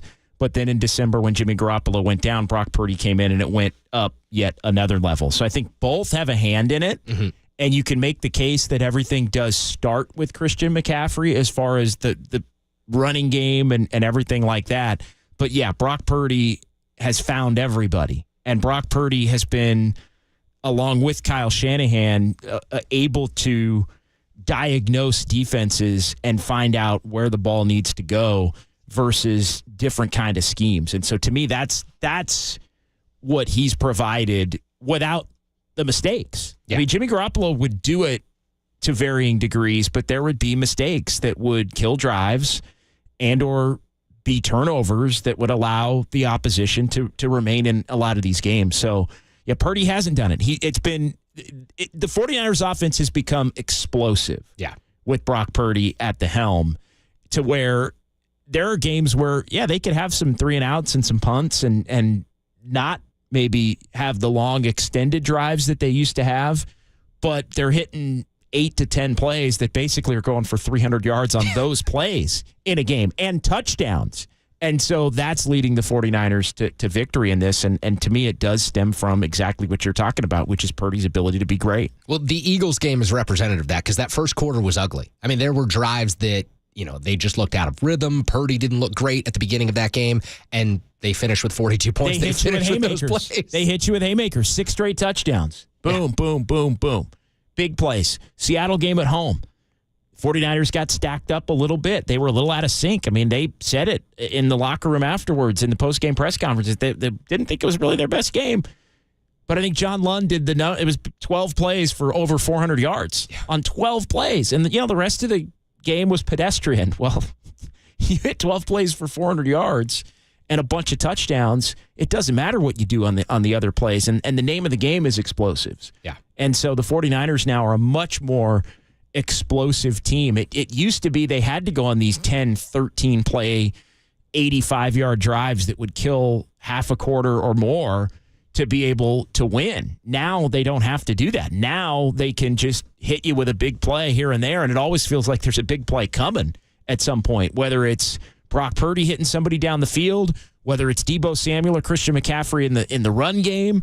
It just, if it's Kittle over the middle, like whatever it is, it always kind of feels like even when the 49er defense or offense is getting slowed down a little bit, that they're about to hit a big one for a touchdown. And it feels almost inevitable, honestly, when you're watching the game. Yeah, that's a great way to describe the 49ers offense. It is inevitable right now, and that's the way they've looked ever since they got out of that losing streak and beat Jacksonville 34-3. The one argument I would make for Christian McCaffrey is, look, we've seen non-quarterbacks win the MVP award. We've seen Sean Alexander do it. We've seen Marshall Faulk do it. We've seen a handful of guys who are great skill position players at the non-quarterback spot win MVPs. And I just think it's hard to envision a guy having a more efficient season in both the running and receiving game that Christian McCaffrey has had with the 49ers this year, because he has not only been a 1,000-yard rusher, and he could approach 1,500 yards. I mean, this is someone who is consistently getting open out of the backfield,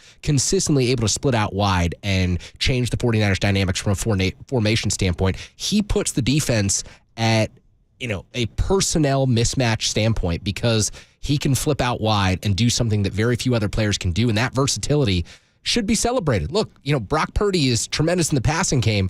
Christian McCaffrey does it in both the run and the pass game, and I think that is the argument that some MVP voters will use to say that's why I'm going with McCaffrey. Yeah, and look, I think there is a case to be made, and there was a case to be made for Christian McCaffrey the first 5 games of the year. I think he was basically the engine that made everything go at the beginning, and Purdy was good.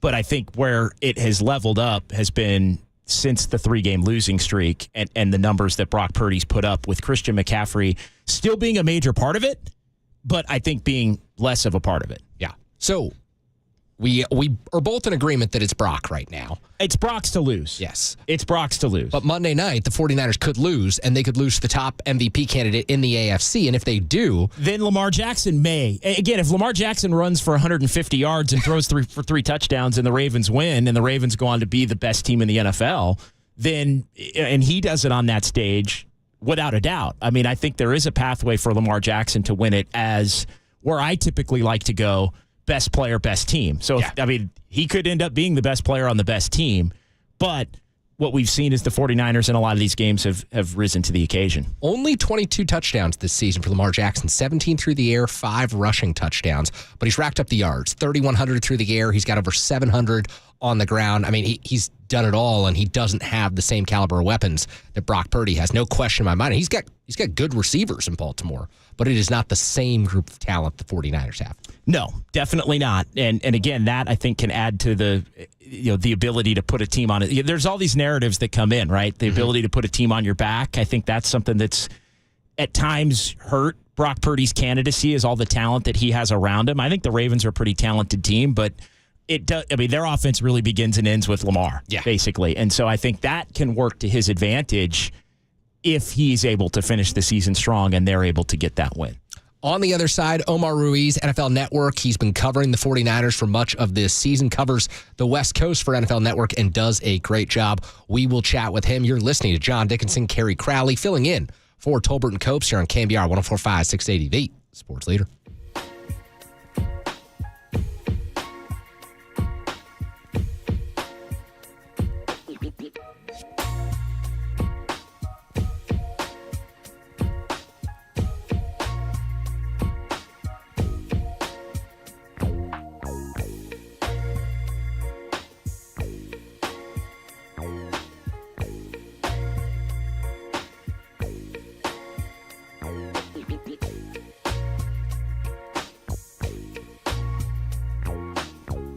GP2, Gary Payton II, has been cleared to participate in parts of practice and will be reevaluated early next week. That story and more trending now on KNBR.com and the KNBR app.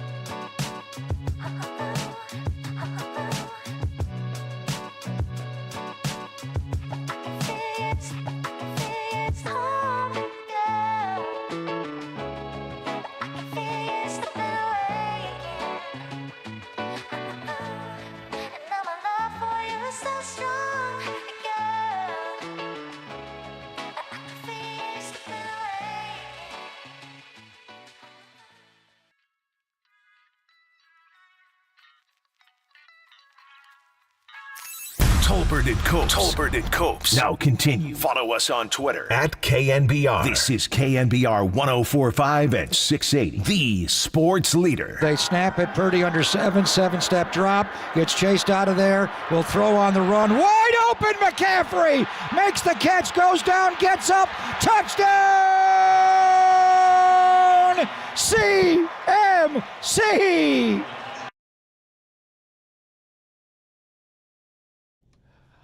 All right, we are back here on KNBR. Tolbert and Copes. It's John Dickinson and Kerry Crowley filling in for the guys this afternoon. And it's a pleasure to welcome in our first guest of the day. He covered the 49ers victory down in the desert against Arizona. Omar Ruiz of NFL Network. Omar, how are you? Merry Christmas. Happy holidays. Hey, Merry Christmas and Happy Holidays to you. I am fantastic looking at this matchup with the Ravens and the 49ers. You know, to close Week 16, to close out Christmas Day, I don't know if we could be more excited for a mid-December matchup, perhaps Super Bowl preview, and, so much to dive into at this one. I can't wait for it to play out. Yeah, I think it's just obviously the stage is set. This is exactly what the NFL wanted on Christmas night. And you've got top team in the AFC, top team in the NFC. JD and I have broken it down already. If you're looking at this game from, the Ravens' perspective, you just covered the 49ers down in Arizona. What potential weaknesses are you looking to exploit? Because this is a 49ers team that's been on a roll. The offense has been so good. Brock Purdy's taken it to a different level. What could the Ravens do to interrupt the 49ers' rhythm? I think you just have to play sound defensive football if you're the Ravens and Mike McDaniel there, or Mike McDonald, the defensive coordinator. I covered the Ravens a few weeks ago when they were in Arizona out west, and talking to Marlon Humphrey, who's been around for a while now, veteran Pro Bowl corner, been a part of several number one defenses over the years with the Ravens. And what he pointed out, what was different about this top-ranked defense that Baltimore has this year is he feels there is no weak link defensively for them. There is nobody they have to scheme for or account for in coming up with their defensive game plans. And obviously I think the same thing can be said with the 49er offense. So when you look at the matchup from that standpoint, I think the Ravens come in and maybe not anything to exploit, but just play sound football, tackle well. Don't let those yards after catch that the 49ers are so well known for take hold of that game and maybe deflate or extend drives. So if they can do that and kind of believe in themselves enough to play kind of straight up, I think they might have a chance, because that Ravens defense is for real. Omar, is this the game of the year in your mind in the NFL? It has to be, right? 1 versus 1, 11-3 versus 11-3. It's Christmas night. Everybody's watching. I mean, there have been a lot of really big games this season throughout the NFL, but this has got to be at the top of the list. Yeah, every couple of weeks, we're going back to the 49ers and Cowboys Week 5, and then you kind of look at the Eagles and the Chiefs, the Super Bowl rematch on Monday night a couple weeks ago. Then, of course, the 49ers and the Eagles a couple weeks ago, and this is the latest. And I think this is the biggest, because I think as we've seen these teams ebb and flow, I think the most consistent performers we've seen this year are the 49ers and the Ravens. And I think it's played out that way, that you get mid-December with the records that they've had. And we've talked about the 49ers, how, they don't have really many weaknesses, and the same thing can be said for the Ravens. What I like about the Ravens, and I talked about this with John Harbaugh and Lamar Jackson when they were in Arizona a few weeks ago, is that they find ways to win, and they're not afraid to win those grimy games that Fred Warner had alluded to earlier in the season when they were having that losing streak. The Ravens, whether they blow out a team like Seattle or Detroit, teams that are contending, or they grind it out against, Arizona Cardinals. They find ways to win. Lamar makes enough plays. The defense stands tall. And for that reason, I think this is a fantastic matchup and a golden opportunity for the 49ers to finally get one of those grimy games that comes down to the wire. They have to make plays. They can't turn the ball over in the fourth quarter without maybe having a 14-point lead. So I think, both teams will be tested, and we'll find out a lot about each of them on Monday night. Yeah, 49ers haven't had to play a whole lot of those games. We talked about this earlier. You know, that matchup that was so highly anticipated with Dallas, 42-10. The matchup that everyone couldn't wait to see, NFC Championship rematch, 42-19 over the Eagles. And now the 49ers have an opportunity, Omar, against the Ravens. And one of the reasons we're so excited for this is because the MVP award could be decided on Monday night. You've got Brock Purdy, Christian McCaffrey on the 49ers side, Lamar Jackson on Baltimore side. As you enter this weekend's matchup, how do you kind of handicap the MVP race right now? Who do you see as the front runner, and could it change on Monday night? I mean, probably for me at this point, I'd say Christian McCaffrey would be my favorite in that just, you know, talking to Brock Purdy. In fact, I asked Purdy after the game on Sunday, just, you know, to make a case for Christian McCaffrey. And, of course, he said, and, you know, his comments kind of have, you know, gone viral by now that, you know, he would put in for McCaffrey. And it's because defenses have to game plan in so many different ways for McCaffrey. And even when you do play McCaffrey straight up and you figure him out, he is so good with the football in his hands, he can make people miss and still make plays. And obviously Brock Purdy has played fantastic, don't get me wrong, but I think Christian McCaffrey is kind of the engine that makes that whole thing go. And I think we've seen that since he came over last year and how this offense really has taken hold. You know, obviously Brock Purdy has to do with that as well. And then I think the same thing, like you make that case for Christian McCaffrey, the same thing can be said for Tyreek Hill. For Miami, I think the fact that he's, you know, been banged up a little bit the last couple of weeks kind of may have hurt ultimately his MVP chances. Miami has a pretty good schedule down the stretch here that he can prove himself if he can get healthy. And I think, like you said, the stage is set. Lamar Jackson, if he can come out, you know, throw for 350 yards, run for a couple touchdowns, throw for a couple touchdowns against, you know, the San Francisco defense that, you know, for the most part has been pretty good this year, then he probably takes the lead. But that's kind of how I would, you know, jockey that race heading into Week 16, and I think a few electrifying performances down the stretch here for any one of those guys might do the difference in separating them. Omar, do you feel like the 49ers, going into this game specifically, are vulnerable defensively against the run with the Ravens as they were maybe against the Cardinals? The Cardinals were really able to hit the 49ers middle of that defensive line, especially early in the game, ran for a lot of yards. There were a couple turnovers that kind of flipped things the Niners' way, and the Niners were scoring at will as the game went on, so it kind of didn't matter. But with Hargrave potentially out and Eric Armstead potentially out again, how vulnerable do you see the 49ers being? Yeah, I think that's a great point. I think that might be the story of the game, how that 49er run defense holds up and how they improve. And obviously you would hope that, you know, some of the guys that were filling in for Hargrave and Armstead, you kind of, you know, grow from one week to the next. But, you know, obviously that's going to be the way that the Ravens offense attacks the 49ers defense right up the gut like that. And don't forget about Lamar Jackson, his ability to run the football and be that X factor when he's on the field. But, you know, Gus the Bus Edwards, you know, he's been one of my favorite runners, and he's had some injury issues over the years.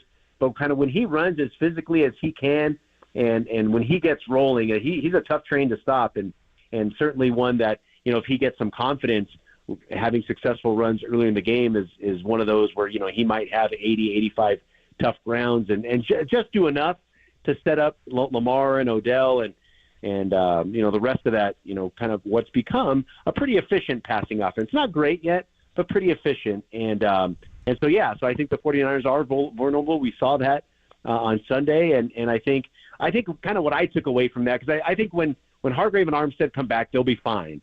But I think my big takeaway from Sunday was there wasn't really one mention in the locker room or in the press conferences about Hargrave and Armstead's absence. You know, the accountability, you know, the not making any excuses, and you know, I thought that was, you know, impressive at this point in the season to you know, have their standard be that even when they don't have their two best players in the middle of that defensive line, you know, they still expect to perform at a higher level. Omar Ruiz of NFL Network, kind enough to join us here on Tolbert and Copes this afternoon. JD and KC filling in here. Omar, so many eyes are going to be on this Christmas night game between the 49ers and the Ravens, and for good reason. But if you look outside of these top two teams in the league right now, who, in your opinion, is the biggest threat in the AFC, and who's the biggest threat to the 49ers in the NFC? I still think the Eagles are the biggest threat to the 49ers, because I think the talent and the confidence is there in that Philly offense to figure it out, you know, because they've done it. They've done it before with the same personnel. It's a matter of finding that chemistry, finding kind of the rhythm that has made, their offense, elite at one point in time. So I think it's still there. It's not like they lost, a big, star player and they're trying to overcome that. So I think because of that, the confidence, the physicality that the Eagles play with, obviously the 49ers had their way a couple weeks ago, but I still think they're the biggest threat. And looking at the AFC, it's hard for me to deny, even though it's so crazy right now. It's so crazy that Buffalo is on the outside looking in. But the way they've been playing the last couple weeks, Josh Allen even hasn't had to be Superman yet. And they're still playing at this level. I think they might be the biggest threat to Baltimore because I'm to the point with KC now where it's more than concerning. And I don't know, like I just said with Philly, they have the same personnel there. They have the same confidence. I think there's still room there to figure it out. With KC, I think, the chemistry, the scheme, all that is good. They just don't have guys that can make the plays. We've seen that with, MVS and all the drops and Kadarius Toney, his drops and the miscues. I just don't know if they're good enough to raise to that level. So that being said, the Buffalo Bills, with their star players and Josh Allen not really even having to take over games yet, I think they might be the biggest threat to Baltimore here if, Buffalo can work their way in that logjam in the AFC. Yeah, Omar, I was going to ask you about Buffalo actually specifically because I'm kind of with you with the Ravens being number one, and then I wouldn't count out the Chiefs, but they're clearly not the team that they've been. But Buffalo's been right there in every single game. I mean, there hasn't been a team, I don't think, that's had as many gut punch losses, yet they still keep getting off the mat and coming back. Would it surprise you if they got to get in, obviously, but would it surprise you if they ended up making a run to an AFC Championship game rather, if they do wind up getting in? Not at all, and I think you're right about those close games. You look back all the way to the beginning of the season when they lost to the Jets and Aaron Rodgers gets hurt, and they have had several like that throughout the year. And I think what's different about Buffalo this year is I think the expectations are off. And the team is playing more free than perhaps they've ever played under Sean McDermott. And that's the kind of criticism you get around the Buffalo Bills, that maybe they're tight in playoff time. Sean McDermott wants it so bad, and maybe that carries over to a tight locker room. But I think the way they've stumbled, the way people had stopped believing in Buffalo has just allowed them to play a little freer, and they're playing a lot better. And I think the offensive line has come together, and James Cook out of the backfield has given them something that they haven't had the last couple of years. So I think all of that, and, the defense, I thought, was going to, probably need a little time to come together the way they lost, Tremaine Edmonds in the middle there, and obviously Tre'Davious White early in the season to kind of figure it out. And I think they have, too, and the confidence that they're playing with. So I think when you look at the talent, the fact that they're playing a little more looser than they ever have, and we still haven't seen the best of Josh Allen this year, I think that all bodes well for them down the stretch if they can get in, and obviously they'll have to do it on the road without having, the friendly confines of Western New York or the potential weather element in January that home field might provide for them. Oh, well said. Great look at the Buffalo Bills and, of course, a tremendous perspective on the 49ers and Ravens matchup on Monday night. Hey, Omar, before we let you go here, I was digging through your bio a little bit before we had you on, and I noticed that your first job was as a security guard on game days out at Candlestick Park for the 49ers. Got any great stories from that era in your life? Yeah, and it's funny you mentioned that because this Ravens-Niners game on Monday night reminds me of my favorite game that I worked in that capacity back in the 97 season when the 49ers and Broncos, the eventual world champion Broncos, met on a Monday night. They retired Joe Montana's jersey, and I was telling somebody before, I need to go to NFL Films because when Joe Montana was walking out onto the field pregame and getting introduced, they're going to retire his jersey at halftime and all that. I was the security guard that was escorting the cameras to tell him to keep moving, so Joe and his family could keep walking and stuff. So I got to get out to NFL Films, see if I can pull that. But what a thrilling night that was! A December on Monday night. 49ers hosting an AFC, Super Bowl contender. It was electrifying that night. It was Brent Jones' last home game. Jerry Rice returned from the way he was injured in week one that season. What a night that was. And I think this Monday night, Christmas night, between the Ravens and 49ers might be equally special especially if the game plays out that way. Incredible stuff. Thank you so much for that story, Omar, and wish you the best of luck covering the rest of the season and into the postseason. All right, fellas. Well, I appreciate you having me on as always, and look forward to the next time. And, yeah, it's going to be a heck of a run in the playoffs. Can't wait, man. All right. He is Omar Ruiz, NFL Network, excellent reporter.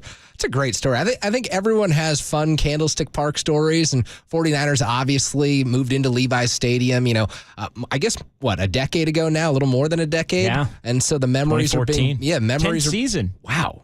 I mean, that's crazy to me. The memories are being built up, but so many people with fond memories of Candlestick Park and the 49ers' glory years, and they're trying to maybe reclaim those glory years and finish this 3-decade title drought because people of my generation, JD, we haven't seen a title. No, December 15, 1997, as Omar mentioned, 34-17, the 49ers 13-2. Wow. With the win over the Broncos, who went on to win the Super Bowl. Mike Shanahan's Broncos. Mike Shanahan's Broncos that ended up going on to play the Packers, who eliminated the 49ers in the NFC Championship game at Candlestick that year. Yeah, devastating. Wow. I wasn't around for that one. I was alive, just not watching. You don't recall that one. Yeah, I wasn't out at Candlestick Park, covering the game as a member of the media. No. I'll put it that way. Nor was I. Oh, good stuff from Omar. So interesting stuff also on the Buffalo Bills, because I very much agree with him, and the fact that, that he said that the Eagles are the biggest challenger to the 49ers. I'd rather face the Eagles right now than I would face the Buffalo Bills. Yeah, I don't know about that. Interesting. Yeah, although if you end up facing the Bills, they will have done something spectacular to put themselves in that spot. So they will be very... I sort of look at the Chiefs in the same vein, right? Everybody's out on the Chiefs right now, and I think rightfully so. They are a different team. They don't have the firepower around Mahomes that they've had in other years, and the drops and everything has been problematic. But I still put Kansas City in that mold of, if you end up playing the Chiefs in the Super Bowl, it's going to be because the Chiefs probably won 3 playoff games. So your opinion of the Chiefs after they've won 3 playoff games is going to mean they've done something right against probably a Baltimore, against maybe a Buffalo, or some of these other teams that wind up getting in, a Miami. And so if they get to that point, look out. I just think we're going to have a whole different take on them at that point. I still think Eagles are the more difficult opponent than the Cowboys as far as the 2 NFC teams go. I just think that the Niners, they feel like they got something on Dak. I think they feel like they can out-physical the Cowboys. The Eagles, I think, would come in with a confidence that the game on December 3rd was a fluke, but they're so vulnerable. I think the Niners exposed their defense in ways that other teams now have been able to expose their defense because of what the 49ers put on tape. So, it's a fascinating discussion as far as the 2 NFC teams that the Niners would obviously probably meet along the way. But Week 16, let's not look ahead to the Super Bowl. Let's not look ahead to the NFC title game. Week 16, aside from the Ravens, who's the last team in the NFL that you want to face? Is it the Eagles? I would still put the Eagles as the team above, let's say, Dallas, or even Buffalo or any of those other teams. Like, those teams are still going to have to prove it. As high as I am on Buffalo, I do think Buffalo is sort of my wild card team, as I was talking to Omar about in the AFC. So, but I think that I still think it's the Eagles. Yeah, I just think they have the firepower and the ability to, and they've been through it too. Like they've been through. The ups and downs. And again, if they wind up being a team that you end up facing, it's going to be because they've won, probably had to win a couple of games to get to that point. When you look at the way things are shaking out, they may not win the division. Although if they went out, they obviously still have the ability to control that. So, it would still be the Eagles over the Cowboys for me. Yeah, I would agree with that. And especially, like you mentioned, the 49ers feel like they have the Cowboys number. They've demonstrated that on the field in successive seasons, whereas last year, NFC title game, the Eagles obviously rolled over the 49ers. And we understand the circumstances, no Brock Purdy, but it does give a team confidence. And I don't think that one game in Philadelphia this season is going to change that, whereas the 49ers have multiple examples in recent history against the Dallas Cowboys. So on the other side, Let's talk a different award. We've already gotten into the MVP discussion. Is it Brock Purdy? Is it Christian McCaffrey? Can Lamar Jackson come in and take the MVP away from a 49er on Monday night, Christmas night at Levi Stadium? Let's talk about the Coach of the Year. Coach of the Year award, an award that Kyle Shanahan has never won. Does he have a case? We'll get into the other candidates as well. You're listening to Tolbert and Copes. It's John Dickinson and Kerry Crowley in for Tolbert and Copes here on KNBR 104.5 680, the sports leader. Fairfield, shout out to you for supporting KNBR, Fairfield sports leader.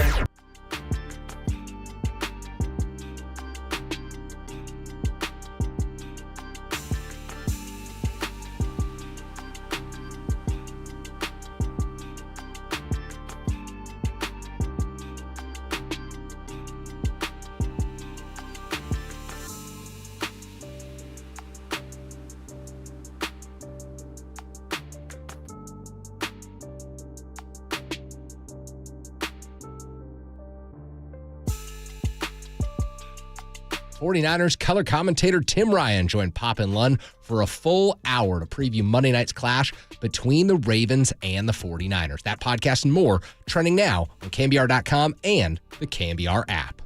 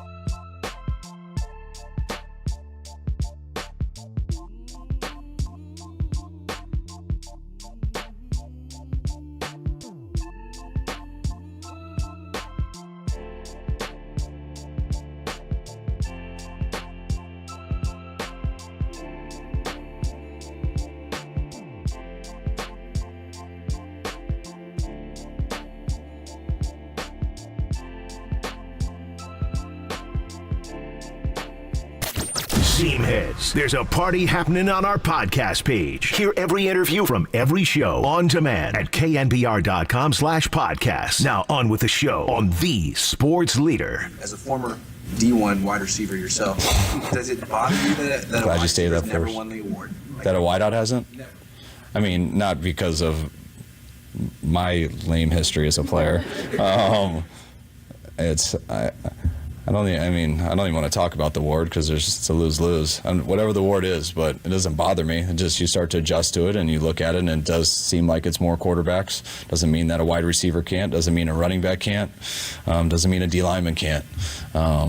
If one person voted on it, then they might do it that way. But collectively, I don't know. I don't even know who votes. So you hope they get it right. But, it doesn't matter that much to some people.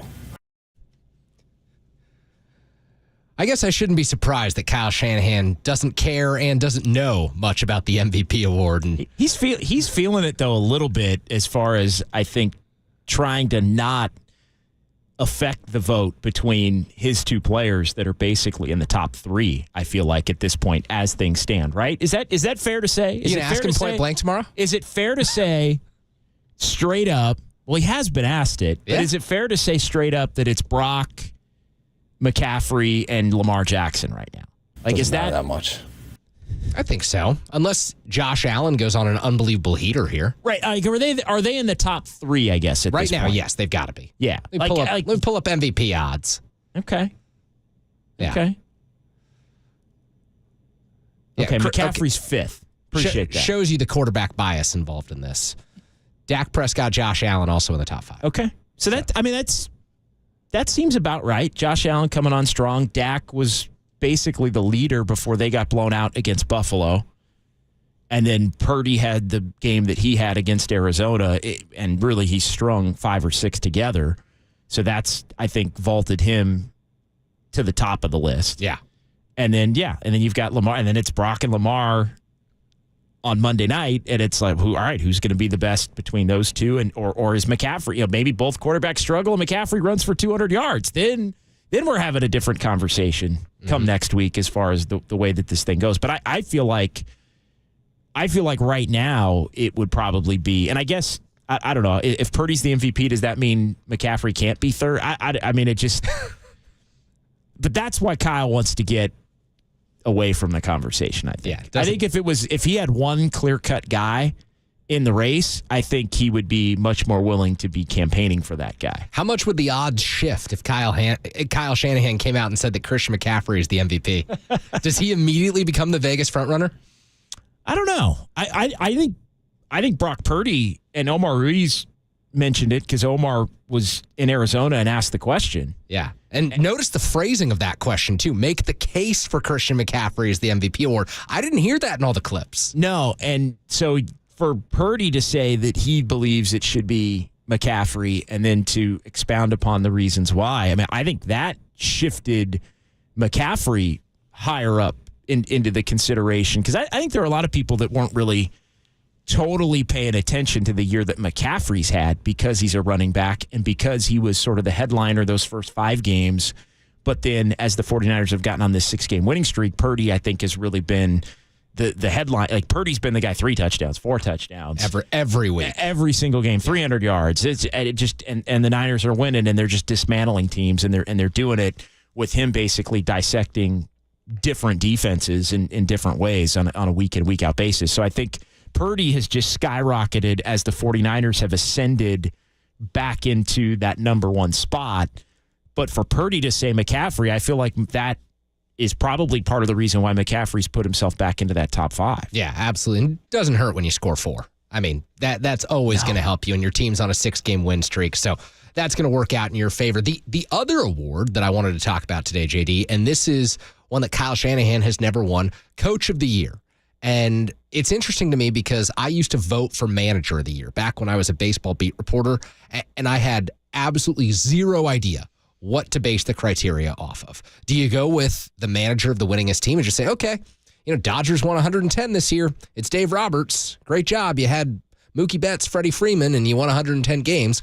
Or do you go with the manager who had low expectations, a team with a bad payroll, and he dragged them to a wild card berth.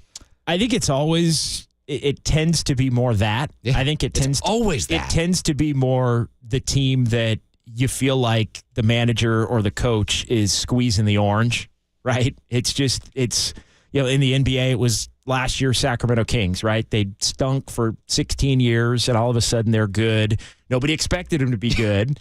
So you got to vote Mike Brown. So you got to vote for Mike Brown. And I think in that instance, it was probably the right call. Like you don't get to the wrong answer, I think, by using that as your criteria. But I think at times it does tend to be only about that, which is unfortunate and I think can lead to maybe an inaccurate decision. So let me read you the current betting favorites for Coach of the Year right now. Dan Campbell, plus 200. Shane Steichen, plus 300. D'Amico Ryans, plus 350. Kyle Shanahan checking in at fourth with a plus 450. Further down the list, Mike McDaniel, Kevin Stefanski, Zach Taylor, John Harbaugh. So Kyle fourth right now. And I think that his candidacy has helped, let's be real, because Brock Purdy was the last pick in the draft. Kyle Shanahan's done a hell of a job this year. I think you almost have to view him as, are the 49ers maximizing their potential? If the 49ers are maximizing their potential, then I think you can say Kyle Shanahan is right there in the conversation. And I think if they're the 1 seed, then they are maximizing their potential. So I think he should get that credit. I also think you have to just kind of go down the line. And I don't really think there's anybody in the NFC when you look at it other than, would you make nobody would make the case for Mike McCarthy, right? No. I'd make more of a case for Pete Carroll right now. Yeah, I mean, you could say that. Although I think they were a playoff team last year. Yeah, but when your quarterbacks are Geno Smith and Drew Lock, you deserve some credit for dragging them to the playoffs. Well, and he dragged them to the playoffs last year. Yeah, at 9-8. So and they were in a very similar position this year as they were last year. So I think to me, yeah, you could make a case there. I think Dan Campbell, I get, because they got off to a great start. I feel like they've played down to their level of competition. Yeah, over some weeks, and they got beat by the Bears, and I think they could have gotten beat a second time by the Bears. And there have been some other close games against some poor teams that I think, if those go a different way, maybe we're having a different conversation about them. I think Steichen is right there.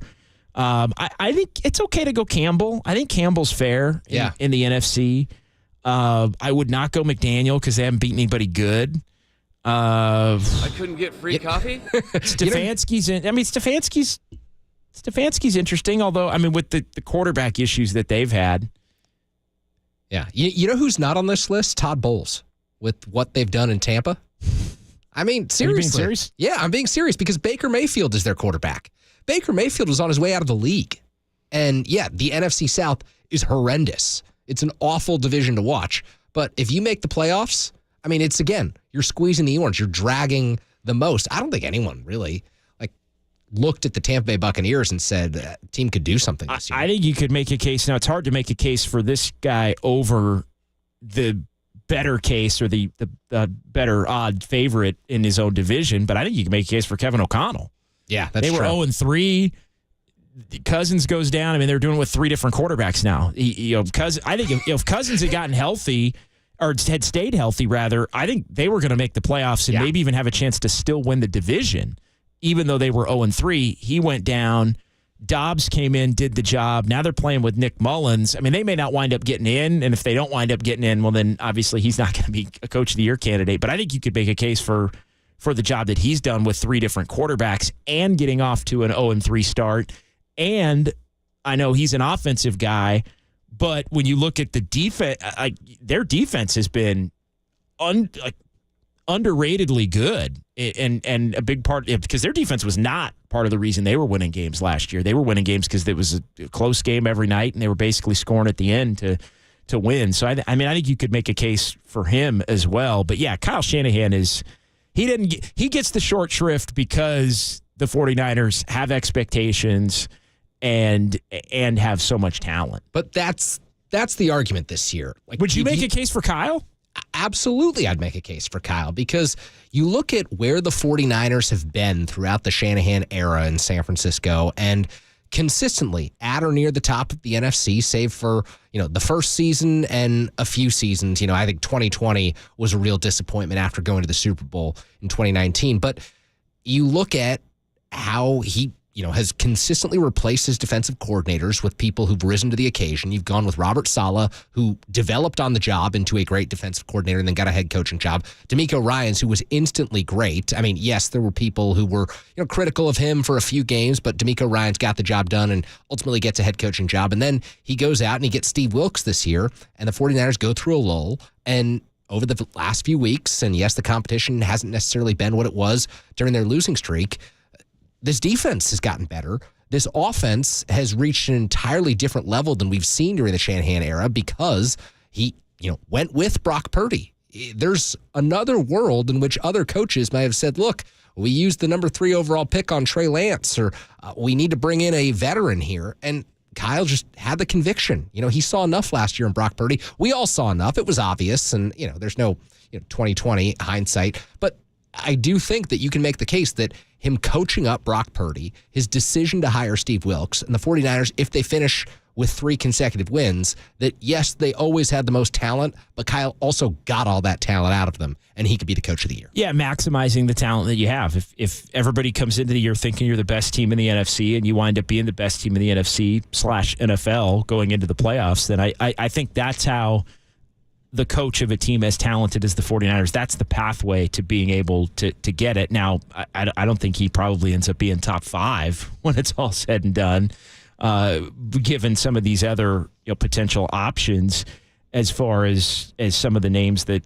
have been mentioned to this point. I mean, what about John Harbaugh? I mean, John Harbaugh's name doesn't typically come up. So what about Zach Taylor with Burrow going down and their ability to still win with Browning? Jake Browning's looked good, man. He has. And so that's I think another, I don't know, there's a lot of really good candidates up and down this year. And I think that the league lends itself to probably having more candidates like that just based on the parity. There are going to be more opportunities for teams to kind of come out of nowhere, as there always are in the NFL. And that leads toward the way that award, to your point, kind of coming into the segment is often dissected. And it feels like so many teams this year have lost quarterbacks and stayed in the race, maybe because, there are 14 teams that make the playoffs in the NFL now out of 32. And so at some point, some of these teams with backup quarterbacks who had their starters get injured, they're going to make the postseason, and the coach is going to get credit for that. And so I think that keeps some of these names in the race, like I just mentioned with Pete Carroll.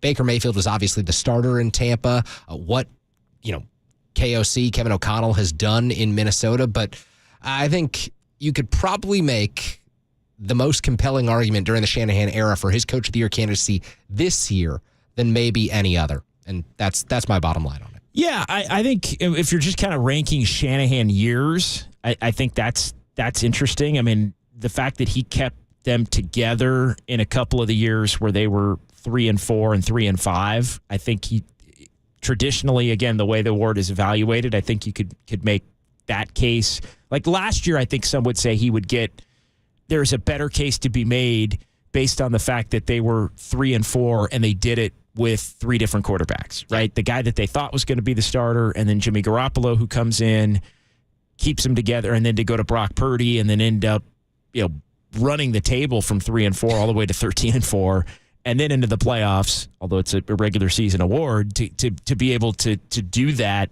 given those circumstances and get. Now, Christian McCaffrey also hopped in right at the point in which the 49ers were 3-4, and he changed the dynamics. Do you take away from Kyle Shanahan because they go and get Christian McCaffrey? I think in Shanahan's case, you would almost add, because Shanahan also is the number one in terms of signing off on going and making deals. Yes, John Lynch is the general manager, but again, it's the unique situation where Kyle Shanahan still is the number one in terms of power within the organization as far as personnel goes. So especially when you go get an offensive piece, that's Kyle Shanahan saying, hey, this guy will make this whole thing go and get it to a level where they can be a contending team. Yeah, there's a lot of nuance to this, and the bottom line is no one knows how to vote for these awards. So at the end of the day, it shouldn't come as a surprise that Kyle Shanahan hasn't won one. Speaking of awards, we're going to get back to the MVP discussion. Christian McCaffrey, Brock Purdy, Trent Williams, you going to make an argument there? 808 KNBR is the number. We want to hear your thoughts on the 49ers and their MVP candidates. Will someone else, Lamar Jackson, Josh Allen, win the award? 808 KNBR is the number. Dial in. JD, KC in for Tolbert and Copes. KNBR 104.5, 680, the sports leader.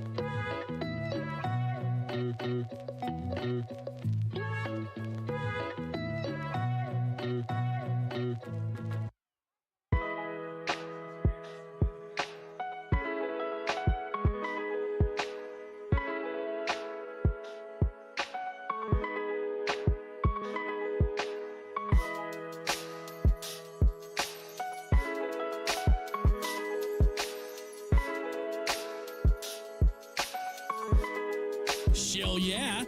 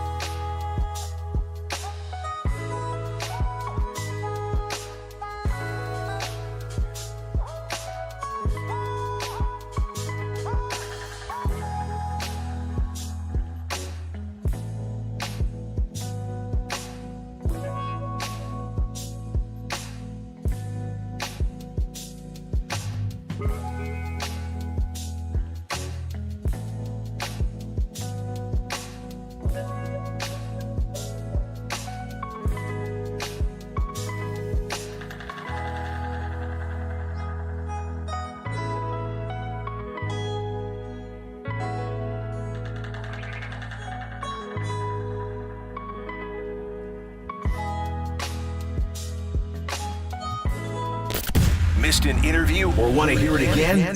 Catch them all at knbr.com/podcasts. You're tuned in to Tolbert and Copes on KNBR 104.5 and 680, the sports leader.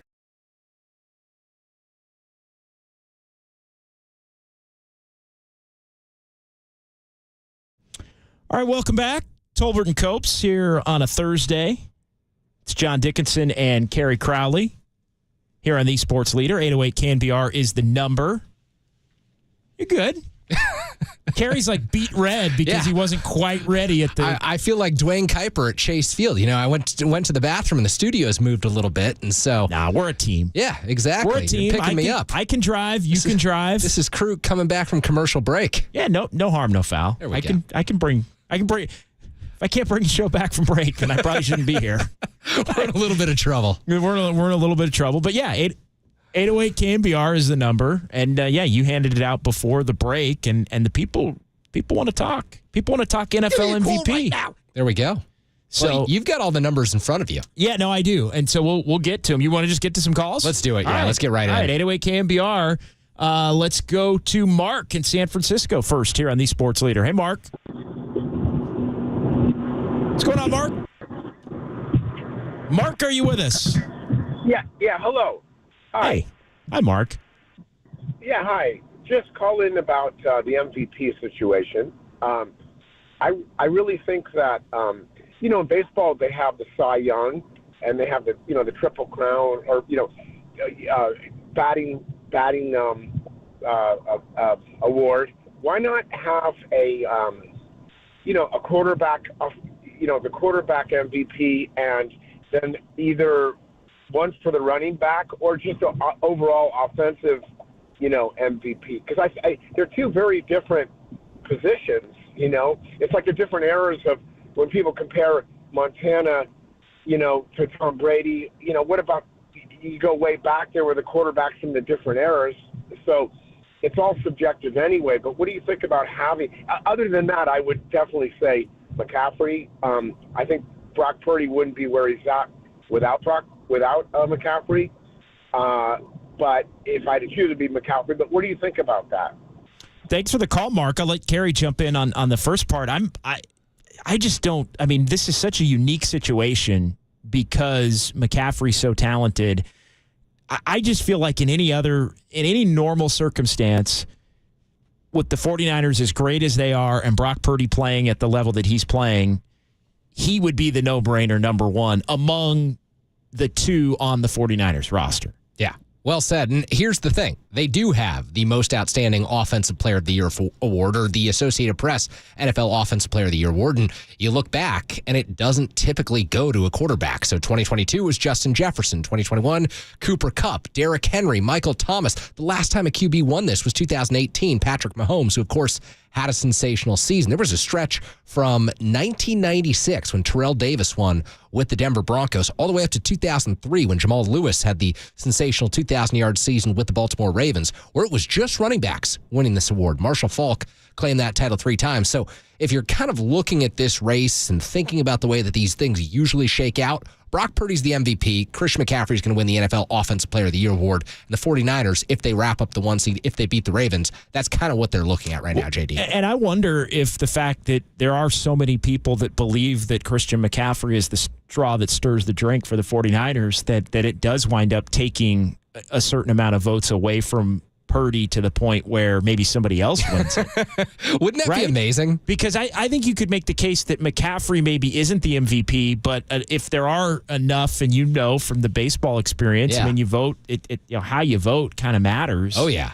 In this thing, and not just who you put one, but it's how you spread out the rest of the ballot. And I believe it is now a 1 through 5 as far as the NFL. I think Greg Papa was pointing that out. As far as how it ends up. So that will absolutely have an influence. That will, in my opinion, make a major difference, because there are going to be people who just discredit Brock Purdy. There are going to be people who say that Kyle Shanahan's the best coach in the NFL. He's got a scheme that's unfair. Exactly. And that's not going to happen to a Lamar Jackson. That's not going to happen to a Christian McCaffrey. Brock Purdy, there's going to be a number of people who love the narrative of people saying he was pick number 262, Mr. Irrelevant. I am making him the MVP. It's going to be great for the story. And then there are going to be people who are going to say, there's no chance. This guy's not that talented. He's being lifted up by the players around him. And so you're going to see, if it really is 1 through 5, and I don't know how the NFL does this, I was just a baseball voter, you're going to see this play out maybe unlike any other ballot that we've seen, because people will hold that against Brock Purdy. And it would be the split vote. It would be, and a reason to basically do it in a non-offensive way, right? Yeah. It's credit to McCaffrey. McCaffrey's awesome. I'm voting for him. Lamar Jackson wins it. Yeah. Lamar Jackson wins it because of that, which, again, Lamar Jackson is absolutely a deserving candidate in this whole thing, and he's going to have a say as to how it all shakes out based on how he plays, I think, predominantly in the game on Monday night. He can put himself as the front runner if he has a monster game against the Niners. But maybe the nightmare scenario here for the NFL and the 49ers is if they win going away on Monday night. They prove that once and for all, they are the number 1 team in the NFL headed into the postseason. And then McCaffrey and Purdy split votes and Lamar wins the MVP. That looks really bad, because all eyes are going to be on the NFL. The ratings are going to be phenomenal on Monday night. And I know that ratings aren't everything, but the whole country is tuning into this game. The whole country is tuning into this game. And if Lamar Jackson loses and then wins the MVP, think about the nightmare. Yeah, that would be something. Yeah, there's no doubt. 808 KNBR is the number. It's JD and KC here on a Thursday. John Dickinson, Kerry Crowley here on the Sports Leader in for Tolbert and Copes. Let's go to Rob and Marin next here on KNBR. Hey, Rob. Hey, guys. What's going on? I don't even think it's close. I mean, quarterback is the toughest position. They make the most money by far. And Purdy's been nothing short of brilliant this year. And if it was anyone else, any name or a guy who was a number 1 pick, he'd be getting it going away. Thanks. Appreciate it, Rob. Oh, good, Rob. Yeah, keep going. I got one other big reason that Purdy should get the MVP. Because I put $100 on him at 40-1 this year. There you go. When did you get that number, Rob? I don't know, before the season. It was before the season. Oh, okay. wow. So you were bought in. All right. I mean, you were like, elbow surgery doesn't matter to me. No, I love Brock Purdy. I think he's going to be huge, and he's going to be great for a long, long time. Well, you're on to something, I think. It's starting to look that way. Thanks, Rob. Appreciate it. That's why I asked. 40-1 seems like a July or an August bet. That's pretty incredible. You weren't getting 40-1 in October or November. No. So, but I mean, he does make a compelling point in that. Look, if this was Trey Lance, who was the number 3 pick, having this type of a season, going away, he's the MVP. Oh, without unanimous. We'd be talking about, is it going to be unanimous? Yeah. Assuming the 49ers end up 14-3 and win the number 1 overall seed. Yeah. Yeah, no, there's no doubt about it. 808 KNBR, how do you view the MVP award in the NFL? Let's keep it rolling here. Kareem in Vallejo. Kareem is next here on the Sports Leader. Hey, good afternoon, fellas, and happy holidays to you. Happy holidays to you, Kareem.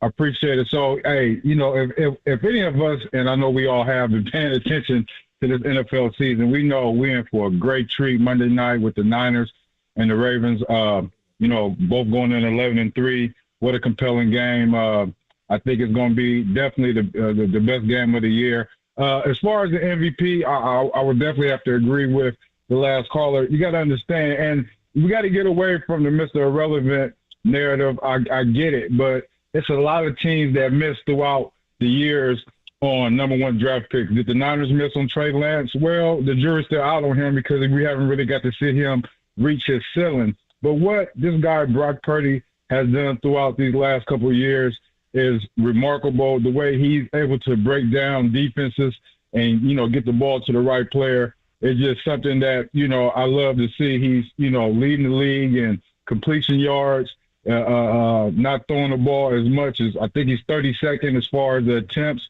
So, I mean, bar none, these last few weeks, 4 touchdowns last week against Arizona, I just think you have to give it to him. Now, with that being said, McCaffrey is also having a great year.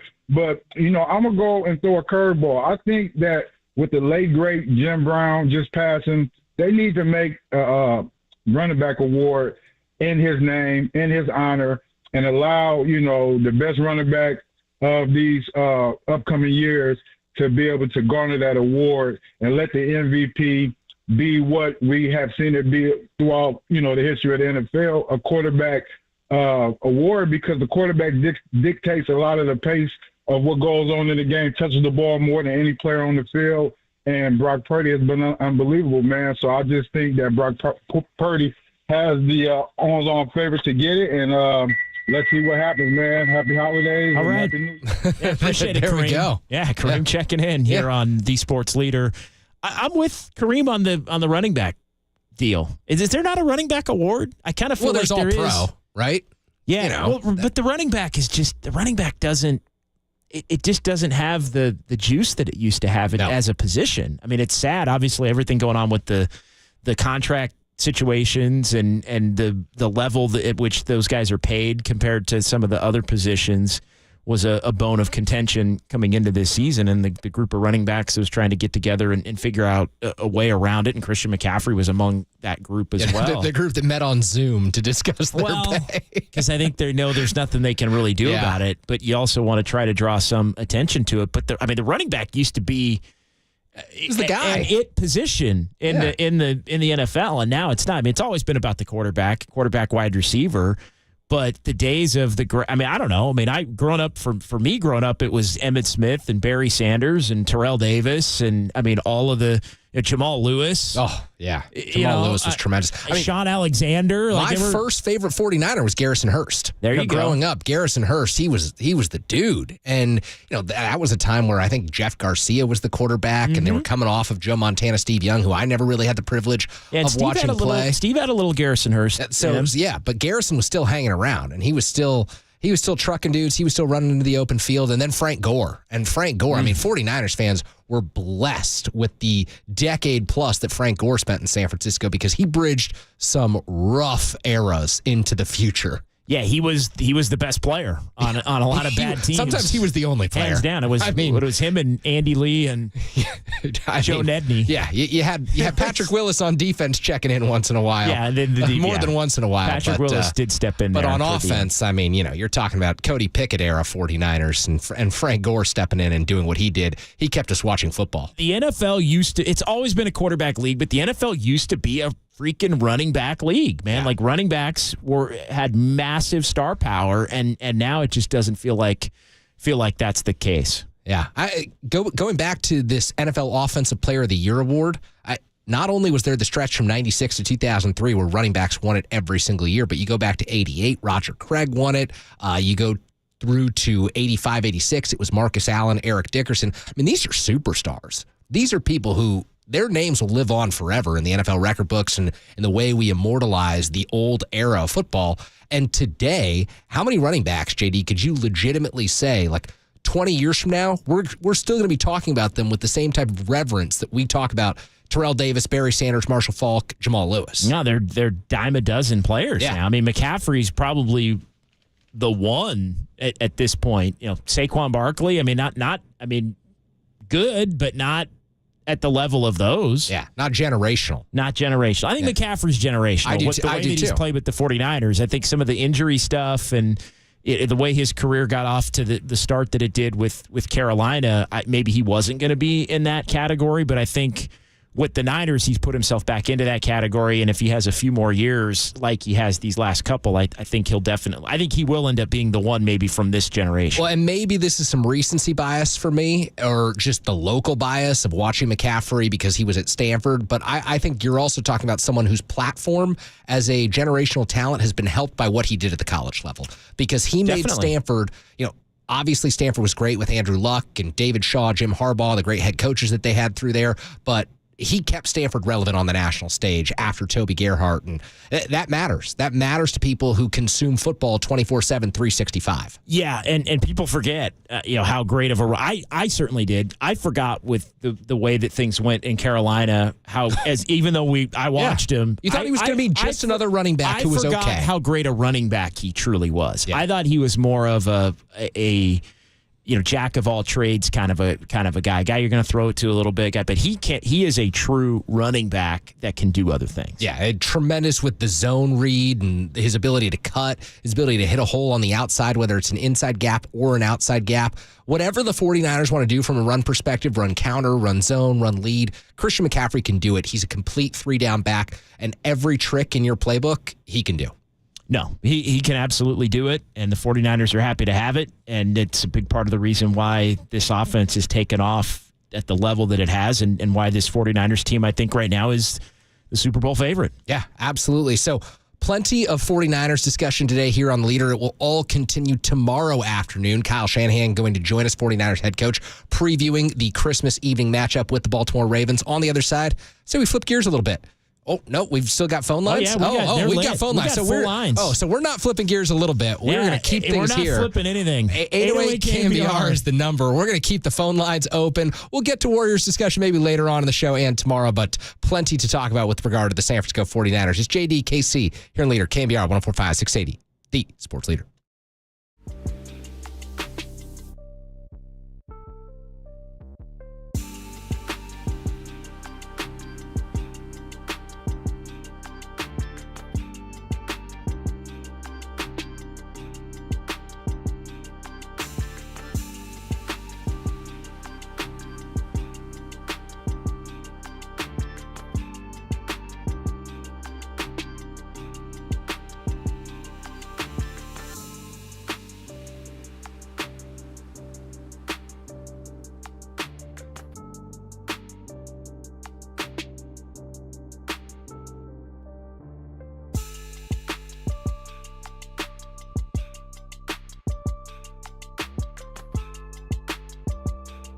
Both Eric Armstead and Javon Hargrave did not practice today for the 49ers. Head coach Kyle Shanahan did not give any indication if they will play or not on Monday. That story and more trending now on KNBR.com and the KNBR app.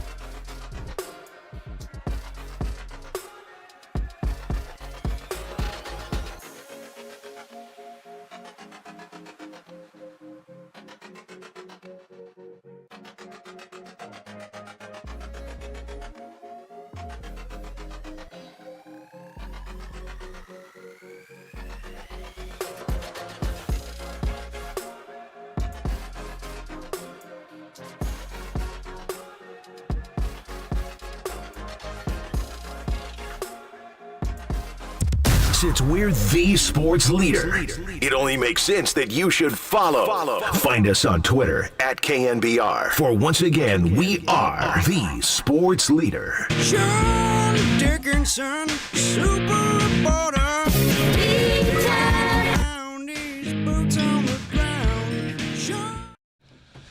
The rotating cast of characters as Tolbert and Coves are out for the holiday break. John Dickinson, Kerry Crowley hanging with you. Dieter is not with us, but thanks to Tim for playing that inspired soundbite. Phone lines are open. 808 KNBR is the number. Brock Purdy, Christian McCaffrey, who is your MVP and why? And if you could make the case for another 49er, I want to hear the callers. If you've got number 71 penciled in, Trent Williams, give some offensive linemen some love. Let's hear it. JD, who's on the line? Yeah, let's go to Bob in San Francisco. We'll just go right down the line. Bob, you are on the sports leader. Hey, so nice to hear call-ins on this station. Anyway, I just want to say I think Brock Purdy deserves it. He's number one in all these categories. Why wouldn't he get it, right? And then to answer one of your questions you asked earlier about why running backs aren't the same as they used to be, I think probably because of all of the rules changes for the defensive backfield and stuff. It's more passing league now because these quarterbacks are making thousands of yards. Back in the old days, it wasn't that easy, right? No, well said. Thank you for the call, Bob. Yeah, appreciate it. And look, I think that you make a good argument. Why wouldn't it be Brock Purdy? I think a lot of people right now are doing mental gymnastics to try to convince themselves that someone else belongs in the discussion.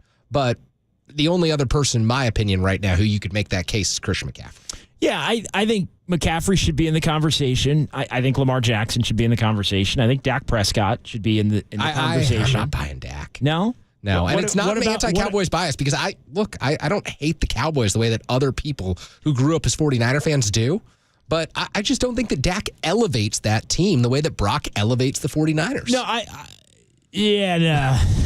I would put, obviously, Purdy ahead of Dak. I would have had Purdy ahead of Dak before the game that Dallas just played in Buffalo where they got stomped.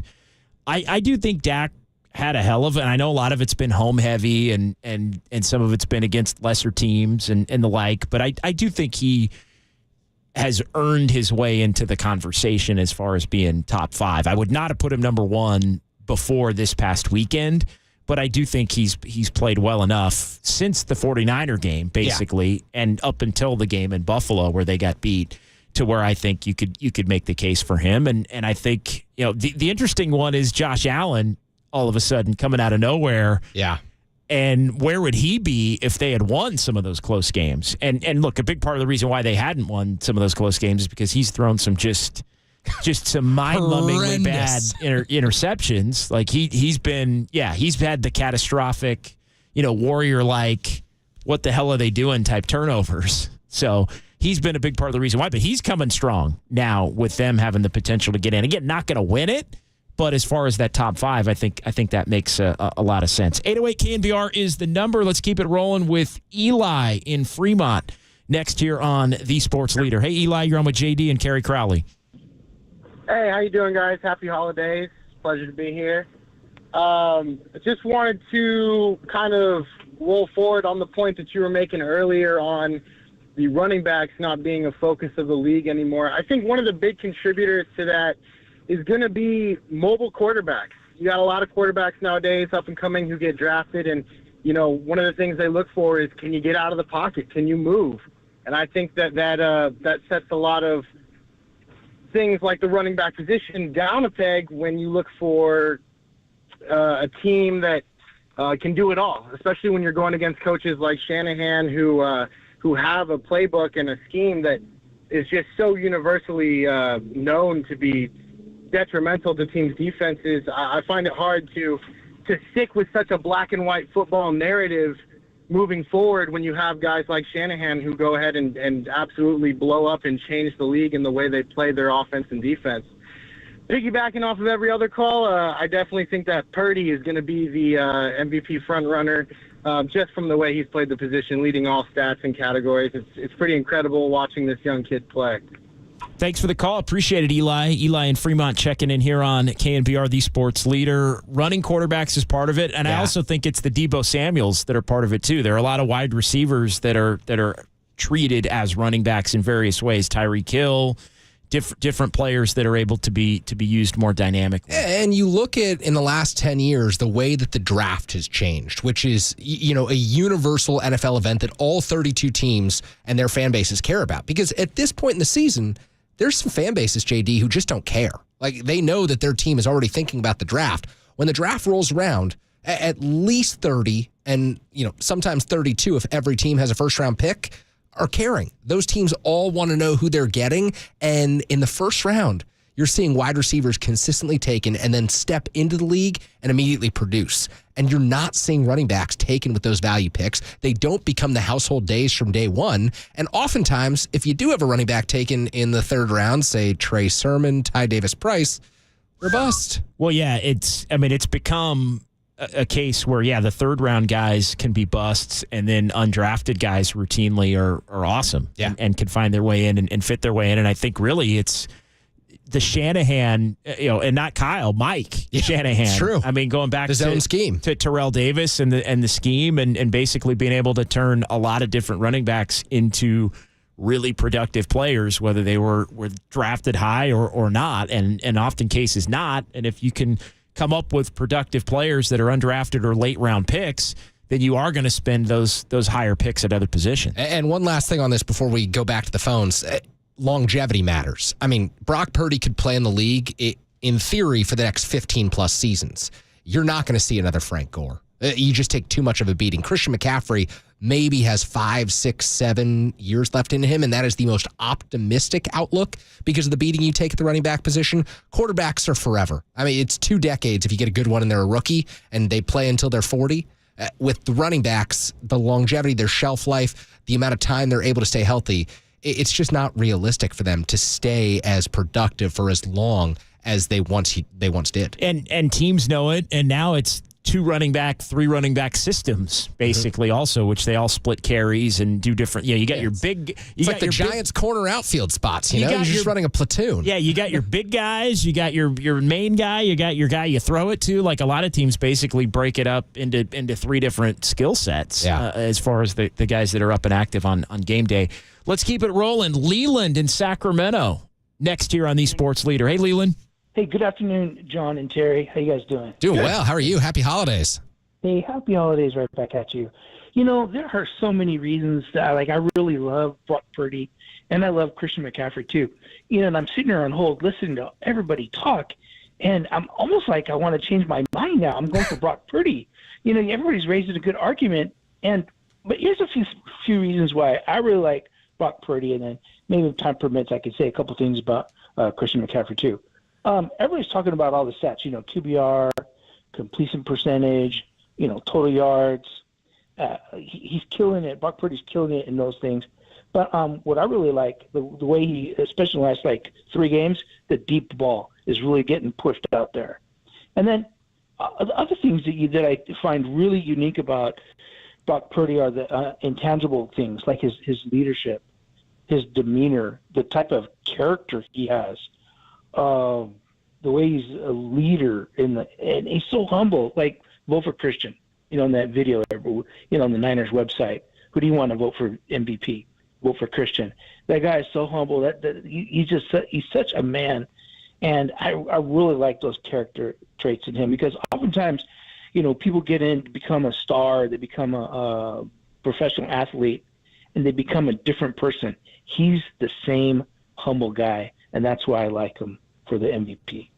Thanks, Leland. Yeah, I mean, that's another component. I don't think a lot of people are putting that into the bank when they're trying to figure out who they would vote for, but it's not nothing. Yeah, I don't even think I have more to say off of that. Usually this is all giving me a jumping off point. That was really well said by Leland. Really well said. You're listening to KNBR AM and FM San Francisco, the sports leader, a Cumulus media station. As we get into the 4 o'clock hour here, it's JD and Kerry Crowley here on a Thursday in for Tolbert and Copes. 808 KNBR is the number as we keep things rolling here, talking NFL MVP. Who you got between Brock Purdy and Christian McCaffrey? And what the hell's happened to the running back position? No Trent Williams MVP votes right now. I sound like an old head. I'm not that old, but I sound like an old head. Remember all the great running backs? You sound like me when I do a baseball post-game show, and I'm like, I just want to see some singles. I just want to see some base hits, you know? No, give me the long ball. Yeah, exactly. 3 true outcomes, John Dickinson. Yeah. Don't get me started. Can't agree more. Talk to me in April. Oh, I will. Talk to me in April. I guess late March. Eric in Windsor next here on the Sports Leader. Hey, Eric. Hey, how you doing? Doing well. Excellent. Happy holidays.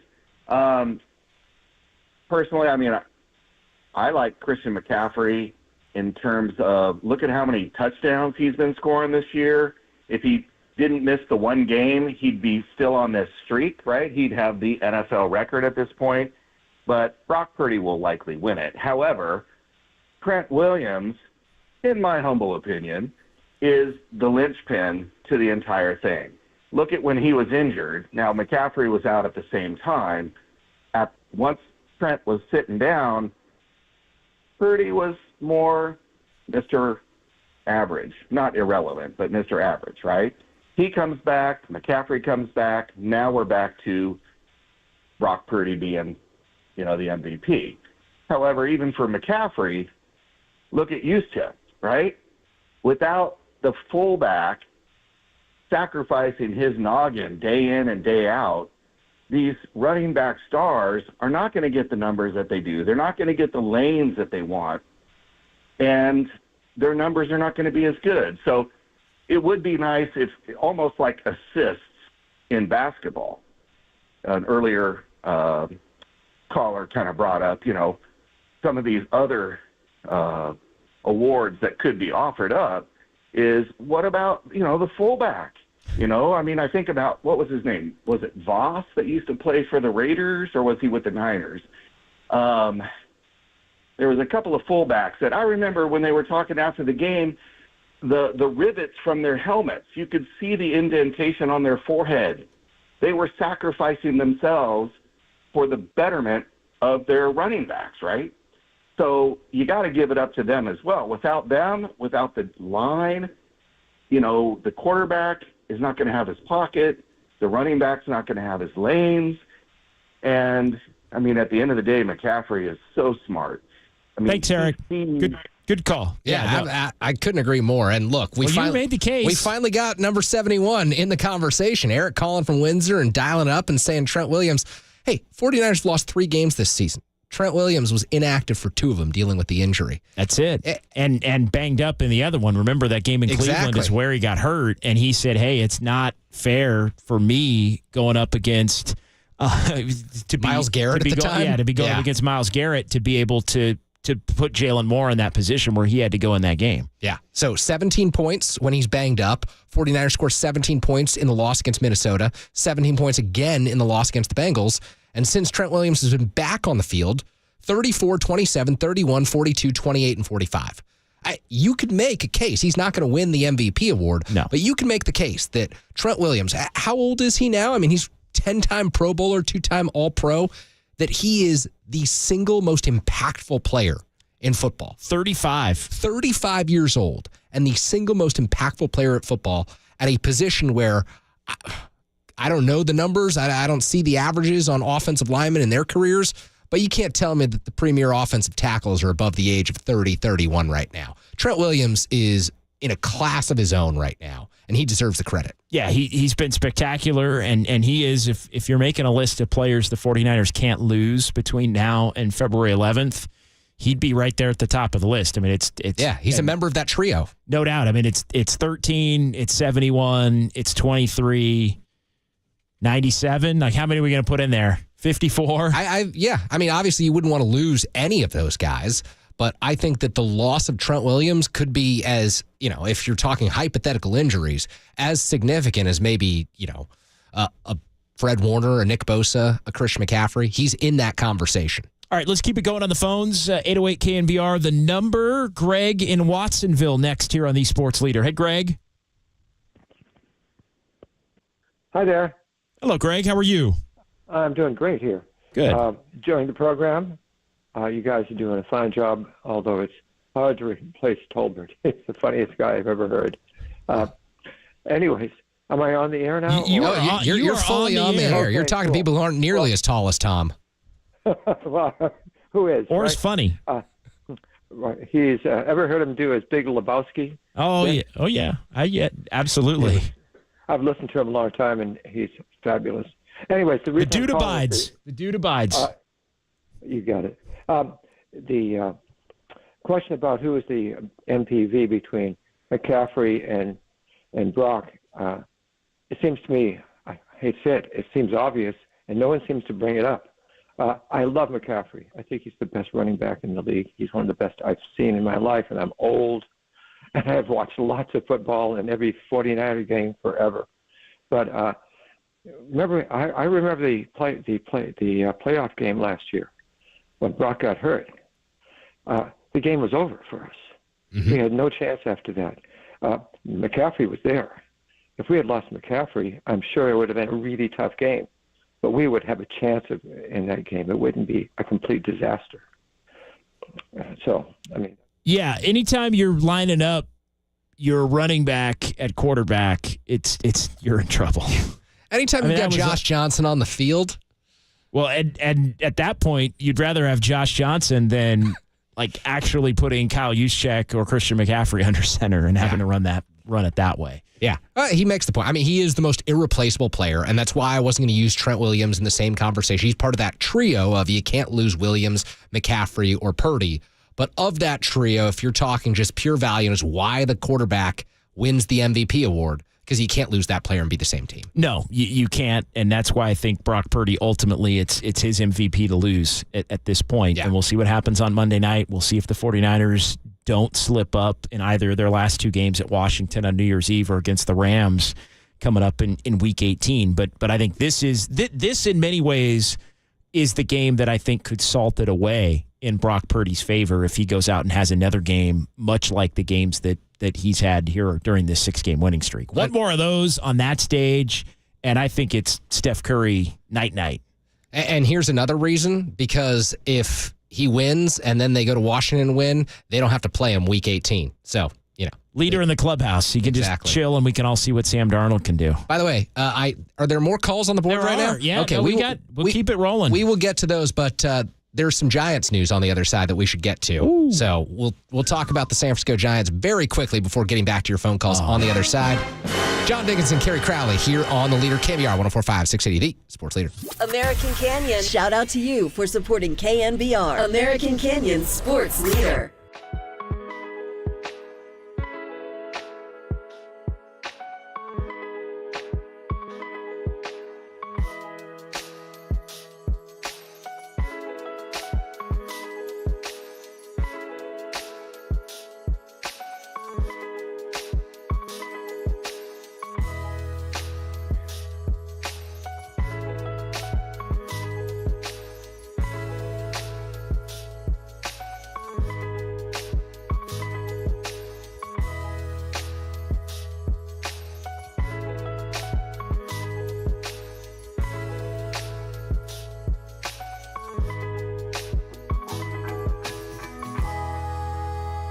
GP2, Gary Payton II, has been cleared to participate in parts of practice and will be reevaluated early next week. That story and more trending now on KNBR.com and the KNBR app.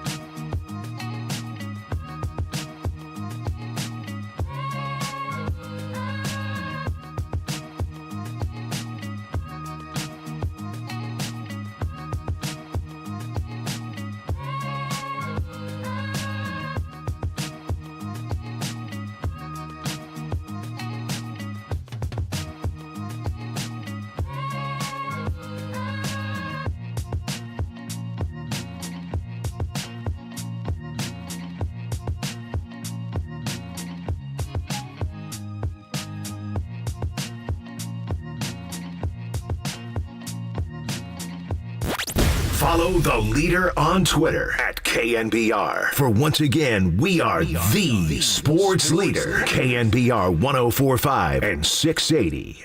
Well, it gives you the idea of just how marketable age is. And when he is a 25-year-old pitcher with his repertoire of pitches, and what we've seen from him is an above-average fastball with above-average command. He's got 4 pitches, aside from the fastball, that he can strike you out with. Now, those are weapons.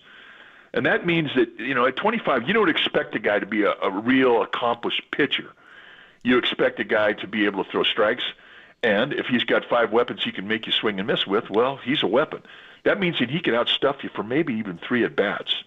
That's without knowing how to even take advantage of your weakness in their hitter and being able to read hitters. I mean, at age 25, that's a lot to ask for a pitcher. That's a knowledge that comes with throwing a lot of innings. But yet this guy still, because of his stuff and his ability to command it, can get a big league hitter out 3 times. That makes you a strong commodity. Well, if Mike Krukow talking about Yoshinobu Yamamoto got you excited about the hot stove season in Giants baseball in 2024... Ow! Just burned my hand. Yeah, don't get your hopes up. Burn my hand on the hot stove. Yeah. You weren't touching the stove that the Giants are playing on. No. Yeah, Actually, Yoshinobu Yamamoto. My hand stuck to that stove. The 25-year-old ace coming over to the United States from Japan. Highly sought after, highly coveted free agent who the Giants were rumored to be in on and willing to pay upward of $300 million to. Well, Alex Pavlovich of NBC Sports Bay Area has just tweeted that the Giants have been informed they are out of the bidding for Yoshinobu Yamamoto. He will end up in either New York or the dreaded scenario with the Los Angeles Dodgers. Bum, bum, bum, bum. And that does it for today's coverage of the San Francisco Giants. The MVP conversation in the NFL rolls on, JD. Was there any doubt? We can spend 30 seconds before we get back to the 49er calls here, 808 KNBR. I think the Hey, Giants fans, if you want to vent, it's true. 808 KNBR, was there ever a doubt that the Giants were not going to get Yamamoto? I think internally the Giants thought that they had a much better shot at Yamamoto than they did, say, Ohtani. But, maybe it's because he was a pitcher. Maybe it's because it was a more wide-open race.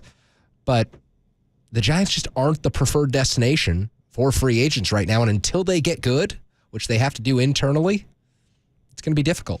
And Shohei Ohtani at the Rams game tonight. Yeah, the Rams. We've got Thursday Night Football coming up here, and the Rams and the Saints are going to play, and, Shohei there. Yeah, this isn't Taylor Swift at Gillette Stadium. This is Shohei Ohtani at SoFi. A huge deal. Yeah. So, but no Yamamoto. No Yamamoto. He was rumored to be in attendance. LA Times said he would be. As a guest of Ohtani, that's not the case. Not the case. Yeah. So you're confirming he's signing with New York. Ken Rosenthal said that he's not going to be there. Yamamoto goes to New York. Hey, that is a best case scenario right now for the Giants if Yamamoto signs with the Yankees. I mean, seriously, you're looking at the Yankees, the Mets, and the Dodgers. Yeah. You want them in New York with the Yankees. I agree, John. And Carrie. So there you have it. 808 KNBR is the number if you want to vent about Yamamoto, if you want to talk the MVP conversation, make your case for Brock Purdy. We've had plenty of Brock Purdy callers. Make your case for Christian McCaffrey or someone else in this discussion. JD's got the phone lines right in front of him. Yeah, let's go to LB in San Francisco. LB is next here on the Sports Leader. What's up, guys? What's up, LB? Good. First-time caller, long-time listener, over 30 years of listening to you guys. Nice. 49er fan since I was 7. I'm 53 now. So you guys got a good topic, a nationwide topic about Purdy or McCaffrey. I'm sure either one of them would tell you it doesn't matter. And it doesn't matter to the faithful because we want that party with Lombardi. It's been 30 years since we've got a Super Bowl. It's time. We're overdue. So let the chips fall where they may. If I had to choose one, I want it to be a tie, fellas. Let it be a co-MVP for LB? You want co-MVP? Yes, sir. Okay. All right, LB, appreciate it. I think a lot of Niner fans would agree with that sentiment. It's got to be the overwhelming sentiment that ultimately... Not the tie part, but... that it doesn't matter if one of these players wins the MVP or not as long as the 49ers win the Super Bowl. It's been so long. I've never seen it. It's been so long. Happened when I was, 6 months old? It's it's crazy, but it has been so long. And to have, the Super Bowl against the Ravens where they get down to the goal line, basically inside the 5. They can't punch it in. To have the lead in Miami against the Chiefs, and then to have Kansas City come back and end up winning that game. I mean, it's just the heartbreak of the last couple of years in the NFC Championship games, to the Rams where they were ahead, to the Eagles where they never had a chance. I mean, there have been so many heartbreakers. Richard Sherman and Seattle, before everything went awry with Harbaugh. I mean, it's just been heartbreaker after heartbreaker. Kyle Williams. It's so interesting to me because, basically since 2011, and yes, there were the Tom Sula and the Kelly eras, and those were terrible for the 49ers. In the first year of Kyle Shanahan's tenure, they were obviously rebuilding, and it was brutal. But for the better part of the last 12 or 13 years, the 49ers have consistently been in the mix. They've consistently been one of the top teams in the NFC. They haven't closed the job. And it's so different from the previous 10 years where they were abjectly horrible. I mean, they could not keep you watching football. It's incredible. They've won at least 2 playoff games in every single year, every single season that they've made the playoffs. They've won at least 2 playoff games, going back to all the way back to 2011 when they beat the Saints and then lost to the Giants in the NFC Championship game. But 12, 13, and then the last 3, or 19, 21, 22, 3 of the last 4. They won it. They get in, and those have been the only years they've gotten in. But the years that they've gotten in, they've won at least 2 playoff games, or been at least in the NFC Championship game in every single one of them. Yeah, and this to me feels like maybe the most stacked roster that they've had, because you've got the quarterback who can get the job done. I don't think there's any doubt, and I did doubt in Miami. I was there. You were there in Miami covering the 49ers in the Super Bowl, and you just got the sense that it was never a done deal because I didn't believe in Jimmy Garoppolo. And I know a lot of people did. I know he did great things for the franchise, and he should be commended from where he took Kyle Shanahan's 49ers from where they were. But he was not raising the ceiling of the team the way that Brock Purdy does. I also think there's a little bit, and this is a conversation maybe more for January, or at least when the 49ers lock up the 1 seed, and it's not a conversation I think any 49er fan really wants to think about now because everything is so good. It also could be the last really significant run for this group. And I know Brock Purdy, playing at the level he has, extends that run, because if you have a great quarterback, you're always going to be in that, at worst, sort of 9-8, 10-7 range, which means you're going to give yourself multiple chances. But I think when you look at, we were talking about Trent Williams earlier. Trent Williams, 35, getting up there.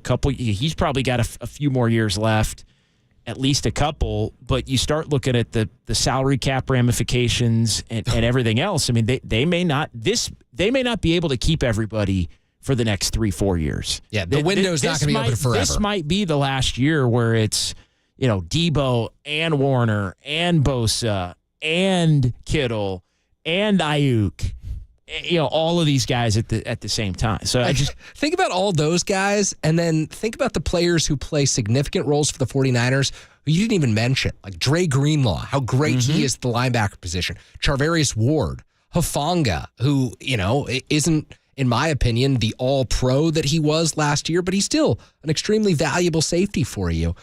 There are players up and down the roster who are simply better than players on playoff teams at their positions.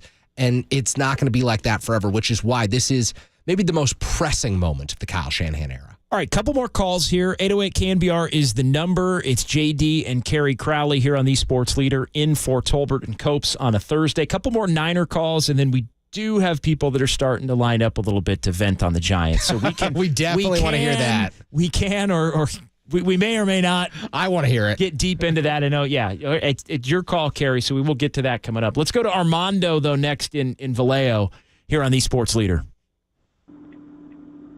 Thanks for having me, fellas. Longtime Niner fan. Not from Vallejo. I'm from Salinas, California. Wanted to clear that up. Okay, appreciate it. It says Vallejo on my board here, but that's all right. But yeah, I think the debate for this MVP ended last year in the NFC Championship game, right? We saw what it was like not to have Purdy in that lineup when he got hurt. And had he not got hurt, I think the game would have turned out a lot differently. So, to me, the MVP debate ended a long time ago. It's Brock Purdy, hands down.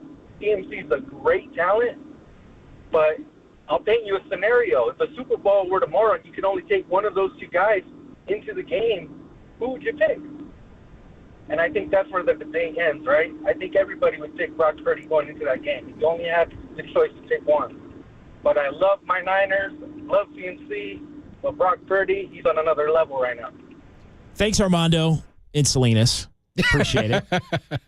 He's from Salinas. He may have been calling from Vallejo. There was never a distinction there. That wasn't quite cleared up. I think he was calling from Vallejo, but he was originally from Salinas. Exactly. But it's neither. Lost in translation over the phone. Yeah, if you could only pick one, I'd take Salinas. I just hate that question. I'd take Vallejo. There you go. There you go. 808 KNBR, Vallejo or Salinas? Oh, that's good. Yeah. Thank you, Tim. Yeah, appreciate it. Startling JD That's the there. question. That's a great answer. That's actually the perfect answer. Yeah. Let's go to Robert in Sacramento next here on The Sports Leader. Hey, Robert, save us. Hey, how you got? Hey, great energy and great topic. I love it. You know what you need is you need people who do not like the 49ers to call in, because your opponent always knows who they're lining up against. And I'll bet you when they come onto that field, they've been practicing all week. Where's McCaffrey? And I think that's where you're going to get who's the best. Your opponent always knows the answer. And I love the 49ers. We all do, and we'll think great praises of them. But we're biased. You get those guys, if I could be a fly in that room when they're going over plays, how they're going to take on the 49ers, they're going to know where McCaffrey is every play. That's just my opinion. But Thanks, Robert.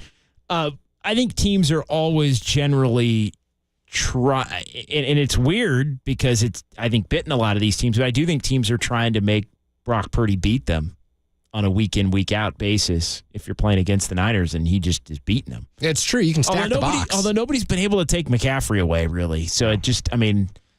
Yeah, what is Christian McCaffrey's worst game been? Cleveland, 11 carries, 43 yards, and then he had 3 receptions. Yeah. The Browns shut him down. But aside from that... And he was hurt. I mean, that was the game where he had the rib. That's true, yeah. And tried to play through it, and then ultimately left the game.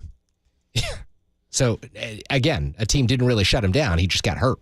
So, the point where he was making about they're obviously going to look and feel where Christian McCaffrey is, part of that is you always know where the quarterback is. So, yes, you're not game planning specifically to stop the quarterback. You're game planning because Christian McCaffrey changes what the 49ers are doing on offense. So if you see him split out wide, that's going to change your coverage shell. If you see him lined up in the backfield and Deebo Samuel also lined up in the backfield, chances are you're going to stack more guys in the box because there's a better chance that that's a run play for the 49ers. So I think we do have to get to a quick commercial break here. On the other side, phone lines should probably stay open. Let's hear a few vents about the San Francisco Giants. They are out on Yoshinobu Yamamoto, according to Alex Pavlovich of NBC Sports Bay Area. Vallejo or Salinas? What would you rather take? JD will answer that question on the other side. You're listening to KNBR 104.5 680, the Sports Leader.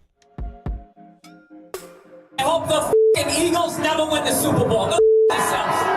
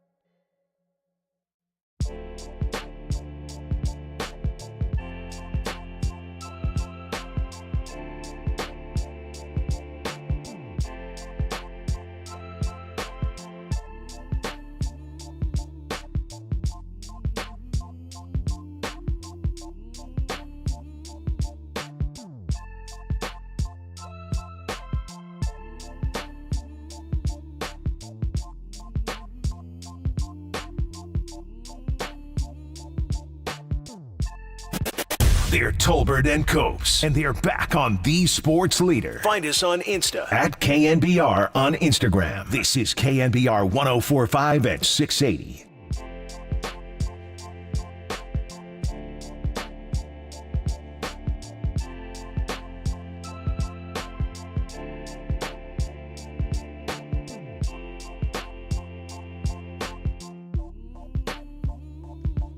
All right, we are back. JD and KC filling in for Tolbert and Copes here on Leader KNBR 104.5 680.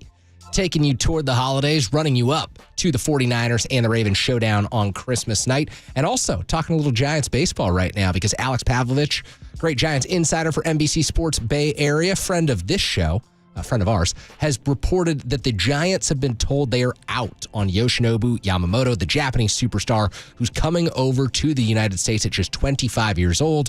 Again, I think that they were all in on Yamamoto, and it was just a fact that the biggest superstars, basically since Bryce Harper in 2018, who I do think had legitimate interest in signing with the San Francisco Giants, the biggest superstars have not wanted to sign with a team that the last 2 seasons has really struggled to engage fans, to stay relevant. And it's tough when the market is the 49ers playing incredibly great football. The Warriors still Steph Curry for as, tough as some nights can be out at Chase Center.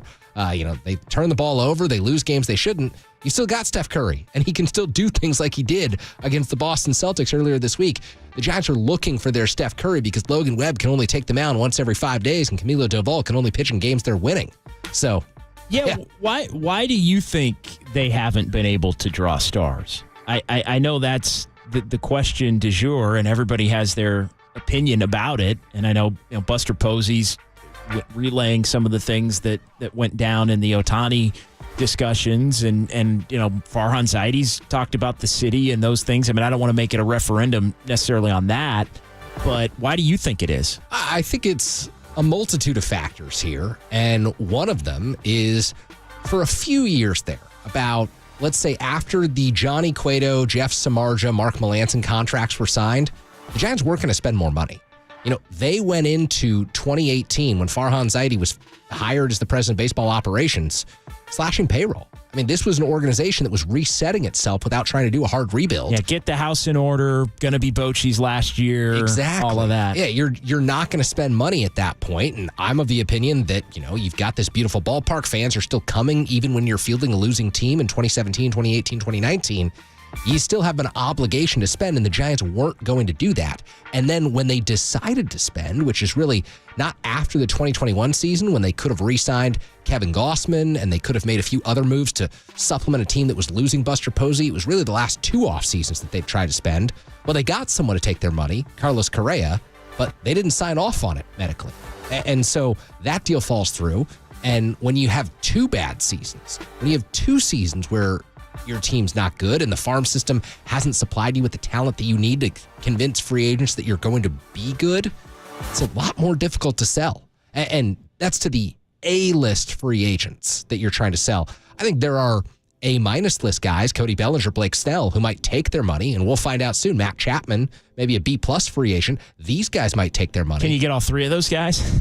Right now? Look, if you were willing to spend... I'd take all 3 of those guys. If you were willing to spend $350 million on Yoshinobu Yamamoto. Yes, exactly. If you were willing to spend $350 million on Yoshinobu Yamamoto or $700 million on Shohei Ohtani, I think that you could sign 2 of those guys at least for, Snell, 200, Matt Chapman, 150. It's an overpay for both, but guess what? When you're the San Francisco Giants, and they realize this with Carlos Correa, you have to overpay, and sometimes it's worth it to overpay to get those superstars and to get that stability. Yeah, it seems like there's 2 ways the Giants can go. Either they overpay to bring those guys in, and then they have to pray to God it works. Yeah.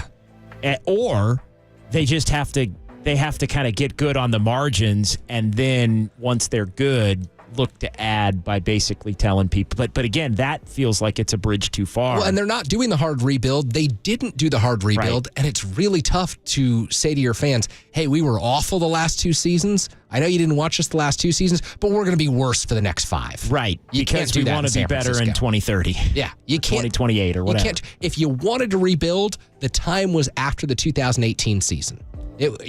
2017, you could say that's our aberration, whatever, 98 losses. If you want to rebuild, 2 years in a row was enough to say, you know what, we could trade Madison Bumgarner, who's headed into the final year of a team-friendly deal. We could trade Brandon Crawford and Brandon Belt, figure something out there. They didn't. No. And you know what? I will never criticize a team for not rebuilding because I think you should go for it. But the issue with the Giants is they didn't really go for it in those seasons. They tried to improve on the margins. No, and it's tough. And then 2021 screwed it all up also. Because I think if they hadn't been good in 2021, they probably would have gone hard rebuild at that point. And it would have made, I think, a little bit more sense because I think it would have been an easier sell, basically. Because, all right, you're coming out of COVID. That's Kapler's first year. If you're bad that year and then you go rebuild maybe out and you're bad 21, well, then it's like, okay, we're gonna take a step back. Yeah. You know, Kapler's going to end up probably not being the manager when they're good, but he's not going to be the manager when they're good again anyway.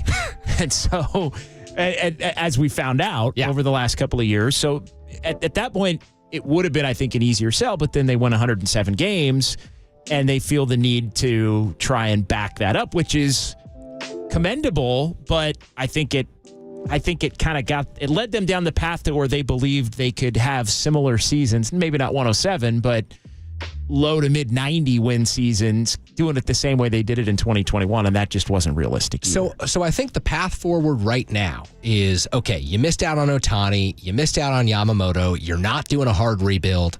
You do what the Texas Rangers did, and over the next 2 off seasons, you spend $1 billion, and you spend $500 million this offseason. You've already committed $130 to Jung-Hoo Lee, including the posting fee. I think a lot of Giants fans like that idea. So you add Blake Snell, you add Matt Chapman or Cody Bellinger, and you say those are our ads this offseason. You know what? We may not be that good in 2024. And the Rangers filled out their roster with young players. The young players eventually came, and then you had them all. Exactly. Like, it doesn't have to be young players first. So you do veterans this year.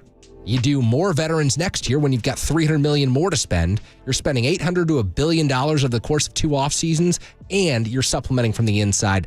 That's how you get better. It's probably not going to happen for you in 2024, but 2025, at least you've got something that Giants fans haven't had the last 2 seasons, which is hope. And then if you have the young players that come up and play at a significantly high level, you can always restructure everything at that point. And if you need to move off of a big contract, maybe you move off a big contract, but you want to be moving off of a big contract because you have a really good young player that's as good or better than maybe that player that's getting up there in years that you spent some money on. Exactly. So do we have anyone on the board who wants to vent? Let's go to Kevin in Walnut Creek. Shout out Walnut Creek. Kevin in Walnut Creek is next here on the Sports Leader. What's going on, Kevin? Hey guys, thanks for taking my call. Yeah, got it. How's it going? Yeah, it's going good. Yeah, I want to talk a little bit about the Yamamoto, news and stuff. And to be honest, I'm not even upset. Like, I've been a Giants fan my whole life, and not really upset. He's a good pitcher, but on reality, in my opinion, I would rather have like Blake Snell, who is a Dodger killer. Fun fact.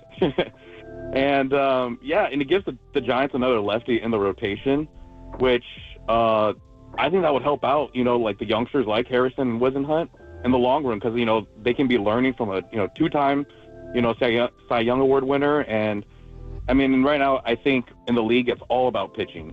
There's hitters left and right. With Ohtani and Freeman and Betts, in L.A., and then, you have the Padres and the Diamondbacks. But, it's all about pitching, and I think that's what the Giants need to focus on, so... Thanks for the call. Appreciate it, Kevin. Kevin in Walnut Creek checking in here. That's how they did it a decade and a half ago, right? It was pitching first. Well, here's the thing. If you're looking about closing the gap with the Dodgers, which you can't do in 2024, and it's probably unrealistic to think about doing in 2025 or 2026. Or 2032. The easiest way to start closing that gap is to sign pitchers, because you can win 85 games and then beat them in the playoffs, which is what the Arizona Diamondbacks did. They won 84 this year and beat them in the playoffs. Pitching is a great equalizer right now. And no, unfortunately for the Giants, it's probably not going to sell as many tickets if they had, 4 30 home run hitters. But you can't get those hitters via free agency or via trade. You have to build those hitters in your own farm system. So every draft moving forward for the Giants should be about acquiring hitters, should be about prioritizing young position players, and every free agent trade move for the next 2 years should be all about getting pitching and defense. Do you trust Farhan Zaidi more to get pitching or to get hitting? I trust him more to get pitching. I think I trust him more to get pitching because there's so much data that the Giants have And the one thing that really hurts them is they're losing Brian Bannister and Andrew Bailey, who played really important roles on their coaching staff in the past. And Bob Melvin's gambling with Brian Price, who's been out of the game for a little bit, of course, former Cincinnati Reds manager.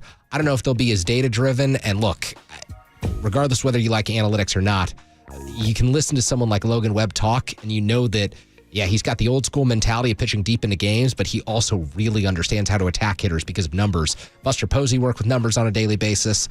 I think that it's a little easier to find pitchers, like they found Carlos Rodon, they found Kevin Gossman, than it is to find hitters. Well, part of their pitch to those pitchers was the fact that they saw certain things in their game that they felt could be exploited to benefit and get those guys aligned with bigger contracts, even if it was elsewhere. I mean, the change with Kevin Gossman was everyone from the time he got to Major League Baseball wanted him to be a 3-pitch guy because that's what starters are, and he had a terrible slider. The guy would throw the slider, and it would get jacked. And what the Giants said was, hey, anytime you're thinking about throwing your slider, just throw the splitter, which is like the best pitch any pitcher has in baseball, and you're throwing it 1/5 at the time. Just throw your splitter. And it turned him into an all-star. And then he became a Cy Young caliber award pitcher with the Toronto Blue Jays after the Giants missed the opportunity to bring him back. A guy, by the way, who wanted to play in San Francisco. Loved Oracle Park. So, yeah, that's one of the many whiffs. That's a big one. It was a big whiff. There's no doubt about it. 808 KNBR is the number. Let's go to Greg in Sacramento next here on the Sports Leader. Hey, Greg. Greg, turn that radio down, brother. Here we are. All right, let's just pot him down for a second. We'll get him back. Oh, you didn't have to hang up on him. You didn't have to hang up on him. We can call Greg back, or he can call us Greg, back. call back. We'll get you, right to the front of the line.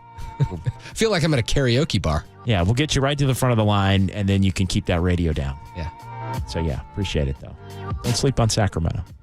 Got anyone else ready to talk Giants baseball, ready to vent? No, there are a few people that are kind of lining up right now that we can get to. But, yeah, 808 KNBR, a couple of lines open. John Dickinson here with Kerry Crowley. We're in for Tolbert and Copes on a Thursday here on The Sports Leader. Talking a lot of 49ers today, but also getting into some Giants. Why are we getting into Giants baseball, Kerry? Alex Pavlovich, NBC Sports Bay Area, reporting the Giants have been told that they are out on Yoshinobu Yamamoto, who was, of course, the most coveted pitcher in free agency, 25 years old, fastball's elite, splitter's elite, curveball's elite. This guy's a true 3-pitch guy. Could have paired with Logan Webb and formed the rotation of your dreams for years to come. Instead, he's likely going to New York, either the Mets or the Yankees, or in a dreaded scenario, teaming up with Ohtani in LA and the Dodgers. Come on, Giants! Now that's an era of Giants baseball. Wow. That's something. Yeah, exactly. Go Niners. Yeah, great. That's a great call. All right, let's get Greg back here on the Sports Leader. All right, Greg, how you doing, man? Hey, I'm sorry about that, guys. Hey, I've talked to you before, Kerry. I got to give you kudos because you're one of the only guys that really wants to get to the point. Longtime Giants fan, but I'm tired of the disrespect of the Johnsons and the organization. It's very clear Greg Johnson, Charles Johnson don't want to spend the money. If they don't spend the money, they're not going to get a star. They're trying to sell you on beautiful park, journeyman players, wait for rookies. No. I'm tired of, and Mike Krukow, God bless him, they're going to beat him occasionally. How about exciting baseball during the season? Not 8 seasons from now, but how about now? Look at the organization that shows respect. You could say you hate them, but you got to love them. The organization respects their fans. They mix a great mix of stars. They spend the money and some, a couple of journeyman players and some rookies, but they give you winning baseball, exciting baseball every season. I've had it. I'm going with the Dodgers. I respect them. I respect their organization because they respect the fans. You're becoming a Dodgers fan? Right here on KNBR, you're announcing? Right on this station because the Johnsons are lying to the fans. They're lying. They're going to say, keep spending the money for the hot dogs, the beer, the tickets, and guess what? We're going to keep getting journeyman players, bobblehead nights, and tell you this is a great organization. They're not respecting the fans. It's a mutual road of respect. It's an organization that says, and Kerry just said it, I'm sorry, hey, 5 years from now, who wants to wait 5 years and maybe we replace Johnson's? As long as the Johnsons are there, I'm not following. I'm not watching them. I'm going with exciting baseball and an organization that respects its fans. Wow. Thank you for the call. Really appreciate that perspective. And I do think that's got to be a first on the KNBR airwaves is someone switching their allegiance from the Giants to the Dodgers. Greg in Sacramento just stood up right here on the Sports Leader and announced to the world that he is no longer a Giant fan. And not only is he no longer a Giant fan, but he's turning to the Dodger blue. Don't know how dug in you can really be if, look, you can hate the Giants' current philosophy. You can be down on the way the organization has handled the last few seasons. I don't know that I've ever heard of someone switching in the moment from the Giants to the Dodgers. I don't know. I don't know if I'm buying Greg on that. I think he may come to his senses and say that, maybe he doesn't want to watch as many games in 2024. Wait, he's going to go... You think he's going to come to his senses and become a Rangers fan instead of exactly. That's a much more he natural. May still not be a Giants fan, but he's not going to. I don't think Dodger you can blue. pivot from the Giants to the Dodgers. I don't think. There are some alternatives. The Rangers could be a nice option. It's a great team to root for. Be a nice you've got Bruce Bochy out there. You can feel nostalgic. That's what baseball fans love to do anyway. Championship pedigree now in Texas. Exactly. All they do is win rings. Exactly. Championship pedigree. Yeah, that was one heck of a moment. Where's the Dave Fleming okay when you need it? Yeah. Thanks, John. Do we have any more Giants callers? Okay. We're lining a few up. Okay, so we'll get to them. We'll get to them on the other side. A little more Giants talk. They're out on Yoshinobu Yamamoto per Alex Pavlovich of NBC Sports Bay Area. They've been informed that they will not be signing him. So that is the news right now. We will come back. We've also got Saints and Rams coming up for you Thursday Night Football at 5:15. Tolbert Copes, JD and KC in for the guys. KNBR 104.5, 680, the Sports Leader.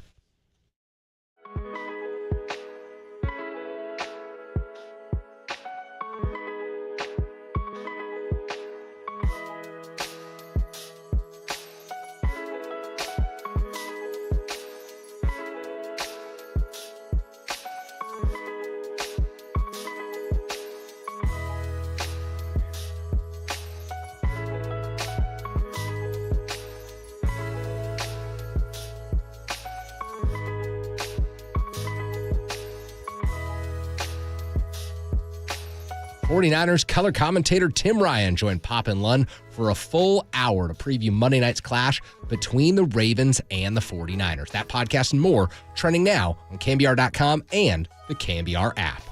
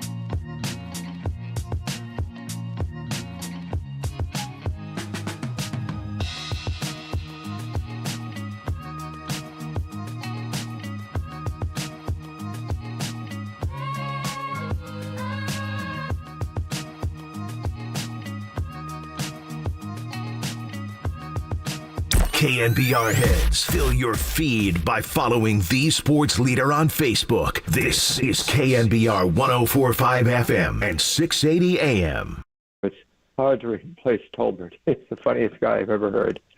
Anyways, am I on the air now? Somebody's got to do it. No one's Tom Tolbert.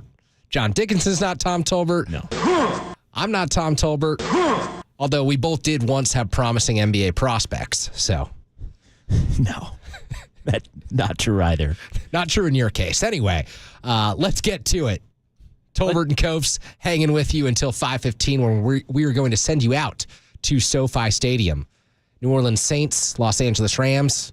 It's a big one. NFL game with playoff ramifications, huh? That is a big one in the NFC with both of those teams very much in the mix right now. What did Papa say earlier? He's going to have a 7-7? Have a 7-7 for the 7-7s. Yeah, trying to get. Can't believe he didn't call up Jeff Fisher today. Trying to get the 7 seed. Exactly. 7-7s. How about that? So that is all you had to look forward to this evening on KNBR. As for now, we're discussing the report from Alex Pavlovich of NBC Sports Bay Area that the San Francisco Giants will not sign Yoshinobu Yamamoto. As JD pointed out earlier, not exactly the biggest surprise here. No, not exactly the biggest surprise, but that doesn't keep Giants fans from being frustrated, and we want to hear from them. 808 KNBR, the number, and let's get back to the phones with Dennis in San Jose here on The Sports Leader. Hey, Dennis. Yeah, man, it's crazy. The Dodgers in the last 15 years have signed every great ball player there was, and they've only won one World Series since. And us Giants in the last 9 years can't even sign one good player. And it just frustrates me. We should have got this guy. He's going to go down to the Dodgers. He's going to go to the Mets. And it's ridiculous that we can't sign a good ball player. We haven't done that since Barry Bonds, and it's bad. It's bad for the organization. It's like they're not putting out the money or something. Worst drought. Thank you for the call, Dennis. Worst drought. The Giants free agent drought that has essentially existed since 1993 when Barry Bonds came to the organization. Yeah. Hey, look, they spent $130 million on Johnny Cueto, $126 on Barry Zito, $64 on Mark Melanson. Look, they've spent some money. They just spent $113 on John. Aaron Rowan. Who could forget? I guess that wasn't 5 years, bad. 60? Was that the Rowan deal? I thought it was more than that. We're going to double check that. Worst drought: superstar free agents in the San Francisco Giants or the 49ers' current Super Bowl drought? Well, it's the Super Bowl drought because the Giants have won championships. Giants won titles. So it's the Super Bowl drought. How quickly things can change. Exactly. No, I think it has to be the Super Bowl drought. No, I wouldn't argue that at all because the Giants built from within. They did something that exceeded the expectations of everyone who's ever followed this organization, which is not just win once in 2010, but 2012 and 2014. The issue, when those bullpen gates swung open in Kansas City for Madison Bumgarner to walk through, that was the last night that the Giants won a playoff series. Think about that. We're going on near a decade now in an expanded postseason era when the Giants haven't won a playoff series. That's a big issue. That's an issue that you watch 2022, 2023 Giants baseball, it's hard to square, the direction of the organization. So I think fans have every right. Look, they weren't expecting Yoshinobu Yamamoto. They have every right to be upset. They have every right to be frustrated because the list, it starts with John Lester. It continues with Bryce Harper. Shohei Ohtani, the first time he was a free agent, they didn't sign him. Giancarlo Stanton, they couldn't get him to accept a trade to San Francisco. The list of A-listers goes on, and they had Carlos Correa, but we all know how that worked out. I mean, yesterday was the one-year anniversary where I was sitting in the chair on KNBR tonight, and my goodness, I said, I don't know how long it'll take the Giants to recover from this.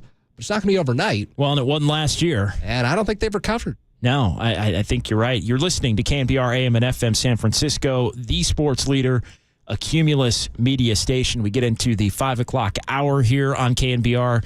He's Kerry Crowley. I'm John Dickinson. We're sitting in for Tolbert and Copes here on a Thursday. And the phone lines are lit, so let's get back to it before we get to Thursday Night Football. Nate in Elk Grove is next. Hey, Nate. Hey, fellas, how's it going? Doing well. Happy holidays. What's on your mind, Nate? Well, first of all, Greg needs some mental help. I don't know how you give up on the Giants. I know things aren't going great right now with the free agents, but come on, man. Orange and black, right? forever. That's the Anyway, caller Greg, not Greg Papa, right? The caller Greg? Greg Papa's fine. It's There we the caller Greg who needed not to be alone tonight. Anyway, we struck out on Yamamoto. I'd say spread that money around. Let's get a guy like Snell, Montgomery. Let's get a starting five. A good starting five can neutralize any lineup. Let's get some bulldog pitchers like Webb, Cobb, that kind of mentality. Spread it around a little bit. I also don't feel very comfortable with Luciano being our shortstop for the year. I'd see if we could try to pry Kim away from the Padres for a couple young pitchers, maybe like a Keaton Wynn or a Tristan Beck. And then, we can't sign free agents, so we got to get drastic on the trade market and make a trade so they don't have a choice. They got to come here. How about trying to pry Luis Robert from the White Sox with maybe Cease? Give him Harrison Luciano. Hey, Harrison has trouble throwing strikes. Luciano's a young man with a bad back and a lot of gold chains. You know what I mean? So it could – and my other thought is Matt Chapman, for the money, isn't that much better than J.D. Davis, but I'm from Elk Grove. Maybe I'm a little biased. Your thoughts, guys? Thanks for taking my call. Merry Christmas. All right, Nate. Appreciate the call. Nate wants to give up everybody. Yeah, throw in the ballpark, as Tim just said. Yeah. I mean, here's the thing.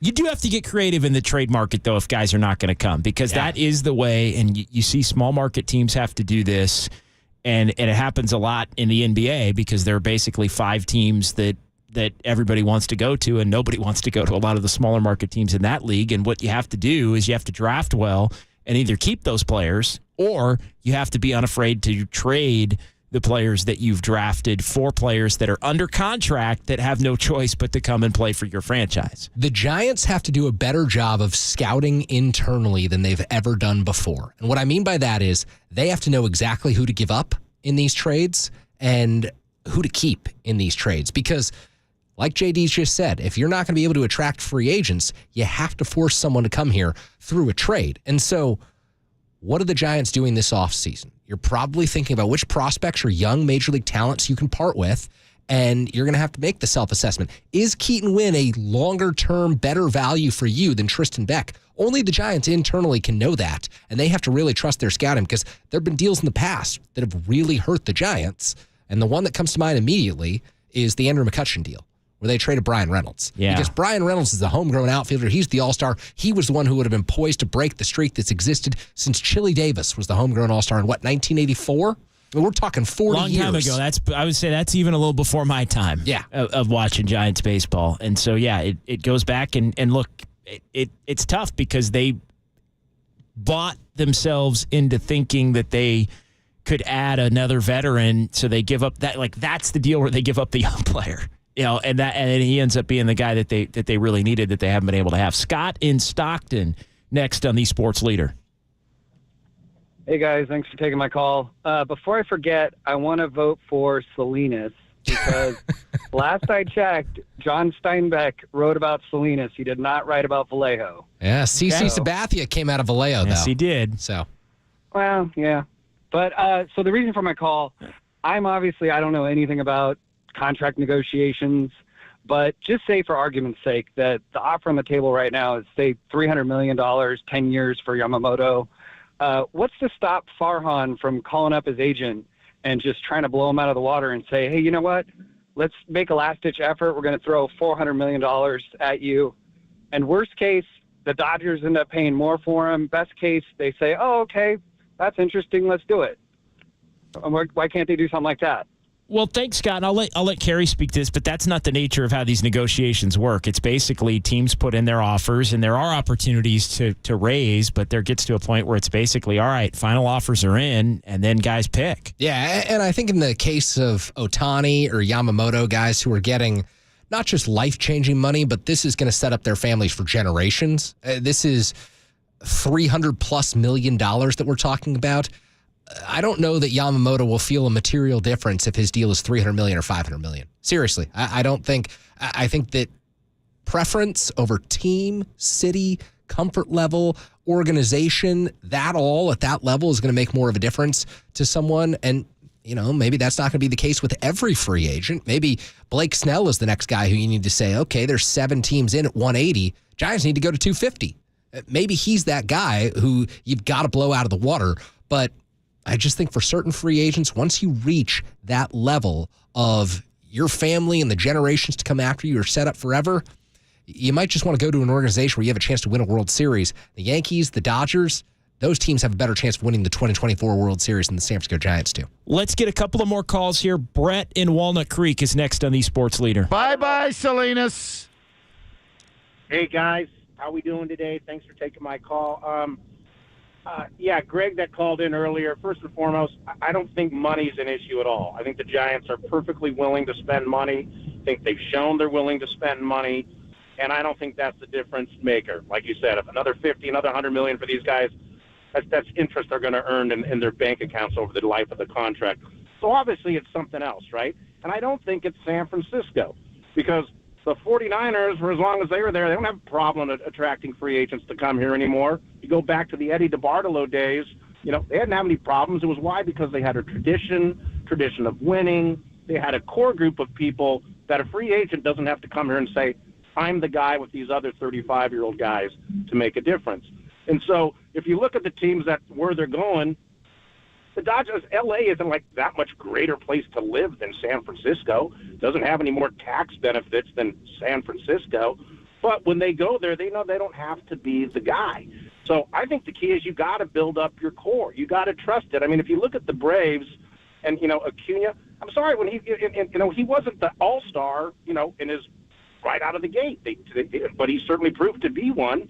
And if you look at the Giants back when people wanted to come here, well, what did we have? We had a great core.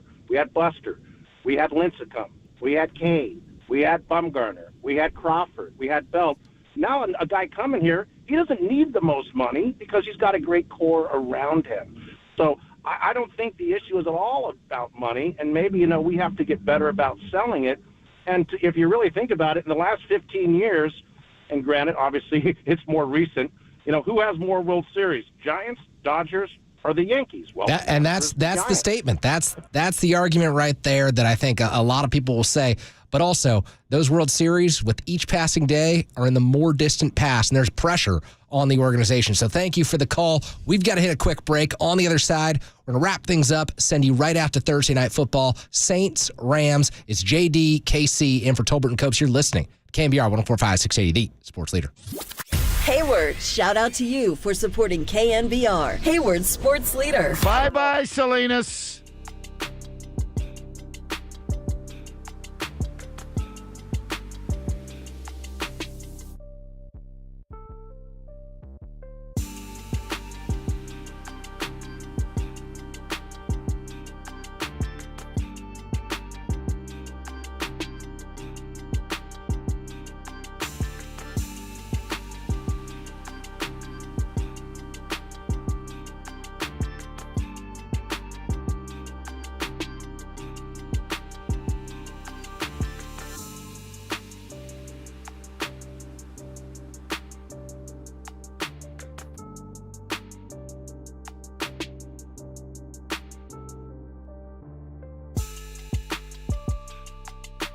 Both Eric Armstead and Javon Hargrave did not practice today for the 49ers. Head coach Kyle Shanahan did not give any indication if they will play or not on Monday. That story and more trending now on KNBR.com and the KNBR app.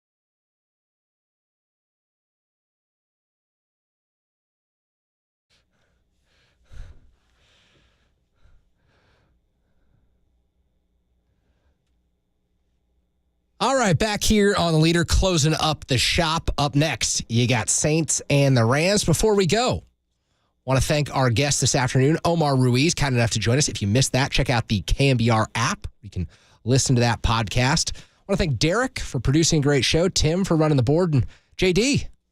I don't know. This is maybe the first time we've ever done a show together. We've done hours of shows off the air together over the years, like in the Giants dugout. It's probably pre-COVID. I was going to say, I feel like we've done so many of these, but this might have been the first official capacity. It is the first official one, I can tell you that. But yeah, I think we did hours in the Giants dugout. No question. Giants dugout, 49ers press box down in Santa Clara. I hope nobody has the audio of those. Well, if they did, we may never work again. We wouldn't be sitting here right now. I can tell you that much. So thanks to all the listeners. Great calls today. We'll open the phone lines again tomorrow. 808-KNBR is the number. Right now, we're headed out to SoFi Stadium. It's the Saints and the Rams right here on KNBR, the sports leader. Oh, my God. Oh! Shut it